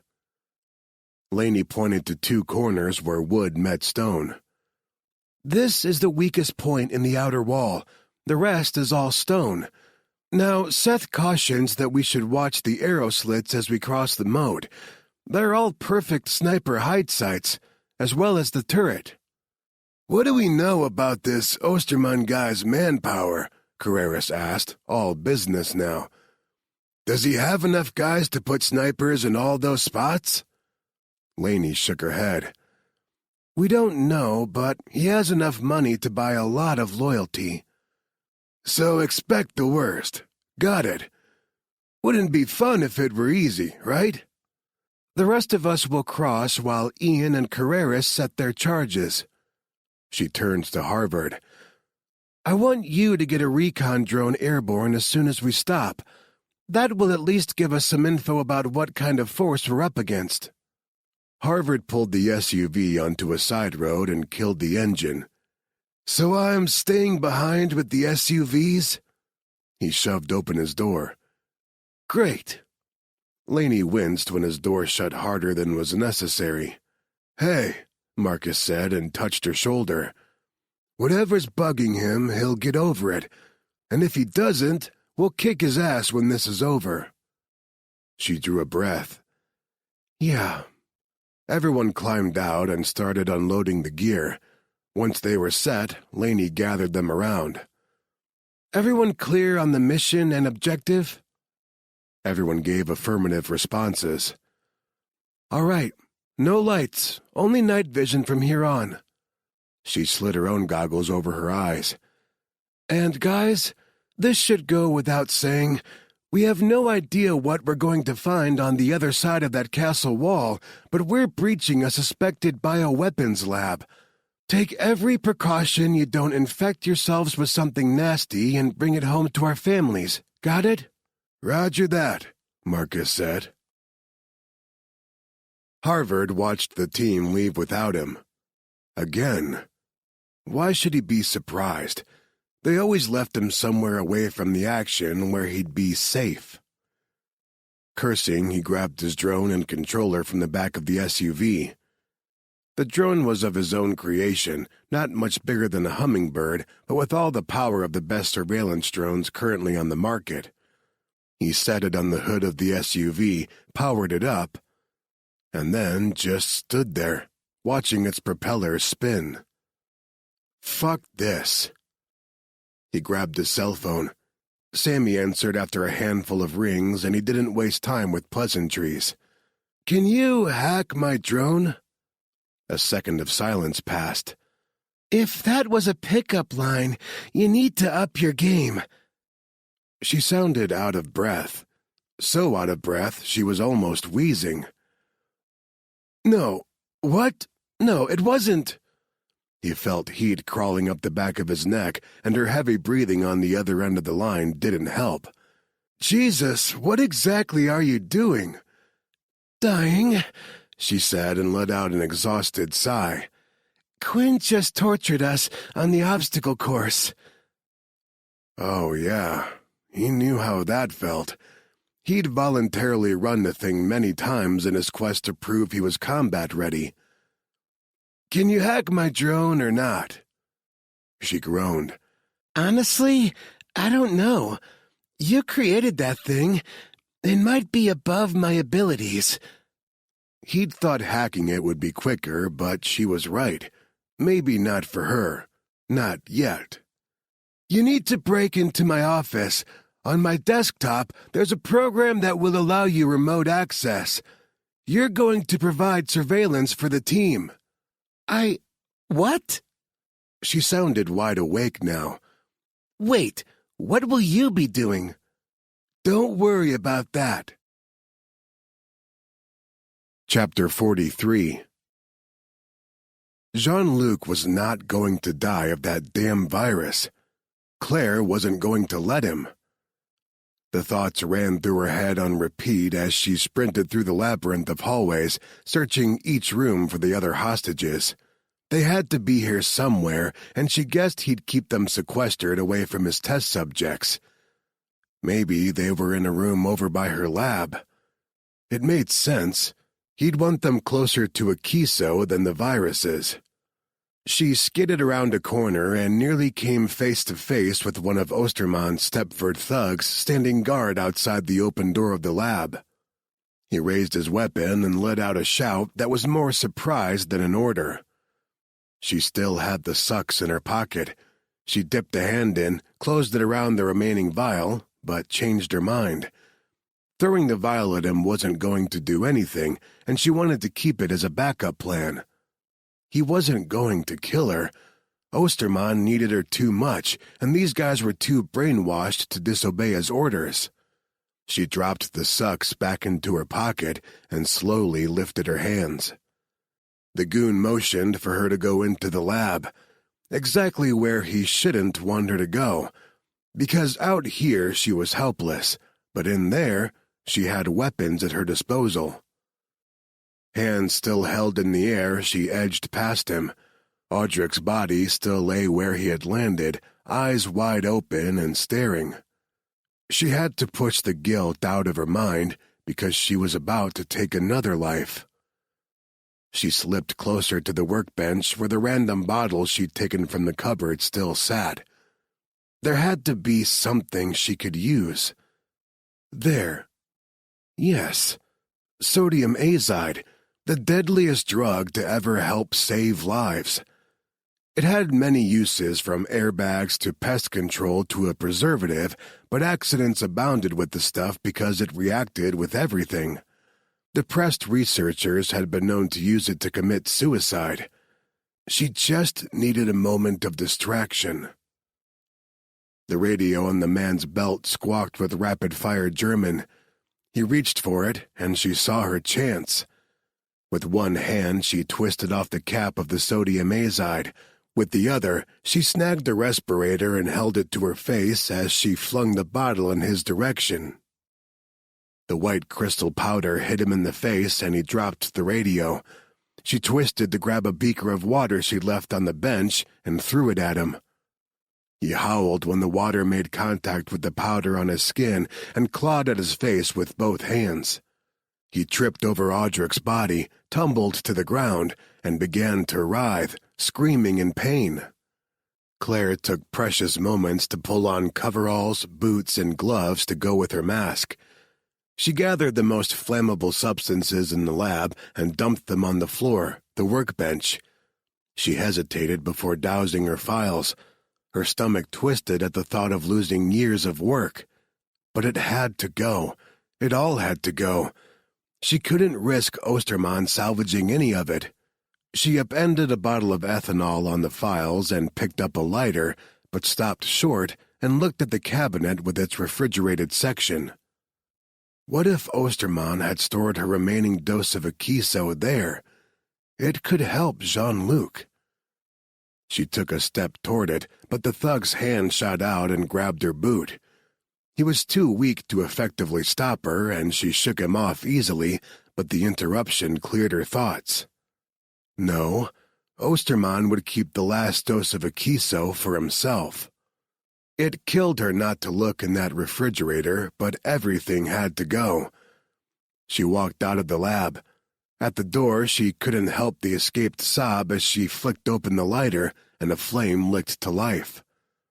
She watched it dance for a few moments too long, then held out her arm to drop it, and fumbled at the sound of gunfire from somewhere in the facility. Jean-Luc! She shut the lighter and whirled around, took a couple steps in the direction she'd come from before she caught herself. He'd wanted her to find the other hostages and get out. There were 20 people trapped in this building somewhere. Once she lit that fire, all of those explosive chemicals would probably collapse this whole side of the building. No, destroying the lab would have to wait. More gunfire echoed through the halls. She flinched but didn't race toward it, and Jean-Luc like she wanted to. She ran in the opposite direction, past the lab. That's when she heard the banging, like a fist on a door, and the muffled sound of someone shouting in German. She didn't understand his words, but his fear registered loud and clear. Not one of the guards, then. It had to be Dr. Jürgen Nacht. She followed his voice to a large set of double doors. She pulled off her mask so they could hear her more clearly through the door. "Hello? Dr. Nacht?" The banging stopped. "Who's there?" he asked in thickly accented English. "My name is Claire Oliver." Heart-tripping, she fumbled for the ring of keycards and started scanning each over the lock. "I'm here to help. Are others in there with you?" There was some shuffling from the other side of the door, and then another male voice spoke up. He was American, likely born and raised in New York City, judging by his accent. "Yes, there are 20 of us." "What's your name?" "Lucas West." "How long have you been here?" "Maybe 3 weeks. It's hard to keep track of time. Some of us, like Jürgen, have been here for months." She swiped another card. The lock beeped and the small indicator turned green. She pulled open the door and found herself face to chest with a guy almost as big as Jean-Luc. He had dark hair and a beard that hadn't seen a trim in a while. "Thank you." He released a relieved breath and stepped out into the hall just as more gunshots rattled through the hallways. He glanced toward the noise, then returned his attention to her and studied her coveralls and mask. "What's going on?" She ignored the question and peeked through the door as the hostages streamed out.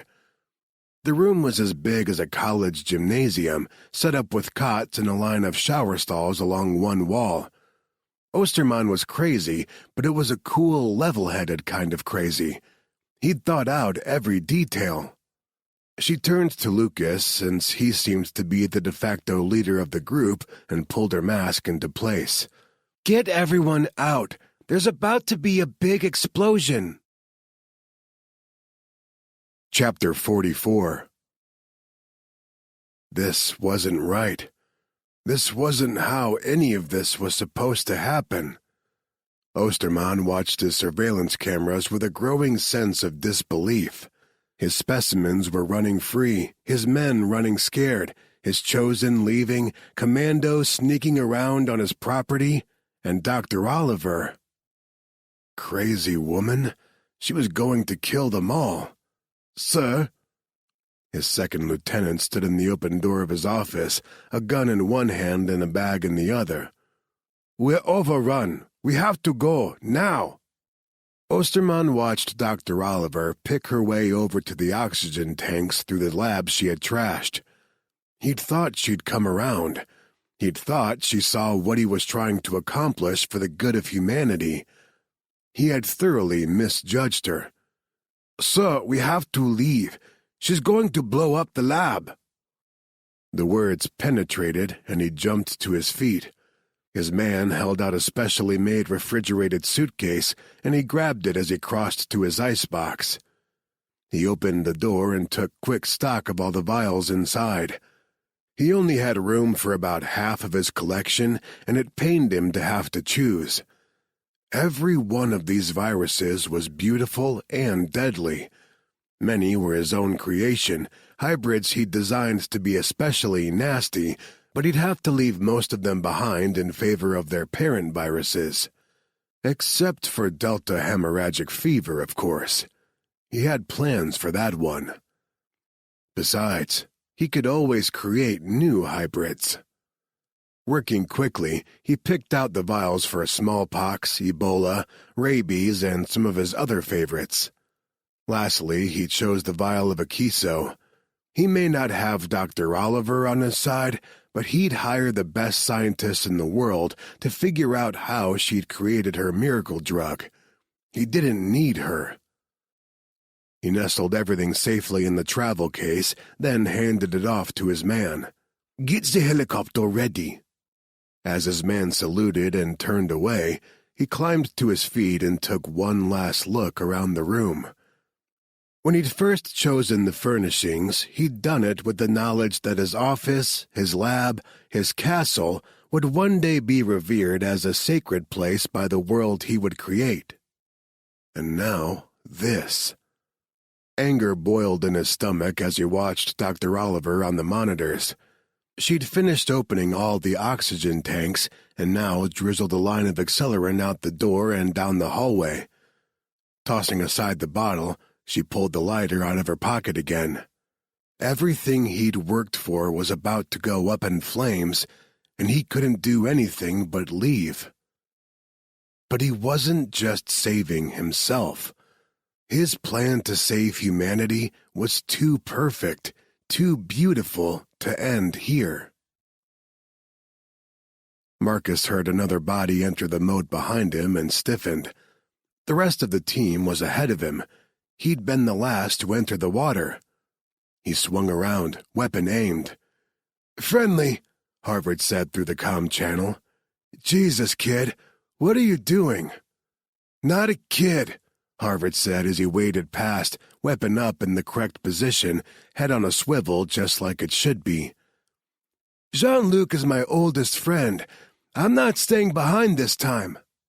Marcus opened his mouth to tell Harvard to get the fuck out of there, but a shockwave rumbled under his boots before he heard the muffled whump of an explosion. He stopped in his tracks as the water around them rippled. His NVGs tinted the landscape green, and the built-in thermal detectors picked out the body heat of Harvard and their teammates crossing the moat ahead of them. He followed the line of the castle wall until he found the 4 heat signatures of Ian, Seth, Carreras, and Devlin. Ian's voice came over their comms in a hoarse whisper. "That wasn't us. We haven't set the charges yet. It came from inside." The ground rumbled and shifted, sending Marcus and Harvard plummeting sideways into the moat as debris rained down from the sky. He came up gagging on the lungful of water he'd inhaled and scrambled to find the kid. All he could see was the massive body heat from his teammates on the other side. "Sit rep!" Laney's voice was like a whip over the comm channel. "Explosion inside," Ian replied, coughing. "The wall fucking collapsed on us. I'm back in the water with Carreras. We're good, but Seth and Devlin are MIA. Marcus made it to the rocky shore and surveyed the damage. The wall had crumbled exactly where they had planned to set off the charge. The castle's weak spot. They'd been right about that, at least. Flames licked at the sky. He scanned the water and spotted the 2 bomb techs. They swam toward the opposite shore. Where the fuck was Harvard? "Some serious power behind that boom," Carreras said over the comm. "Whoever was in there is toast now." Marcus looked up at what was left of the castle. No, he wouldn't believe it. Every piece of intel they had said Jean-Luc was in there. "Contact!" Ian shouted. Marcus trained his weapon at the heat signatures flooding across the bridge overhead, but from what he could see, they didn't look like the enemy. Some were running as fast as they could, others helping the injured, and some bent over coughing. "Secure them," Laney said. Ian and Carreras climbed the moat's bank to meet the crowd on the other side of the bridge. Several long seconds ticked by before Carreras's voice came over the radio again. "Friendlies! Hostages secured!" "Copy," Laney said, relief evident in her voice. "Get them out of here." "Found Seth," Harvard called. Marcus spun toward his voice, relief flooding his system, and found the kid 10 feet away, clearing debris from Seth's unconscious body. He ran over to help. "Injuries?" Jesse demanded and dropped to his knees beside Seth. "Looks like a conk on the head," Marcus said. Wasn't anything he could do for Seth, so he climbed over a piece of the wall to search for Devlin. He moved a sheet of wood aside and found the man bloody and broken in a hole underneath. Shit, no, they weren't losing another man. Hard thudding, Marcus slid down the side of the crater. Debris and ash rained on him as he knelt down in the mud to check Devlin's pulse. Strong, thank God, but too fast. He released the breath pent up in his lungs and took stock of the man's wounds. Devlin's legs were trapped under a fairly large boulder. Blood leaked from a deep gash along his hairline, and his arm had bent unnaturally, likely broken. Water seeped into the hole from the moat. If the ground shifted again, the whole thing would flood and Devlin would drown. "Medic!" Jesse appeared at the top of the crater. "How bad?" Pebbles skittered under his feet as he descended, pinging against Marcus's back. "He's alive, but worse than Seth." Jesse did a quick visual check and fastened the brace around Devlin's neck. "Help me pull him out." Working together, Marcus lifted the rock and Jesse carefully pulled on Devlin's upper body. The mud got stickier by the second and didn't want to let him go, sucking at his legs like quicksand. After several frustrating minutes, they finally freed him and the guys helped lift him to more solid ground. While Jesse climbed out of the hole, Marcus dusted off his hands and looked around. One of the walls of the crater was flat stone, not loose earth like the others, and there appeared to be a hole leading somewhere else. He pulled his rifle off his back and switched on the flashlight attached to the barrel. "Marcus, wait!" He ignored Laney's command from overhead. They weren't losing any men today, and that included Jean-Luc. He kicked through the opening, sweeping left and right. A hallway, but nothing like he'd expected to find inside a 14th century castle. More like a 20th century hospital, all white and sterile. The overhead lights had blown out at the explosion, the suspended LEDs swaying from wires. Sparks showered from one as he crossed under it. The flashlight beam played over a pile of debris and spotlighted a gloved hand, attached to a small figure in a white coverall and respirator mask. Claire. He had no doubt, but he still eased down beside her to make sure. Blood smeared her face, but she appeared to be breathing still. "Medic!" he called into his comm. "Hostage down!" He scanned the hallway beyond her body. Whoever had been down here with her hadn't been as lucky as her, judging by the scatter of body parts. God, he hoped none of those severed limbs belonged to Jean-Luc. Chapter 45. Claire started awake and swung out at the dark shapes manhandling her. Osterman and his Stepford goons weren't taking her anywhere. She'd rather die. "Hey, hey, hey," a familiar voice said. "Shh, you're okay. You're safe now." A face appeared in front of the cracked mask of a respirator. Dark eyes, dark curly hair wet and flattened to his forehead. Mud streaked his sharply angled face and coated his hands. "Marcus?" She blinked to focus her vision, unsure if he was really here or if the bump on the head was playing tricks with her mind. "Yeah, it's me. You're safe now, Claire. These guys are friends." He motioned to another man with dark hair and kind blue eyes. "This is Jesse, our medic. He's gonna look you over, okay?" Then he motioned to another man with spiky light brown hair. She pegged his age no more than mid-20s, if that. "Harvard, our computer whiz. They're going to help you out of here." She relaxed, realizing they hadn't been manhandling her, but putting her on a stretcher. As they lifted her out of the rubble, she stared over their shoulders at the bodies littering the hallway. She ached all over, but she'd fared better than Osterman's men. "What happened?" "The place exploded." Even before Marcus finished the sentence, she remembered setting the line of accelerant on fire and running like hell. "I set the lab on fire. I had to. Osterman wanted to end the world. I didn't know how else to stop him." Something popped overhead, and sparks showered down from a broken light. She let out a squeak of alarm. Both Jesse and Marcus used their bodies to shield her. "It's not safe here," Marcus said once the sparks fizzled away. "Jesse and Harvard will lift you out of here from a hole in the side of the building. Was Jean-Luc with you? The whole castle is one stiff wind away from collapse. I have to find him before—" "Jean-Luc!"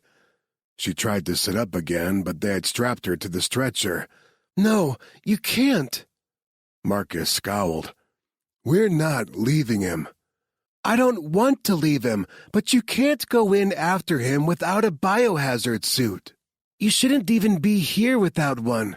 Osterman kept all of his favorite viruses on site." She tried to sit up again and let out a frustrated shriek when she couldn't. "Let me up! I'm going with you!" "Dr. Oliver, you're injured," Jesse said in a calming drawl. "You might have a concussion and—" She glared at him through her mask and he trailed off. The man actually backed up a step before releasing the straps holding her down. She must have looked feral, but she didn't care. She felt feral. She ripped off her broken mask. It wasn't doing her any good. If any of the viruses escaped containment and survived the explosion, she was already exposed. "Tell me you have biohazard suits." The three men shared a glance, then Harvard said, "We have a biocontainment unit on the way." She stared down the hallway. "How long?" "They're flying in from Germany. An hour, maybe a little less now." "We can't wait. What if he's hurt?" She shook her head and climbed to her feet. Jesse held out an arm to steady her. "With all due respect, Doc, you're hurt." He was right. Her head thundered and beat with her heart, but at least the dizziness passed quickly. The longer she stood on her own 2 feet, the better she felt. She faced the men. "I'm going in after him." All three of them protested at the same time. Marcus, "No way." Harvard, "I don't think that's a good idea." Jessie, not without a spacesuit. She held up a hand and started picking her way down the hall.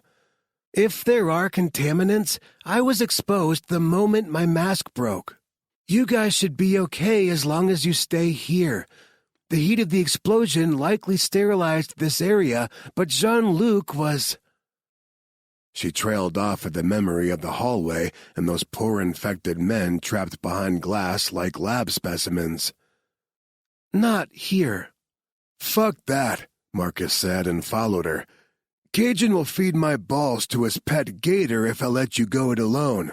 Jess, he called over his shoulder, stay with our injured. We'll call if we need you. When Harvard took a step forward, Marcus swung around and pointed a finger at him. No, you stay put, kid. I've seen this virus, and you're not going anywhere near it. Harvard flushed. I'm not a fucking kid.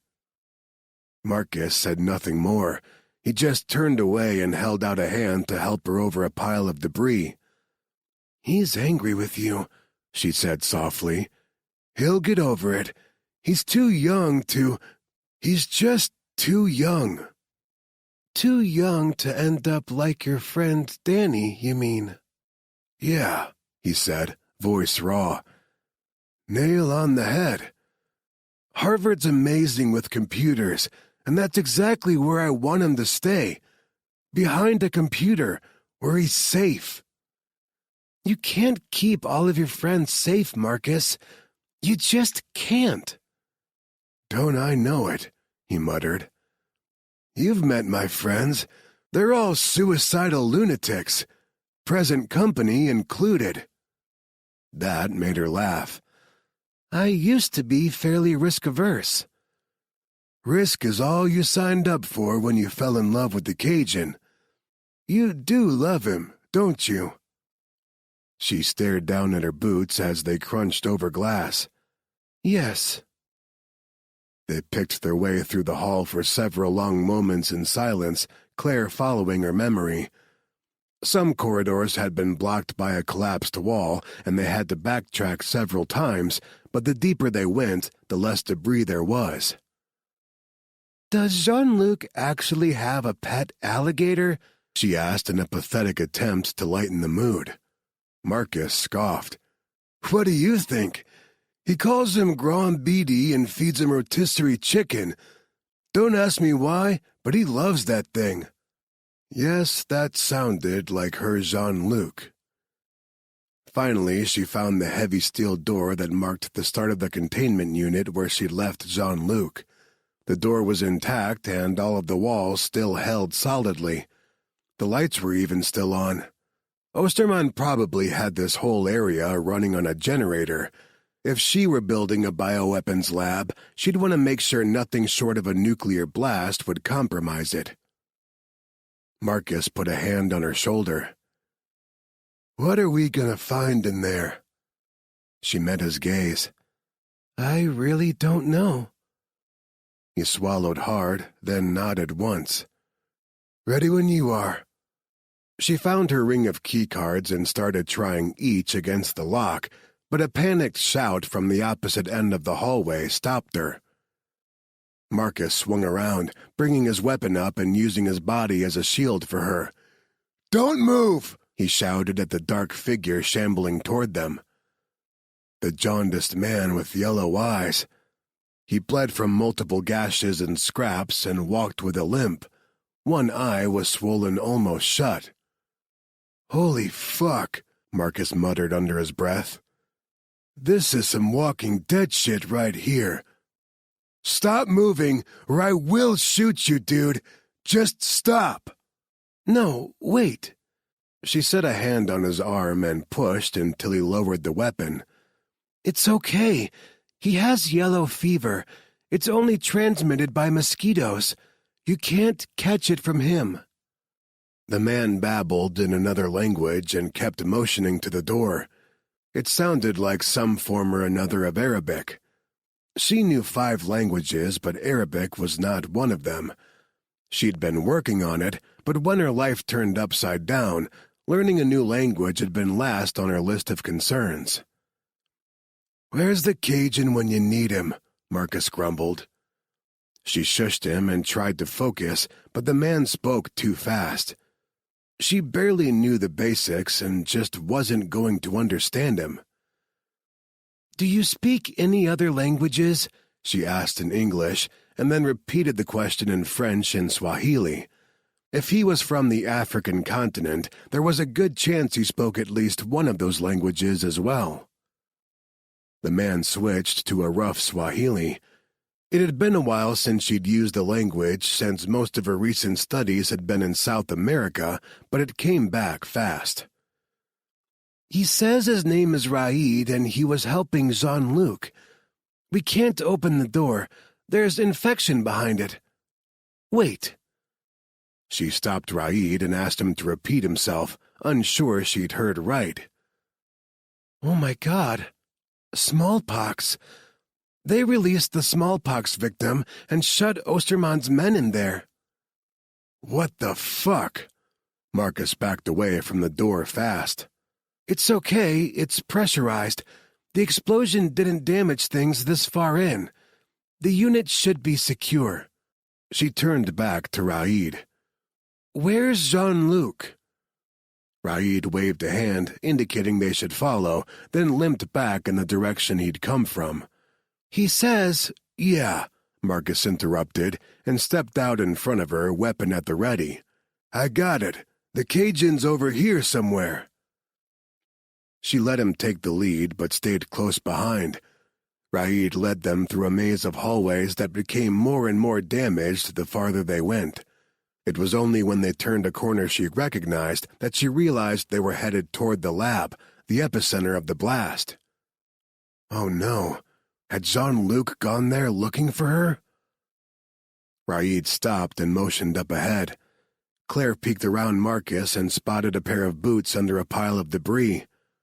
Her stomach flipped with horror. Is that... Shit! Marcus dropped his weapon and lunged forward. Help me!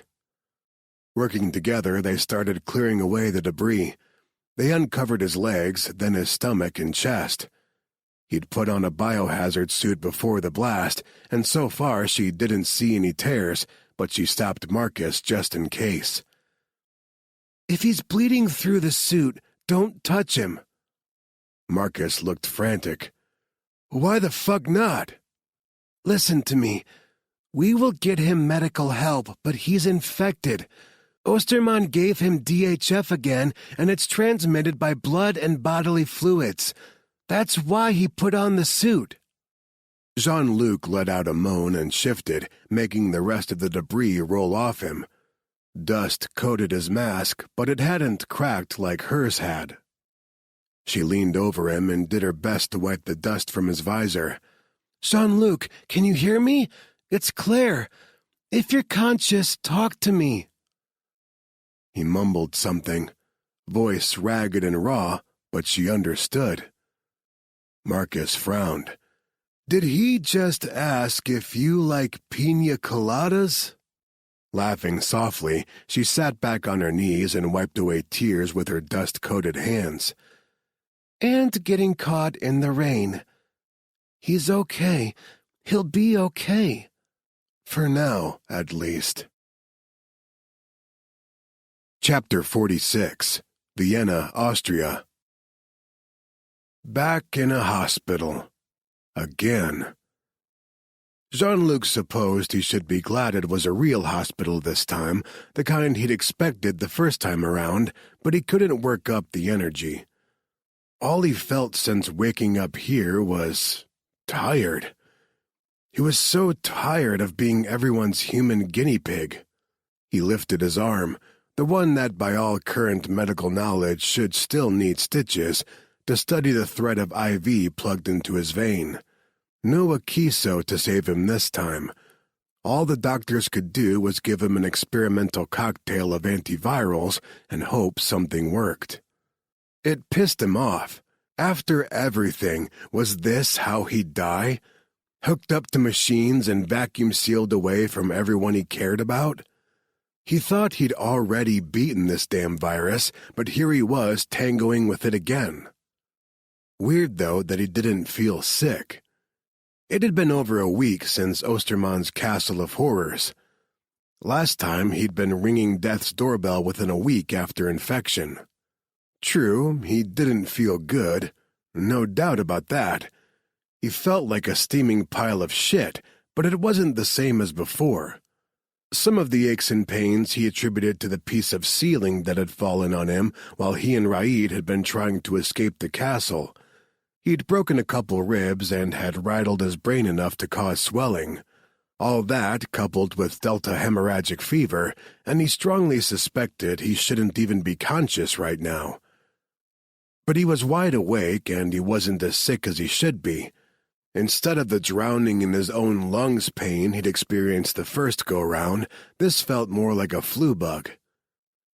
Had Ostermann re-engineered the virus to kill more slowly? Was the worst yet to come? He shuddered to think of it. A hissing noise, the sound of an airlock breaking, drew his attention. He dropped his arm back to the bed and looked at the door. Waited for the doctors and nurses to come poke and prod at him some more, but only one person entered. He knew who it was immediately. He'd learned to recognize her despite all the protective gear. Claire. His throat closed up. This was the first time she'd visited since finding him in the castle. Everyone kept assuring him she was okay, but hadn't given any more information than that. Eventually, he'd just stopped asking. He hadn't wanted to admit to himself how much it hurt that she hadn't come before now. She stopped beside his bed and studied him, like he was a goddamn rat under a microscope rather than her lover. "How are you?" she asked softly. "Oh," he said, heavy on the sarcasm, "just peachy."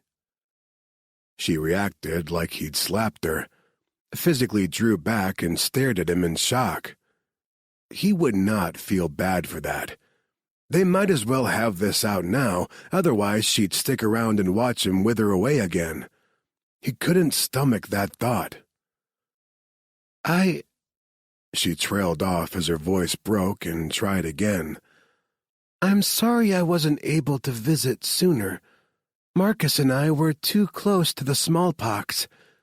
We had to be vaccinated, and I was sick for a few days after." He looked away from her. He didn't want to think of her sick and shut away in a room like this for a week. It made his chest ache. "I told you to leave me, to find the hostages and get out. You shouldn't have gone back in for me." "I wasn't going to leave you," she said softly. "I love you." He felt tears burning his eyes and squeezed them shut. Marcus was right. He was going to break her heart. Just not by choice. He wanted to stay with her forever, but fate, fickle bitch she was, refused to give him that opportunity. Was it because of how he'd lived his life? He'd hit every sin on the list, most of them more than once. This had to be his punishment. To find the one woman fascinating enough to hold his attention for more than a night, the one woman he wanted to hold close and love, and have her ripped away from him by forces outside his control. The old John Luke would have cracked a joke right now just to hear her laugh one more time, but he didn't have it in him. There would be no more laughter from her for a long time if she stayed until the end. He remembered the field hospital and all the tears she'd spilled for him, and that had been before she'd fallen in love.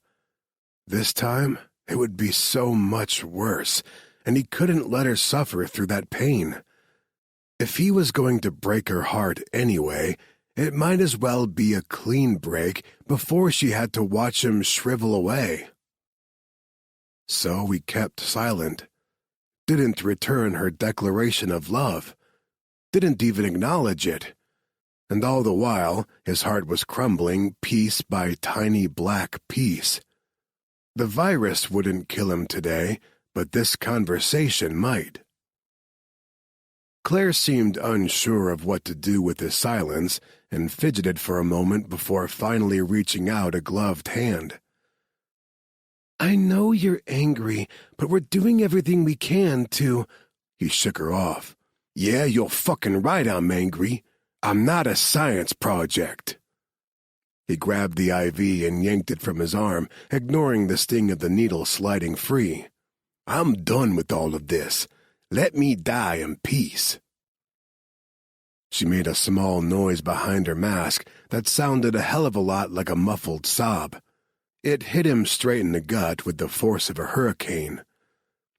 I don't want you to die, she whispered. I'm going to. Not much either of us can do about it. Jean-Luc, you should have stayed away. He turned away, painfully swinging his feet over the side of his bed and giving her his back. He couldn't look at her. His poker face was for shit right now, and she might see his every ragged emotion right there. If she saw how much this hurt, she'd absolutely stay, and he couldn't have that. It was fun while it lasted, Sha, but it's time to call it quits. She didn't move for a long moment. He waited, forcing himself not to twitch or give anything away. He curled his hands into fists on the edge of the mattress. Nobody had ever accused him of having exceptional willpower, and it took every shred of control he had in him not to beg her to stay. He was terrified of dying alone, and more terrified of watching the pain he'd cause in her as he died. So she had to go. He'd do this one unselfish thing for her. Finally, the airlock hissed again as the door opened. He still waited for a solid 60 seconds before he bent forward and let out the sob he'd been holding in.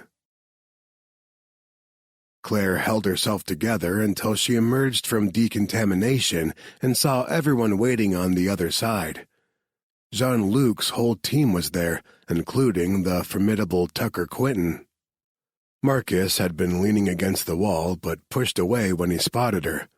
"How is he?" That was when she lost it. She hugged herself as tears erupted from her eyes. He doesn't want to see me. I think he's giving up. Like hell he is, one of the other guys said. He was a muscular man with short-cropped hair and stormy gray eyes. She hadn't officially met him yet. He'd arrived with another man, Gabe, while she was sick in quarantine after receiving the smallpox vaccine. "Let me in to talk to him." "Come on, Quinn," Jesse said. "You have a toddler and a newborn at home.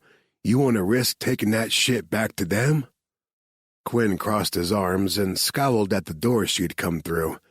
After a moment, he sighed softly and shook his head. "Lâche la patate." "What?" Claire asked, wiping at her eyes with shaking hands. She recognized the words, French for "don't drop the potato," but she didn't understand how they applied here. "It's something he told me once," Quinn explained. "Said it's a Cajun expression for don't give up. Someone needs to remind him of it." Marcus pulled her in for a hug. "You guys don't get it," he said to the group over her head. "You didn't see what this virus does to people. Whether he fights it or not, it will kill him. It came damn close the first time, and the only reason he survived is because of Claire's research." Lâche la patate. Don't give up. No, she wouldn't. If Jean-Luc couldn't fight, she'd do it for him. She broke away from Marcus and marched over to Tucker Quinton. He watched her approach with a mildly amused expression in his blue eyes. "What can I do for you, Dr. Oliver?" "I need supplies. We're 2 blocks from the Medical University of Vienna. I know the infectious diseases professor there, and he'll let me use his lab.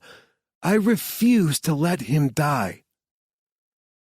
Tuck flashed his Hollywood smile and covered her hand with both of his. His palms were warm and surprisingly calloused for a billionaire. "I was hoping you'd say that.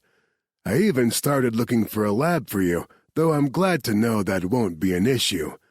Get me a list and you'll have everything you need, no matter the cost. I'll make sure of it." "Thank you." Her voice was so broken it came out as little more than a whisper, but she knew he heard her by the light squeeze he gave her hand. "Save our boy. Again." Chapter 47. 3 days dragged by. For 72 long hours, Jean-Luc waited for the virus to do its job, dreading the pain he knew was coming. But it never came. His 2 broken ribs still hurt like hell when his pain meds wore off, but he could breathe. He wasn't coughing up blood. He wasn't boiling with fever. He actually felt pretty good. The morning of the 4th day, he was sitting up in the chair beside his bed, staring out the window at the bright blue sky as he picked at his breakfast when the airlock hissed. His couillon of a heart did a little dance. Even after everything, it still hoped the person entering his space was the one he most wanted to see. But she was gone. Marcus said she'd left the day he told her off and hadn't been back since. Which was good. It was what he'd wanted. Right? Mais oui. Exactly what he'd wanted. Despite his surprisingly good health, he was still waiting for death to call his number. Osterman must have messed with the virus so it killed slower. Claire herself had said the slower the virus killed, the more chance it had to spread to other people. It was only a matter of time. But he missed her with every beat of his heart. He hadn't felt that deep, dark pit in the center of his chest since he lost his mamère. He recognized it as grief. He was grieving Claire's loss, even though he was the one dying. Someone cleared their throat.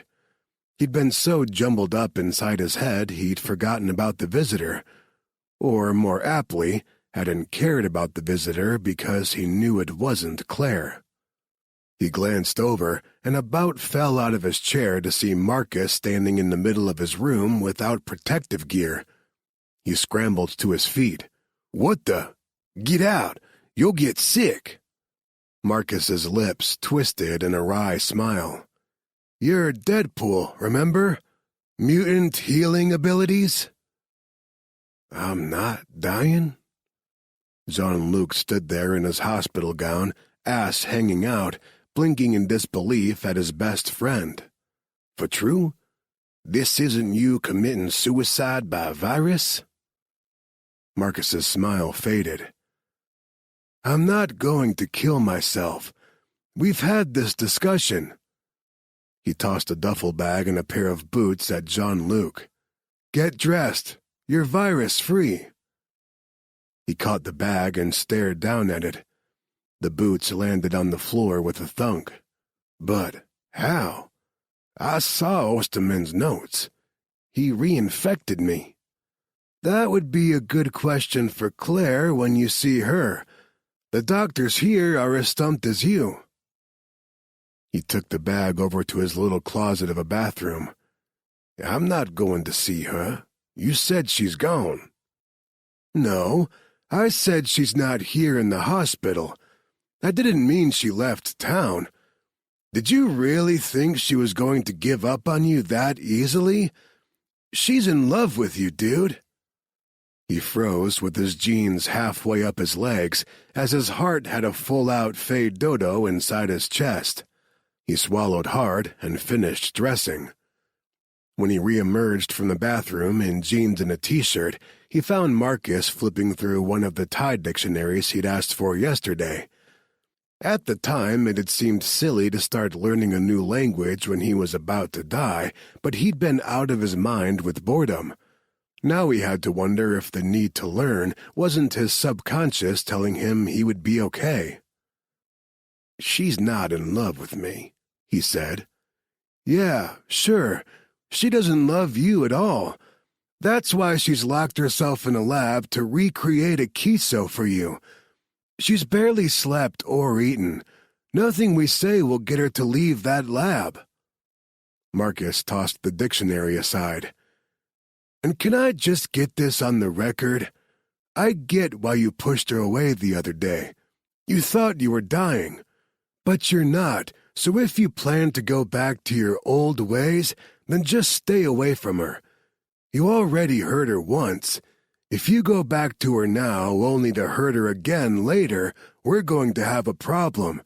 She doesn't deserve to be played. Ouch. The jab stung, but wasn't undeserved. I've never played any woman in my life. They all knew what they were getting with me. Except Claire.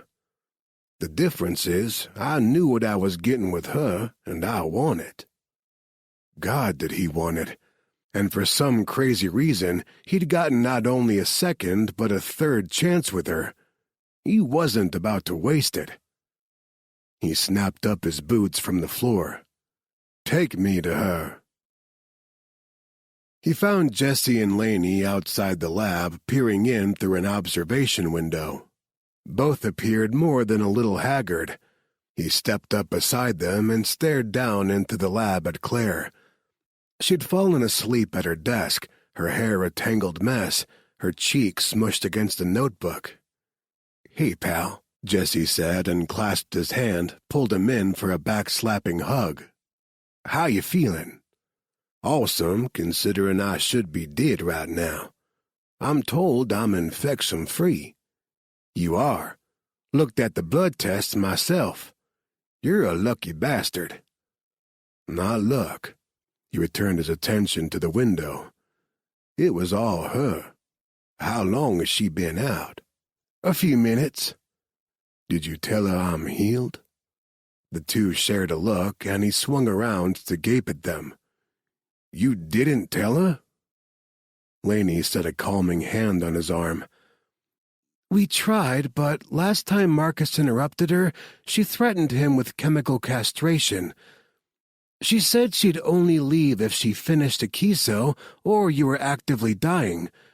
She hasn't, and you weren't, so—" When Laney trailed off with a shrug, Jessie tilted his head toward the window. "Knew she'd eventually exhaust herself. We planned to pull her out once she finally collapsed. Tuck has a hotel room waiting for her. I'll take her there. Thanks for watching over her." Laney gave him a hug. "You be good to her, you hear me, Cajun?" "Why does everyone keep saying that?" "Because we know you," Jessie said. He winced. Yeah, I deserve that." "This is different. She's different.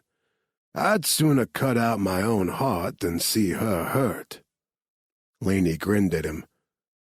"Good answer." She took her husband by the hand and pulled him away. Jean-Luc watched them go, then found his way into the lab. Classical music flowed from hidden speakers, and Claire didn't even twitch at the sound of the door opening. He crouched down beside her, ignoring the pinch of pain in his ribs, and studied the bruised flesh under her eyes. She was way too pale. Pages and pages of notebook paper littered the desk and the floor. She was drooling on one of them and still had a pen in her hand. In her other hand, she gripped his gree-gree. His Claire. Smart, focused, and feisty as hell. He'd tried to push her away, and instead of letting him, she decided to work herself to exhaustion trying to save his sorry ass again. He loved her. He hadn't known he was capable of the kind of love he felt for her in that instant. All-encompassing, unselfish, terrifying, and glorious all at once. He took the pen from her hand and pressed a kiss to her temple. "My belle, wake up. Let's get you to a real bed, huh?" She shifted and let out a soft moan. "Jean-Luc, I'm trying to save you." Her eyes opened but remained blurry and unfocused. Her grip tightened on his gree-gree. "Am I too late? Are you here to say goodbye?" She must be tired if her logical mind was dreaming of ghosts. No, Sha. He scooped her up in his arms, busted ribs be damned, and savored the rightness of it as he carried her out of the lab. You already saved me. In more ways than one. Chapter 48. She wasn't in the lab. Claire's first reaction when she bolted awake to find herself in a soft, warm bed was anger. How dare they take her away from the only chance Jean-Luc had? She had to finish a Kiso and test it on cells, and she was running out of time, and... Someone was coming into the room. She leaped to her feet, intent on ripping into Marcus or whoever, and stopped cold when she saw Jean-Luc carrying a tray of breakfast food. Wait, what? She looked around the room, expecting to see it shimmer and shift to somewhere else like places always did in dreams. Because she had to be dreaming. He wasn't here. He wasn't grinning at her with that adorable, mischievous gleam in his eyes. She pinched her arm and his smile faded as he set down the tray. Don't do that, Sha. You're not dreaming. What? How? She pressed a shaking hand to her temple and sank down on the edge of the bed. Her legs had gone to water underneath her, and it was either sit down or collapse. I don't understand what's happening. Have I gone crazy? No, I'm really here. You're not dreaming, and you're not crazy. He laughed in a low rumble of sound that washed over her like a balm. He walked over to a small desk and picked up a file. Figured you wouldn't believe it until you saw the science. He sat down beside her and offered the folder. My medical records. He felt real enough. The weight of him on the bed beside her caused her to slide toward him. The clean soap smell of his hair, still damp from a recent shower, filled her nose. The feel of his skin as their hands brushed when she took the folder seemed real enough. She opened the folder, read through. He had been reinfected, but his most recent blood tests were clean, virus-free. Except he now had the antibodies. How is this possible? I was hoping you could tell me. You think Akiso still... Her mouth opened and closed soundlessly a couple times as she tried to think it through. She shook her head. I don't know. I'd have to run tests and... Abruptly, she remembered their conversation in his hospital room and shut the file. I'm sorry. I know you're not a science experiment. He took the folder from her hands and set it aside on the nightstand. I was angry and scared. You can run whatever tests you need to, especially if what you learn from me will help people like Deo's family. But not today. No, she breathed and threw her arms around him. Not today.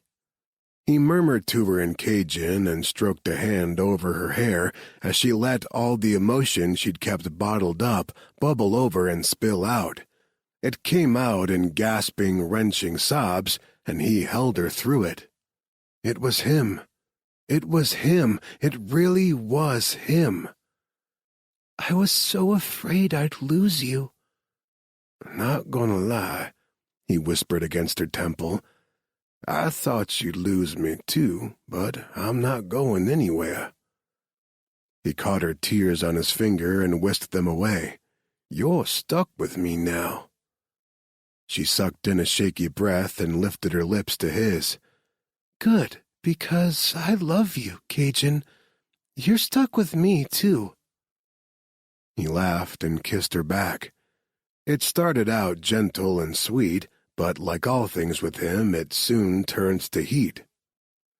She broke away and studied his face. Are you well enough to make love? His grin all but sparkled. If you're on top, I think I can manage. They moved slowly, taking care not to hurt his damaged ribs as they undressed.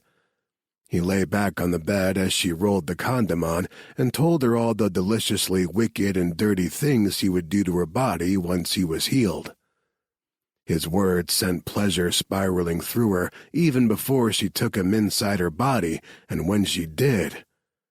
Moaning, she rolled her hips, slow and easy, caught between wanting to pleasure him and fear of hurting him. His fingers dug into her hips. "Ride me harder, Sha." His voice was gravel. "You won't break me. Use me like your own personal fuck toy." She gasped as he bucked his hips, surging up just as she came down on him. Her entire body clenched and spasmed with the orgasm, and she let out a long, low moan as the pleasure swamped her. He continued undulating under her. "I love it when you do that. When you lock up around me and try to suck me dry. You're gorgeous." He reached between their bodies and found her clit. "Do it again for me." He knew exactly how to touch her to send her flying again.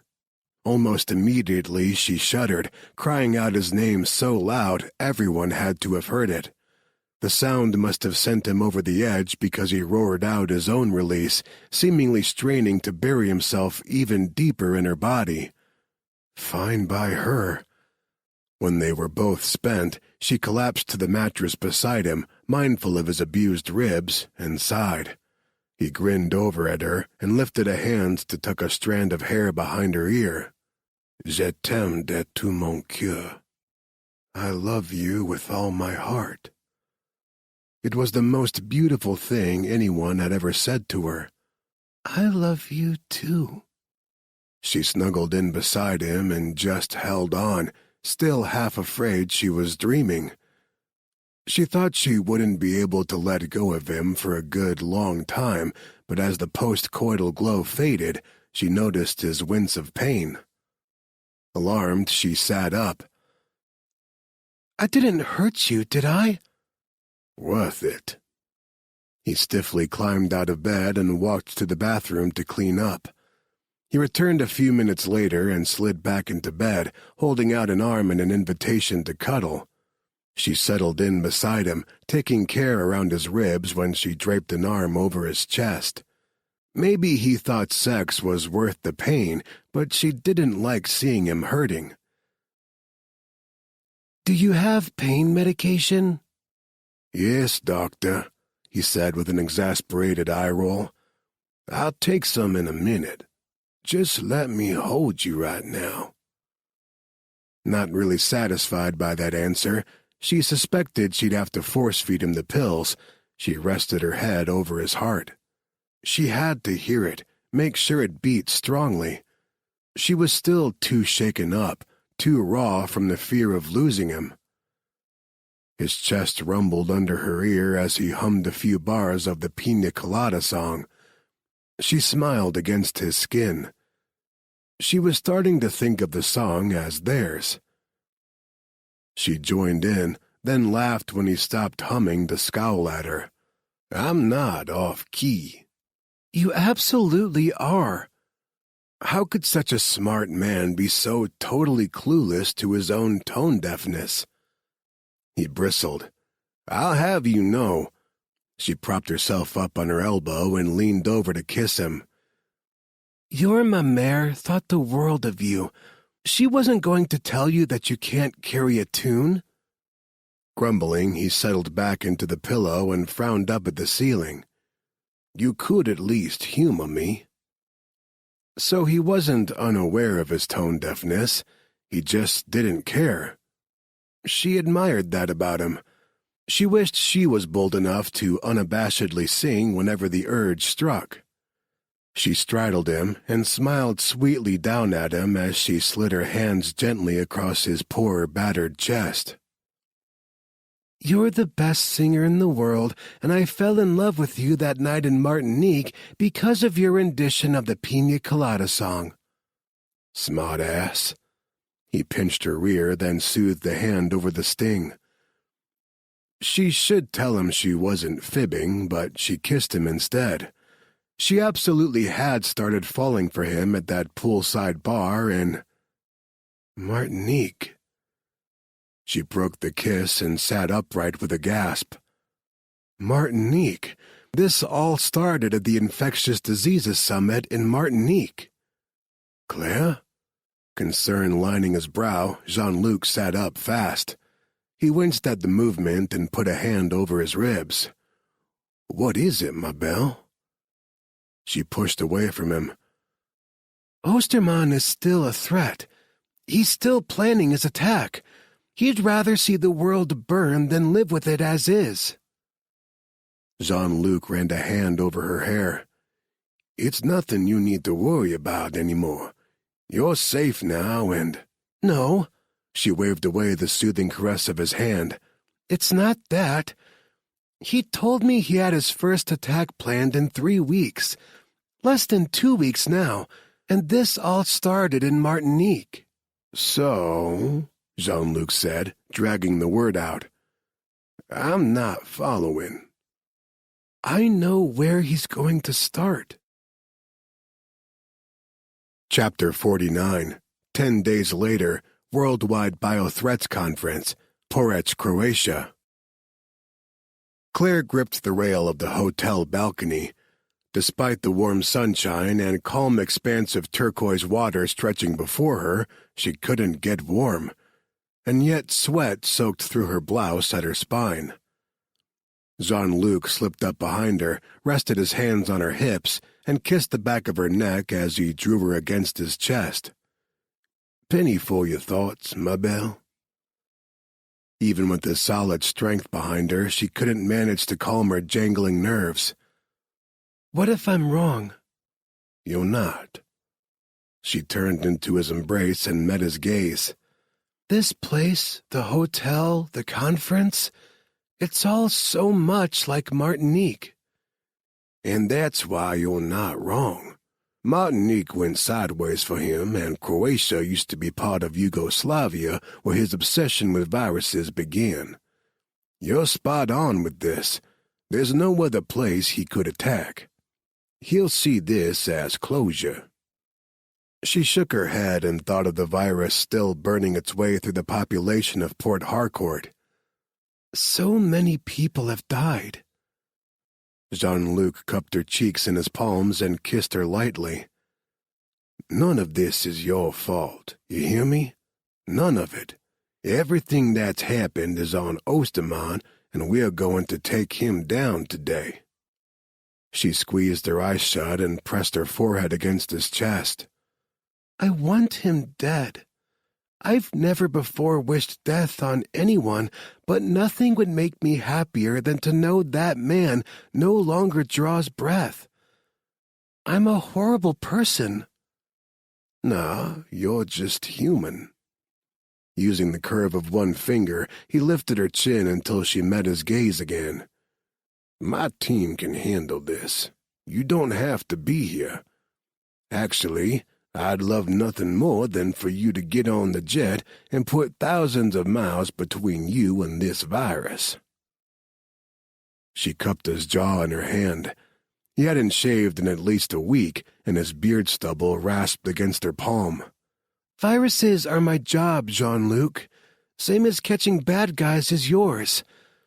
I wouldn't ask you to stop doing what you love, so don't ask me to walk away from this. I get it. I do. I'd never ask you to stop your work with viruses, but psychopaths are not your job. My research put him on this path. No, Shah. That lab of his in Austria was 20 years in the making. He was already running full steam ahead for years before he'd ever heard of you. He just saw an opportunity to control the outcome with a Kiso. He didn't get it. Maybe he never would, but she wouldn't hold it against him. He was just trying to protect her. She stood on her toes to kiss him. I still have to see this through to the end. There he was, the smug bastard. As the conference broke for lunch, Osterman sat down at a table in the middle of the hotel's busy restaurant and smiled to himself. He took out a small case and flipped open the top. Inside lay a syringe and a vial. He plugged the needle into the little bottle, drew out the contents into the syringe. Jean-Luc felt Claire's hand tighten convulsively in his. He's giving himself a kiso. Of course he was. He'd want to sit here in the middle of everything and observe his victims as they unknowingly breathed in DHF, and he couldn't wear a respirator without drawing too much attention to himself. Do you think he's kidnapped more people? Claire asked. No, Harvard's been watching for it. She shivered. So he's given up on trying to save the world. Now he's just going to end it. Not on Hornet's watch. Jean-Luc gave her hand a reassuring squeeze and checked the crowd. Everyone was in position to close ranks around Osterman, and it wasn't just Hornet. All of Tuck's team had wanted in on this takedown, including Devlin, who was still healing from nearly getting crushed by the castle. Seemed like a bad idea having him hobble around a crowded hotel on crutches when the possibility of needing to make a fast escape was very high, but that wasn't Jean-Luc's call. If Tuck trusted that Devlin could still play his part, then... The fire alarm shrilled. Seated only 2 tables over from Osterman, Devlin and Harvard both calmly closed their laptops and joined the exiting crowd. They'd hacked the fire alarm. Okay, yeah.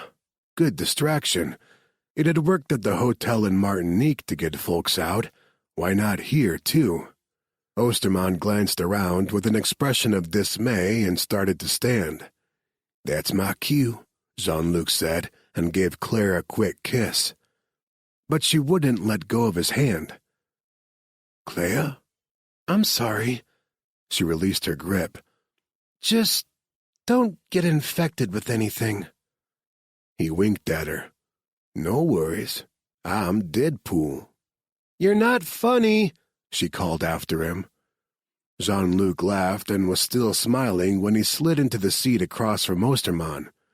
Surprise, he said in German. Remember me? Osterman swore and fumbled a cell phone out of his pocket. I wouldn't do that if I were you. Jean-Luc held up a finger, then pointed down. Osterman's gaze followed to the red dot on his chest. That's my friend Seth. He doesn't miss, and a Kiso is not going to protect you from a bullet, so why don't you set that phone down on the table and let's chat like civilized people? Osterman hesitated, then grudgingly placed the phone in the center of the table, far enough away that it looked like he was complying, but not out of reach. You speak German flawlessly. I speak a lot of languages flawlessly, Herr Osterman. A soft hand settled on his shoulder, but he didn't take his eyes off Osterman. He didn't need to look, knew it was Claire by her touch and her vanilla and spice scent. Instead, he enjoyed the hell out of Osterman's slack-jawed surprise. You thought she was dead, didn't you? Thought she had killed herself in the lab explosion. Osterman half rose out of his chair. How? The reports. We're exaggerated, Claire said. I'm alive and well, and thanks to you, I've developed a treatment for delta hemorrhagic fever. My colleagues are testing it in Port Harcourt with promising results. We're also working on a vaccine. Jean-Luc tisked. Shouldn't have gotten greedy and reinfected me. I still had a Kiso in my body, and all it did was kill the virus and produce the antibodies Claire needed. Basically, you shot yourself in the foot. We got you, Osterman. We've rounded up your men, and your dispersal devices, the ones you placed around this room, they're already in biocontainment on their way to... Oh, and this is the best part. You want to tell him, Shah? She leaned over the table. Tucker Quinton bought Bioteric Pharmaceuticals. We're using your own labs to research bioterrorism countermeasures and make sure nothing like this ever happens again." Jean-Luc spotted a man he recognized approaching their table. Raid. He wasn't really surprised. He'd called and told the guy this was going down today. Figured Raid deserved to be in on this takedown as much as anyone. He grinned over Osterman's shoulder at the man. "Ah, this is turning into a regular reunion. Raid, assalamu alaikum." "Wa alaikum salam," Raid responded with a tilt of his head. He looked healthy now, strong and proud, polished in a white linen suit and sky-blue tie. Nothing like the skinny, dirty, yellow-eyed man Jean-Luc had met 3 weeks ago. "You remember our mutual friend Raid al-Masri, right, Osterman? Turns out, I'm not the only one who survived your castle of horrors, and I'm not the only one who wants to see you punished for your crimes." Osterman about jumped out of his seat in his haste to get away from Raid. "Yeah, so you know the al-Masri crime family then. Their reputation. You picked the wrong people to piss off." He sat back, slung a casual arm over the back of his chair. "Personally, I think we should give you to them. The U.S. has all these pesky laws about how to treat criminals. Nothing we can do to you will be bad enough."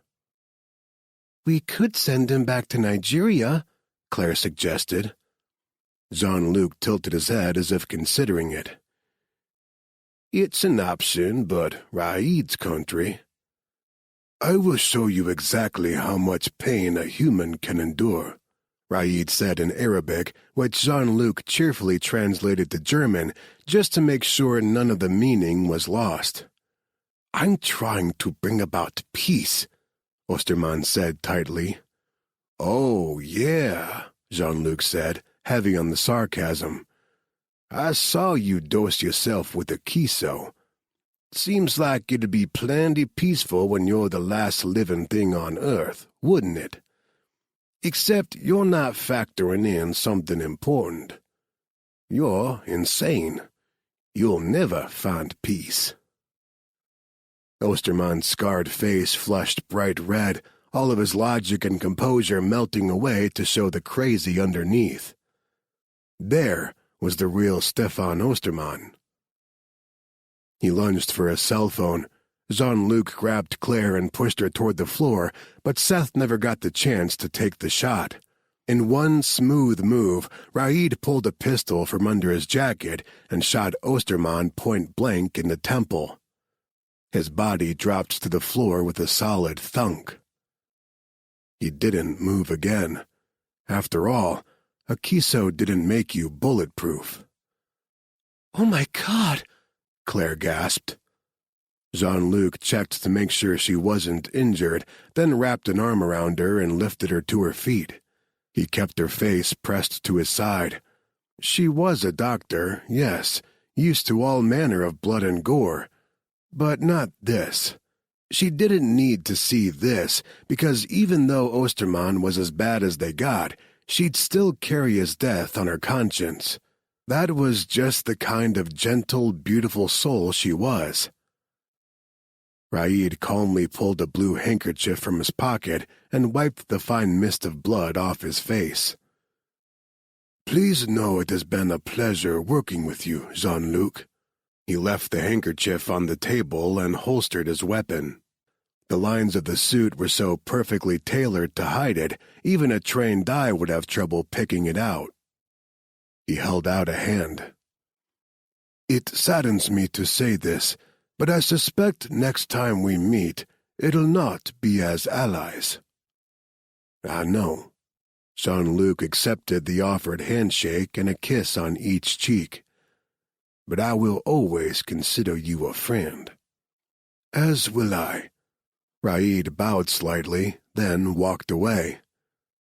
He also turned away from the body on the floor. It was over, and Osterman wasn't worth any more of their time or consideration. He guided Claire outside the hotel into the bright Mediterranean sunshine. She linked her fingers through his and shielded her eyes as she gazed up at him. "What did Raid say?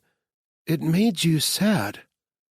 He stared out over the sea stretching before them, remembered doing the same in Martinique after Danny had died. He'd collapsed in the blood-soaked sand, exhausted and weak from his own injuries. He'd stared out over water just as turquoise as this, under a sun just as bright, and had wondered where in the world Claire had gone when he told her to run. She squeezed his hand. "Jean-Luc, what did he say to you?" Sighing, he turned to her, wrapped her up in a hug, and buried his face in her hair. "Nothing I didn't already know, Sha. It's just the way the world is. C'est la vie. We get one bad guy, and another takes his place." Chapter 50. 1 month later, Key West, Florida. When Jean-Luc first invited her to his teammate Seth's wedding, Claire had been a little nervous about attending. She'd only met Seth a handful of times and had never met the bride, but nobody seemed to mind her presence. The wedding was gorgeous, the bride glowing bright as a sunbeam in a chiffon dress that sparkled ever so subtly whenever she moved. The pile of red curls on top of her head also shimmered as she and her new husband shared their first dance in the dying October sun. "They're really good together," Claire said as she studied them. You actually could see the love between the pair. "Oh, you have no idea," Audrey Van Amy Bristow said. "She saved him." Claire smiled at the women around the table. Audrey, Gabe's wife, wore the soft amber bridesmaid dress like it was made for her. It skimmed her slim body and showed off her growing baby bump. She was one of those women who could wear a garbage bag and look magnificent. Mara, Quinn's fiancée, somehow managed to simultaneously cradle her 6-week-old baby boy, Jackson, keep an eye on her rambunctious toddler, Bianca, and eat her cake without spilling a crumb on her dress.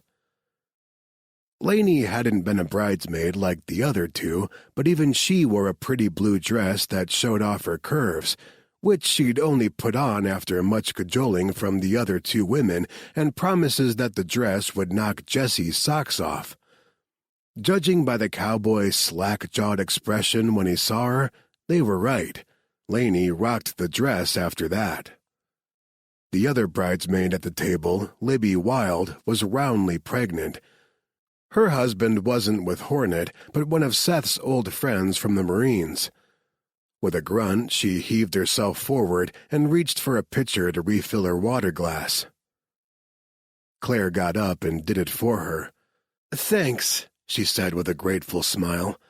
"I keep telling myself only 5 more weeks. That's it." She took a sip of her water, then nodded toward the dance floor. "Audrey's not overstating things. Seth was a wreck until he met Phoebe. When I first met him, he could barely leave his house without jumping at shadows. She absolutely saved him. You can see the love between them." Claire followed Libby's gaze to the dance floor.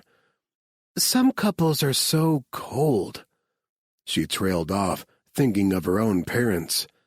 She'd always thought it'd be better to be alone than to live with that kind of indifference in a marriage. "But not Seth and Phoebe. That's real love." Audrey elbowed her in the side. "Not you and Jean-Luc either. There's nothing cold about the Cajun." She laughed and picked up her wine glass as she felt her face go warm. "That's true. He does like spice." "Oh, I'll bet," Mara said. She glanced around, then covered her baby's ears and leaned in. "He talks dirty, doesn't he? Like fantasy-level kinky, in a dozen different languages?" Lainey burst out laughing. "Girl, you better not let Quinn hear you. He'll string Jean-Luc up by the balls." What? Mara asked, all innocence. Travis'll understand. We have a bet, don't we, Audrey? Lainey scoffed. Yeah, 'cause Quinn's such an understanding guy. It's purely for science. Audrey giggled into her water glass. So, Claire, are you going to spill the deets or leave us wondering? Oh, my God, Claire said and covered her now flaming face with her hands. Audrey slapped the table. That answers that. Go you. Thankfully, the conversation shifted away from sex and toward the pitfalls of pregnancy. Having had no personal experience in that area, Claire sat back and listened to their stories, filled with a warm sense of belonging. These women, the queen bees as Audrey called their little group, had welcomed her with open arms like she'd always belonged. She'd become particularly fond of Audrey over the past few weeks. Vibrant with an eccentric sense of style, she was the true queen bee. She had a take-no-shit attitude with all of the men on the team, including her stern-faced husband, who often looked at her with an expression somewhere between bafflement and adoration. The first time she met Claire, she had decided right then and there they would be best friends. In a lot of ways, Audrey was the female version of Jean-Luc. Apparently, Claire needed colorful people in her life. She just hadn't realized it until recently. She couldn't begin to voice how much it meant to be accepted by the women of Hornet. She'd lost the only two close female friends she'd ever had over the past 3 months. First Tiffany, then Sunday. She'd always missed them. Knowing they were no longer in this world left a hole in her she thought might never fully heal. But at least now she had Audrey, Mara, Lainey, Libby, and she imagined Phoebe too once they were properly introduced. These women had formed a family around their men, and oh, she longed to be a part of it. Speaking of the men, she searched the beachside reception hall for them. They'd all gone off together once the reception started, and she'd gotten the sense that they were talking business. Jean-Luc had been anxious about it. She'd never seen him that way before. Audrey squeezed her arm. It'll be okay, she said. They're not firing him. She started and looked at her new friend in shock.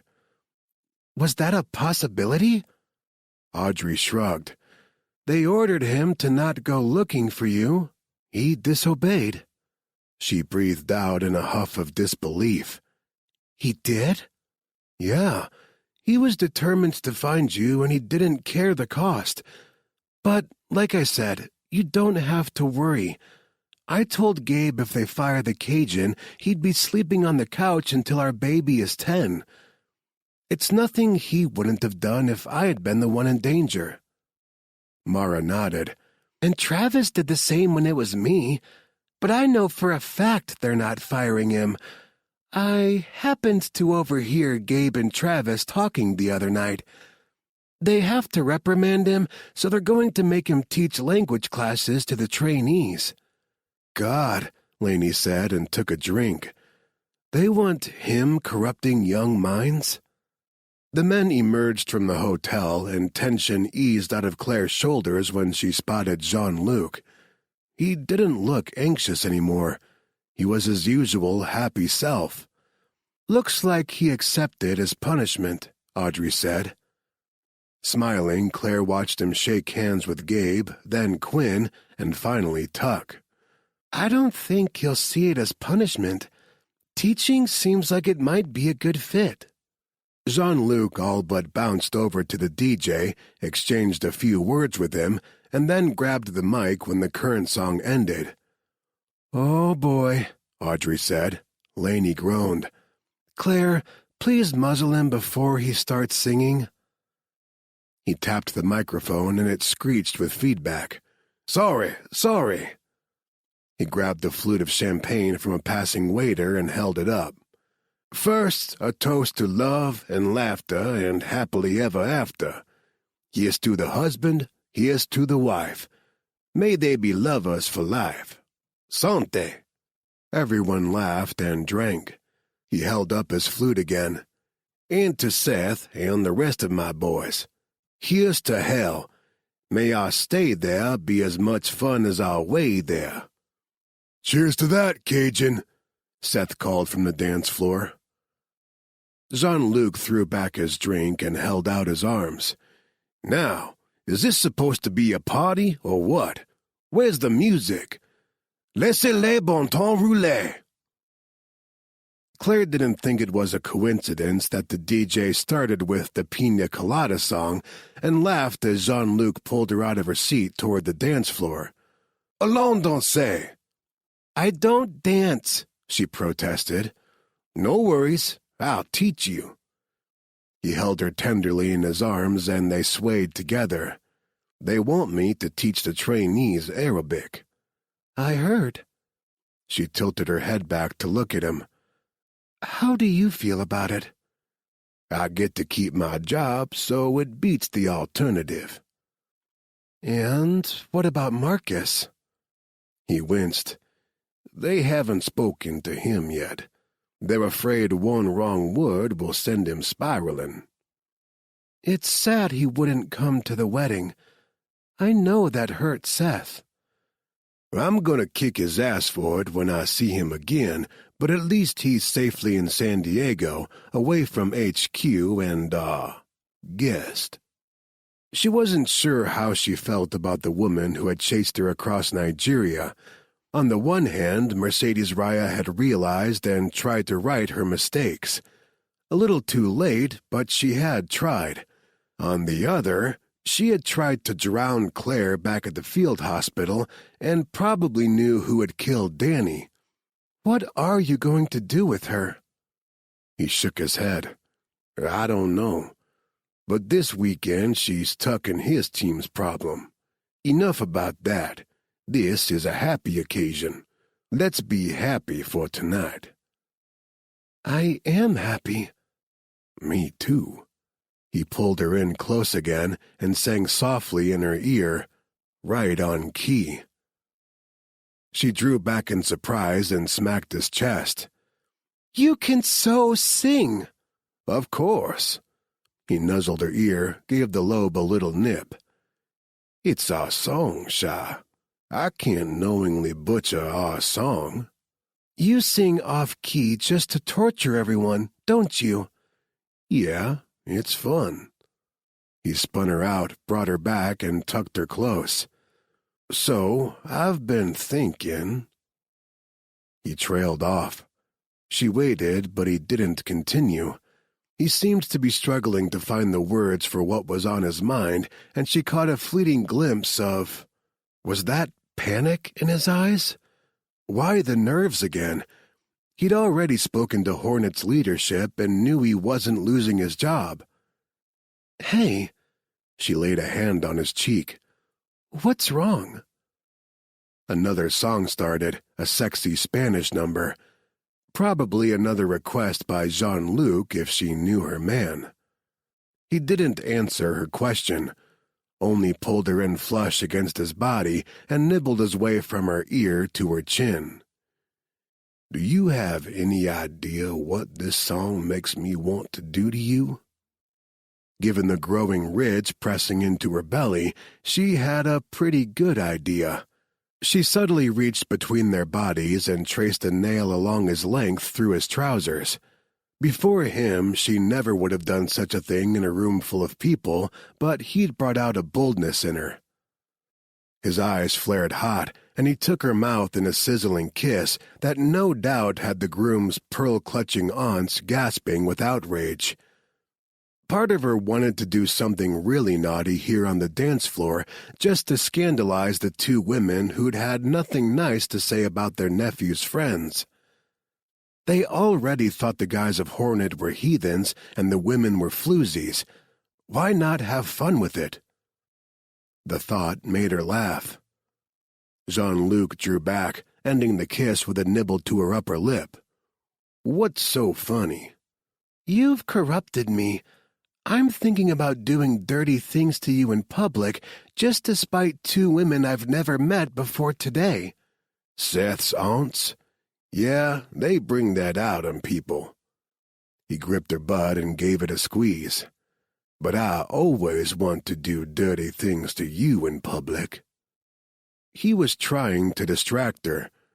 She knew it, and yet she was going to let him get away with it, for now. She was learning her man liked making love in places where they might get caught. She was learning she liked it too, and the thought of a quickie right now had all of her female parts tingling in anticipation. She stood on her toes to whisper in his ear, "Let's find a quiet spot." His nostrils flared with his sharp exhale, and he got the same single-minded look on his face as when he was trying to beat his Make Claire orgasm record in bed. He all but carried her off the dance floor. She risked a glance back at the table where her new friends still sat. They were all grinning in her direction, and Audrey gave her an enthusiastic thumbs up. Her cheeks filled with heat. No doubt about it, the women knew exactly what she and Jean-Luc were up to. He pulled her away from the crowd toward a poolside tiki bar shaded by palm trees that was currently closed because of the wedding. Much like the one they'd first met at. "This is fitting," she laughed as he whirled her around and boosted her up onto the bar. It was the perfect height, and she parted her legs, letting him in closer. He took her mouth in a hungry, possessive kiss that left her giddy with need. She'd been waiting all day for this. "Touch me, Jean-Luc." He slid his hands up under the skirt of her dress and hissed out a breath when he found her bare underneath. "Naughty girl. You did this just to make me crazy." "It worked." He'd pulled his hair back into a neat tail for the wedding, and she gave it a tug, dragging his mouth to hers. "Hurry up. Let me feel you before we get caught." He one-handedly unzipped his trousers and freed himself. She scooted her butt to the edge of the bar. He scooped an arm under one of her legs and pulled her forward as he entered her in one long thrust. He groaned. "I'm not going to last, Shah." She nipped at his lower lip and felt his erection twitch inside her. "You don't have to." He took her fast, teasing her mouth with his tongue, nibbling at her lips, and swallowing her moans as she raced toward climax. A scrape of a footstep, followed by a happy bark, had them both freezing. Tank came bounding over and wiggled enthusiastically around Jean-Luc's legs. "Oh, Jesus!" Ian's voice said. Claire looked over Jean-Luc's shoulder at Ian and bit her lip to smother a smile. Here he was, probably the most intimidating guy on the team, and he'd actually put a hand over his eyes and turned away like the pearl-clutching aunts. Jean-Luc said. "Can you call off your dog? We're a little busy here." "Shit. Yeah." Ian whistled for Tank, and the two all but ran in the opposite direction. Claire buried her face in Jean-Luc's shoulder and laughed until tears streamed from her eyes. He set his cheek on top of her head and joined in. His laughter shook his whole body and reminded her they were still locked together. The interruption hadn't bothered him at all. If anything, he was harder now. Good. Because she was still so hot, she was about to combust. She rocked her hips forward, urging him to move. He growled deep in his throat and picked up the rhythm again.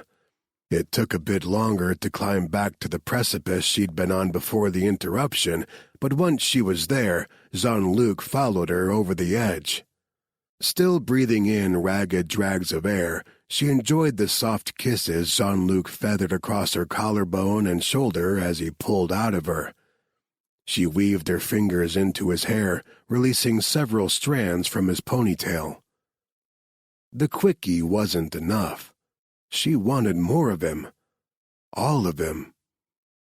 "Let's go up to our room," she suggested, and take our time." He met her gaze, and there again, the nerves. He tried to hide them by stepping back and tucking himself into his pants, but she knew him too well. She could read him like a lab report. He was genuinely anxious about something, and that just wasn't like him. She jumped down from the bar, caught his face in her hands, and made him look at her.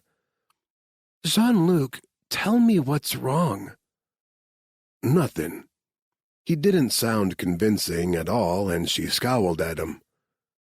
He laughed softly and turned to brush her palm with his lips. "For true, nothing's wrong. Everything's perfect. I just—" He looked up at the gleaming windows of the hotel.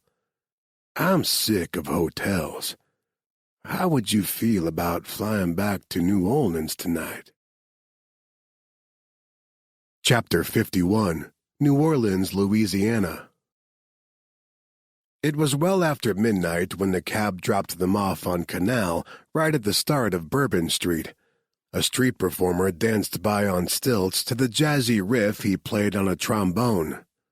Ah, home. There was no place like it in the world. Jean-Luc grinned as Claire marveled at the flash and color of the city he loved almost as much as he loved her. She laughed. "You live here? Right in the middle of it all. Why am I surprised? Of course you do." After paying the cab driver, he took her hand and led her down Bourbon. His hand was sweating, and he hoped she didn't notice. Mad. He hadn't expected to be nervous about this, but his heart had grown wings and now beat frantically at the inside of his ribs. "I have a place a few blocks over. It's where I keep my car when I'm out of town." "Is that where we're going?" "No. I mean, yeah, to pick up the car, but no. I have another place across Lake Pontchartrain. It's my real home, my sanctuary. I've never taken any woman there, but it's a place that maybe, if you like, you'd be willing to call it home, too?" She caught her breath and pulled him to a stop. "Are you... Jean-Luc, are you asking me to move in with you?" He released his grip on hers to wipe his palms on his shorts. "I was going to let you see the house first. It's 4 bedrooms, 3 baths. Nice open kitchen. It's kinda empty right now 'cause I'm hardly ever there, but it's a good place to start a home. Maybe do the family thing someday. The whole living room wall is glass and looks out on the lake." Her eyes sparkled and she blinked hard. "It sounds beautiful, but you didn't answer my question. Do you want me to move in with you?" Everything stopped for him. The noise of the city faded away. The people disappeared. All he saw was Claire, and he was so hopelessly in love with the woman, the thrill of it left him tongue-tied. He took her hands in his again and raised them to his lips. "My Belle, I want to spend every day of the rest of my life with you." "Okay," she whispered. "Yes." He froze because that sounded like a heavy yes, full of meaning. Not that he was a language expert or anything. "Is that a yes to moving in or a yes to—" "Everything," she said simply. "I want everything you just described. The window, the family, spending the rest of my life with you. Yes." With a happy whoop, he grabbed Claire and kissed her, nearly bending her over backward in his excitement. People around them erupted in cheers, and only then did he remember they stood on Bourbon Street, surrounded by drunks. She laughed and swatted him until he released her. "Oh my God, I can't believe there are still so many people out this late." "It's New Orleans, Shaw. As long as there's booze and music, there'll be a party." He led her into the teeming crowd of people on the city's most famous street. It's beautiful and seedy and chaotic and... He felt her studying him as he spoke, and as he so often did around her, he ran out of words. And I don't know how else to explain it, but... You love it, she finished. I do. He closed his eyes and breathed in air thick with humidity, frying foods, alcohol, human and horse, with undertones of night-blooming flowers. It wasn't always a pleasant scent, but it smelled like home to him. There's something about it. A little something extra. Magic. It sizzles in the air here. Can you feel it? When he looked at her, he saw her clutch the gree-gree still hanging from a cord around her neck. She'd put it back on as soon as they'd changed out of their wedding clothes. Ever since he'd given it to her, she was rarely without it. He grinned at her, and she let the necklace drop back into place. I do feel it, she said matter-of-factly. The magic. He leaned over to kiss her, because that admission had to have cost his pragmatic scientist some dignity. Taking her hand again, he led her away from the chaos of Bourbon Street. Allons. I want to get my car so I can show you our house. Are you happy to be back? She asked as they strolled down the quieter side street toward the condo he split with his siblings. Jean-Luc took a moment to think about his answer. Was he happy? Yes, but that was because Claire was with him. He could be back in Nigeria or Dracula's castle in Austria and still be happy as long as she was by his side. Being back is interesting. Interesting? Claire gave their joined hands a little swing. How so? He looked around at the narrow street with its old-fashioned lamps and galleries decked in ivy. Music and laughter soared from a half a block away. I do love this city. I love everything about it. The food, the music, the people. But every other time I've been here, May, I don't know if I can explain it. I always had this manic need to experience the place. Like there was a hole inside me, and the only way I could fill it was to drink and fuck and... He trailed off as a woman stepped out of the shadows in front of them. He recognized her instantly. The voodoo queen who had put the kunja on him during Mardi Gras. Her hair was longer now, twisted into tight dreadlocks that sprouted from a high ponytail. She was still just as gorgeous as he remembered, almost ethereal in her beauty. She smiled, her teeth very white against her dark skin. Heard you were back in town. Mad. He'd been back for all of a half hour. How had she known? No, scratch that. A powerful queen like her had her ways, and he wanted no part of them. His first instinct was to protect Claire. He stepped in front of her, shielding her with his body. What do you want? The woman's smile only widened. Came to see about my curse. She eyed Claire. I see you've broken it. I knew you would. Eventually. You just needed a little push and the right woman. Good luck to you both.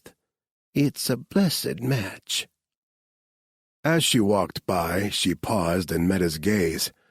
Her dark eyes danced, and he felt like a snake caught in the spell of a snake charmer. Edme says she's proud of you. He felt Claire's fingers tighten on his, but he was too stunned to move. Isn't Edme your grandmother's name? Hey! He spun around, but the woman was already gone. To the empty street, he whispered, Thanks. Chapter 52, Hornet Headquarters, Wyoming. How stupid could she have been to trust Hornet? Mercedes paced her cell, Okay, not really a cell. It was comfortable enough, and she'd been held in worse places. It was more like a dorm room with its own private bathroom, but they'd welded bars over her window and bolted everything to the floor. There was nothing to use as a weapon. She'd checked, multiple times. When she'd approached Hornet in Port Harcourt, she'd thought, well, shit, she didn't know what she'd been thinking. Footsteps echoed in the hallway outside, and she squared off with the door, waiting. They were punctual, that was for sure. Every night, 6 o'clock on the dot, they brought dinner for her. Except nobody came in. She waited, listening, her heart picking up speed with each passing moment. This wasn't normal. Could this be an ally? Someone who could help her escape? Or maybe Seb? She squashed that hopeful thought and the fluttering that came with it. Even if he knew Hornet had her, he wouldn't come. Too much risk.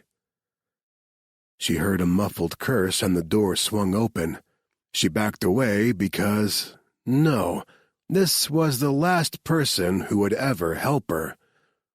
She was alone and in terrible danger, and for once in her life, she didn't know how to get away.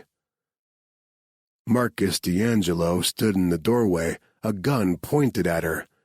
In the hallway behind him, her temporary guard, the chatty Sean Carreras, lay slumped against the wall. Her heart tripped over a beat because at first she thought he was dead and she was next. But then Carreras let out a snore. Not dead, asleep. Marcus must have drugged him. Which still didn't bode well for her. If he'd been willing to go so far as to drug a friend, what would he do to his enemy? She returned her attention to Marcus and tried for bravery, but her voice wobbled. "You're not supposed to be here. Everyone's gone celebrating a wedding in Key West, and your guard is sleeping on the job." He stepped in and closed the door behind him. She flinched at the finality of the lock clunking into place. "I'm the only one here, and we're overdue for a chat." Suddenly cold to the bone, she folded her arms over her chest. "You can't keep me locked up like this. It's against the law." He laughed bitterly. "Who you gonna call? The FBI? You killed one of their agents. They're not gonna care." He motioned to a chair with the gun. "Now, sit your ass down and tell me everything I want to know about Danny's murder." This concludes Reckless Honor by Tonya Burrows, narrated by Stephen Bourne. Copyright 2018 by Tonya Burrows. This unabridged audiobook is published by arrangement with Entangled Publishing, LLC, and was produced in the year 2020.